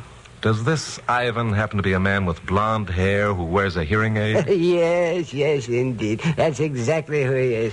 It was Ivan who repaired the derrick. Oh, you know him, then? Yeah, a telephone acquaintance. Dr. Burden has been telling me about his invention. How about explaining it to Chuck, Dr. Burden? Well, I don't know. Ivan might object, and after all, it is his money. But if Ivan doesn't know, it won't make any difference. And Chuck would never tell anyone, would you, Chuck? Cross my heart and hope to die. What kind of an invention is it, Doctor? Well, it's an electric current interceptor. A what? Here, let me show you. Now, this is a small model. It looks like a pistol, doesn't it? Yes. Well, you see, I point it at that electric bulb over there, and puff, the bulb is out. Well, I'll be... Quite a gadget, isn't it, Chuck? Yeah, quite. How do you do it, Doc? With mirrors or something? Oh, no, not at all. It took me years to perfect this instrument. As a matter of fact, if it hadn't been for Ivan, I might never have succeeded. How's that? Well, you see, during the last war, I got the idea, but I had to have financing. And naturally, I went to the government. I thought they might be interested in an invention that could put an airplane out of commission merely by projecting a ray toward one of its motors. Yeah, I should think they might. What happened? And Mr. Morgan, believe it or not, no one would listen to me. Oh, I went back time and time again, and finally I became sick. Dr. Burden spent 3 years in a sanitarium.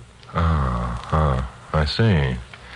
And when you were released, you met Ivan. Yeah, a fine man, Ivan. He felt that if I came up here to live away from everybody, I could work on my invention undisturbed. Ivan arranged for the turning on of the power and the telephone, just everything. I've been quite comfortable. When did you get this invention of yours working? Well, about 6 weeks ago. Oh, I tell you, it was exciting. Ivan was most pleased. I'll bet. How did you test it out? Why, on a plane coming out of the airport, of course. That's why Ivan wanted me to come up here in the first place. He said we'd have plenty of subjects to work on. Oh, and he was right, too. Oh, I tell you, it was a thrilling moment when I put that first plane out of commission. Oh, it made a tremendous crash. Yeah, I read about it. Weren't you worried about the passengers? Worried? The passengers? Well, that's funny. I never thought of that. I'll bet Ivan did, particularly the planes in which important government officials were riding.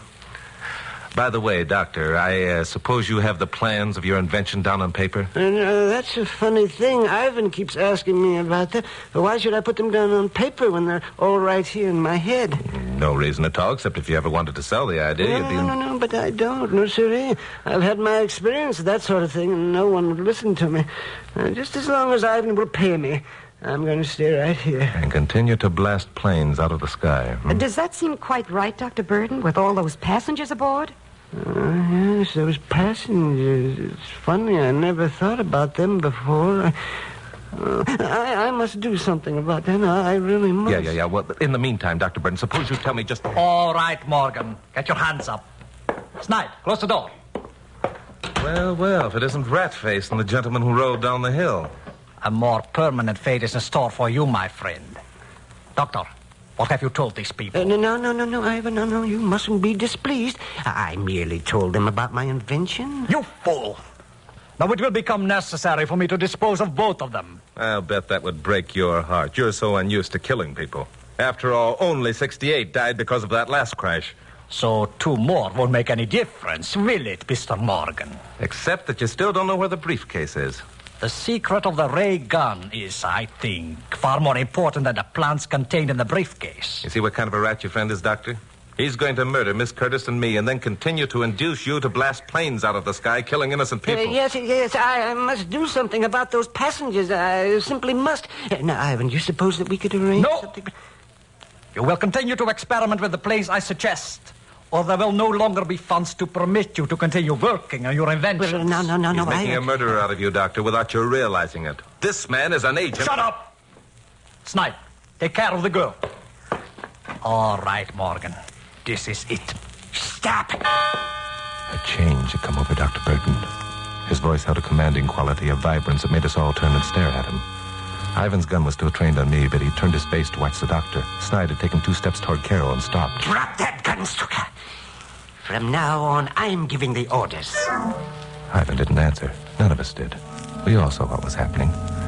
Dr. Burton had his ray gun pointed at the electric hearing aid on Ivan's head. I could see the indecision on Ivan's face. He was wondering whether he could swing his gun away from me and get the doctor in time to save himself. I could almost hear the thoughts racing through his mind. He knew that Dr. Burton had suddenly had a change of heart. If he, Ivan, didn't succeed in shooting the gun out of the inventor's hand, it would mean the ruination of all his beautiful plans. It would mean the gas chamber for himself at Snide. There was only one course open for him. Drop that gun, I said.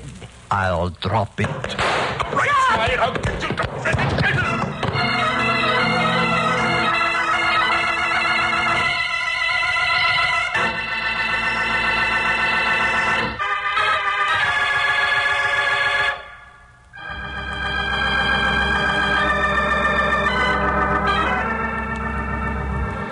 Carol and I got back to the studio in time for the 11 o'clock broadcast.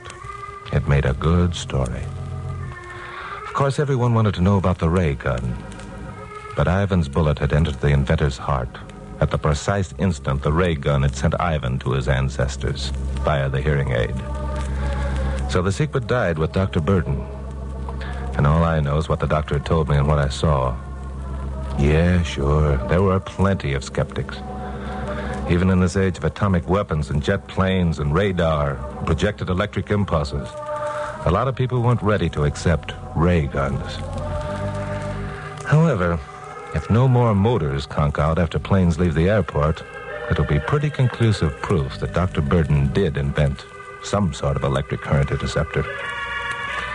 Well, anyway, time will tell that story. There was one question that Carol wanted cleared up. So she caught me about it at lunch the next day. This chicken salad is delicious. I personally go for hamburgers. You can eat chicken salad for once and like it. Need it, but I won't like it. Say, Chuck, there must have been some reason why you were convinced that Ivan was a phony. Well, as a matter of fact, there was. However, I'd rather not mention it. Rather not mention it, but why? I'd just rather not, that's all. Chuck Morgan, you tell me. Oh, no, Glamour Puss, you might think me immodest. Oh, fiddly-dee. Come on, make with the words. Well, if you insist. I do. All right. You remember when I first met Ivan at the apartment house? Yes. Well, I explained to him that I was Chuck Morgan, newscaster at KOP. Well? Well, he said he'd never heard of me. Oh, Chuck.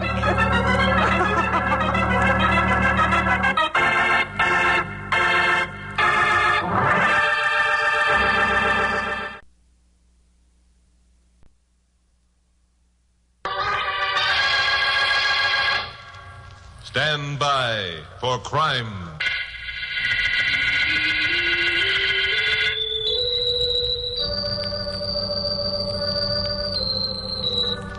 Hi, Chuck Morgan. You know, right now, just about every large American city has a threat of communism. It's an insidious thing, dangerous, and a little bit frightening. In some cities, it's worse than others. Here in Los Angeles, where I work as a newscaster on radio station KOP, we feel that the threat is more than frightening. It's a menace that must be stamped out if our way of life is to survive. Most any day, you can turn the dial of your radio or pick up a newspaper and read where the Committee on Un-American Activities is investigating some well-known Hollywood celebrity. It gives you a queer feeling when you see those familiar names. You wonder who's going to be next and why. And you find yourself groping for an answer to this disease that is doing its best to undermine Americanism. Those were the thoughts that were running through my mind when I came into my office a few weeks ago and found the script for my 7 o'clock broadcast lying on my desk. I read it through and got a jolt that set me back on my heels. Just as I finished, my blonde secretary, Carol Curtis, came in. Hi, Chucky boy. Hi. Who wrote this? Who wrote what? This script, my 7 o'clock broadcast. Oh, I forgot to tell you. Pappy wrote it. He asked me to leave it on your desk. Pappy? Well, sure. What's wrong with that? After all, Chuck, Pappy owns KOP, and if he wants... Where are you going? Never mind. Now, you get at that typewriter and knock out another script. This one's out. See you later.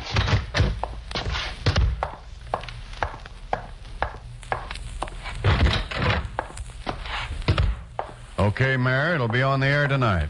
Goodbye. Oh, hello, Chuck. What's on your mind? You know what's on my mind, Pappy. What kind of tripe is this you want me to broadcast tonight? Tripe? Hey, wait a minute. I wrote that script. So Carol said. Are you out of your mind, Pappy? It's loaded with red propaganda. I know it is. You know? Now, hold it, Pappy. This I don't believe. Sit down, Chuck, and I'll tell you about it. You better make it good. Chuck, if you use this script on your broadcast tonight, there'll be a storm of protest that'll start your ears ringing. Don't worry. I'm not going to use it. As a matter of fact, if listener reaction becomes too great, I may have to go so far as to give you the can. I've already told you I'd hate to have to do it, Chuck, but after all, I've got the station and its policies to think of. You'd probably have a tough time getting another job. Yeah, I probably would. Now, suppose we cut out the double talk and you give me the pitch. Suppose that did happen, Chuck. Suppose I did have to fire you. And I would if you used that script. What do you think would happen? Let's not try to find out. I'll tell you what I think would happen. You're a pretty important guy. Your opinion carries a lot of weight. The communists know that. So? So sooner or later, you'd be approached. Maybe offered a job on some other station. They'd have a well-worked-out plan wherein you could be of service to the cause. I'm still hazy on this, Pappy, but if you think that Wait till I finish, will you, please? Now, if that should happen, you'd be in a position to put your finger on Mr. Big. Mr. Big? The FBI knows there's a big man here in L.A., a very big man. Maybe a high government official who's head of the communists. They want to know who he is. And they think I can locate him? It's a chance. That I'm not going to take. What do you take me for, Pappy? It might be weeks or even years before I could pull that chestnut out of the fire. I might never do it. And all that time, I wouldn't have a friend in the world. I'd be despised by everyone. But if you succeeded in doing the job, you'd have performed a service for your country that may be measured in human lives and freedom and a way of life we want to keep in operation. It's a thankless job. It might be, except to those who are close to you, like myself and Carol Curtis. After it's over, she'd know. After it's over? Do you mean that even Carol wouldn't No one's going to know about this, Chuck, but myself and the FBI. It's got to look like the real McCoy. You sound as if you expect me to do it. I do. Oh, you do? Well, get this through It's your a noggin. pretty good country, Chuck. Let's do what little we can to keep it that way. You've exposed plenty of other rackets. Why not this one? Is it because you don't like the idea of being inconvenienced a little? Now, wait a minute. I never said anything... You've had everything your own way before, with the police department behind you and the station behind you and every honest citizen in town behind you. Now that you've got a toughie coming up, what are you going to do? Chicken out? Why, you old goat,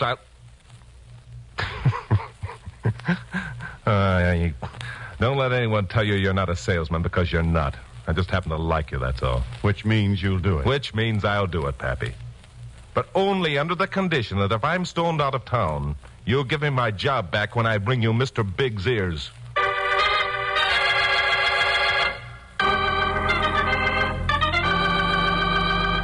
Well, I made the broadcast, and the storm of protest began to come in almost at once. Studio phones were ringing before my 15 minutes were up. Carol Curtis was waiting for me when I got back to my office. This, I knew, was going to be the worst ordeal of all. I was glad it was first and would be over quickly. Yes, that's right, Mary. Hold the calls until I let you know. Hi, Glamourpuss. What are you holding calls for? I want to talk to you. Okay, go ahead and talk. I heard the broadcast. Naturally, it's one of the jobs you paid for. What's behind it, Chuck? Behind what? You know what I'm talking about. You know what those telephone calls were about. You didn't mean any of those things you mentioned while you were on the air, did you? Of course I meant them.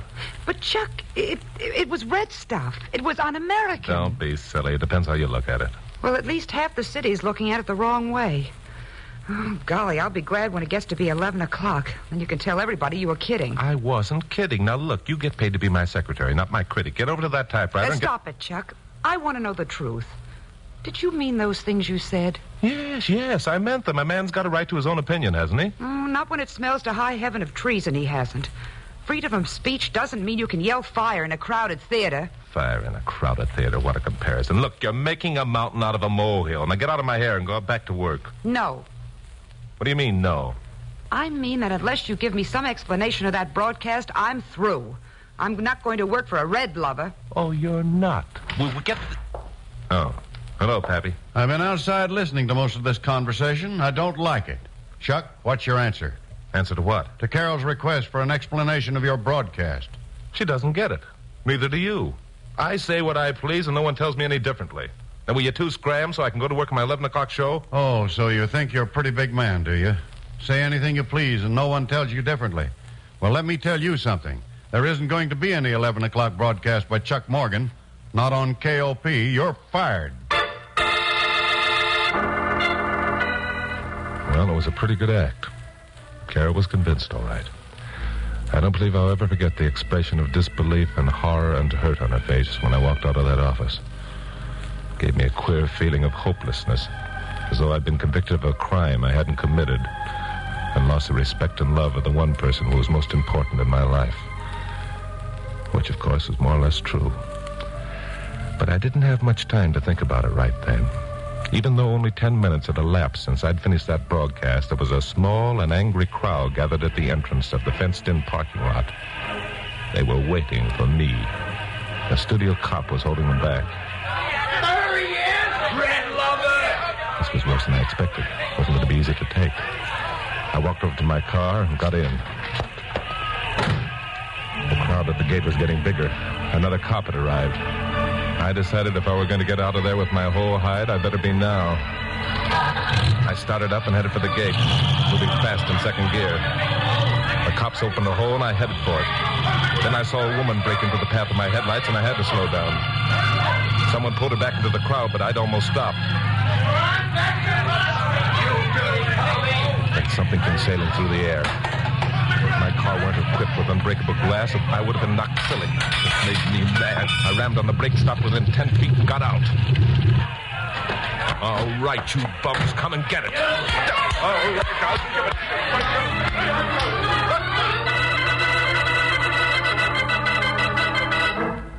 That was a mistake. It taught me a lesson. They didn't come and get it. They came and got me. I was taken home in an ambulance and left nursing my wounds by a couple of unsympathetic interns. At 11 o'clock, I snapped on the radio. Pappy Mansfield came on what ordinarily would have been my last broadcast of the day with a special announcement.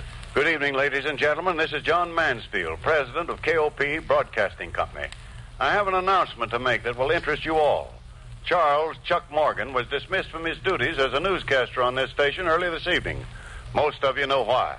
For those of you who don't, I'll tell you why. Charles Morgan is a communist. He admitted it early this evening.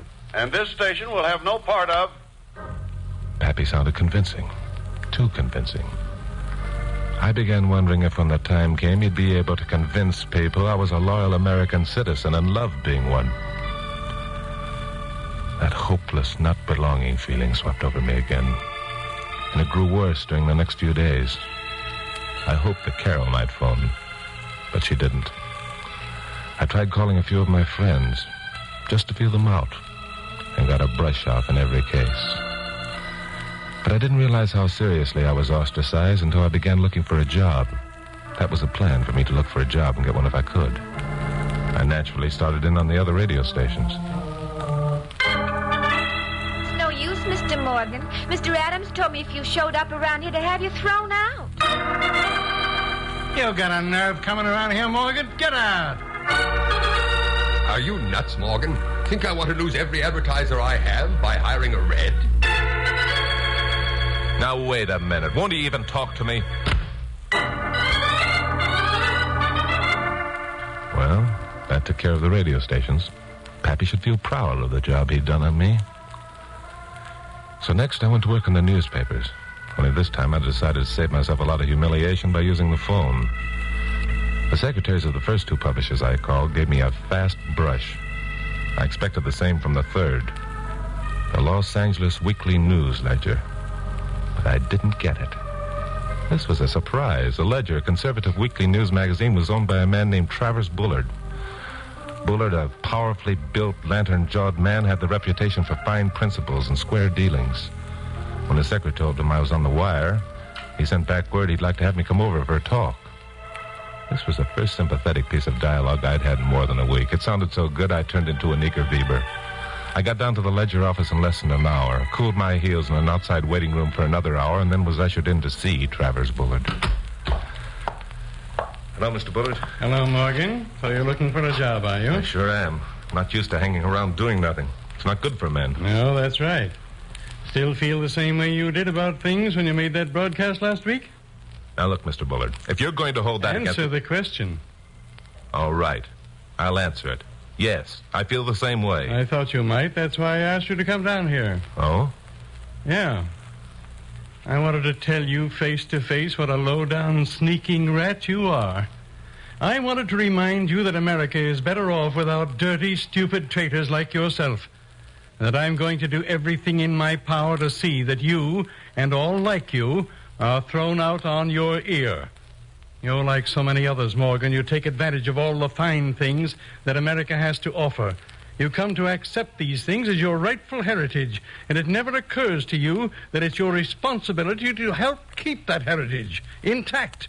Instead, you turn to some stinking, small-minded philosophy that isn't worth the powder to blow it. That's why I asked you down here, Morgan, to tell you what I thought and to do this.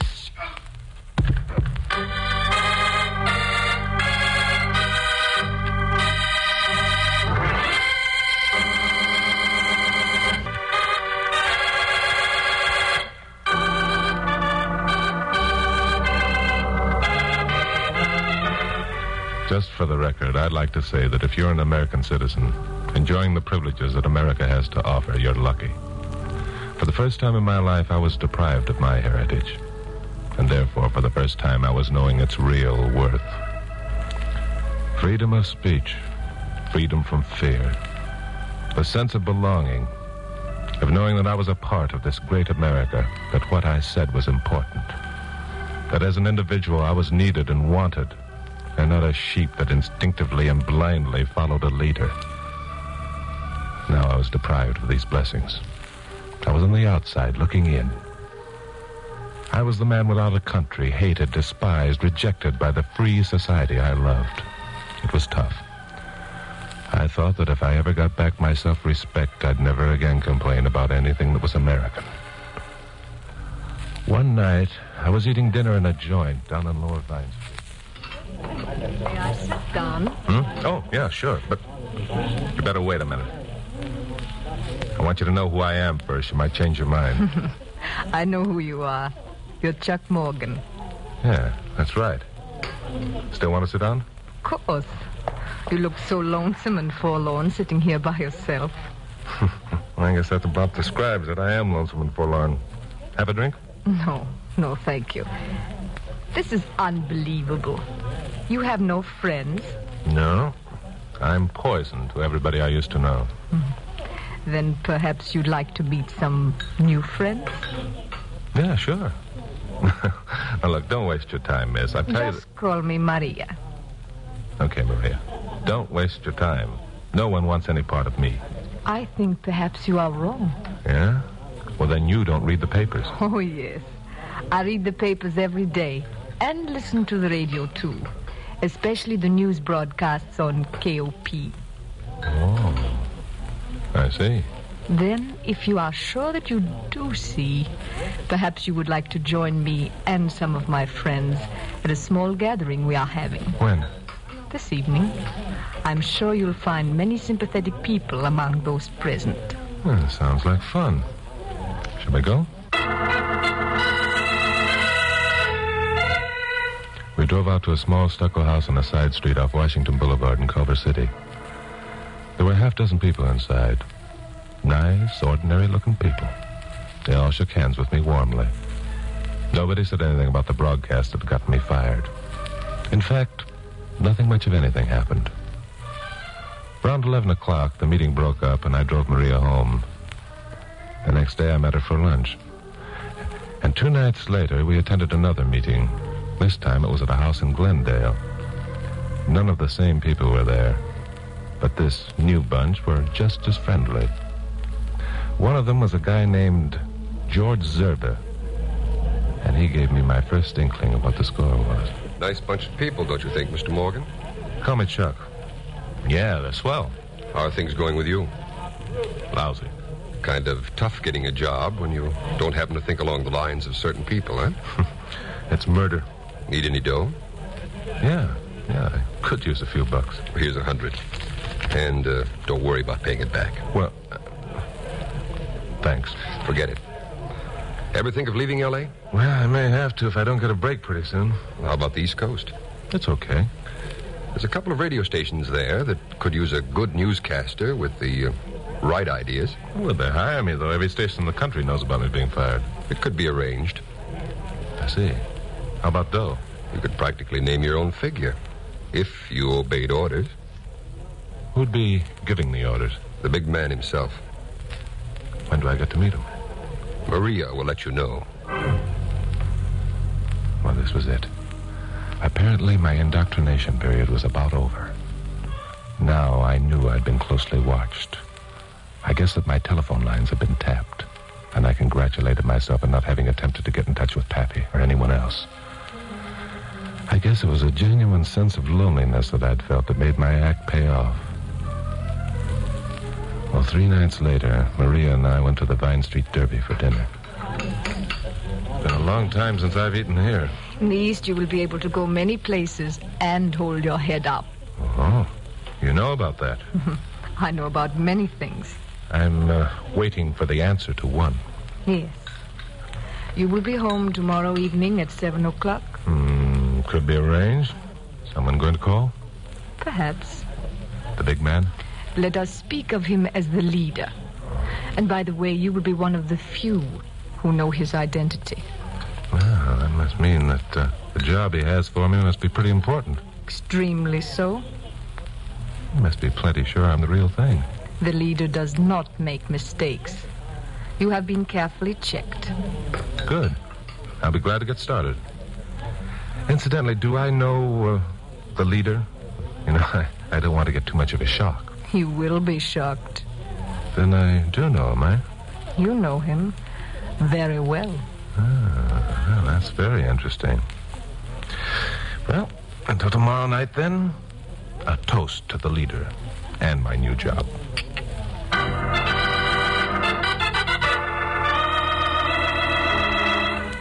The next day was the longest I'd ever lived. It was hard to believe that the ordeal of the past few weeks was nearly over. That almost as soon as tomorrow I'd be able to sit in front of a microphone at KOP and tell the world that I was an American, and glad of it. By 6:30, I was so nervous my hands were trembling. I went into the kitchen and poured myself a straight shot. I was still there when the door buzzer sounded. Well, here it was. I got up, feeling a sense of anticipation that was almost eerie. Then I forgot everything, in fact, but the job at hand, and crossed to the door. I knew the man who was standing there all right. Knew him very well indeed. It was Pappy Mansfield.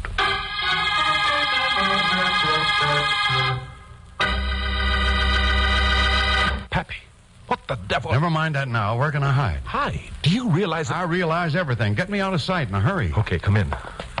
In there. Keep away from the windows. Good deal. See you later. Yeah, see you later. You bet he'd see me later, the old goat. Didn't he realize he almost loused up 2 weeks of work on my part? I didn't have much time to think about it. Less than 2 minutes later, the buzzer sounded again. This time I felt it was going to be the McCoy.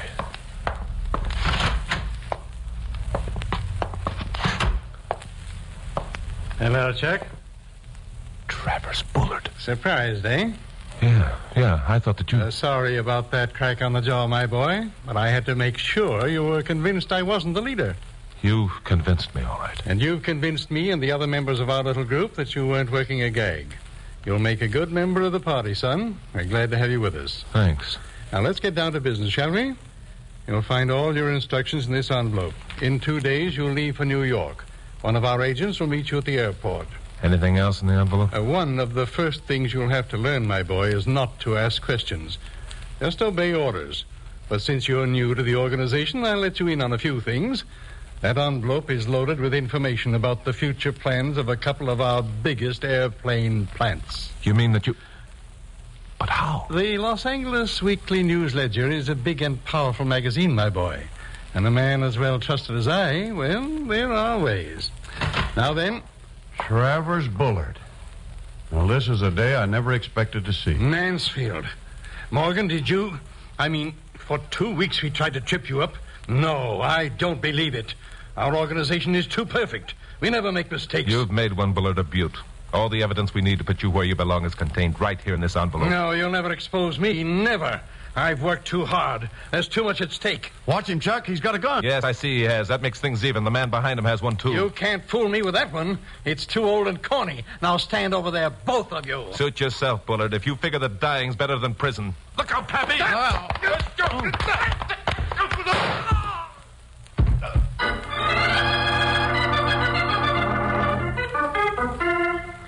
It was quite a fight. Pappy had tripped over a rug, and Bullard, suspecting a trick, had swung on him, which was my cue to repay with interest that crack on the jaw he'd given me down at the Ledger office. Bullard, however, was a powerful man, and it took a lot of doing to get him under control. His gun went off in the fracas, but it didn't hurt anybody. He's still alive. Those of you who listen to my broadcast know where he is now. He's got a private room in a big gray building with iron bars on the window. Pappy and I got back to the station around 10 o'clock. Here's your office, Pappy.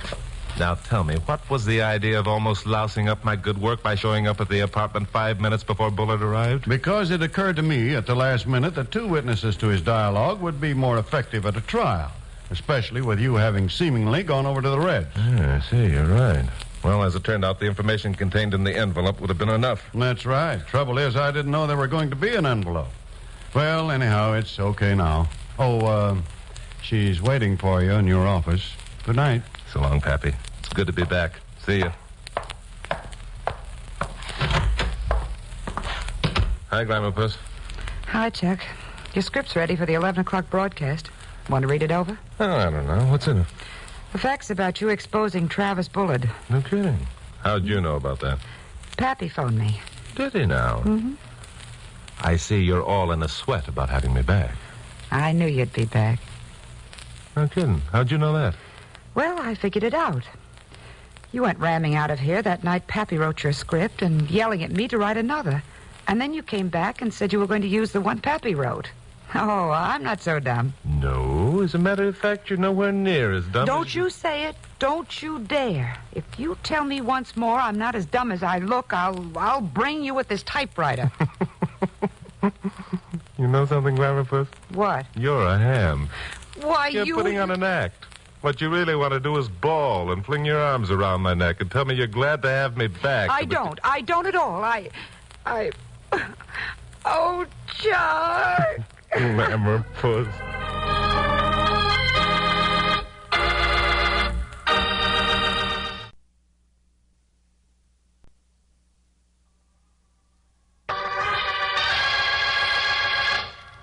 Stand by for crime.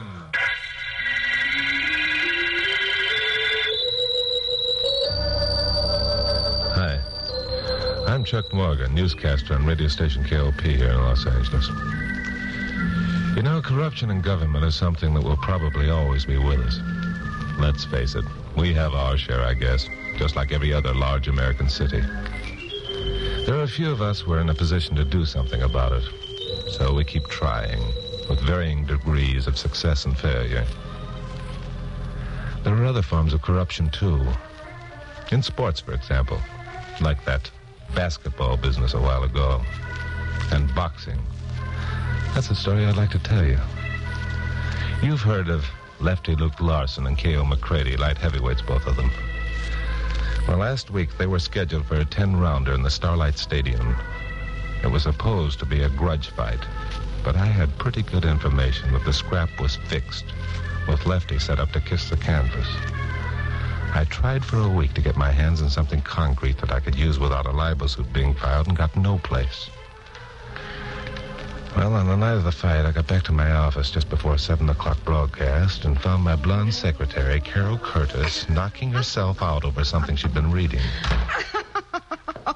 All right. What have you been doing? Reading the Los Angeles weather reports or something? Oh, hi, Chuck. Honestly, this is the funniest thing I've ever read. Yeah, some of your own dialogue, I'll bet. No. Look, this letter was addressed to the question and answer department and got to our mail by mistake. Yeah? Who's it from? Oh, that's unimportant. Listen, dear sir, I have a small ranch in the San Fernando Valley. For several months, I have been troubled by my neighbor's chickens wandering into my backyard and laying their eggs in my garden.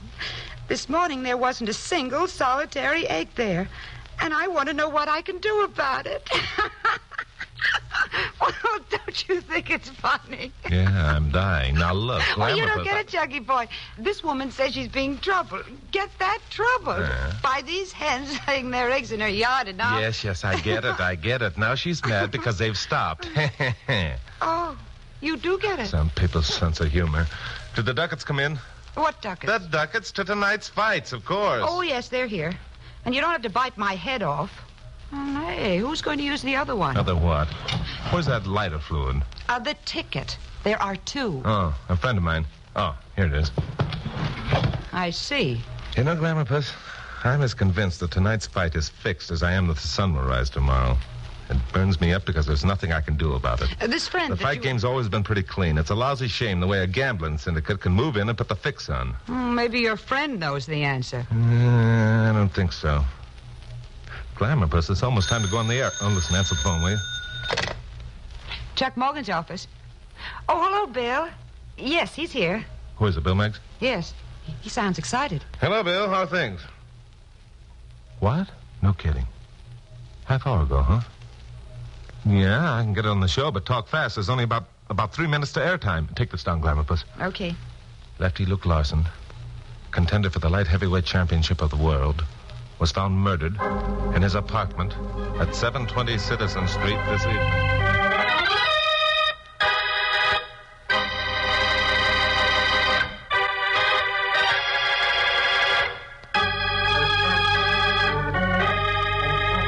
Well, I gave the local fight fans quite a shock with the story of Lefty Larson's murder in my 7 o'clock broadcast. But that was nothing to what was coming. At 7:15, I left the studio and drove out to 720 Citizen Street. It was a small apartment house located up against the hills in the Las Feliz district. 2 cops were keeping a crowd of curious people moving. Both of them I knew, so they let me inside. Larson's apartment was on the ground floor rear. Tom Brady, the medical examiner, was just leaving as I entered. Bill Meggs was inside, another cop, and a red-headed girl. She was sitting in a corner, staring dazedly at the floor. Her eyes were red, and it was obvious that she'd been crying. How's it look, Bill? Not good, Chuck. The guy was murdered, all right. Tom says it was most likely cyanide poisoning, although he can't tell for sure until he performs an autopsy. You got a cold, Bill? Yeah, I'm just getting over it. Oh, that's too bad. What makes you so sure it was murder? It had to be. Come over here. All right.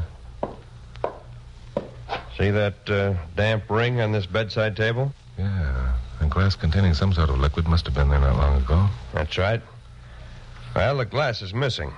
If Lefty had committed suicide, it'd still be there. Unless someone else took it away.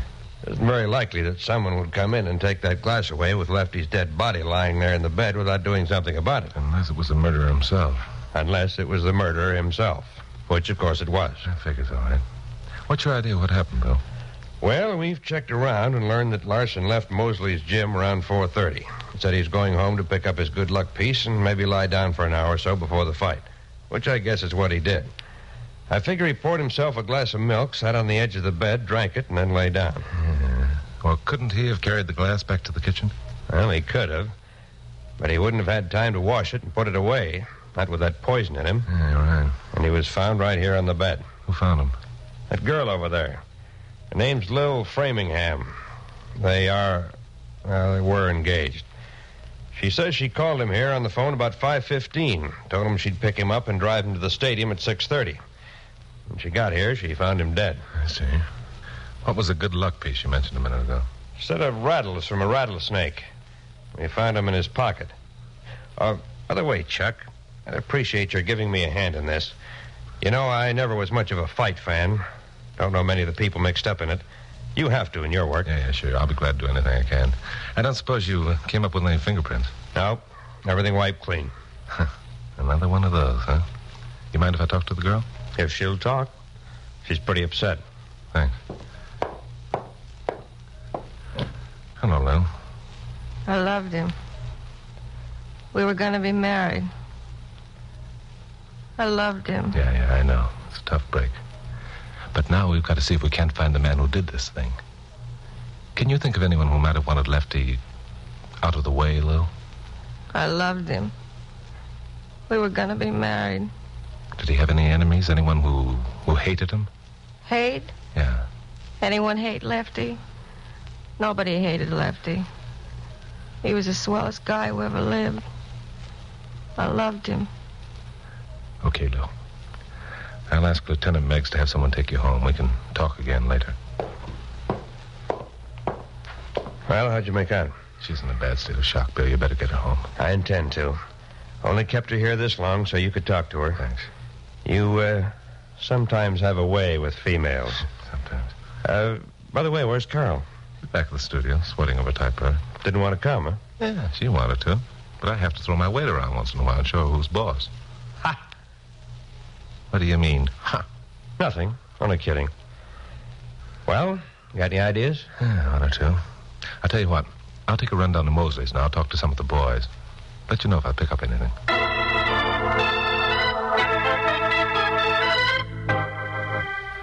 I changed my mind about going down to Mosley's and went back to the studio instead. I remembered that out in San Fernando Valley, an old-time boxer named Babe Starkey, long since retired, had bought a small ranch and was operating it for the few bucks he needed in his old age. Most of the boxers, especially the young ones who came to town, found time to go out to Babe's and swap yarns with him. Babe knew more about fights and fighters than anyone. It occurred to me that he might have the answer to a few questions I wanted to ask. So the next morning, I picked up Carol around 9 o'clock, and we headed over Coinga Pass into the valley. By the way, what kind of a ranch is it that this Babe Starkey runs? Oh, didn't I tell you? No. It's a snake ranch. A what? A snake ranch. Didn't you ever hear of a snake ranch? Oh, I've heard of every other kind out here in Southern California. Orange ranches and chicken ranches and cucumber ranches and avocado ranches. But never a snake ranch. What kind of snakes does he raise? Rattlesnakes. Morgan, you stop this car at once and let me out. Oh, come now, take it easy, Glamour Puss. Chucky Boy won't let the nasty old snakes do anything. Did you say something, Glamour Puss? No. Well, why not? You're usually talking. I was thinking. With what? I mean, what about? I was thinking what a shame it is that you and your friend couldn't go to the fights last night. Yeah, it was. Oh, here we are. I remember those two gateposts well. Chuck, this friend... Turn into the drive. Hey, there's Babe. Hello, Babe. How are you? Well, Chuck Morgan, how are you, boy? Step down from your saddle, son, and squat in the shade a bit. Hey, who's that with you? You've heard me mention my secretary, Carol Curtis. I never met the young lady, but I'm sure glad to do it now. Hey, she's pretty. Well, thank you, Babe. You're pretty, too. Well, now, that's plumb decent of you to say that, ma'am. Come on, get out of there. Where did you latch on to that Western talk, Babe? Well, now, it's like this, Chuck, my boy. I figured as long as I turned rancher, I better talk like one. Here, just you sit right down there in the shade of the sycamore tree, Miss Curtis. Make yourself comfortable. My, you are pretty. Well, thank you again. How's the rattlesnake business, Babe? Well, it's like this. I raise 'em and kill 'em and skin 'em and pack the meat in cans and sell the hide. Make a few bucks here and a few there. Not much, but it's kind of fun. Dangerous, too. Dang critters like to kill you if they get a hold with their fangs. How about me showing you around the place? Got some powerful built sidewinders. No, thanks. Well, we've only got a few minutes, Babe. You heard about Lefty Larson, I suppose? I sure did. What a shame. Yeah. Now, who do you suppose that would have murdered Lefty? He was a good boy. That's only a month ago he was out here. Spent the day with me. I gave him some rattles for a lucky piece. Tell me, Babe, did Lefty seem to be bothered about anything? Bothered? Yeah, anything seemed to be troubling him? Was he happy? Did he feel confident about winning last night's fight? Well, no, Chuck. Or had the gambling syndicate put the finger on him? Gambling. Hey, that's pretty dangerous talk, Chuck. You better be careful. So they've got you scared too, huh? Well, how's this for a guess, babe?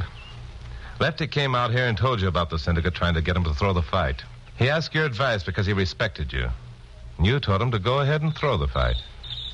That's true, isn't it? Oh, no, Chuck, that ain't it at all. That ain't the way it happened. Well, I'm an old man, Chuck. This little acre's all I got. I can't afford to lose it. They got here while Lefty and I were still talking. They said unless I kept my mouth shut, they'd... Yeah, okay, babe. Okay. That's all I wanted to know. You won't tell them, Chuck, huh? You won't tell them... Not a word, babe. I'll keep your name out of it entirely. Now, quit worrying, will you? All right, Chuck. Thanks. Come on, Glamour, let's go. Chuck, did you have to talk to him like that? He's so harmless and sweet. Yeah, harmless and sweet. Get into the car, Glamour. Unless I missed my guess, I'll be able to announce the identity of the murderer of Lefty Larson on my 7 o'clock broadcast tonight.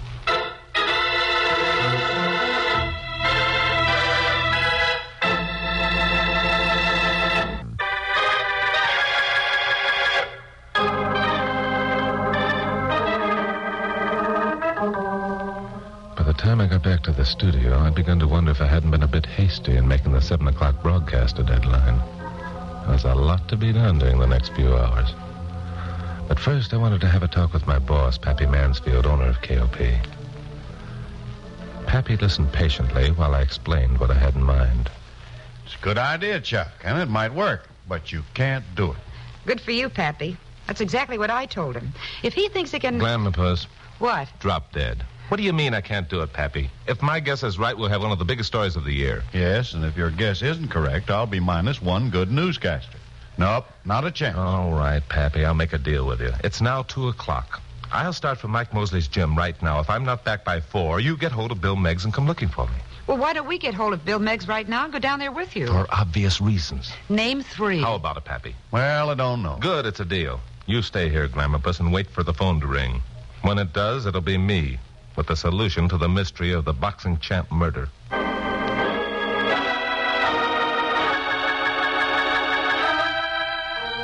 Mike Mosley's gym was located in a loft over a pool hall on Santa Monica Boulevard. I went up a flight of outside stairs and found the door at the top unlocked. I went in. But the big cavern-like room was deserted, which was unusual. Most any day you could find a half a dozen more pugs working out here, their trainers and handlers all over the place. Fresh air had been a stranger in the room for quite a while. The place stank of stale tobacco smoke and sweat and rosin. I walked around the ring that was set up in the middle of the room and found the door that led to Mike's private office. I knocked, but there wasn't any reply. Then I heard a sound behind me and turned to find Mike standing there. Behind Mike were a couple of beat-up-looking kids wearing trunks and boxing gloves. Hello, Morgan. What's on your mind? Hiya, Mike. Your place looks deserted. What's that for, out of respect for a dead pal? That could be. But I got another reason for shutting up shop, too. Huh? Yeah. I've been expecting a visitor. Yeah? Who's that? You. No kidding. Now, why would you be expecting me, Mike? Well, you got a habit of getting ideas, Morgan, and there's some of us in the fight game that don't like them. Such as the fact that you've let the gambling syndicate move into L.A., and you bought yourself a couple of new cars and a place at Malibu within the past 6 months? Ideas like that, Mike? Yeah, ideas like that. Ideas that you can't prove and never will be able to. So why don't you get an idea to talk about the Iowa State picnic on your show tonight? Be a cleaner story than the one I'm going to broadcast. Yeah? Oh, while you're here, Morgan, I want to introduce you to a couple of new boys I'm bringing along. Buck, come over here. Buck, this here's Mr. Chuck Morgan. He's a newscaster on one of the big radio stations in town. Ah, yes. Yeah, he's a lot of other things, too, but I'm too polite to mention them. Now, Buck, I want you to show Mr. Morgan that right hook you was practicing yesterday. Slim, you stand over there. When I give the word, you demonstrate that left jab of yours. These are things Mr. Morgan likes to know about. Okay, Buck, let him have it. Now, just a minute. All right, hit him, Slim. Give it to him, boys. Maybe Mr. Morgan won't be so snoopy from now on. Give it to him. Don't let him fall down. Keep him on his feet. Atta boy, Buck. Once more, Slim.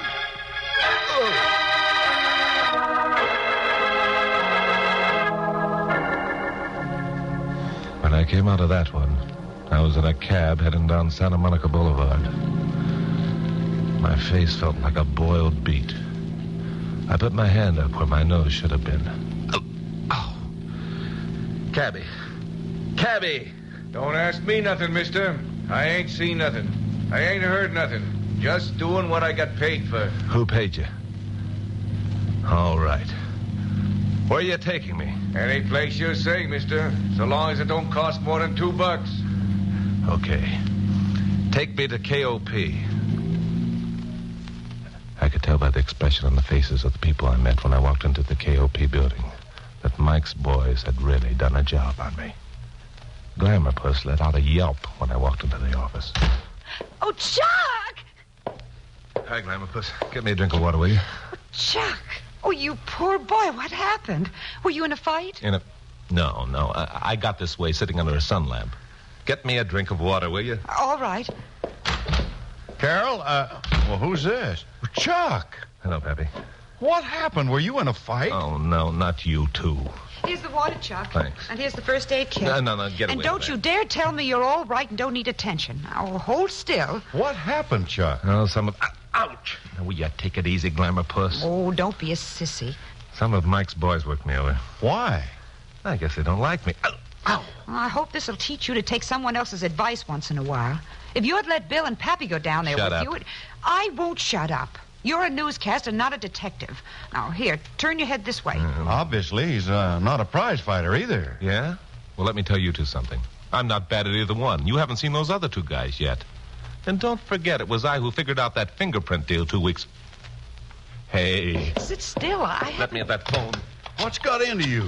It must be the effects of the sun lamp. I'll show you whether or not I'm a good detective. Police department. This is Chuck Morgan. Get me Bill Meggs. Just a minute. Hello, Chuck. What's on your mind? Listen, Bill. Did you tell me that you didn't find any fingerprints when you dusted that room where Lefty was murdered? Not a one. Why? Think hard, Bill. Weren't there any at all? No, only my own on it. Hey, Chuck, that's it. You bet that's it, my friend. You got the address? Sure I have. Good. I'll meet you there in 10 minutes.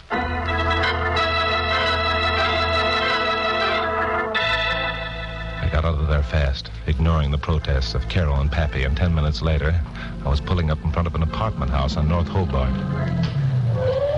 Bill Meggs was waiting for me in the doorway.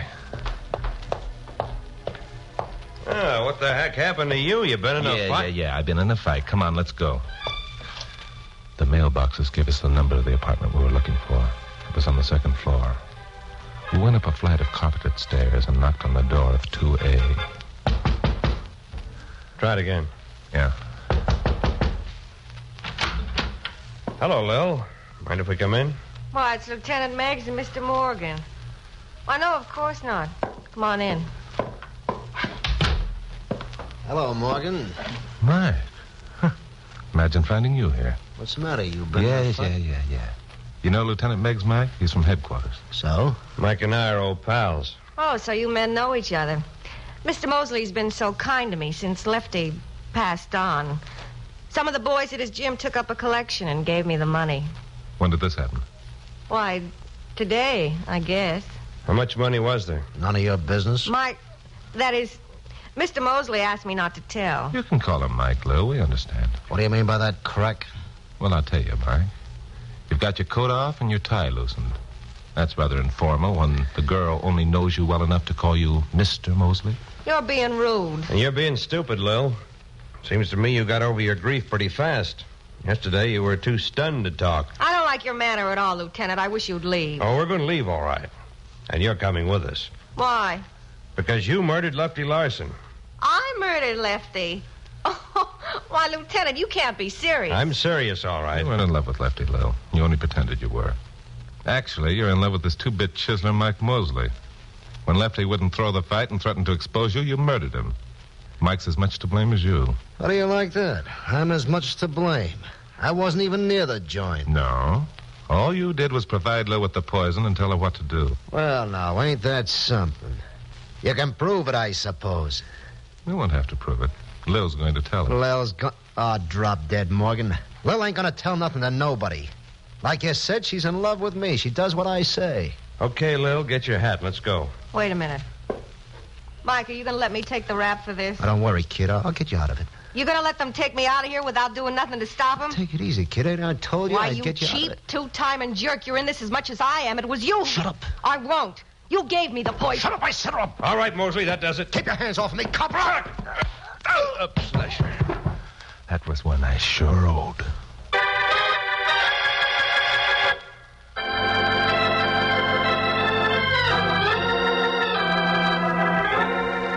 Well, that settled that one. Lil gave a full confession, which of course implicated Mike Mosley. We guessed pretty accurately as to how the thing had been worked out. It was just another one of those cases in which a murderer thought he'd covered his trail enough to be very sure of himself. Will they ever learn? Of course, I had a lot of explaining to do to a certain blonde secretary and a gentleman named Pappy Mansfield. Okay, genius. Gather round, Pappy. This is the moment that Chucky boy likes. The ham. Glamourpuss, you're just sore because you didn't figure this one out yourself, huh? All right. Now, if you two have exchanged the usual number of insults to assure each other that you're really in love, suppose you give it to us, Chuck. Sure, Pappy. It was really quite simple. Oh, you modest man, you. Go ahead and brag. For the moment, Glamourpuss, I'm going to ignore you and talk to Pappy. It was like this, Pappy. Lil said she called Lefty at his apartment and talked to him on the phone an hour before he was murdered. Yet Bill Meggs couldn't find any fingerprints except his own, which were on the phone. My guy. Lil had wiped everything clean of fingerprints, including the telephone. But Bill used the phone when he got there. Uh-huh. So both Bills and Lefties should have been on that receiver. Oh, my. And to think our Chucky figured it all out by himself. Oh, say, Pappy. Yeah, Chuck? Those tickets I had for the Larson McCready fight. They're sending me 2 others for the Aragon bout next week, so we won't miss out entirely. Oh, good. Chuck, Hmm? was Pappy the friend who was going to use the other ticket? Sure, didn't I tell you? No, you didn't. No, I'm sorry. Chuck Morgan, I think you're dreadful. Why? You knew I thought you were going to take some other woman, and you let me think so. Glamourpuss. What? You're purty. Oh, Chuck, I think you're pretty, too.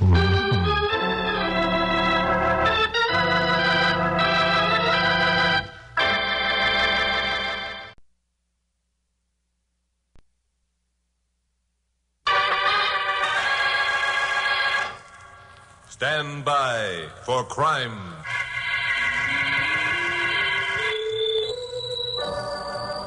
Hi, Morgan speaking, KOP newscaster. Well, another of those unusual murders has occurred here in Los Angeles. Last week, a man's body was found on a lonely dirt road off Mulholland Drive, up in the Santa Monica Mountains. He'd been shot through the head with a .38 caliber revolver. He'd also been badly beaten. His name was Mark Adams. That's what made the murder unusual. Mark Adams was a partner in one of our leading stock and bond houses. He'd had a respectable, straightforward life since he'd moved here from Portland 10 years ago. Dozens of friends testified to that fact. He had no enemies. Robbery had not been the motive, because a sizable sum of money had been found in the wallet he carried. Why then had he been murdered and his body left in the lonely Santa Monica Mountains? That was a good question. I asked Bill Meggs of police headquarters if he minded if Carol Curtis, my secretary, and I called on the widow, Mrs. Ada Adams. Bill said, heck no, if we picked up anything to let him know. So Carol and I climbed into my jalopy and headed for the Adams residence, which was on Beddington Street. I guess this is it, Glamourpuss. I really hope she'll talk to us. I wouldn't blame her if she didn't. Well, if she doesn't, we'll come back another day. Ring the bell, will you? All right. So Carol pushed the bell button. We heard chimes ring inside the house. After a minute, the door opened. A woman of about 40, wearing a long-sleeved black dress, appeared. It was obvious she'd been crying. You Mrs. Adams? Yes, I'm Mrs. Adams. Well, I'm Chuck Morgan. This is Carol Curtis. We're from radio station KLP. Oh, reporters. Well, if you don't mind, We want to help you if we can, Mrs. Adams. Mr. Morgan has a reputation for aiding the police in these cases. Oh, you're that, Mr. Morgan. Well, I'm sorry. I didn't mean to imply I understand perfectly, Mrs. Adams. You're upset and confused and hardly know what you're saying. Yes, that's it exactly. Well, all right, you may come in if you like. Thank you very much. Thanks. Won't you sit down? Thank Make you. yourself comfortable. Tell me, Mrs. Adams, Yes. can you think of anybody, any friend or business associate who would gain by having your husband out of the way? Oh, no, there's nobody. Nobody at all. Well, there had to be a reason for him being shot, Mrs. Adams. No one would be more apt to know that reason than yourself. If there's anything you'd like to tell us in confidence, we'll respect your wishes. Well, yes, there is something. Good. I know I should have told the police, but in the excitement, I somehow felt that I could keep it a secret. If Mark had died any other way, I could have. Keep what a secret, Mrs. Adams? Oh, it's horrible. Because of the way that Mark died, there'll be an investigation. They'll find out. It'll be in all the papers. The disgrace of it. Mr. Morgan, if I tell you, will you help me keep the secret? By doing so, I'll not obstruct justice. I will, of course. Do you promise? I promise. Very well. I know of your contacts with the police department. Lieutenant Meggs called to say you were coming out. Because of your friendship with Lieutenant Meggs, you can help maintain Mark's reputation, even though he is dead. Mr. Morgan, my husband was a hopeless dope addict.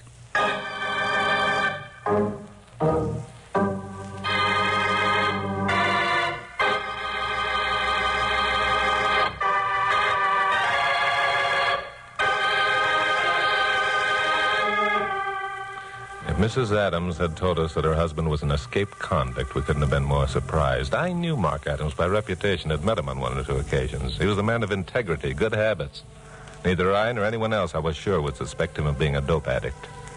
Still, a clever addict can conceal the effects of the stuff without much trouble. Except perhaps when he needed a shot and couldn't get it. Yeah, this was a motive for murder, all right. But we had to have a lot more of a story than we knew now. It's rather a startling bit of news, Mrs. Adams. I know. It's going to come as such a great shock to so many people who knew and trusted Mark. You will try to keep it from the press, won't you, Mr. Morgan? Have you told anyone else about this? Oh, no, not a soul knew it. Good. Mark was very clever about keeping his secret. As you may know, dope addicts can do that. How long had he had the habit, Mrs. Adams? Well, I don't know for sure. It was about a year ago that I first learned about it. I'd been away for a few days and returned earlier than I expected. It was the middle of the afternoon, and I was tired after my trip, so I lay down for a nap. When I awoke, it was almost dark, and Mark was just entering our bedroom.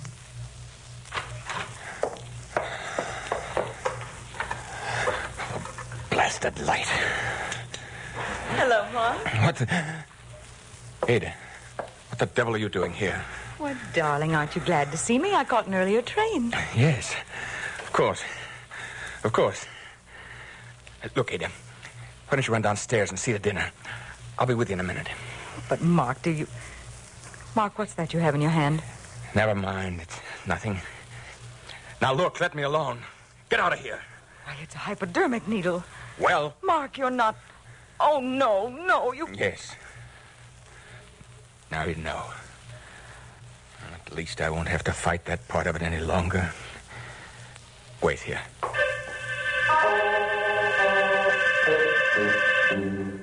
Mark went into the bathroom. He was gone about 10 minutes. When he returned, he was completely relaxed, seemingly normal. I couldn't believe the change that had come over him. I'm sorry, my dear. No, I'm almost glad you found out. It's been pretty bad trying to keep my secret. Oh, Mark, this is awful. It's terrible. How long have you... It began in Portland, just before we came down here. If you'll recall, I didn't get that promotion at the office I was promised after old Hartley died.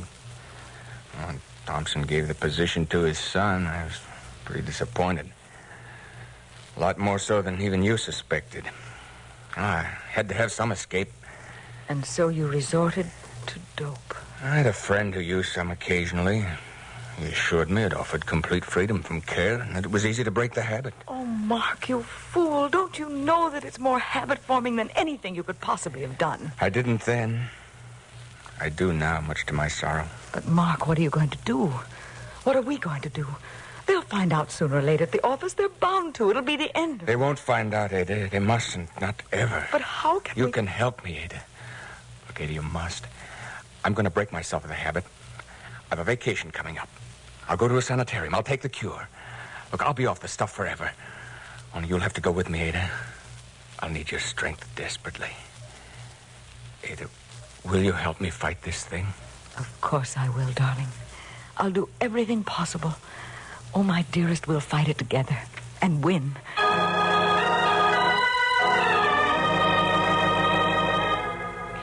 And did your husband go to the sanitarium, Mrs. Adams? Yes, he went, and I went with him. We stayed a month. It was pretty horrible the way Mark suffered. But it was worth it. At least I believed so at the time. Was your husband cured, Mrs. Adams? Well, I thought so. I think Mark did, too. After the month was up, we came home, and for a time everything was fine. Yeah. Then I began noticing the inevitable signs. Signs I'd learned to recognize at the sanitarium. A brightness in his eyes, a controlled nervousness followed by complete relaxation. At first, I closed my eyes to those things, telling myself I was overly suspicious because of what had happened before. But you knew in your own mind he was using the stuff again. I had to face it at last. 2 nights ago, I started out to attend my bridge club. I drove around the block and parked across the street from our house. An hour passed, and then a man came along the street. His hat was pulled down, and both hands were deep in his pockets. I got down out of sight and waited until I heard him climbing the steps to our porch. And then what happened? Mark opened the door, but didn't turn on the porch light. I couldn't hear what they were saying, but I knew they were arguing. After a while, they went into the house. I got out of my car and started across the street.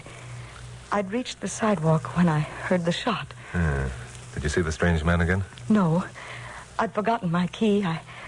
I guess I became panicky. I kept pounding on the door and screaming. After a long while, someone came, and then the police. I must have fainted. When I came to, I was lying on the living room couch. The house was full of policemen. There was blood on the floor. But both Mark and the strange man were gone. And the next time you heard of your husband was when they found his body up on Mulholland.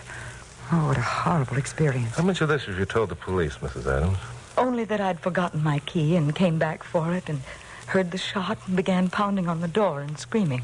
And you haven't any idea who the strange man was? No, none at all. A strange man could have been any one of several dozen dope peddlers in the city. Well, it's going to be quite a trick to keep this away from the press. The police will have to know. Oh, but you promised. Only if I didn't have to obstruct justice, Mrs. Adams. This dope angle not only gives a motive, but narrows the number of suspects down considerably. But, Chuck, isn't this something you can do? What? Well, think of how terrible it will be for Mrs. Adams if it becomes known that her husband was an addict. It's she who has to face all those people, you know. Yeah, I know. Well, let's talk it over with Bill Meggs. He's a good guy. Maybe we can dream up something. You can rest assured of one thing, Mrs. Adams. No one but the police will be told about your husband being an addict until we pick up his murderer.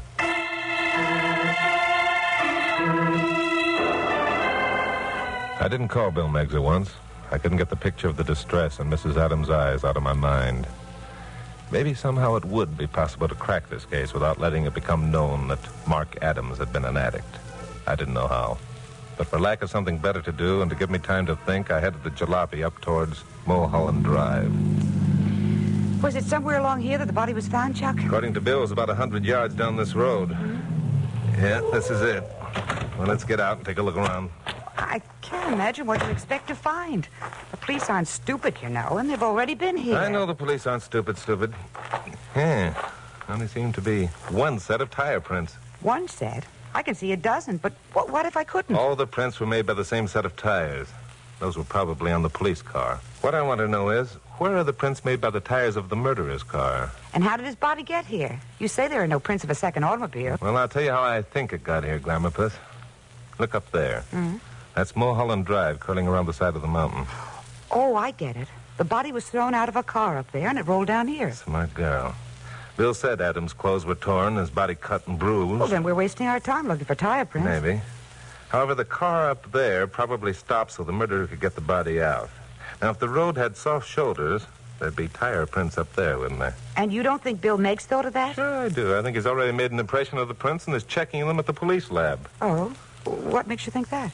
Bill told me. Why, you so-and-so. And you made me think that... All right, don't get sore, Glamourpuss. I'm only stalling for time so my conscience won't bother me for not reporting Mrs. Adams' story to Bill. Oh, I hope when you do tell him he puts you in jail for a year for obstructing justice. A year? Now, come, Glamour Puss. What would you and Pappy do without me for a year? Glamour Puss and I have been walking around while talking. I stepped behind a bush and saw something white lying on the ground. It was a page from a newspaper. Nothing unusual about that, except that this page was folded neatly and the date line was staring up at me. It was dated July 24th, the day Mark Adams had been murdered. I picked it up and unfolded it. It was a page from the classified section of the Los Angeles Observer. Why so interested in a page from the Observer, Sherlock? Nobody ever reads that scandal sheet. Certainly not a man of Mark Adams' high standing. Still, it could have fallen out of his pocket when he rolled down the hill. Well, what are you reading? Classified ad that's underlined in pencil. Oh, this is a fine time to go looking for bargains. Shut up, Glamour Puss. Let me read. For sale, 20-carat diamond ring. Bring cash to 222 Beddington Street after 9:30 p.m., July 24. Oh, Chucky boy, you don't mean... not at last. Oh, well, darling, you'd have to give me one that big. Honest, I'd be satisfied Glamour with just Puss, a will small... you stop that gibbering? Don't you know what this means? Well, then you're not going to... 222 Beddington Street is the address of the Adams family. Whoever answered this ad in the paper is the man who murdered Mark Adams.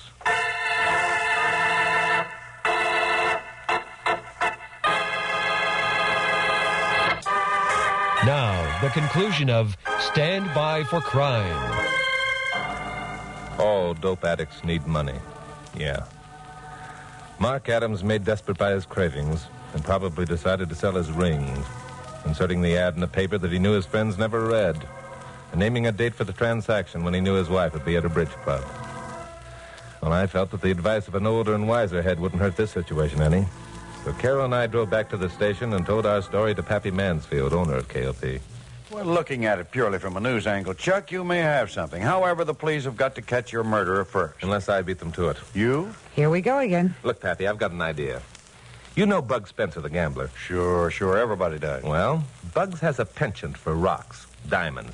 Big ones, little ones, medium-sized one. He owns a dozen of them. Everyone knows that, too. Now, it may be a shot in the dark, but it seems to me that a rock the size of the Adams diamond would make his mouth water. Oh, so you're going down and ask Bugs, man to man, if he shot Mark Adams so he could get that diamond without having to pay for it. All right. Be sarcastic. I'm going to ask Mrs. Adams to describe the ring. Then I'm going to find out if Bugs has it. If he has, I'm going to ask Bill to arrest Bugs and charge him with Adams' murder. That way we won't have to even mention the fact that Adams was a dope addict. You know something, Chuck? What's that, Pappy? It's a hot day outside. Yeah? The thermometer's up over 100. There's a rumor around that today's heat will break all known records. Now, if this happens and you wrote a story for your 7 o'clock broadcast... All right. I'm dying laughing.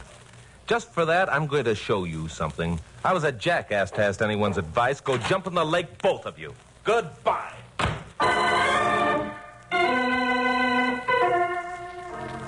I was mad. I got out of there and headed for Beddington Street. Rang the doorbell of the Adams home. Mrs. Adams, still in her morning dress, invited me in. A ring? A diamond? Oh, yes, Mark did have one. A rather large one. Wasn't it... When you identified the body, Mrs. Adams, did you notice whether or not the ring was missing? No. That is... Well, I was too shocked. It was the last thing that I... A ring, such as the one owned by your husband, was advertised for sale in the Observer. This address was given. The buyer was asked to appear after 9:30 on the night of your bridge club. Do you mean that Mark sold the ring so that he could have more money to buy dope? Well, most dope addicts are forever in need of money, Mrs. Adams. It's possible that ring buyer murdered your husband. If you describe the ring as accurately as you can, we still might be able to pick up the murderer and keep the knowledge a secret that your husband was an addict.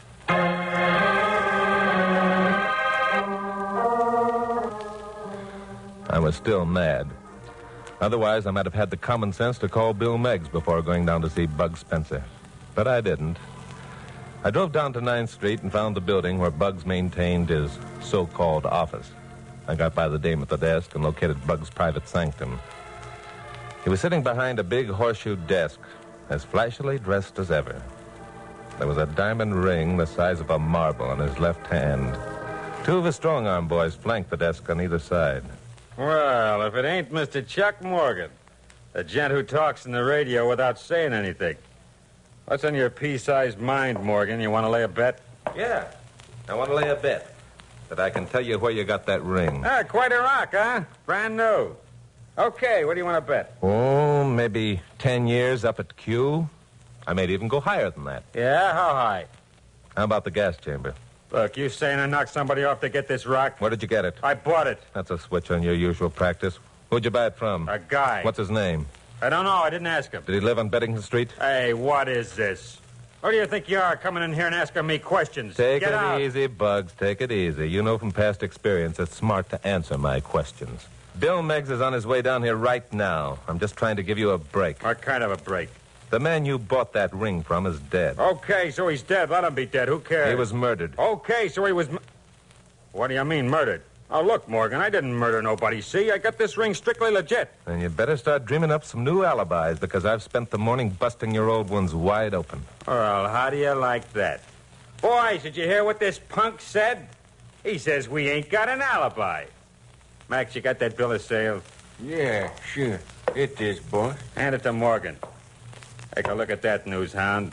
It's a bill of sale for a diamond ring, ain't it? It's signed by the guy who sold me the ring.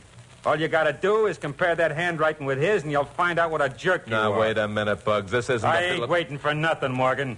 You got your nerve coming in here shooting your mouth off. But I'm kind of glad you did. You know why? Because now I got an excuse to throw you out. A good excuse. And I ain't gonna be responsible for what you look like afterward. Boys, show Mr. Morgan the door. It'll be a pleasure.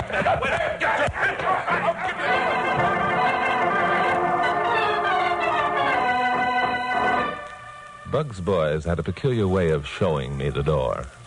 I didn't see the door at all. I was unconscious when I went through it. I woke up in an alley behind the 9th Street building. The sun was beating down full force on my face. Flies were buzzing around a cut above my left eye, and I was soaked through with sweat. I got up on my knees and peeled off my coat. There was an outside water faucet and a patch of shade on the west side of the alley. I crawled over there and soaked my head into the cold water. 5 minutes later, I was in a phone booth talking to Bill Meggs. That's right, Bill. That's the address. What? Am I sure? Was I ever wrong? Yeah, I'm laughing, too. Okay, Bill, thanks. I'll be waiting. Well, I got in a jalopy and headed for Beddington Street to report to Mrs. Adams about the ring. She acted as though she'd been waiting for me and seemed almost cheerful. She was slipping on the jacket of her long-sleeved dress when she opened the door. Well, you certainly made a fast trip, Mr. Morgan. Sit over there, won't you? Thank you. Did you find the man who bought my husband's ring? Yes, it was Bug Spencer, the gambler, just as I thought. Did he confess to murdering Mark? Well, no, Bugs isn't the confessing type. Tell me, Mrs. Adams, why do you suppose your husband advertised the ring in the Observer instead of in a paper that a more, well, conservative and possibly wealthier type of reader would buy? Well, I suppose he didn't want any of his friends to read it. But didn't you know that most banks subscribe to practically every newspaper published in the city? Legal and probate notices are of great interest to bankers. Well, I don't believe I understand what you mean. Did someone stop out front? Yeah, I think that's Lieutenant Bill Meggs of Police Headquarters. Lieutenant Meggs? Well, I'll let him in. He won't be coming in for a moment or two. He wants to pay a visit to the garage first. Garage? Yeah. He wants to check the tire prints he made in Mulholland Drive last night with the treads on your tires, Mrs. Adams. Tires on my car? That's right. You see, when you parked, you wanted to get close to the embankment so you wouldn't have too far to carry your husband's body.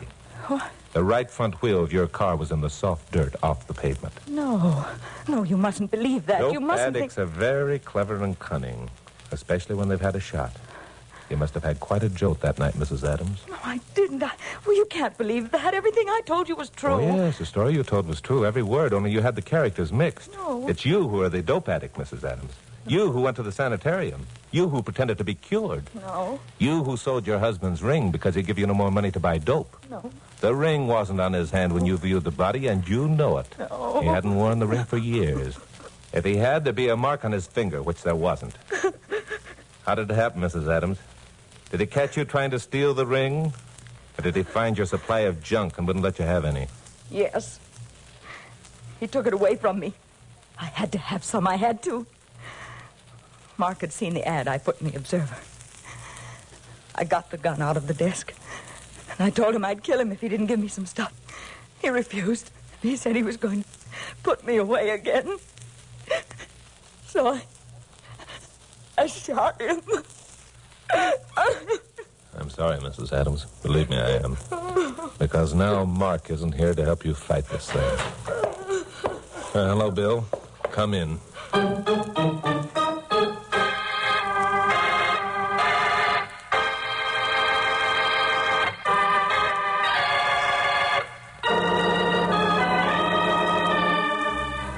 Well, sometimes the job of a newscaster isn't as pleasant as it might be.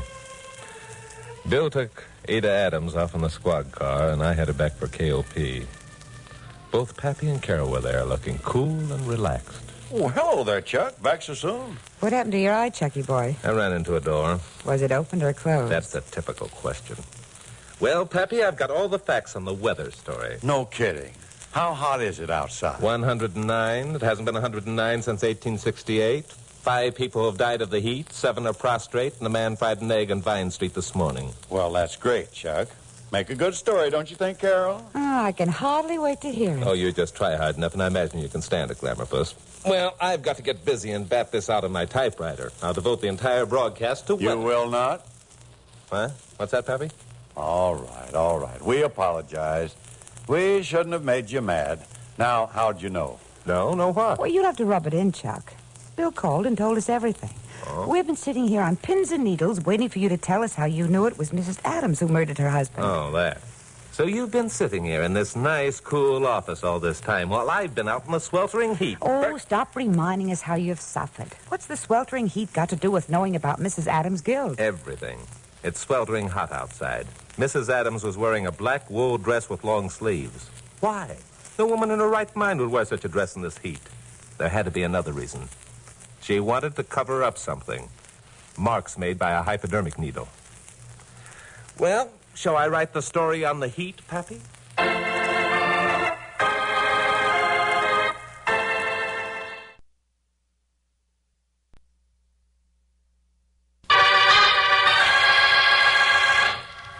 Stand by for crime.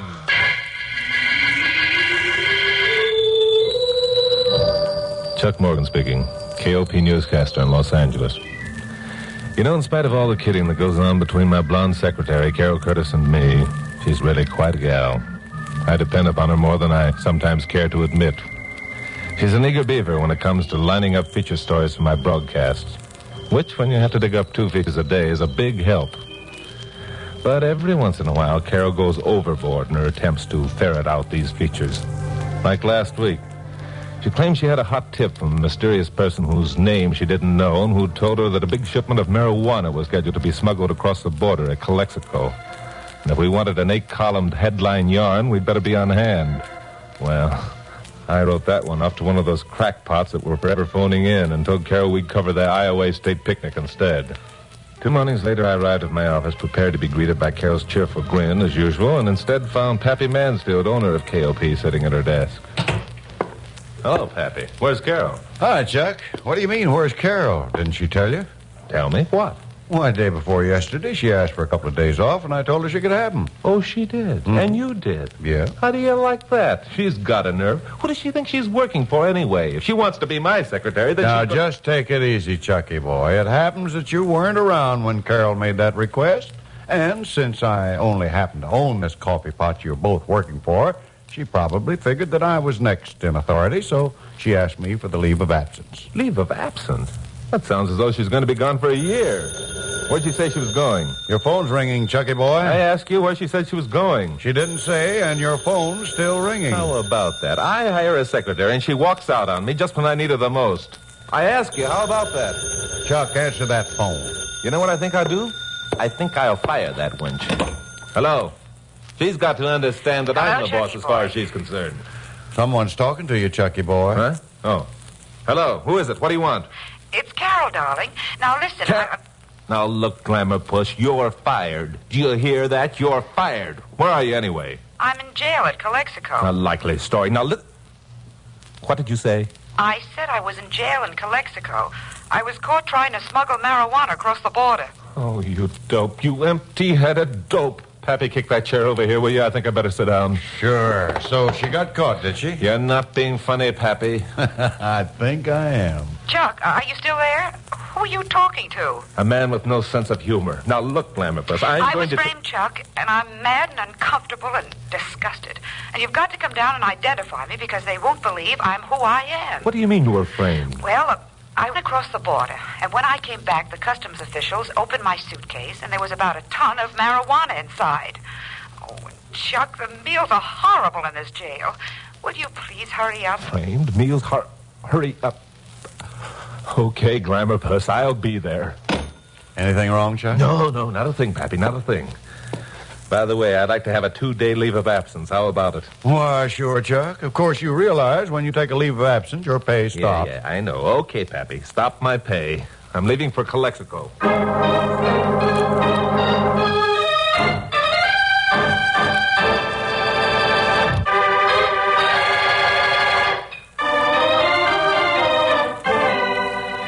Calexico is a border town lying some 200 miles southeast of Los Angeles. On the other side of the line in Old Mexico, the town is called Mexicali, the names of both being a play on words. A bunch of years ago, there was a song written about Mexicali and some kind of rose. I can hear it now. As I recall, it won popular favor. When I pulled into town around 4 in the afternoon and went immediately to the customs office, Glamour Puss had said she was in jail, but I figured it might be a good idea to establish her identity before I went over to bail her out. I was pleasantly surprised to discover that the customs official in charge was a man named Dave Walker, whom I knew when he was stationed at Tijuana. Dave was sitting in his office with his feet cocked up on his desk, and there was a good-looking blonde babe with him. The blonde babe I recognized, too. Her name was Carol Curtis. Hi, Chucky boy. Come on in and sit down. Well, Chuck Morgan.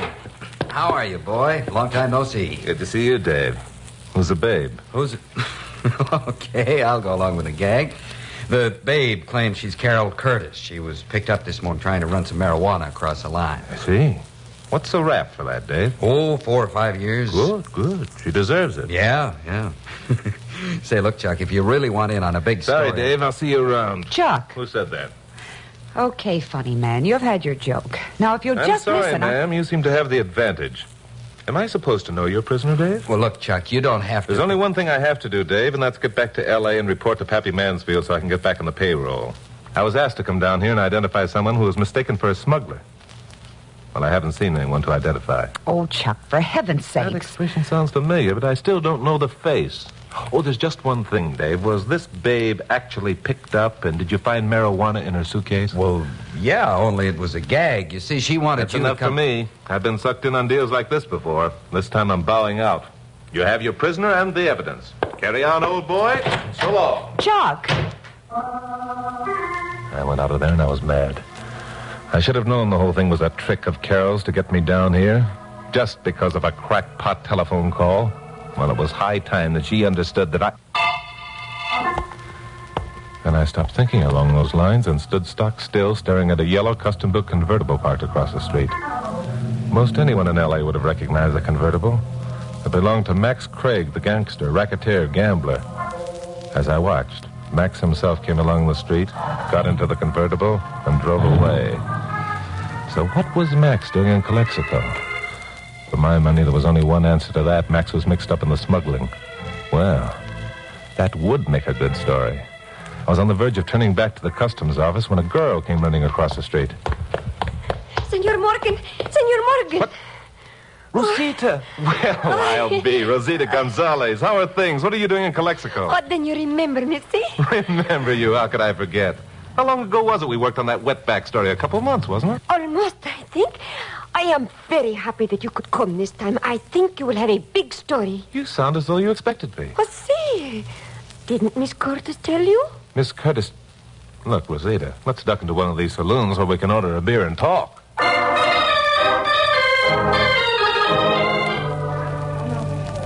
So it was you who called Carol. See, for many reasons I disguised my voice. You must promise to keep what I tell you very secret. Sure, I won't say a word. Gracias. First, you must know that I am a member of the Border Patrol. No kidding. See, As you know, my husband Jose was killed by smugglers some time ago. Yeah, I had a hand in running down his murderer. And for that, I am very grateful, senor. That is why I called you about the dope smugglers. It will make a big story, I think. Well, that's fine, Rosita, but dope smuggling doesn't make very good copy anymore. It's become too common. Now, if you could set it up so the boys could dig up the big shots... That is what we are going to do tonight, senor. As you say, there are many little men who smuggle dope. All of them work for this big shot. When one of the little men is captured, the big shot merely hires another small man to do his dirty work for him. Yeah, and Mr. Big is too doggone smart to ever show himself. But we have contact. Oh? You see, senor, in the dope division of the Border Patrol, there are only 50 men to guard 2,000 miles of boundary. Yeah, I knew they were pretty badly undermanned. 50 are enough, senor. It is easy enough to smuggle the dope across the border. It is after it is in the United States that the arrests are made. When the contraband is transferred to the American distributors. I should think that'd be the toughest part of all. Oh, no. It is the contacts, the informers who make it easy. Some of these people we pay. Some inform because of dislike for dope smugglers. Oh, there are many reasons. I see. There is one man in town who is my contact, senor. He is a very important man. Many times he has given me information that has led to the capture of the smugglers and dealers. Oh, who is this gent? I will tell you his name, senor, because you must meet him. But again, I must ask you not to repeat. If his identity becomes known, the patrol will suffer greatly. I understand perfectly. His name is Pancho Florit, a naturalized American. He is an important man in town, a banker and politician. He has many friends among the peons. Many sources of information are open to him. And does Senor Florit know the identity of the big shot? Several days ago, a big shipment of marijuana came across the border. It will be worth many thousands of dollars when it is sold retail. Pancho has information that the big shot himself will be on hand to pay the money and receive the contraband. Does Florit know where the transfer will take place? Tonight, senor, Pancho will meet you and me at a secret place. He will give us the information we need. You and me? Well, isn't the patrol going to be in on this? Senor, as you know, I am a very excellent shot. Yeah. It would be a great honor to me to make this arrest alone. And to you, senor, would go the honor of what you call the scoop. Rosita, if you hadn't held me prisoner for a whole day in Dead Horse Canyon a couple of months ago, I'd turn this deal down flat, but... Oh, then you will do it, senor, see? See, but for many more reasons than you think. There's just one thing. If you're seen so frequently in the company of Senor Florit, wouldn't it... Oh, Senor Morgan, no one knows I am a member of the patrol. And this Senor Florit is young and very handsome.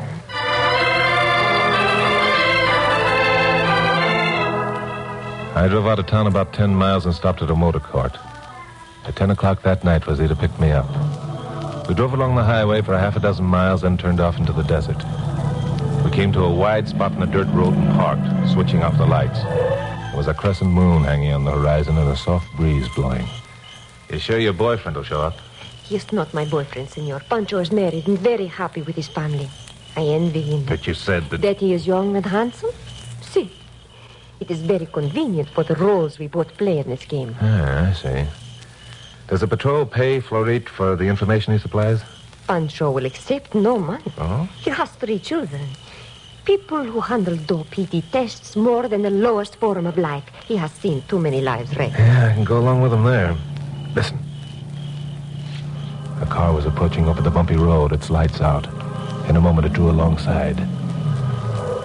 A man got out, and Rosita introduced me to him. In the dim light, I could see that he was, as Rosita said, young and handsome. He motioned Rosita to get out, and they crouched over a smooth place on the ground. Florit drew a rough map with a stick, speaking rapidly in Spanish. And he scuffed out the map, said goodbye to me briefly, and drove away. Rosita and I started ahead along the gravel road. This is all very mysterious. It is the only way the smugglers will operate when they make the transfer. Oh, why is that? It is very quiet on the desert at night. An approaching automobile can be heard a long way off. I get it. Where are we going now? There is a deserted range camp not far from here. It is there that the rendezvous will be made. We reached the range camp in about half hour, and Rosita parked behind a clump of mesquite. Then she opened up the trunk compartment, took out a flashlight and 2 guns. She gave me one of the guns, and we went inside. It will be a long wait, senor. You do not mind? Not at all. I have charming company. Gracias.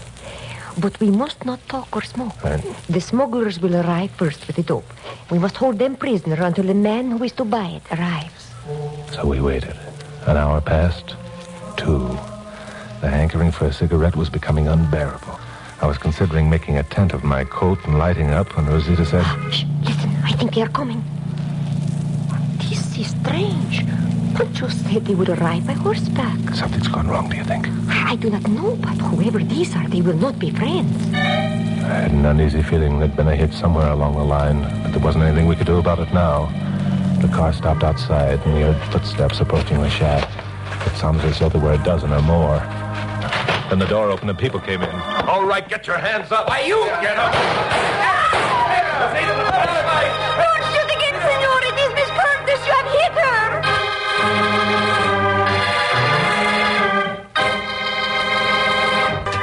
Now, the conclusion of Stand By for Crime.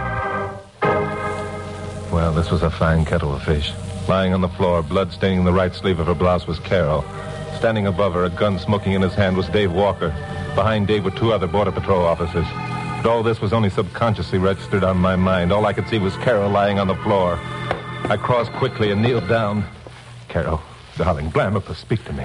Hi, Chucky boy. You're all right? As all right as anyone can be with a bullet lodged in her arm. Oh, Miss Curtis, I am so sorry.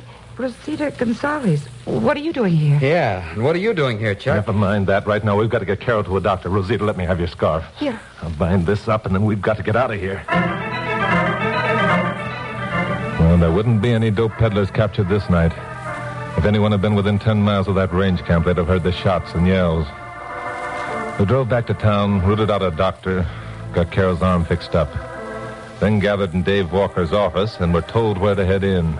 Rosita, you were under strict orders not to pull a stunt like that. I am sorry, senor. I only Being wanted to... sorry doesn't help matters, Annie. You're under suspension for a month. Aren't you being a little rough on her, Dave? If you want to know the truth, I'm being easy on her. What you people can't realize is that border patrolling isn't a game for a bunch of adventurers.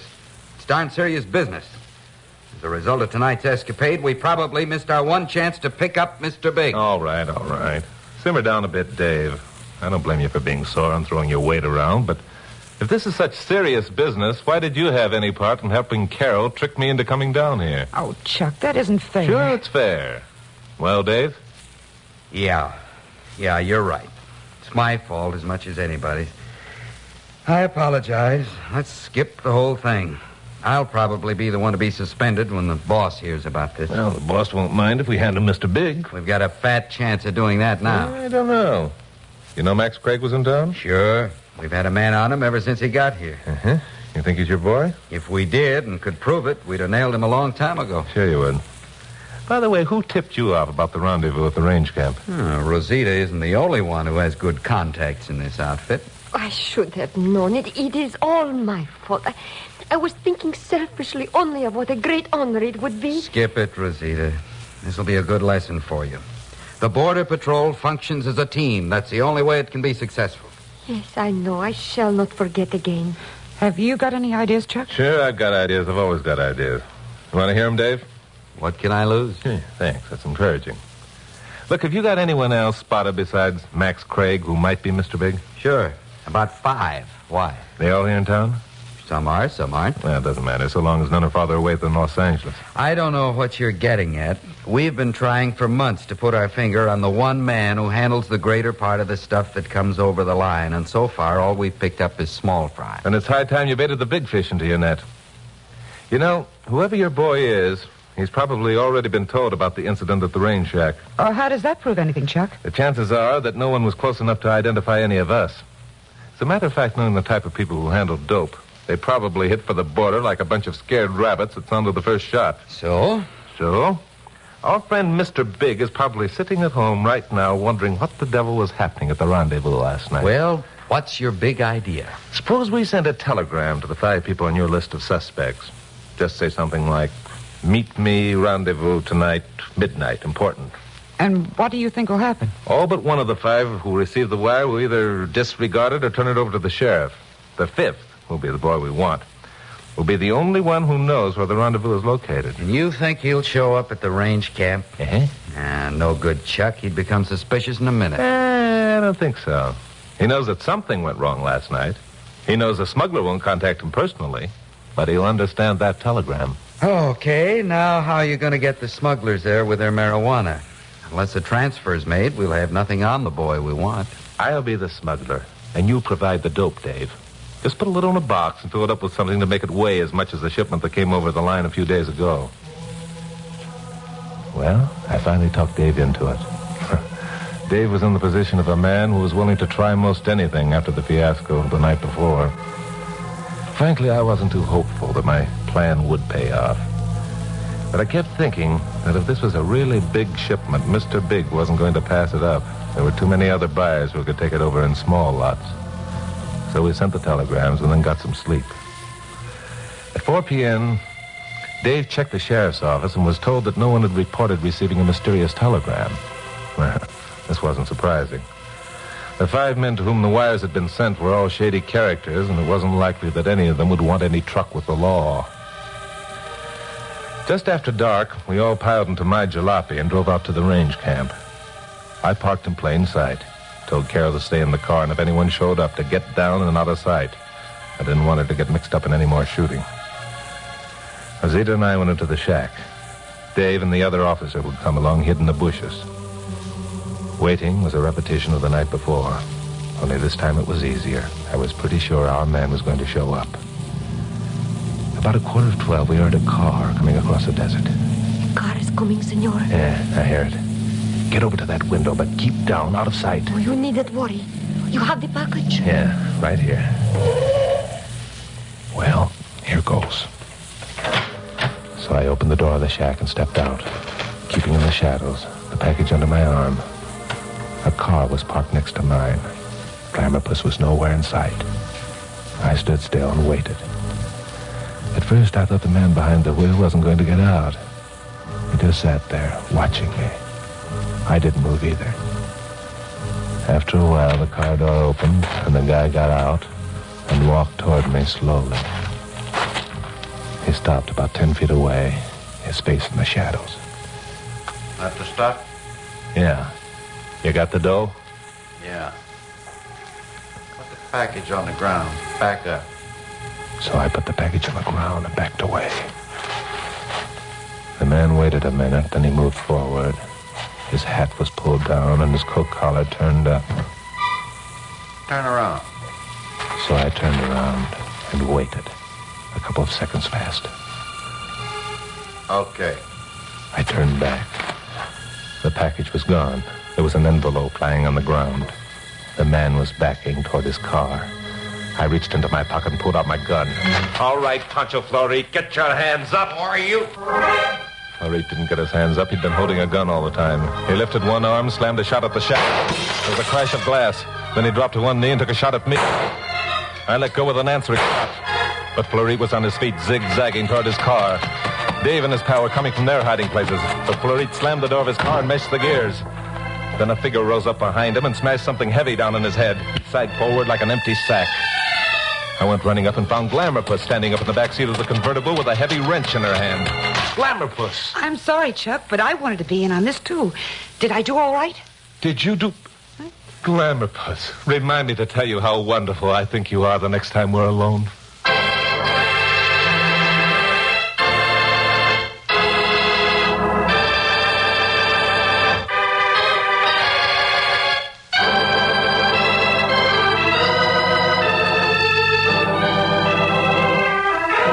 I told you that blonde secretary of mine had what it takes.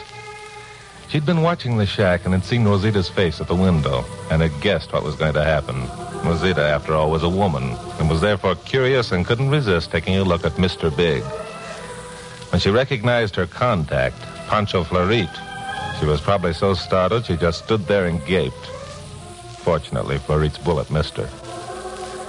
Well, by 4 o'clock that afternoon, Glamourpuss and I were back in L.A. telling the story to Pappy.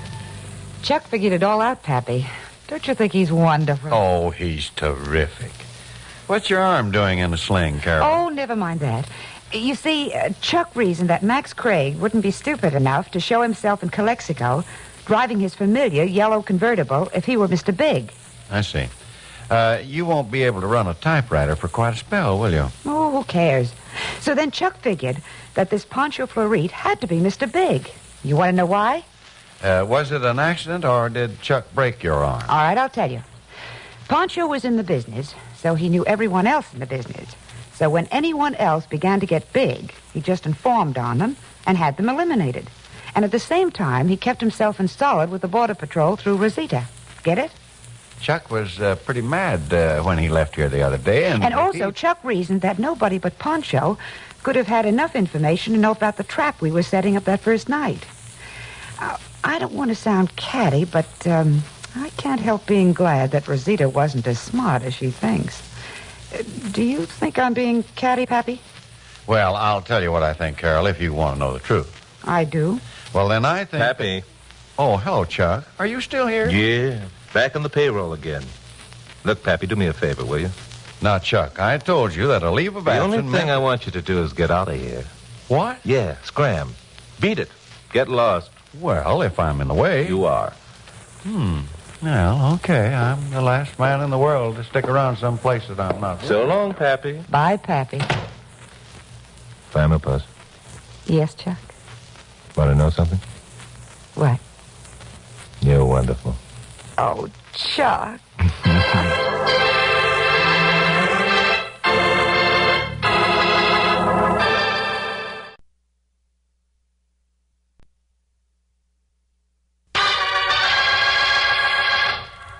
Stand by for crime.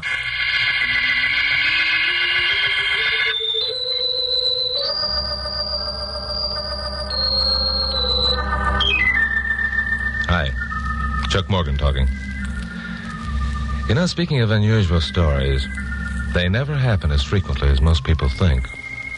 Especially when you're a newscaster like me with 2 broadcasts a day over KOP here in Los Angeles.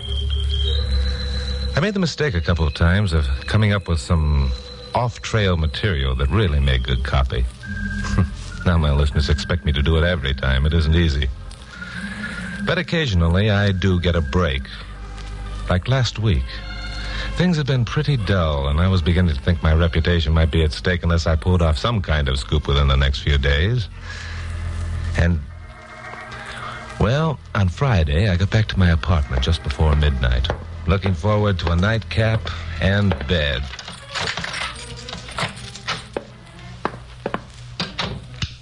What? How did you get in here? Crawled in through the woodwork with the help of a skeleton key. Say, you're even better looking than they said.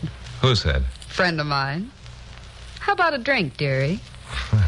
How can I refuse so subtle an approach? There's a bottle of I'm way ahead of you, dearie. Setups are all ready. Say when. That'll do it.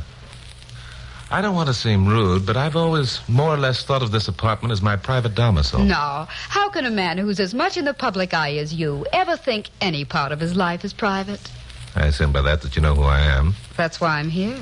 Oh? I have a favor to ask for a friend. Why doesn't the friend speak for himself, or doesn't he own a skeleton key? You're cute. By the way, where were you a week ago last night? I haven't the faintest idea. I got news for you, dearie. You were with me. Is that a fact? And what were we doing? We were at the Sun Beach nightclub dancing between the hours of 9 and 12 in the evening. Sounds like fun. Afterward, you took me home and arrived at your own apartment at 12:30 a.m. What? You mean you didn't ask me in for a nightcap? The name and address are written right here, in case you're ever asked. I see. Queenie O'Rourke, 999 South Belfast Drive. All right, Queenie, suppose we stop fooling around and get down to cases. We're down to cases, dearie. Except for this. What's in the envelope? My instructions for further exploits? Open it after I'm gone, dearie. And, dearie, Yeah? don't be sucker enough to get any ideas. Now, wait a minute. So long, dearie. Here's hoping you enjoy good health for a long time. I didn't like that last crack. As a matter of fact, I didn't like any part of this. I felt like a dope for letting Queenie get out of there. Well, it was done now. I walked over to the table, picked up the letter, and studied it for a minute. It was a plain brown manila envelope, rather bulky. Well, I'd never know what was inside unless I looked. If the Japanese peace treaty had fallen out of that envelope, I wouldn't have been more surprised. I stared down at the pile of banknotes lying on the table. Stared down at $10,000 and $100 bills.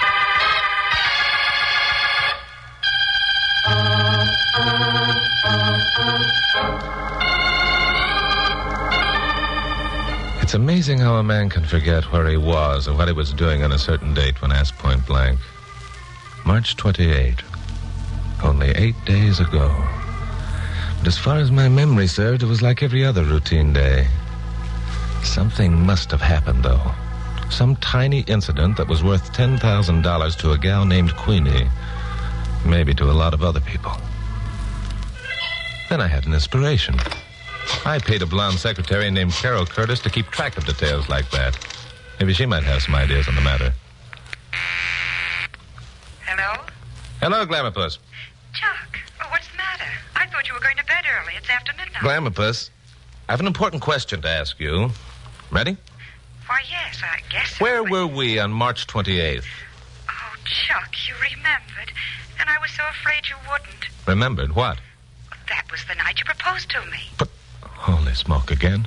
Oh, what did you say? Nothing, Glamourpuss, nothing. I was just thinking of something. You do remember, don't you? Yeah, sure, of course. Well, don't be silly. How could I forget?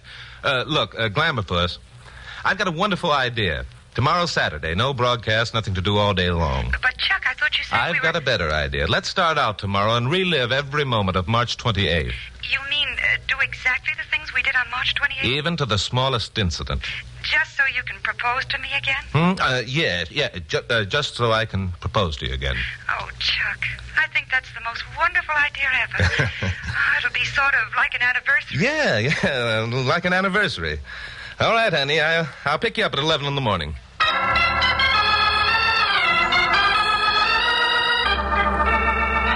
I picked up Carol at 11 straight up the next morning. I was tempted to tell her about Queenie and the $10,000, but she was so excited about the anniversary gag, I didn't have the heart to spoil her fun. We drove down to Santa Monica, headed north along the Coast Highway. You know, Chucky, I just can't believe it. Believe what?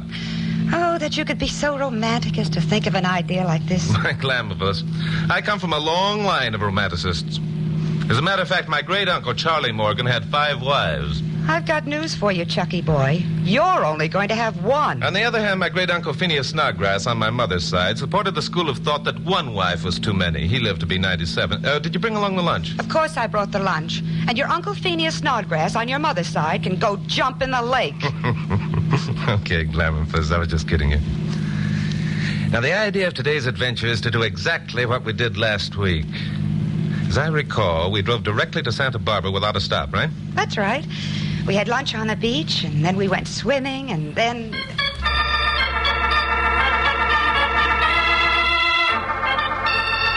Once you start reliving a day like that, going over the same ground, doing the same things, the details come back with surprising accuracy.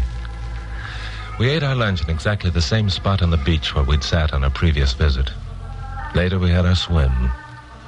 Then sat on a rock and watched the sun go down. Still later, we drove to the beach club and ate dinner on a terrace overlooking the ocean. And then danced to the strains of soft music. I guess it was then, with Carol's blonde head on my shoulder and the moonlight dancing across the bay, that I got carried away with myself. At least Carol said it was, and fed me a straight line for a cue when it came time to pop the question. I popped it, but apparently the pop wasn't loud enough, a fact that Carol made no bones about reminding me of the minute we got started along the road home. Well, what, Glamourpuss? You were a washout. Who was? When? You were. When we came to the big moment that was the reason for this entire day, you sounded as though you were asking some male friend to meet you for lunch and talk about horse racing. Oh, that. Yes, that. Well, what are you looking for? I was looking... Oh, yeah. There it is. That filling station. We stopped here for gas last week, remember? Oh, why bother? My whole day was spoiled back there at the beach club when you didn't... Here we are. Now, let's see. 10:15, right on the nose. Who cares what time it is? Glamour, Puss. It was exactly 10:15 when we stopped here last week. Besides, this is the time... Uh-oh. Here comes our same attendant. Hello there. Good evening, folks. How many? Well, but this is the nice young couple who stopped here last week. Chuck, he remembers us. Remember you? My dear, how could I forget such happy faces, such romantic looks? Why, it was almost as if, you'd just become engaged. Why, you little rascal, you. Did we really show it that much? Ah, my dear, you're looking at Roscoe Buttle, a man who in his youth was known throughout the length and breadth of the land as Casanova Buttle. Chuck, did you hear? Oh, he's wonderful. Yes, I heard him. Look, Glamour Puss, it was about at this point that you went in to powder your nose while I... Jiminy crickets.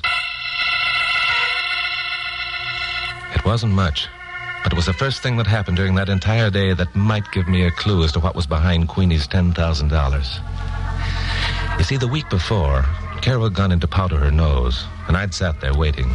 I'd been reaching for a cigarette when a black sedan drove up to the pumps. The timing was perfect, because I found myself out of matches and I wanted to smoke badly.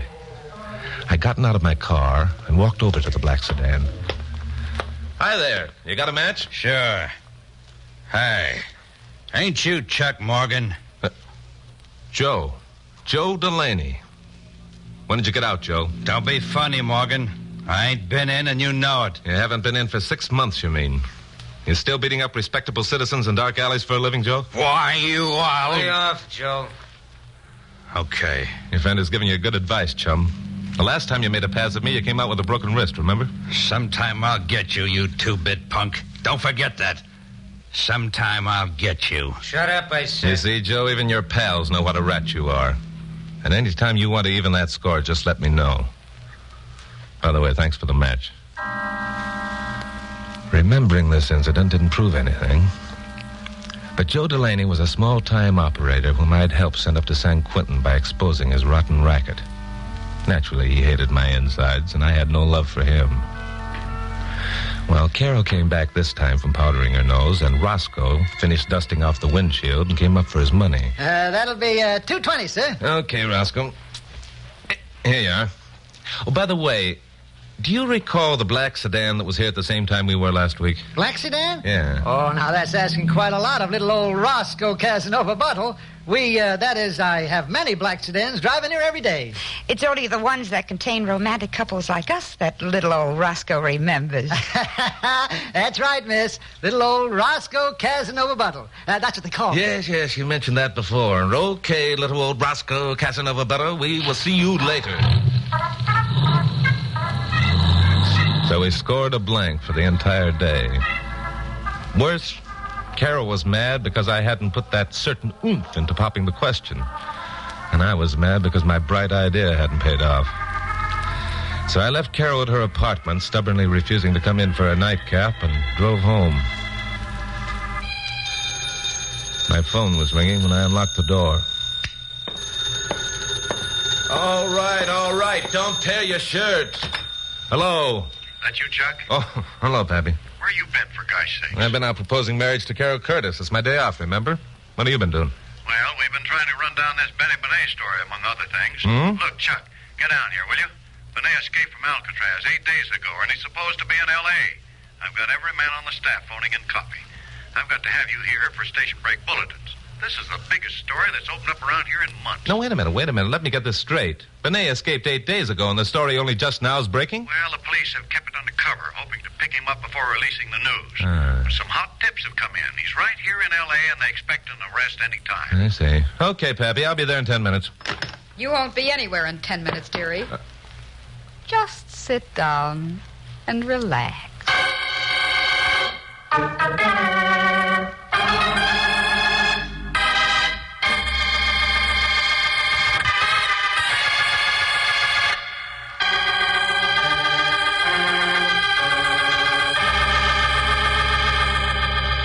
Now I had all the answers to the puzzle.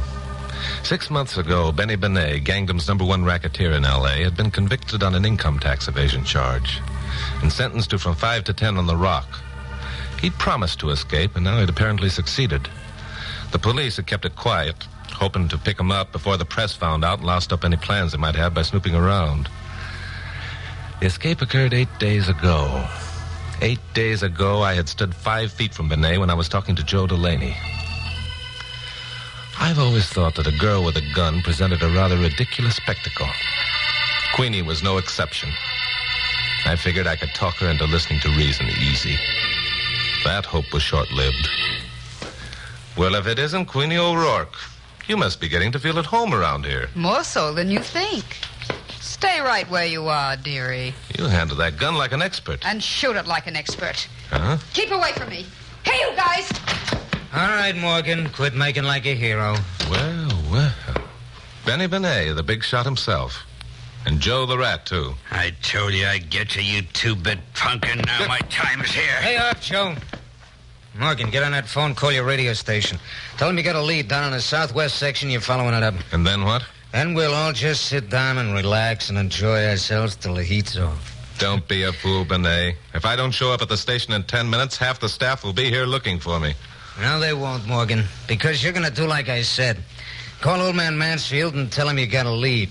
And you're going to keep on calling him on and off all night, making him think you're hot on the trail of Benny Benet. And if I refuse to make those calls? You won't, friend. You got feelings just like everybody else. You ready, Joe? You're darn right I am. Got your gun on him? Makes one move and I'll blast him wide open. Then let's go. This is what I waited a long time for. Punk! So you...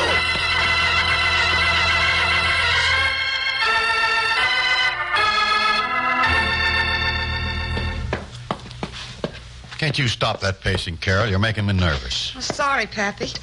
Oh, Pappy, you do think there's something wrong with him, don't you? You're scared just like I am. I don't know. In the first place, Chuck wouldn't have disobeyed your orders. And where could he possibly get a tip at that time of night? And why didn't he tell you about it? And why... Oh, quit it. You're getting hysterical. Maybe I am. But you can't convince me that Chuck isn't being forced to make those calls. And people don't force Chuck to do anything. So what does it mean? It means he wants us to know he's being forced for a reason. What reason? He's being held prisoner somewhere. Where? Carol, are you sure Chuck didn't talk to anyone while you were celebrating your anniversary yesterday? I've already told you 100 times. No one but that character at the filling station. And just what was the nature of that dialogue? Chit-chat. He said he remembered us, and we said we remembered him. And he said he was a romantic creature at heart, and then just before we left... Oh, say, wait a minute. Well? Just before we left, Chuck asked him if he recalled that a black sedan had been at the filling station while we were there 8 days before. Well, did he? No, but I do. It contained 2 men. Chuck borrowed a match from one of them. Sounds normal. What happened to make you remember it so clearly? Because Chuck recognized the man. He said his name was Joe something, and Chuck was responsible for sending him to San Quentin. That must have been Joe Delaney. Chuck really laid that guy out. That was it. Joe Delaney. Could it mean anything, Pappy? Well, Joe was a bodyguard for Benny Benet. That's it, Pappy. The other man in the car was Benny Benet, and they thought Chuck recognized him. No, if they thought Chuck recognized Benet, they wouldn't have waited this long. Oh, yes, they would. They knew the story wouldn't break for a week, so they took their time, knowing that when the story did break, Chuck would remember Joe Delaney. Oh, you're grabbing at straws, Carol. Oh, no, I'm not. Listen, they were waiting for Chuck when he got home last night. They let him answer your call, and then they grabbed him. And did what with him? Kept him right there. That's where he is now, and so is Benny Benet. Oh, don't you see it, Pappy? It's the perfect hideout for Benet. Well, it's just a wild enough theory to have some merit. Still, It's the only answer. Chuck's taking a beating from them to make it look authentic when he makes his phone calls. He knows if he can keep them there long enough, we'll figure out what he's doing. Oh, Pappy, I know I'm right. Well, but first we've got to find out if he is there. And I know just how we can do it. Listen, Pappy, if you'll just lend me your ear a couple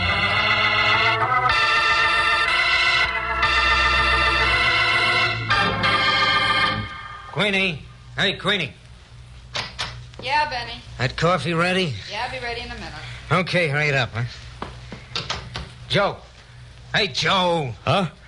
Hello, boss. What time is it? It's 8 o'clock. Wake Morgan up. It'll be a pleasure. Come on, jerk, wake up. Oh, why? Wake up, I said. Don't give me none of your lip. Okay. so I'm awake. Are you now? Well. That's enough, Joe. Oh, boss. That's enough, I said. Okay. Here's a coffee. Okay, set it on there.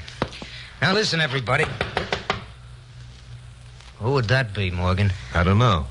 The paper boy, I guess. Let him go away. We don't want no one to know Morgan's here. Now, wait a minute. I got a better idea. Answer the door, Morgan. Tell the kid you just got in, but you got another hot tip on Benet and you're leaving for Long Beach in 5 minutes. The kid will be sure to tell someone. His phone calls are beginning to sound like a setup. That's smart figuring, Benet. Sure it is. All right, Morgan, get going. And remember, this heater of mine will be aimed right at the back of your head every minute. Okay. Hello, son. Hi, Mr. Moore. Gosh, what happened to you? Well, I got banged up a bit last night chasing Benny Benet around town. Just got in a couple minutes ago. Gosh, you sure did. Do you think the police will catch him, Mr. Morgan? Do you? Well, they might, if I don't catch him first. I'm leaving for Long Beach in about 5 minutes. Do you think he's down there? I think so. You got my paper there? Yeah, here it is. Thanks. So long. Hey, wait a minute. Hmm? I guess you forgot to pay me. Pay? Oh, yeah, sure. I'm sorry. Here's a buck. Keep the change. Gee, thanks, Mr. Morgan. Sure. Nice going, Morgan. You're learning fast. Yeah, too nice going.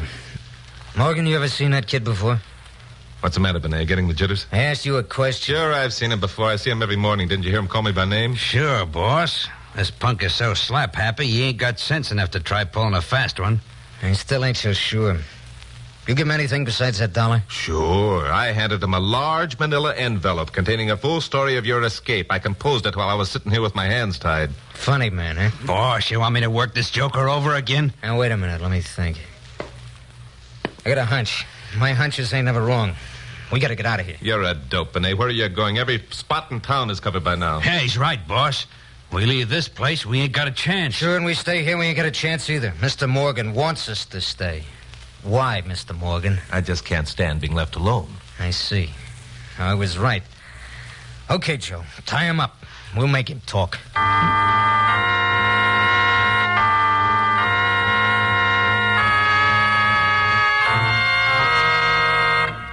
And that's all he said, Jimmy, that he was going to Long Beach? Yeah, that's all, Miss Curtis. Gee, was his face a mess. Oh, poor Joe. And when you asked him for your money, he gave you $1 and told you to keep the change? That's right, Mr. Mansfield. Well, that proves Chuck knew it was a gag. Well, how does that prove it? Well, never mind now, son. Carol, you're sure you want to go through with the plan? Oh, yes, Pappy. Let's hurry. Okay. I'll check with Bill Meggs. You get started when you see my signal. All right, Pappy. Be careful now.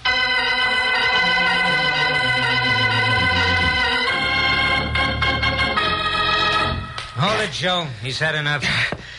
That guy can sure take a lot. Hey, he's out cold. Get some water, Queenie. Okay. Hold it.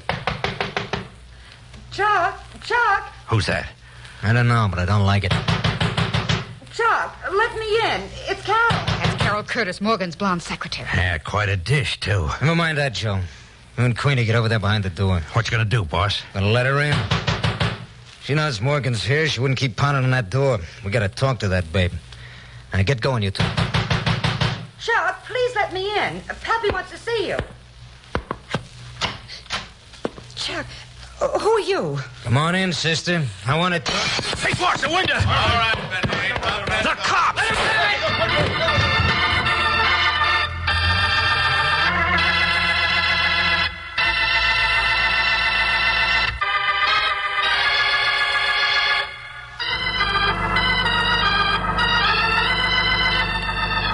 Well, most of the credit for Benny Benet's capture goes to Carol, bless her. It was she who remembered the fire escape and offered to attract attention to the door while Pappy, Bill Meggs, and a half a dozen cops got set outside the back window. Carol stayed after the others had gone to nurse my wounds. Take it easy, Glamour Puss. Oh, don't be such a baby. Here, let me put this salve on that cut over your eye. That Joe Delaney packs a mean wallop. I just wish they'd let you have 5 minutes alone with Joe Delaney before they sent him back to San Quentin. Why? What would I do? You'd knock the spots off him. Glamour Puss, you're wonderful. Come to think of it, I mean it. Mean what? You are wonderful. Oh, Chucky boy, you're just saying that because you think I'm wonderful. You know, it really was smart of you to figure out about that newsboy. Wasn't it, though? I knew that Benet wouldn't remember that you worked late, so you slept late. So you got a new boy to deliver my paper instead of the regular one? Sure. The regular one, knowing you slept late, left your paper outside the door and went away. So you reasoned that when I saw a new boy who knocked on the door until I opened it, I'd figure you knew I was being held prisoner and would hold out a bit longer. But what cinched it was when the boy asked you to pay him. That really must have convinced you. Well, as I mentioned before, Glamour Puss, you're wonderful. The next time I get to pop that question again, it's going to have oomph. However, do you know, there's one thing that you and Pappy forgot. What's that? Today is Sunday. And on Sunday, I always get up early to pay the paper boy.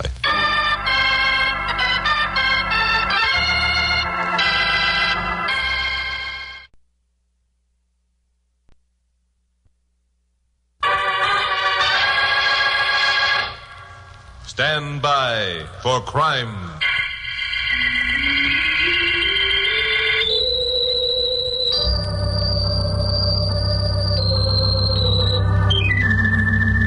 Hi, Chuck Morgan again. Did you ever participate in a full-scale revolution? Well, I had that dubious pleasure less than a month ago.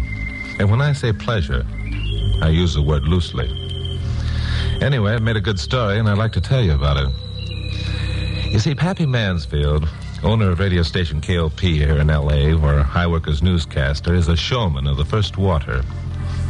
When he heard rumors that the Ramon Escobar faction in the tiny South American Republic of Parana was going to attempt to overthrow the Leopoldo de los Rios regime, he contacted the powerful 250,000-watt station in Paolo, Parana's capital city.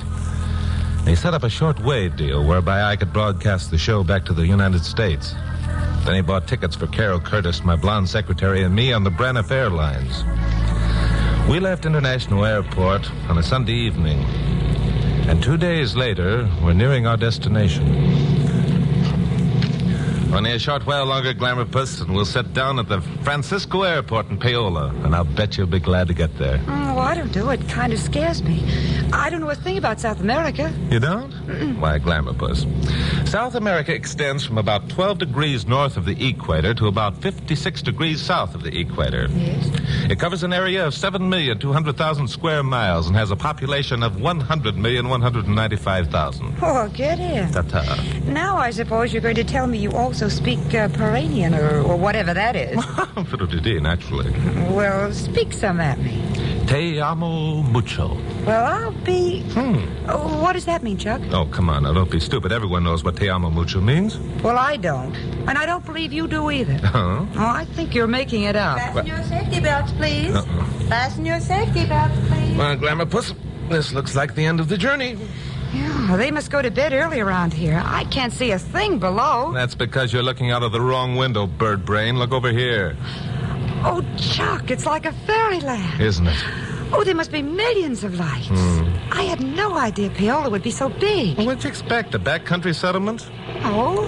Paola, my sweet, is one of the most modern cities in the world.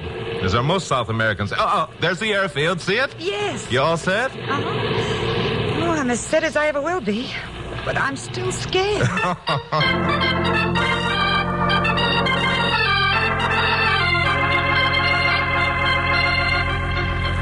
Senor Chuck Morgan. Yes, that's right. You must be Pedro Falcon. I am sorry, senor. I am not Pedro Falcon.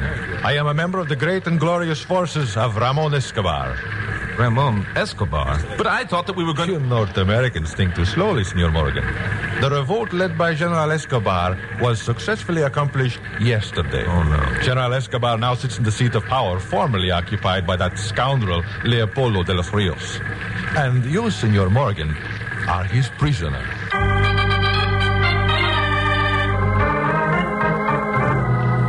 The trouble with most Americans who travel abroad is that unthinkingly they're too sure of themselves. And unconsciously, Carol Curtis and I followed the pattern. We protested violently at being treated like criminals. We offered to show our credentials, and we didn't get the chance. In less time than it took us to realize exactly what was happening, we were detoured around customs and forced into a curtained automobile, persuaded by a couple of blunt-nosed pistols pressed into our backs. Our captor, Senor Pancho Ortega, he said his name was polite but adamant. You will refrain from attempting to look from the automobile or in any way to attract attention. To do so would be most disastrous for both of you. I'm going to be pretty disastrous with you, my friend. Just wait until the United States Consulate finds out about this. The United States Consulate, I can assure you, is not going to find out. No? Well, don't be too sure. Everyone in Piranha knows we're here tonight. We've had more publicity than your whole two-bit revolution. Precisely, Senor Morgan. That is why you are our prisoner. I don't get it. You will get it, as you say, in due time, Senor. We rode for about an hour, making a lot of turns and keeping at a moderate pace. Twice, in the distance, we heard sounds of gunfire, which indicated that Raymond Escobar's coup wasn't so completely successful as our friend Pancho had wanted us to believe. After a while, the automobile made a final turn and slowed down. We bounced along a cobbled street for a short distance and then stopped.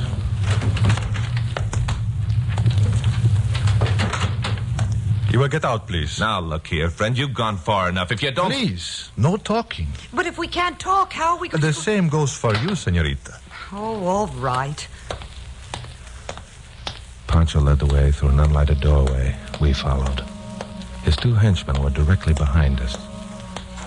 One of them produced a flashlight which revealed a flight of rickety stairs. We all went up.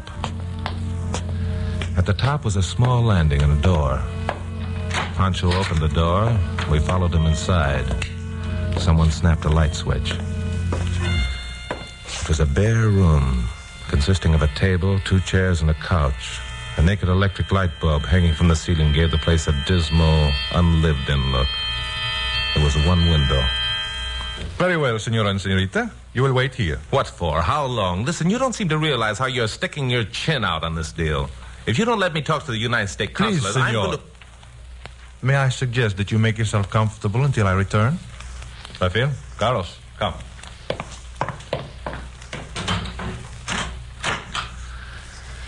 Well, Senor Morgan, we're in a fine mess. Oh, shut up. Relax, Glamourpuss. Locked. That doesn't surprise me. Chuck, this window's got bars on the outside. Yeah, well, that isn't surprising either. We wouldn't have been left alone if there was a chance of getting out of here. Chuck, why were we taken prisoners? And why don't they let us see the American consulate? And what are we going to do? You asked those questions as though you expected me to come up with the answers. Well, you usually do have the answers. Oh, this is a heck of a time to conk out on me. Come on, hang on to that sense of humor, Glamourpuss. You may need it. If that's a sense of humor showing through, then I'm going to be grinning at my own funeral. Mm-hmm. Oh, say something nice to me, Chuck.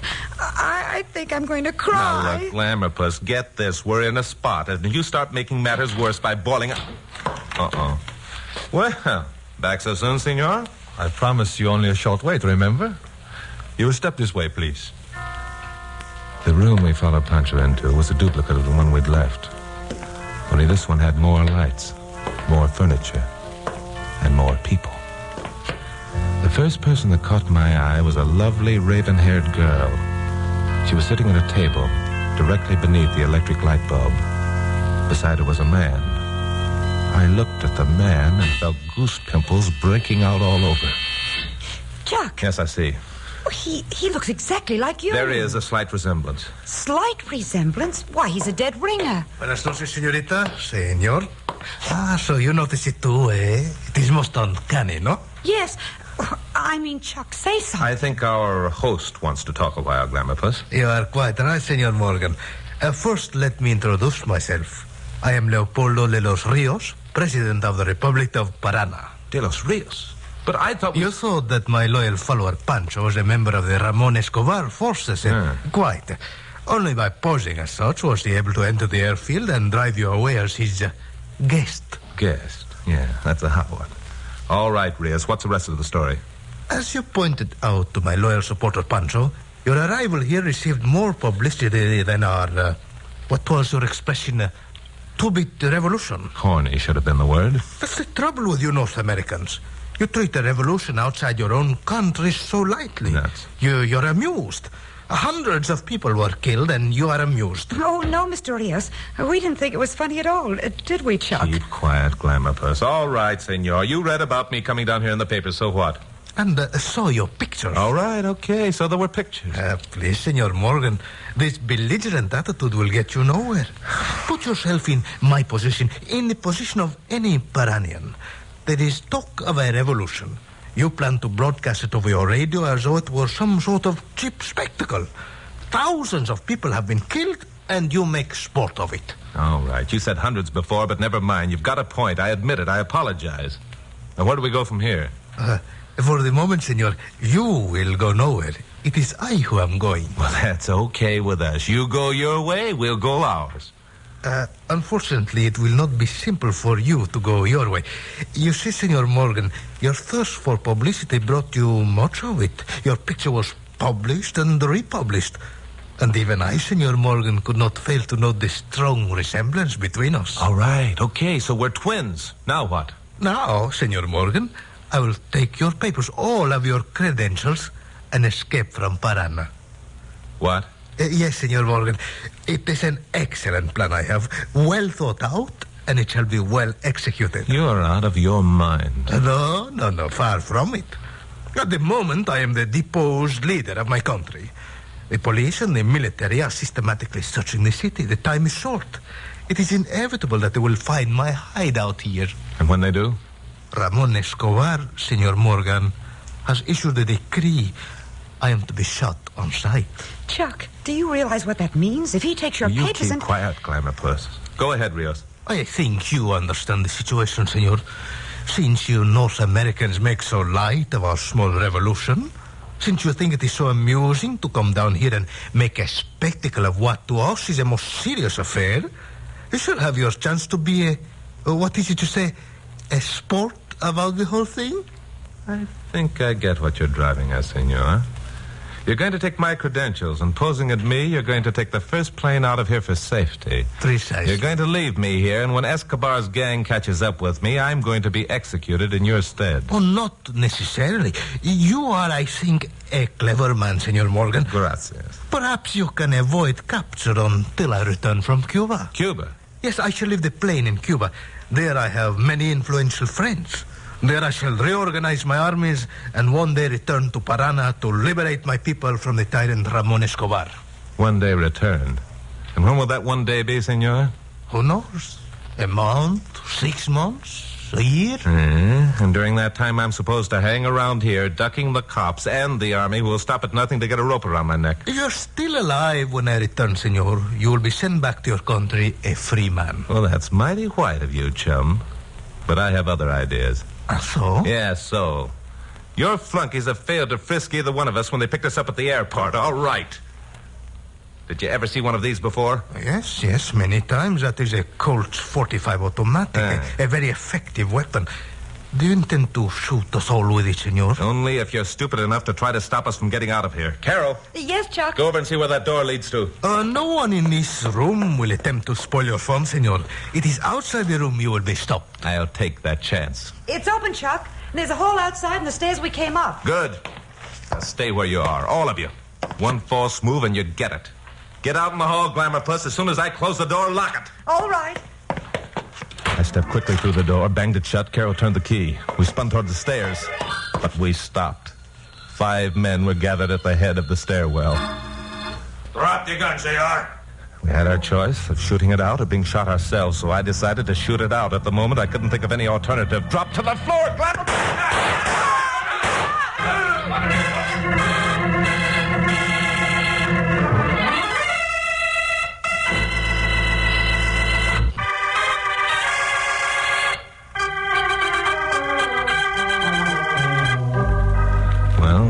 Attempt to escape had failed completely. The last thing I remember was dropping to the floor beside Carol, thinking what a crummy way this was to die. 6,000 miles from home in a country about the size of Rhode Island, and no forest lawn where a guy could get a decent funeral. Then something hit me on the side of my head, and it was curtains. I woke up on the couch in the room where Carol and I had spent the first 5 minutes of our imprisonment. But despite that throbbing ache in my head, I thought I must surely be in heaven. For standing over me was an angel. I shut my eyes and opened them again. She was still there.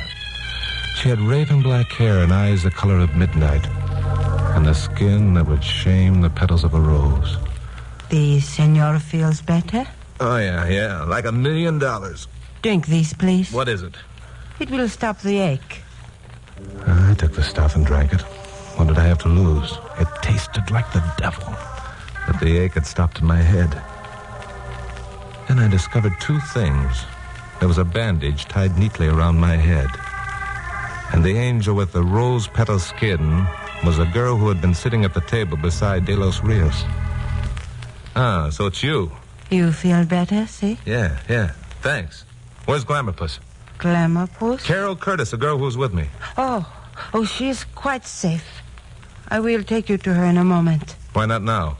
First, I have to make what in the United States I believe you call the proposition. Uh-oh. I hope you didn't mention to Glamourpuss that you were going to say that to me. Let me explain, please. Huh? I am Conchita Cortez, the sister-in-law of Leopoldo de los Rios. Well, baby, I wouldn't brag about it. You must realize what a serious position you are in, Senor Morgan. Unless you permit me to help you escape, you will surely be captured and executed. Now, wait a minute. Let's take this once over lightly, chicken. Did you say that you would help us to escape? I did. What's the catch? The catch, as you call it, senor, is that you take me with you. What? I want to go to the United States. I must go to the United States. Oh, I see. And you figure this is your chance of getting out of the country, eh? It is more than that, senor. In North America is my fiancé. He waits for me there. A whole year he waits.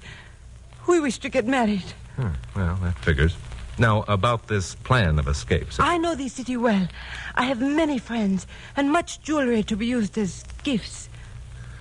Well, I'm still in the position of having nothing to lose, so okay, Conchita. It's a deal.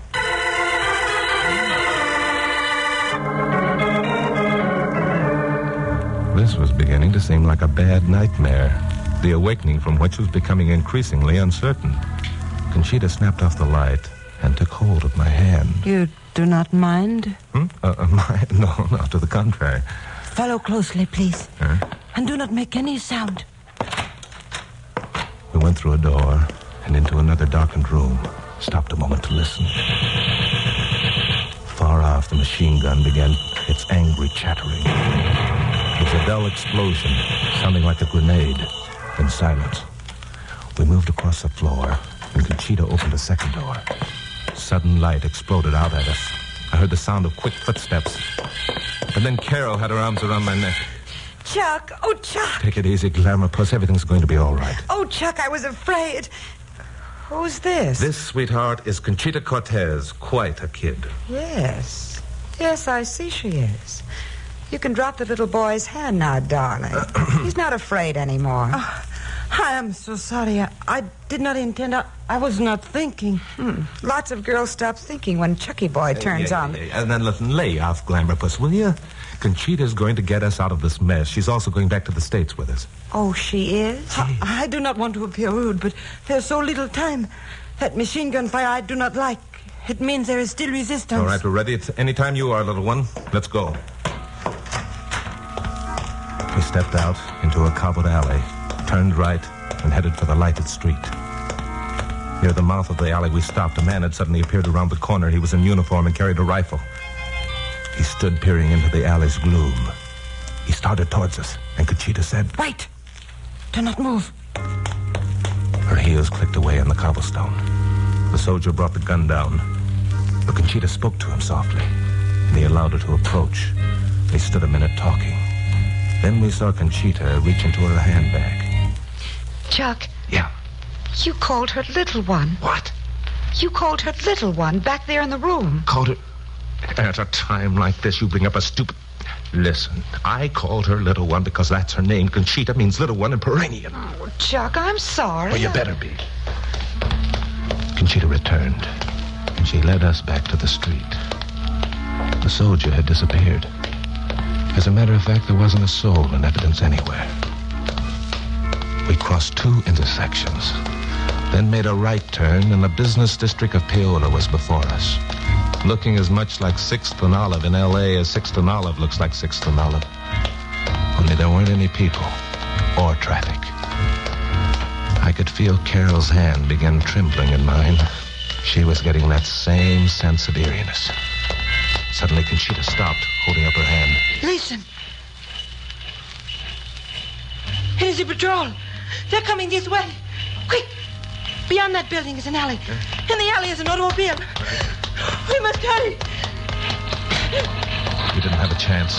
The patrol came around the corner and saw us. There was a shout of command. The soldiers broke ranks and ran towards us. Quick, into this building! Hurry! Inside, both of you. Let me bolt the door. We were on the ground floor of an office building. There was a large plaque on the wall. I glanced at it, and then I did take. Look! This is station PAR, the radio station from which I was going to do that broadcast. Chuck, if Pedro Falcon is here, he'll help us. Yeah. Pedro Falcon was taken prisoner yesterday. This station is now in the You will raise your hands, please, all of you. Senor Leopoldo de los Rios, you are the prisoner of Ramon Escobar, President of the Republic of Parana.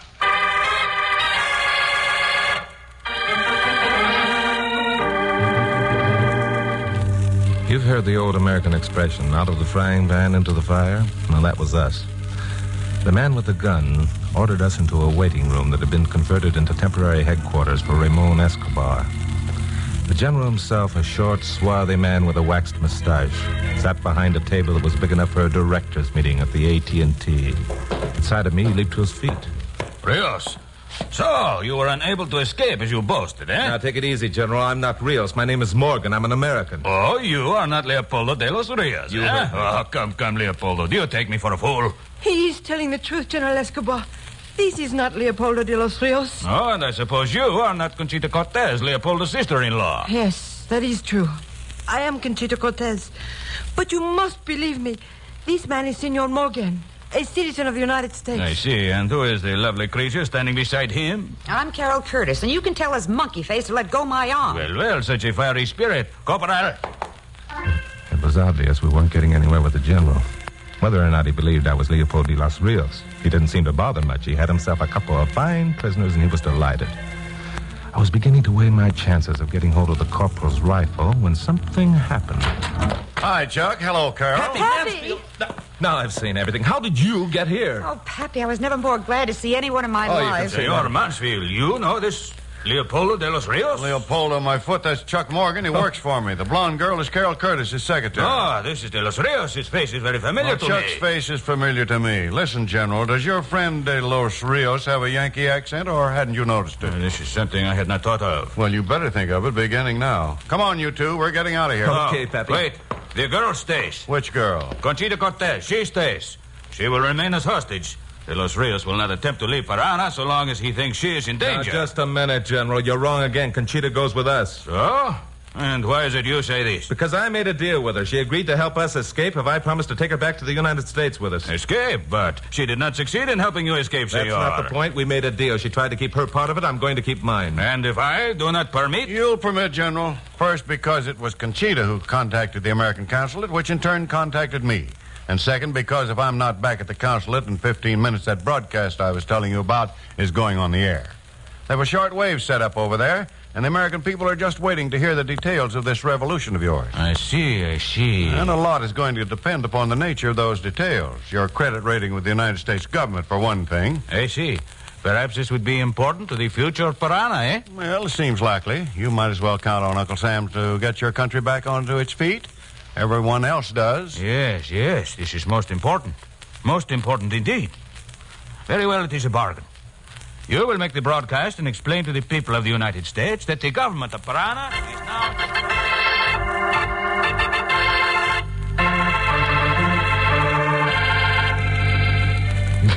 Good old Pappy. And what a liar he was. There wasn't any short wave set up at the American consulate, but General Escobar didn't know that. However, I did make a brief talk from station PAR, stating the facts of the revolution and refraining from any personal comment. Then the four of us were given safe escort to the airfield.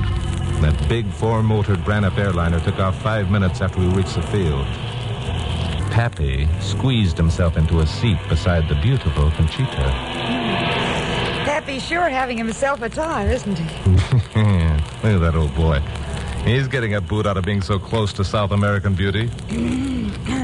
What does that mean?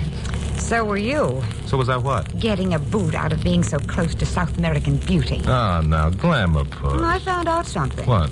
Conchita doesn't mean little one. Oh? You just made that up. Now, look, Glamour, under the circumstances... And I found out something else, too. What?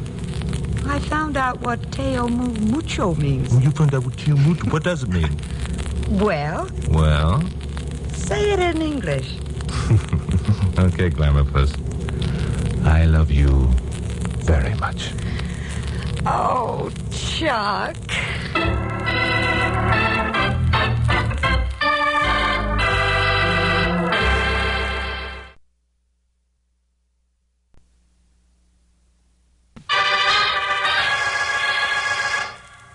Stand by for crime.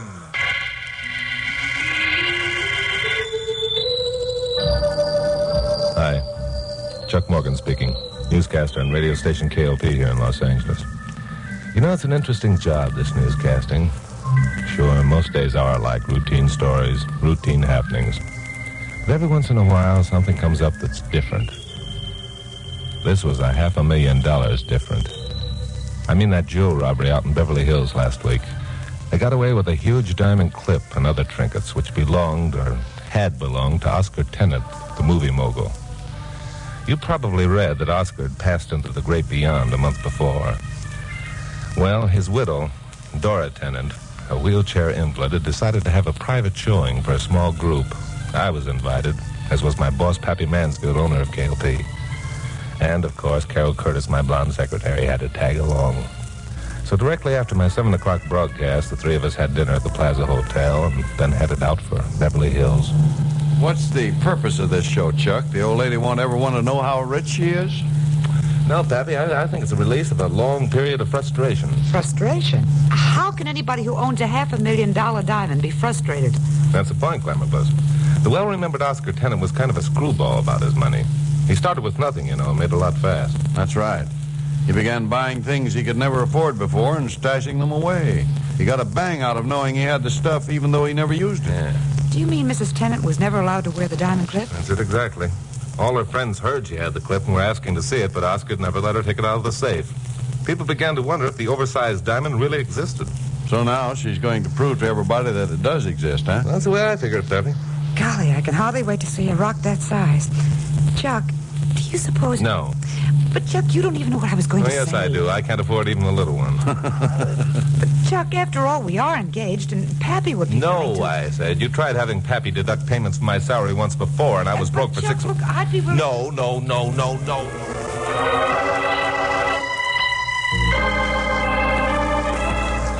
The Tennant estate was one of those rambling, one-story deals with a lot of rolling lawn and shade trees. Must have been about 8:30 when we turned into the drive. Oddly enough, the house was almost dark.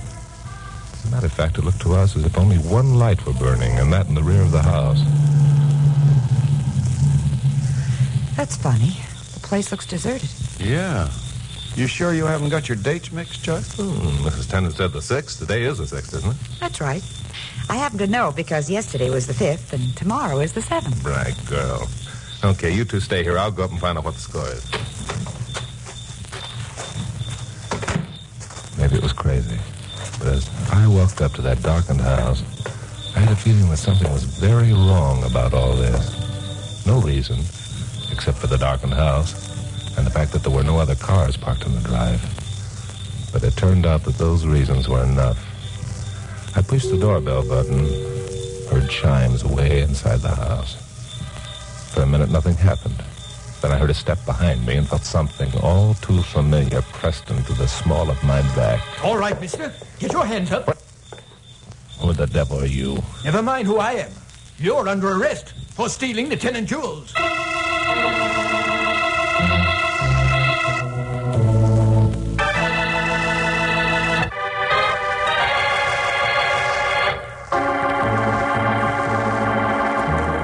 It was dark on the veranda. The man with the gun was only a vague shape. The gun barrel was still an uncomfortable pressure in my back. So I decided not to make a hero out of myself, but do as I was told. All right, so I'm a jewel thief. I came back to give myself up. What do I do now? Get inside. Sure, honey. Don't get trigger happy with that gun. I bruise easily. This was crazy. In the pitch darkness of the room we entered, I could have at least grappled with the man with the gun. He must have known that. I took a chance, swung wildly, and connected with thin air. Then there was a snap of a switch. The room was suddenly flooded with light. Across the room, one hand still on the wall switch, the gun in the other, was a small, gray-haired guy of about 50. In the middle of the floor was a woman in a wheelchair. She, too, was gray-haired, about the same age. She was leaning slightly forward. There was a bright gleam in her eyes, a sort of eager, anticipatory look, as though she were enjoying the situation. So, this is what a jewel thief looks like.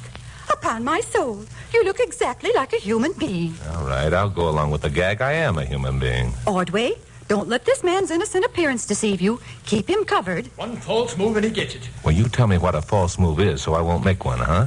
My, such impudence. You'll be singing a different tune, my fine young friend, when you're languishing in the local Bastille. The local Bastille? Oh, don't try begging for mercy. I intend to be absolutely heartless in this matter. Well, are you going to make a full confession, or shall we, what's the word, Ordway? Sweat. Yes, sweat. Or shall we sweat it out of you? I'd like to be sweated. You would? Ordway, did you hear? He wants to be sweated. Oh, I'm afraid you'll have to... Mother, did you... What in the world is going on here? Oh, come in, my dear. I want you to see what a real live jewel thief looks like. A jewel thief? Well, who? Where? Surely you don't mean Mr. Morgan. What was that, Isabel? The man Ordway is pointing the gun at is Chuck Morgan, a radio newscaster. I know him anywhere. Oh, no. Oh, Mother, this is absolutely the last straw. I should think you'd be ashamed of yourself. How in the world are you going to apologize to Mr. Morgan? What if he uses the story on one of his broadcasts? We'll be the laughingstock of everyone in town. That must be the rest of my gang now. Shall I let them in? I'll go. Yes? We're looking for Chuck Morgan. Is he here? Come on in, Pappy Carroll. I was just about to be sweated. Oh, what do you mean, sweated? Yeah, and what's the idea of leaving us sitting out there in the car? Please, Mr. Morgan, do you mind? Okay. We'll keep it our secret. Thanks. Mrs. Tennant, this is my secretary, Carol Curtis, my boss, Pappy Mansfield. Mrs. Tennant, her daughter, Isabel, and, Ordway. How do you do? Nice to meet you. Well, when does the show start? I've got to get back to the station. But I don't understand. It was tomorrow night that I planned to put the jewels on display. So you did get the dates mixed after all, Chuck. Well, then my memory's taken a bad turn for the worse. I was positive you said the 6th, Mrs. Tennant. She did. But, Isabel, darling. Oh, Mother, I was sitting right beside you when you called Mr. Morgan. You asked him out for the 6th. Oh, dear. Oh, I'm so sorry. Will you ever forgive me, dear people? Well, where's the harm? Now that we're here, why can't we have a look at the jewels? Why, that's simple. They've been stolen. Stolen? What? Do you mean you were actually serious when you thought that I had... But of course, dear boy. Why shouldn't we think that you were the culprit? Mother, I don't believe it. It's another of your wild attempts to be dramatic. Well, then look for yourself, my dear. I will. I don't get this. Seems as though something's wrong someplace. Oh, I assure you, my dear, there's not a thing wrong. The jewels were stolen about 15 minutes before Mr. Morgan arrived. 15 minutes before... Have you notified the police? No. Ordway and I planned to capture the thief ourselves. We almost did, too. I mean... Mrs. Tennant, pardon us if we all seem a trifle confused, but just why did you think the thief would return? Because he didn't get the diamond clip. Huh? Ordway and I knew that when he discovered that fact, he'd return. So we turned off the lights and waited. We doused the glim. Well, I'll be darned. Where is the clip now? Right in the safe in a separate package where I placed it last night, ready for the showing. It's true. The jewels are gone. Of course, dear. All but the diamond clip. That's still in the safe. I'm afraid you've overdone it this time, Mother. The diamond clip's gone, too.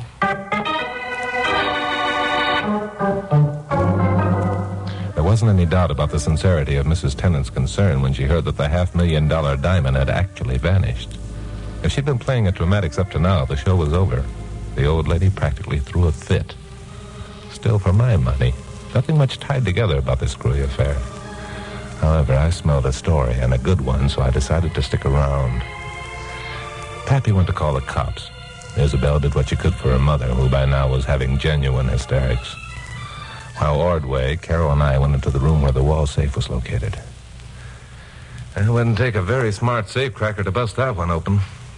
How many know the combination, Ordway? Oh, just Mrs. Tennant and her daughter. I see. Where do you fit into the picture, by the way? Why, I've been chauffeur, gardener, and general handyman for the tenants for years. There's only one window in this room, Chuck. Up there. Yeah. It's too small for anyone to get through. A small man not be able to do it. What's outside, Ordway? A flower garden, sir. You suppose you could scare up a flashlight so we could have a look? Oh, yes, sir. There's one right here in this drawer. Good. Carol, take a look at Mrs. Tanner, will you? She needed a doctor. If the police arrive... Oh, hello, Pappy. Get through to the police? No. Chuck, this may be a screwy deal, but there's a lot about it that isn't screwy. Yeah? The telephone wires have been cut. No kidding. No kidding. Tell you what, suppose you stick around here while I drive down and report this. That's a good deal, Pappy. See you later.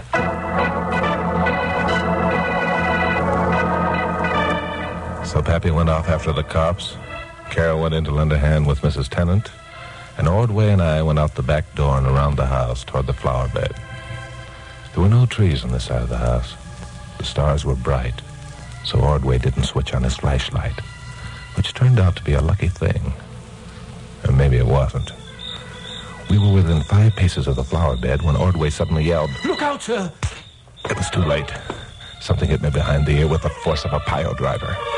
I went down and out and stayed down and out for a long time. At least it seemed that way to me. Then I saw the stars up above dancing around like pinwheels. From a long way off, a voice kept saying over and over again, "Mr. Morgan, are you all right? Mr. Morgan, are you all right? Mr. Morgan? Mr. Morgan? Shall I get a doctor, Mr. Morgan?" Oh, no, never mind the doctor. What hit me? I don't know who it was, sir. He jumped from behind that shrub. He had something in his hand, a club of some sort. I yelled, but he was too quick for me, sir. Yeah, what happened? Well, he ran off, sir, like a flash. Why did you go after him? Why, 2 reasons, sir. I thought you needed attention, and, well, I knew he couldn't get away. What do you mean he couldn't get away? Well, because he ran in that direction, sir. There's an 8-foot wall that nobody could get over without a ladder. Now, the only other avenue of escape is through the house or right past here, which means the man who hit you must be hiding on the grounds right now.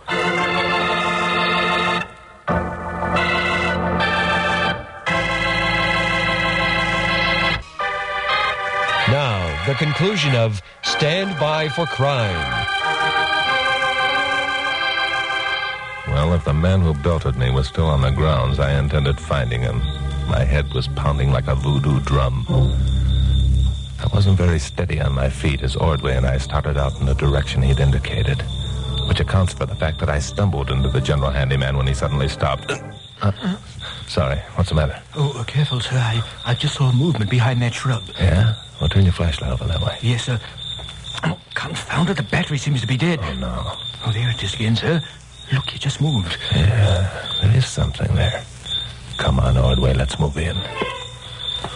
Ordway and I began moving cautiously toward the shrub.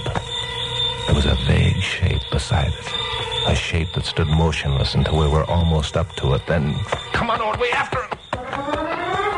The man, whoever he was, must have held a track record. He was away from us like a streak of light. We kept after him, spreading out a little, so that when he came to that 8-foot wall, he'd have to turn back and run into one of us. Well, he came to the 8-foot wall, and he turned back right into my arms. I made a flying tackle, grabbed him around the knees, brought him to the ground. Ordway came running over, flung himself across the guy's chest, pinning him to the ground. We've got him, sir! We've got him! Yeah, we got him. Get up on your feet. Keep your hands off of me! Yeah. How do you think you're throwing around? Who do you think you're belting behind the ear with a baseball bat, huh? Didn't belt anybody with anything. Ordway, tell this jerk, whoever he is, who I am. So you know the young man, do you, Ordway? Why, it's Mr. Avery, sir. Yeah? Who's Mr. Avery? Mr. Paul Avery. He's a friend of Miss Isabel. I see. This is the way he does his courting, eh? Well, Mr. Paul Avery, let's get back to the house so we can take a look at you and ask a few questions. Paul Avery, a kid about 20 or 21 years old, was sullen and defiant. He didn't want to go back to the house, but he went with my help. When we got there, we found Carol and Isabel alone in the living room. The latter took one look at our prisoner and let out a cry. Paul! Oh, Paul, what have they done to you? It's okay, Isabel. I'm all right. They came charging at me and I ran. I guess I thought I was some kind of prowler or something. The idea. We thought it was more than that. In fact, we're practically sure he was the man who socked me behind the ear with a pile driver. Socked you? Oh, you big bully. Chuck, are you all right? Of course I'm all right. Forget about I've already told you I didn't sock anybody. I was just coming here to see... Paul Avery, what are you doing here? Haven't I forbidden you this house? Haven't I told you 100 Mother, please. No, Isabel. I made up my mind about this young man some time ago. He's not to be trusted. Ordway, what is Paul Avery doing in this house? I'm sorry, Mrs. Tennant. We found him prowling about the grounds. Mr. Morgan had been attacked, and we thought that... Naturally, you thought that it was Paul Avery who stole my jewels. I just examined the safe myself, and I'm sure of it. Ordway, will you please search Mr. Avery's pockets? Yes, ma'am. Now, wait a minute. I didn't rob any safe. I only came here to see Isabel. We were going to meet out there. Steady, son, steady. It'll only take a minute, and it'll be painless. Oh, this is ridiculous. He certainly doesn't look like a safe cracker to me. Now, let's see here. Oh, what's this? Paul. It's one of Mother's rings. I knew it. I knew it the minute I laid eyes on that young man. He's a thief. Paul Avery, where's my diamond clip? I don't know. I don't even know what a diamond clip looks like. Let's start with the ring, then. How did that happen to be in your pocket, son? I don't know. I never saw it before. Oh, that's rich. That's very rich indeed. Never saw it before. Then how did it get into your pocket, I'd like to know? Well, someone must have put it there. Yeah, that's it. Someone had to put it there, and who else had the chance but Ordway and this guy here? The idea. The very idea accusing Ordway or Mr. Morgan. Mr. Morgan, I demand that you arrest Paul Avery at once. Well, I'm not a policeman, Mrs. Tennant. If I were, I think I'd ask a few more questions and search a few more pockets before I arrested anybody.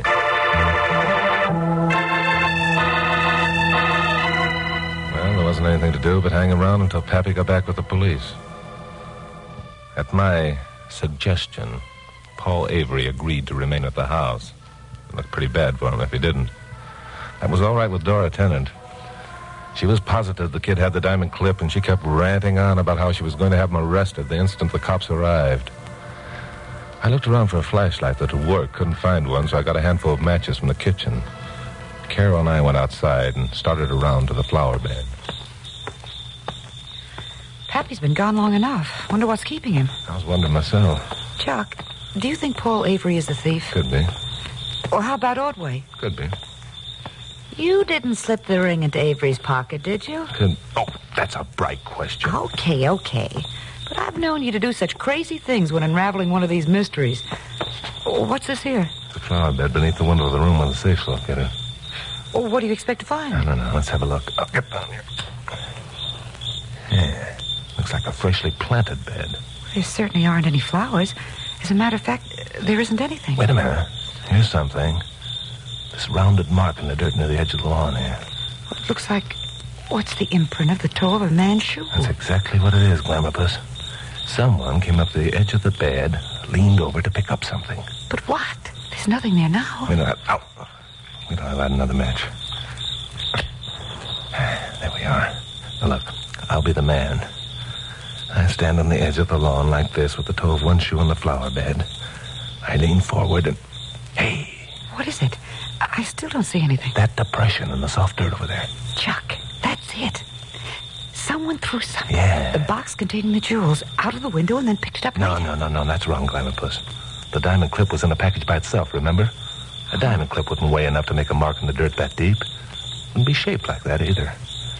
About 3 inches long and rounded.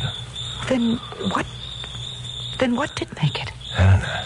Let me think. How much a drop is that from the window? Would you say 8 feet, maybe? Yeah. Now, how much would an object dropping 8 feet have to weigh to make an impression that deep in soft dirt? The consistency of which... I know a good one like that, too. Huh? If a boat is traveling due west at a rate of 25 miles an hour, how old's the captain? Sorry, Glamourpuss. I was trying to figure something out. Oh, you were just showing off, and I'm not impressed. So let's get back to the business at hand. Okay, let's go. Go where? Aren't you going to try and figure out what was dropped from the window? I did. Didn't you hear me? Do you mean you weren't kidding with all that double talk? Of course not. Didn't I ever tell you at school I was a whiz at mathematics? I remember once my teacher said... Morgan. Oh, Isabel. You looking for someone? Yes, I'm looking for you. May I talk to you a minute? Sure, go ahead. Shall I leave? No, stick around, Glamourpuss. Isabel doesn't mind. Or do you, Isabel? Of course not. Mr. Morgan, Paul didn't steal Mother's jewels. Huh? I'm sure of it. What makes you so sure? Well, because I love him. That figures. Oh, quiet, Glamour Puss. Isabel, is the reason your mother doesn't want you to marry Paul because she thinks he doesn't have enough money? That and because she doesn't want me to leave her.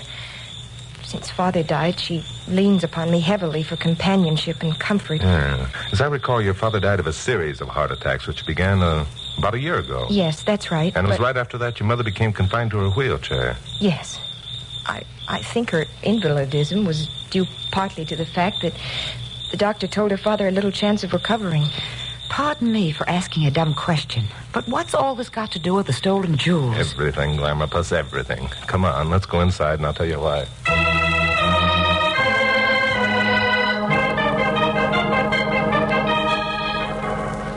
I can't understand why you've asked us all to gather in this room, Mr. Morgan.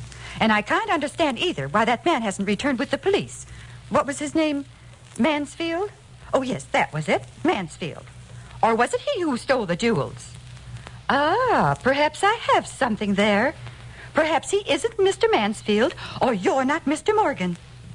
Well, Mr. Morgan? Are you through, Mrs. Tennant? I'm not sure I like the tone of your voice. I'm afraid you're going to like it less when I finish. How would you like to know where your diamond clip is? What? You know where my diamond clip is? Oh, yes, I know. Well, then give it to me at once. Just a minute. Don't you want to know where the other jewels are that were stolen? All right. Yes, of course. But it's the diamond clip that's important. It's worth more than all the others put together. Yeah, that's the point. That's the reason you forgot your dramatics and practically had hysterics when you learned that the clip was missing. Because the diamond clip, Mrs. Tennant, was the only jewel that was really stolen.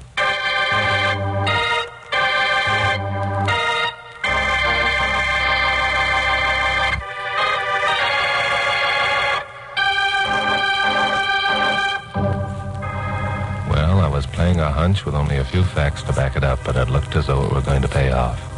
Ordway was standing near the outside doorway, the flashlight still bulging in his pocket.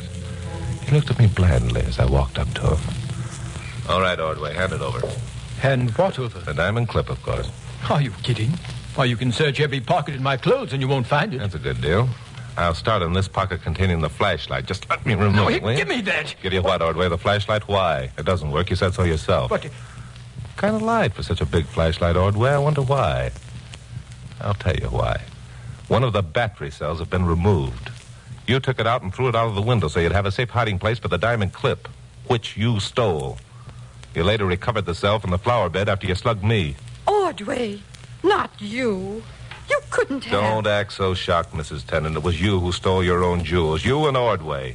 That's why you weren't worried and you could play at dramatics until you found out that the clip was gone, too. You didn't want that stolen because there was no way of recovering it without admitting your guilt, and an insurance company wouldn't pay out without a real tough investigation. Why, the idea, the very idea. This is terrible. It's nowhere near as terrible as the fact that you're no more an invalid than I am. What's that? What's that you said? It's what you said that gave away your little game. You said you examined the safe yourself for the missing clip. That safe is more than 5 feet above the floor.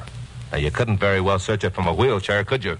Mother. Wait a minute, Isabel. You better hear the rest of your mother's selfish tale. When she knew your father couldn't live more than a year after his heart attack, she decided to make herself dependent upon you so she'd never be left alone. So she confined herself to the wheelchair and worked in your sympathy. Then Paul Avery came along and you fell in love with him. Your mother was threatened with being left alone again. So she conspired with Ordway to have some worthless jewels stolen and to plant one on Avery. Then she invited me out, so the business would receive a lot of publicity. Only Ordway couldn't resist such a golden opportunity to pull a double cross and steal the clip. Am I right, Mrs. Tennant, or am I guessing? Oh, Isabel. I was so afraid of being alone. Mother, you didn't.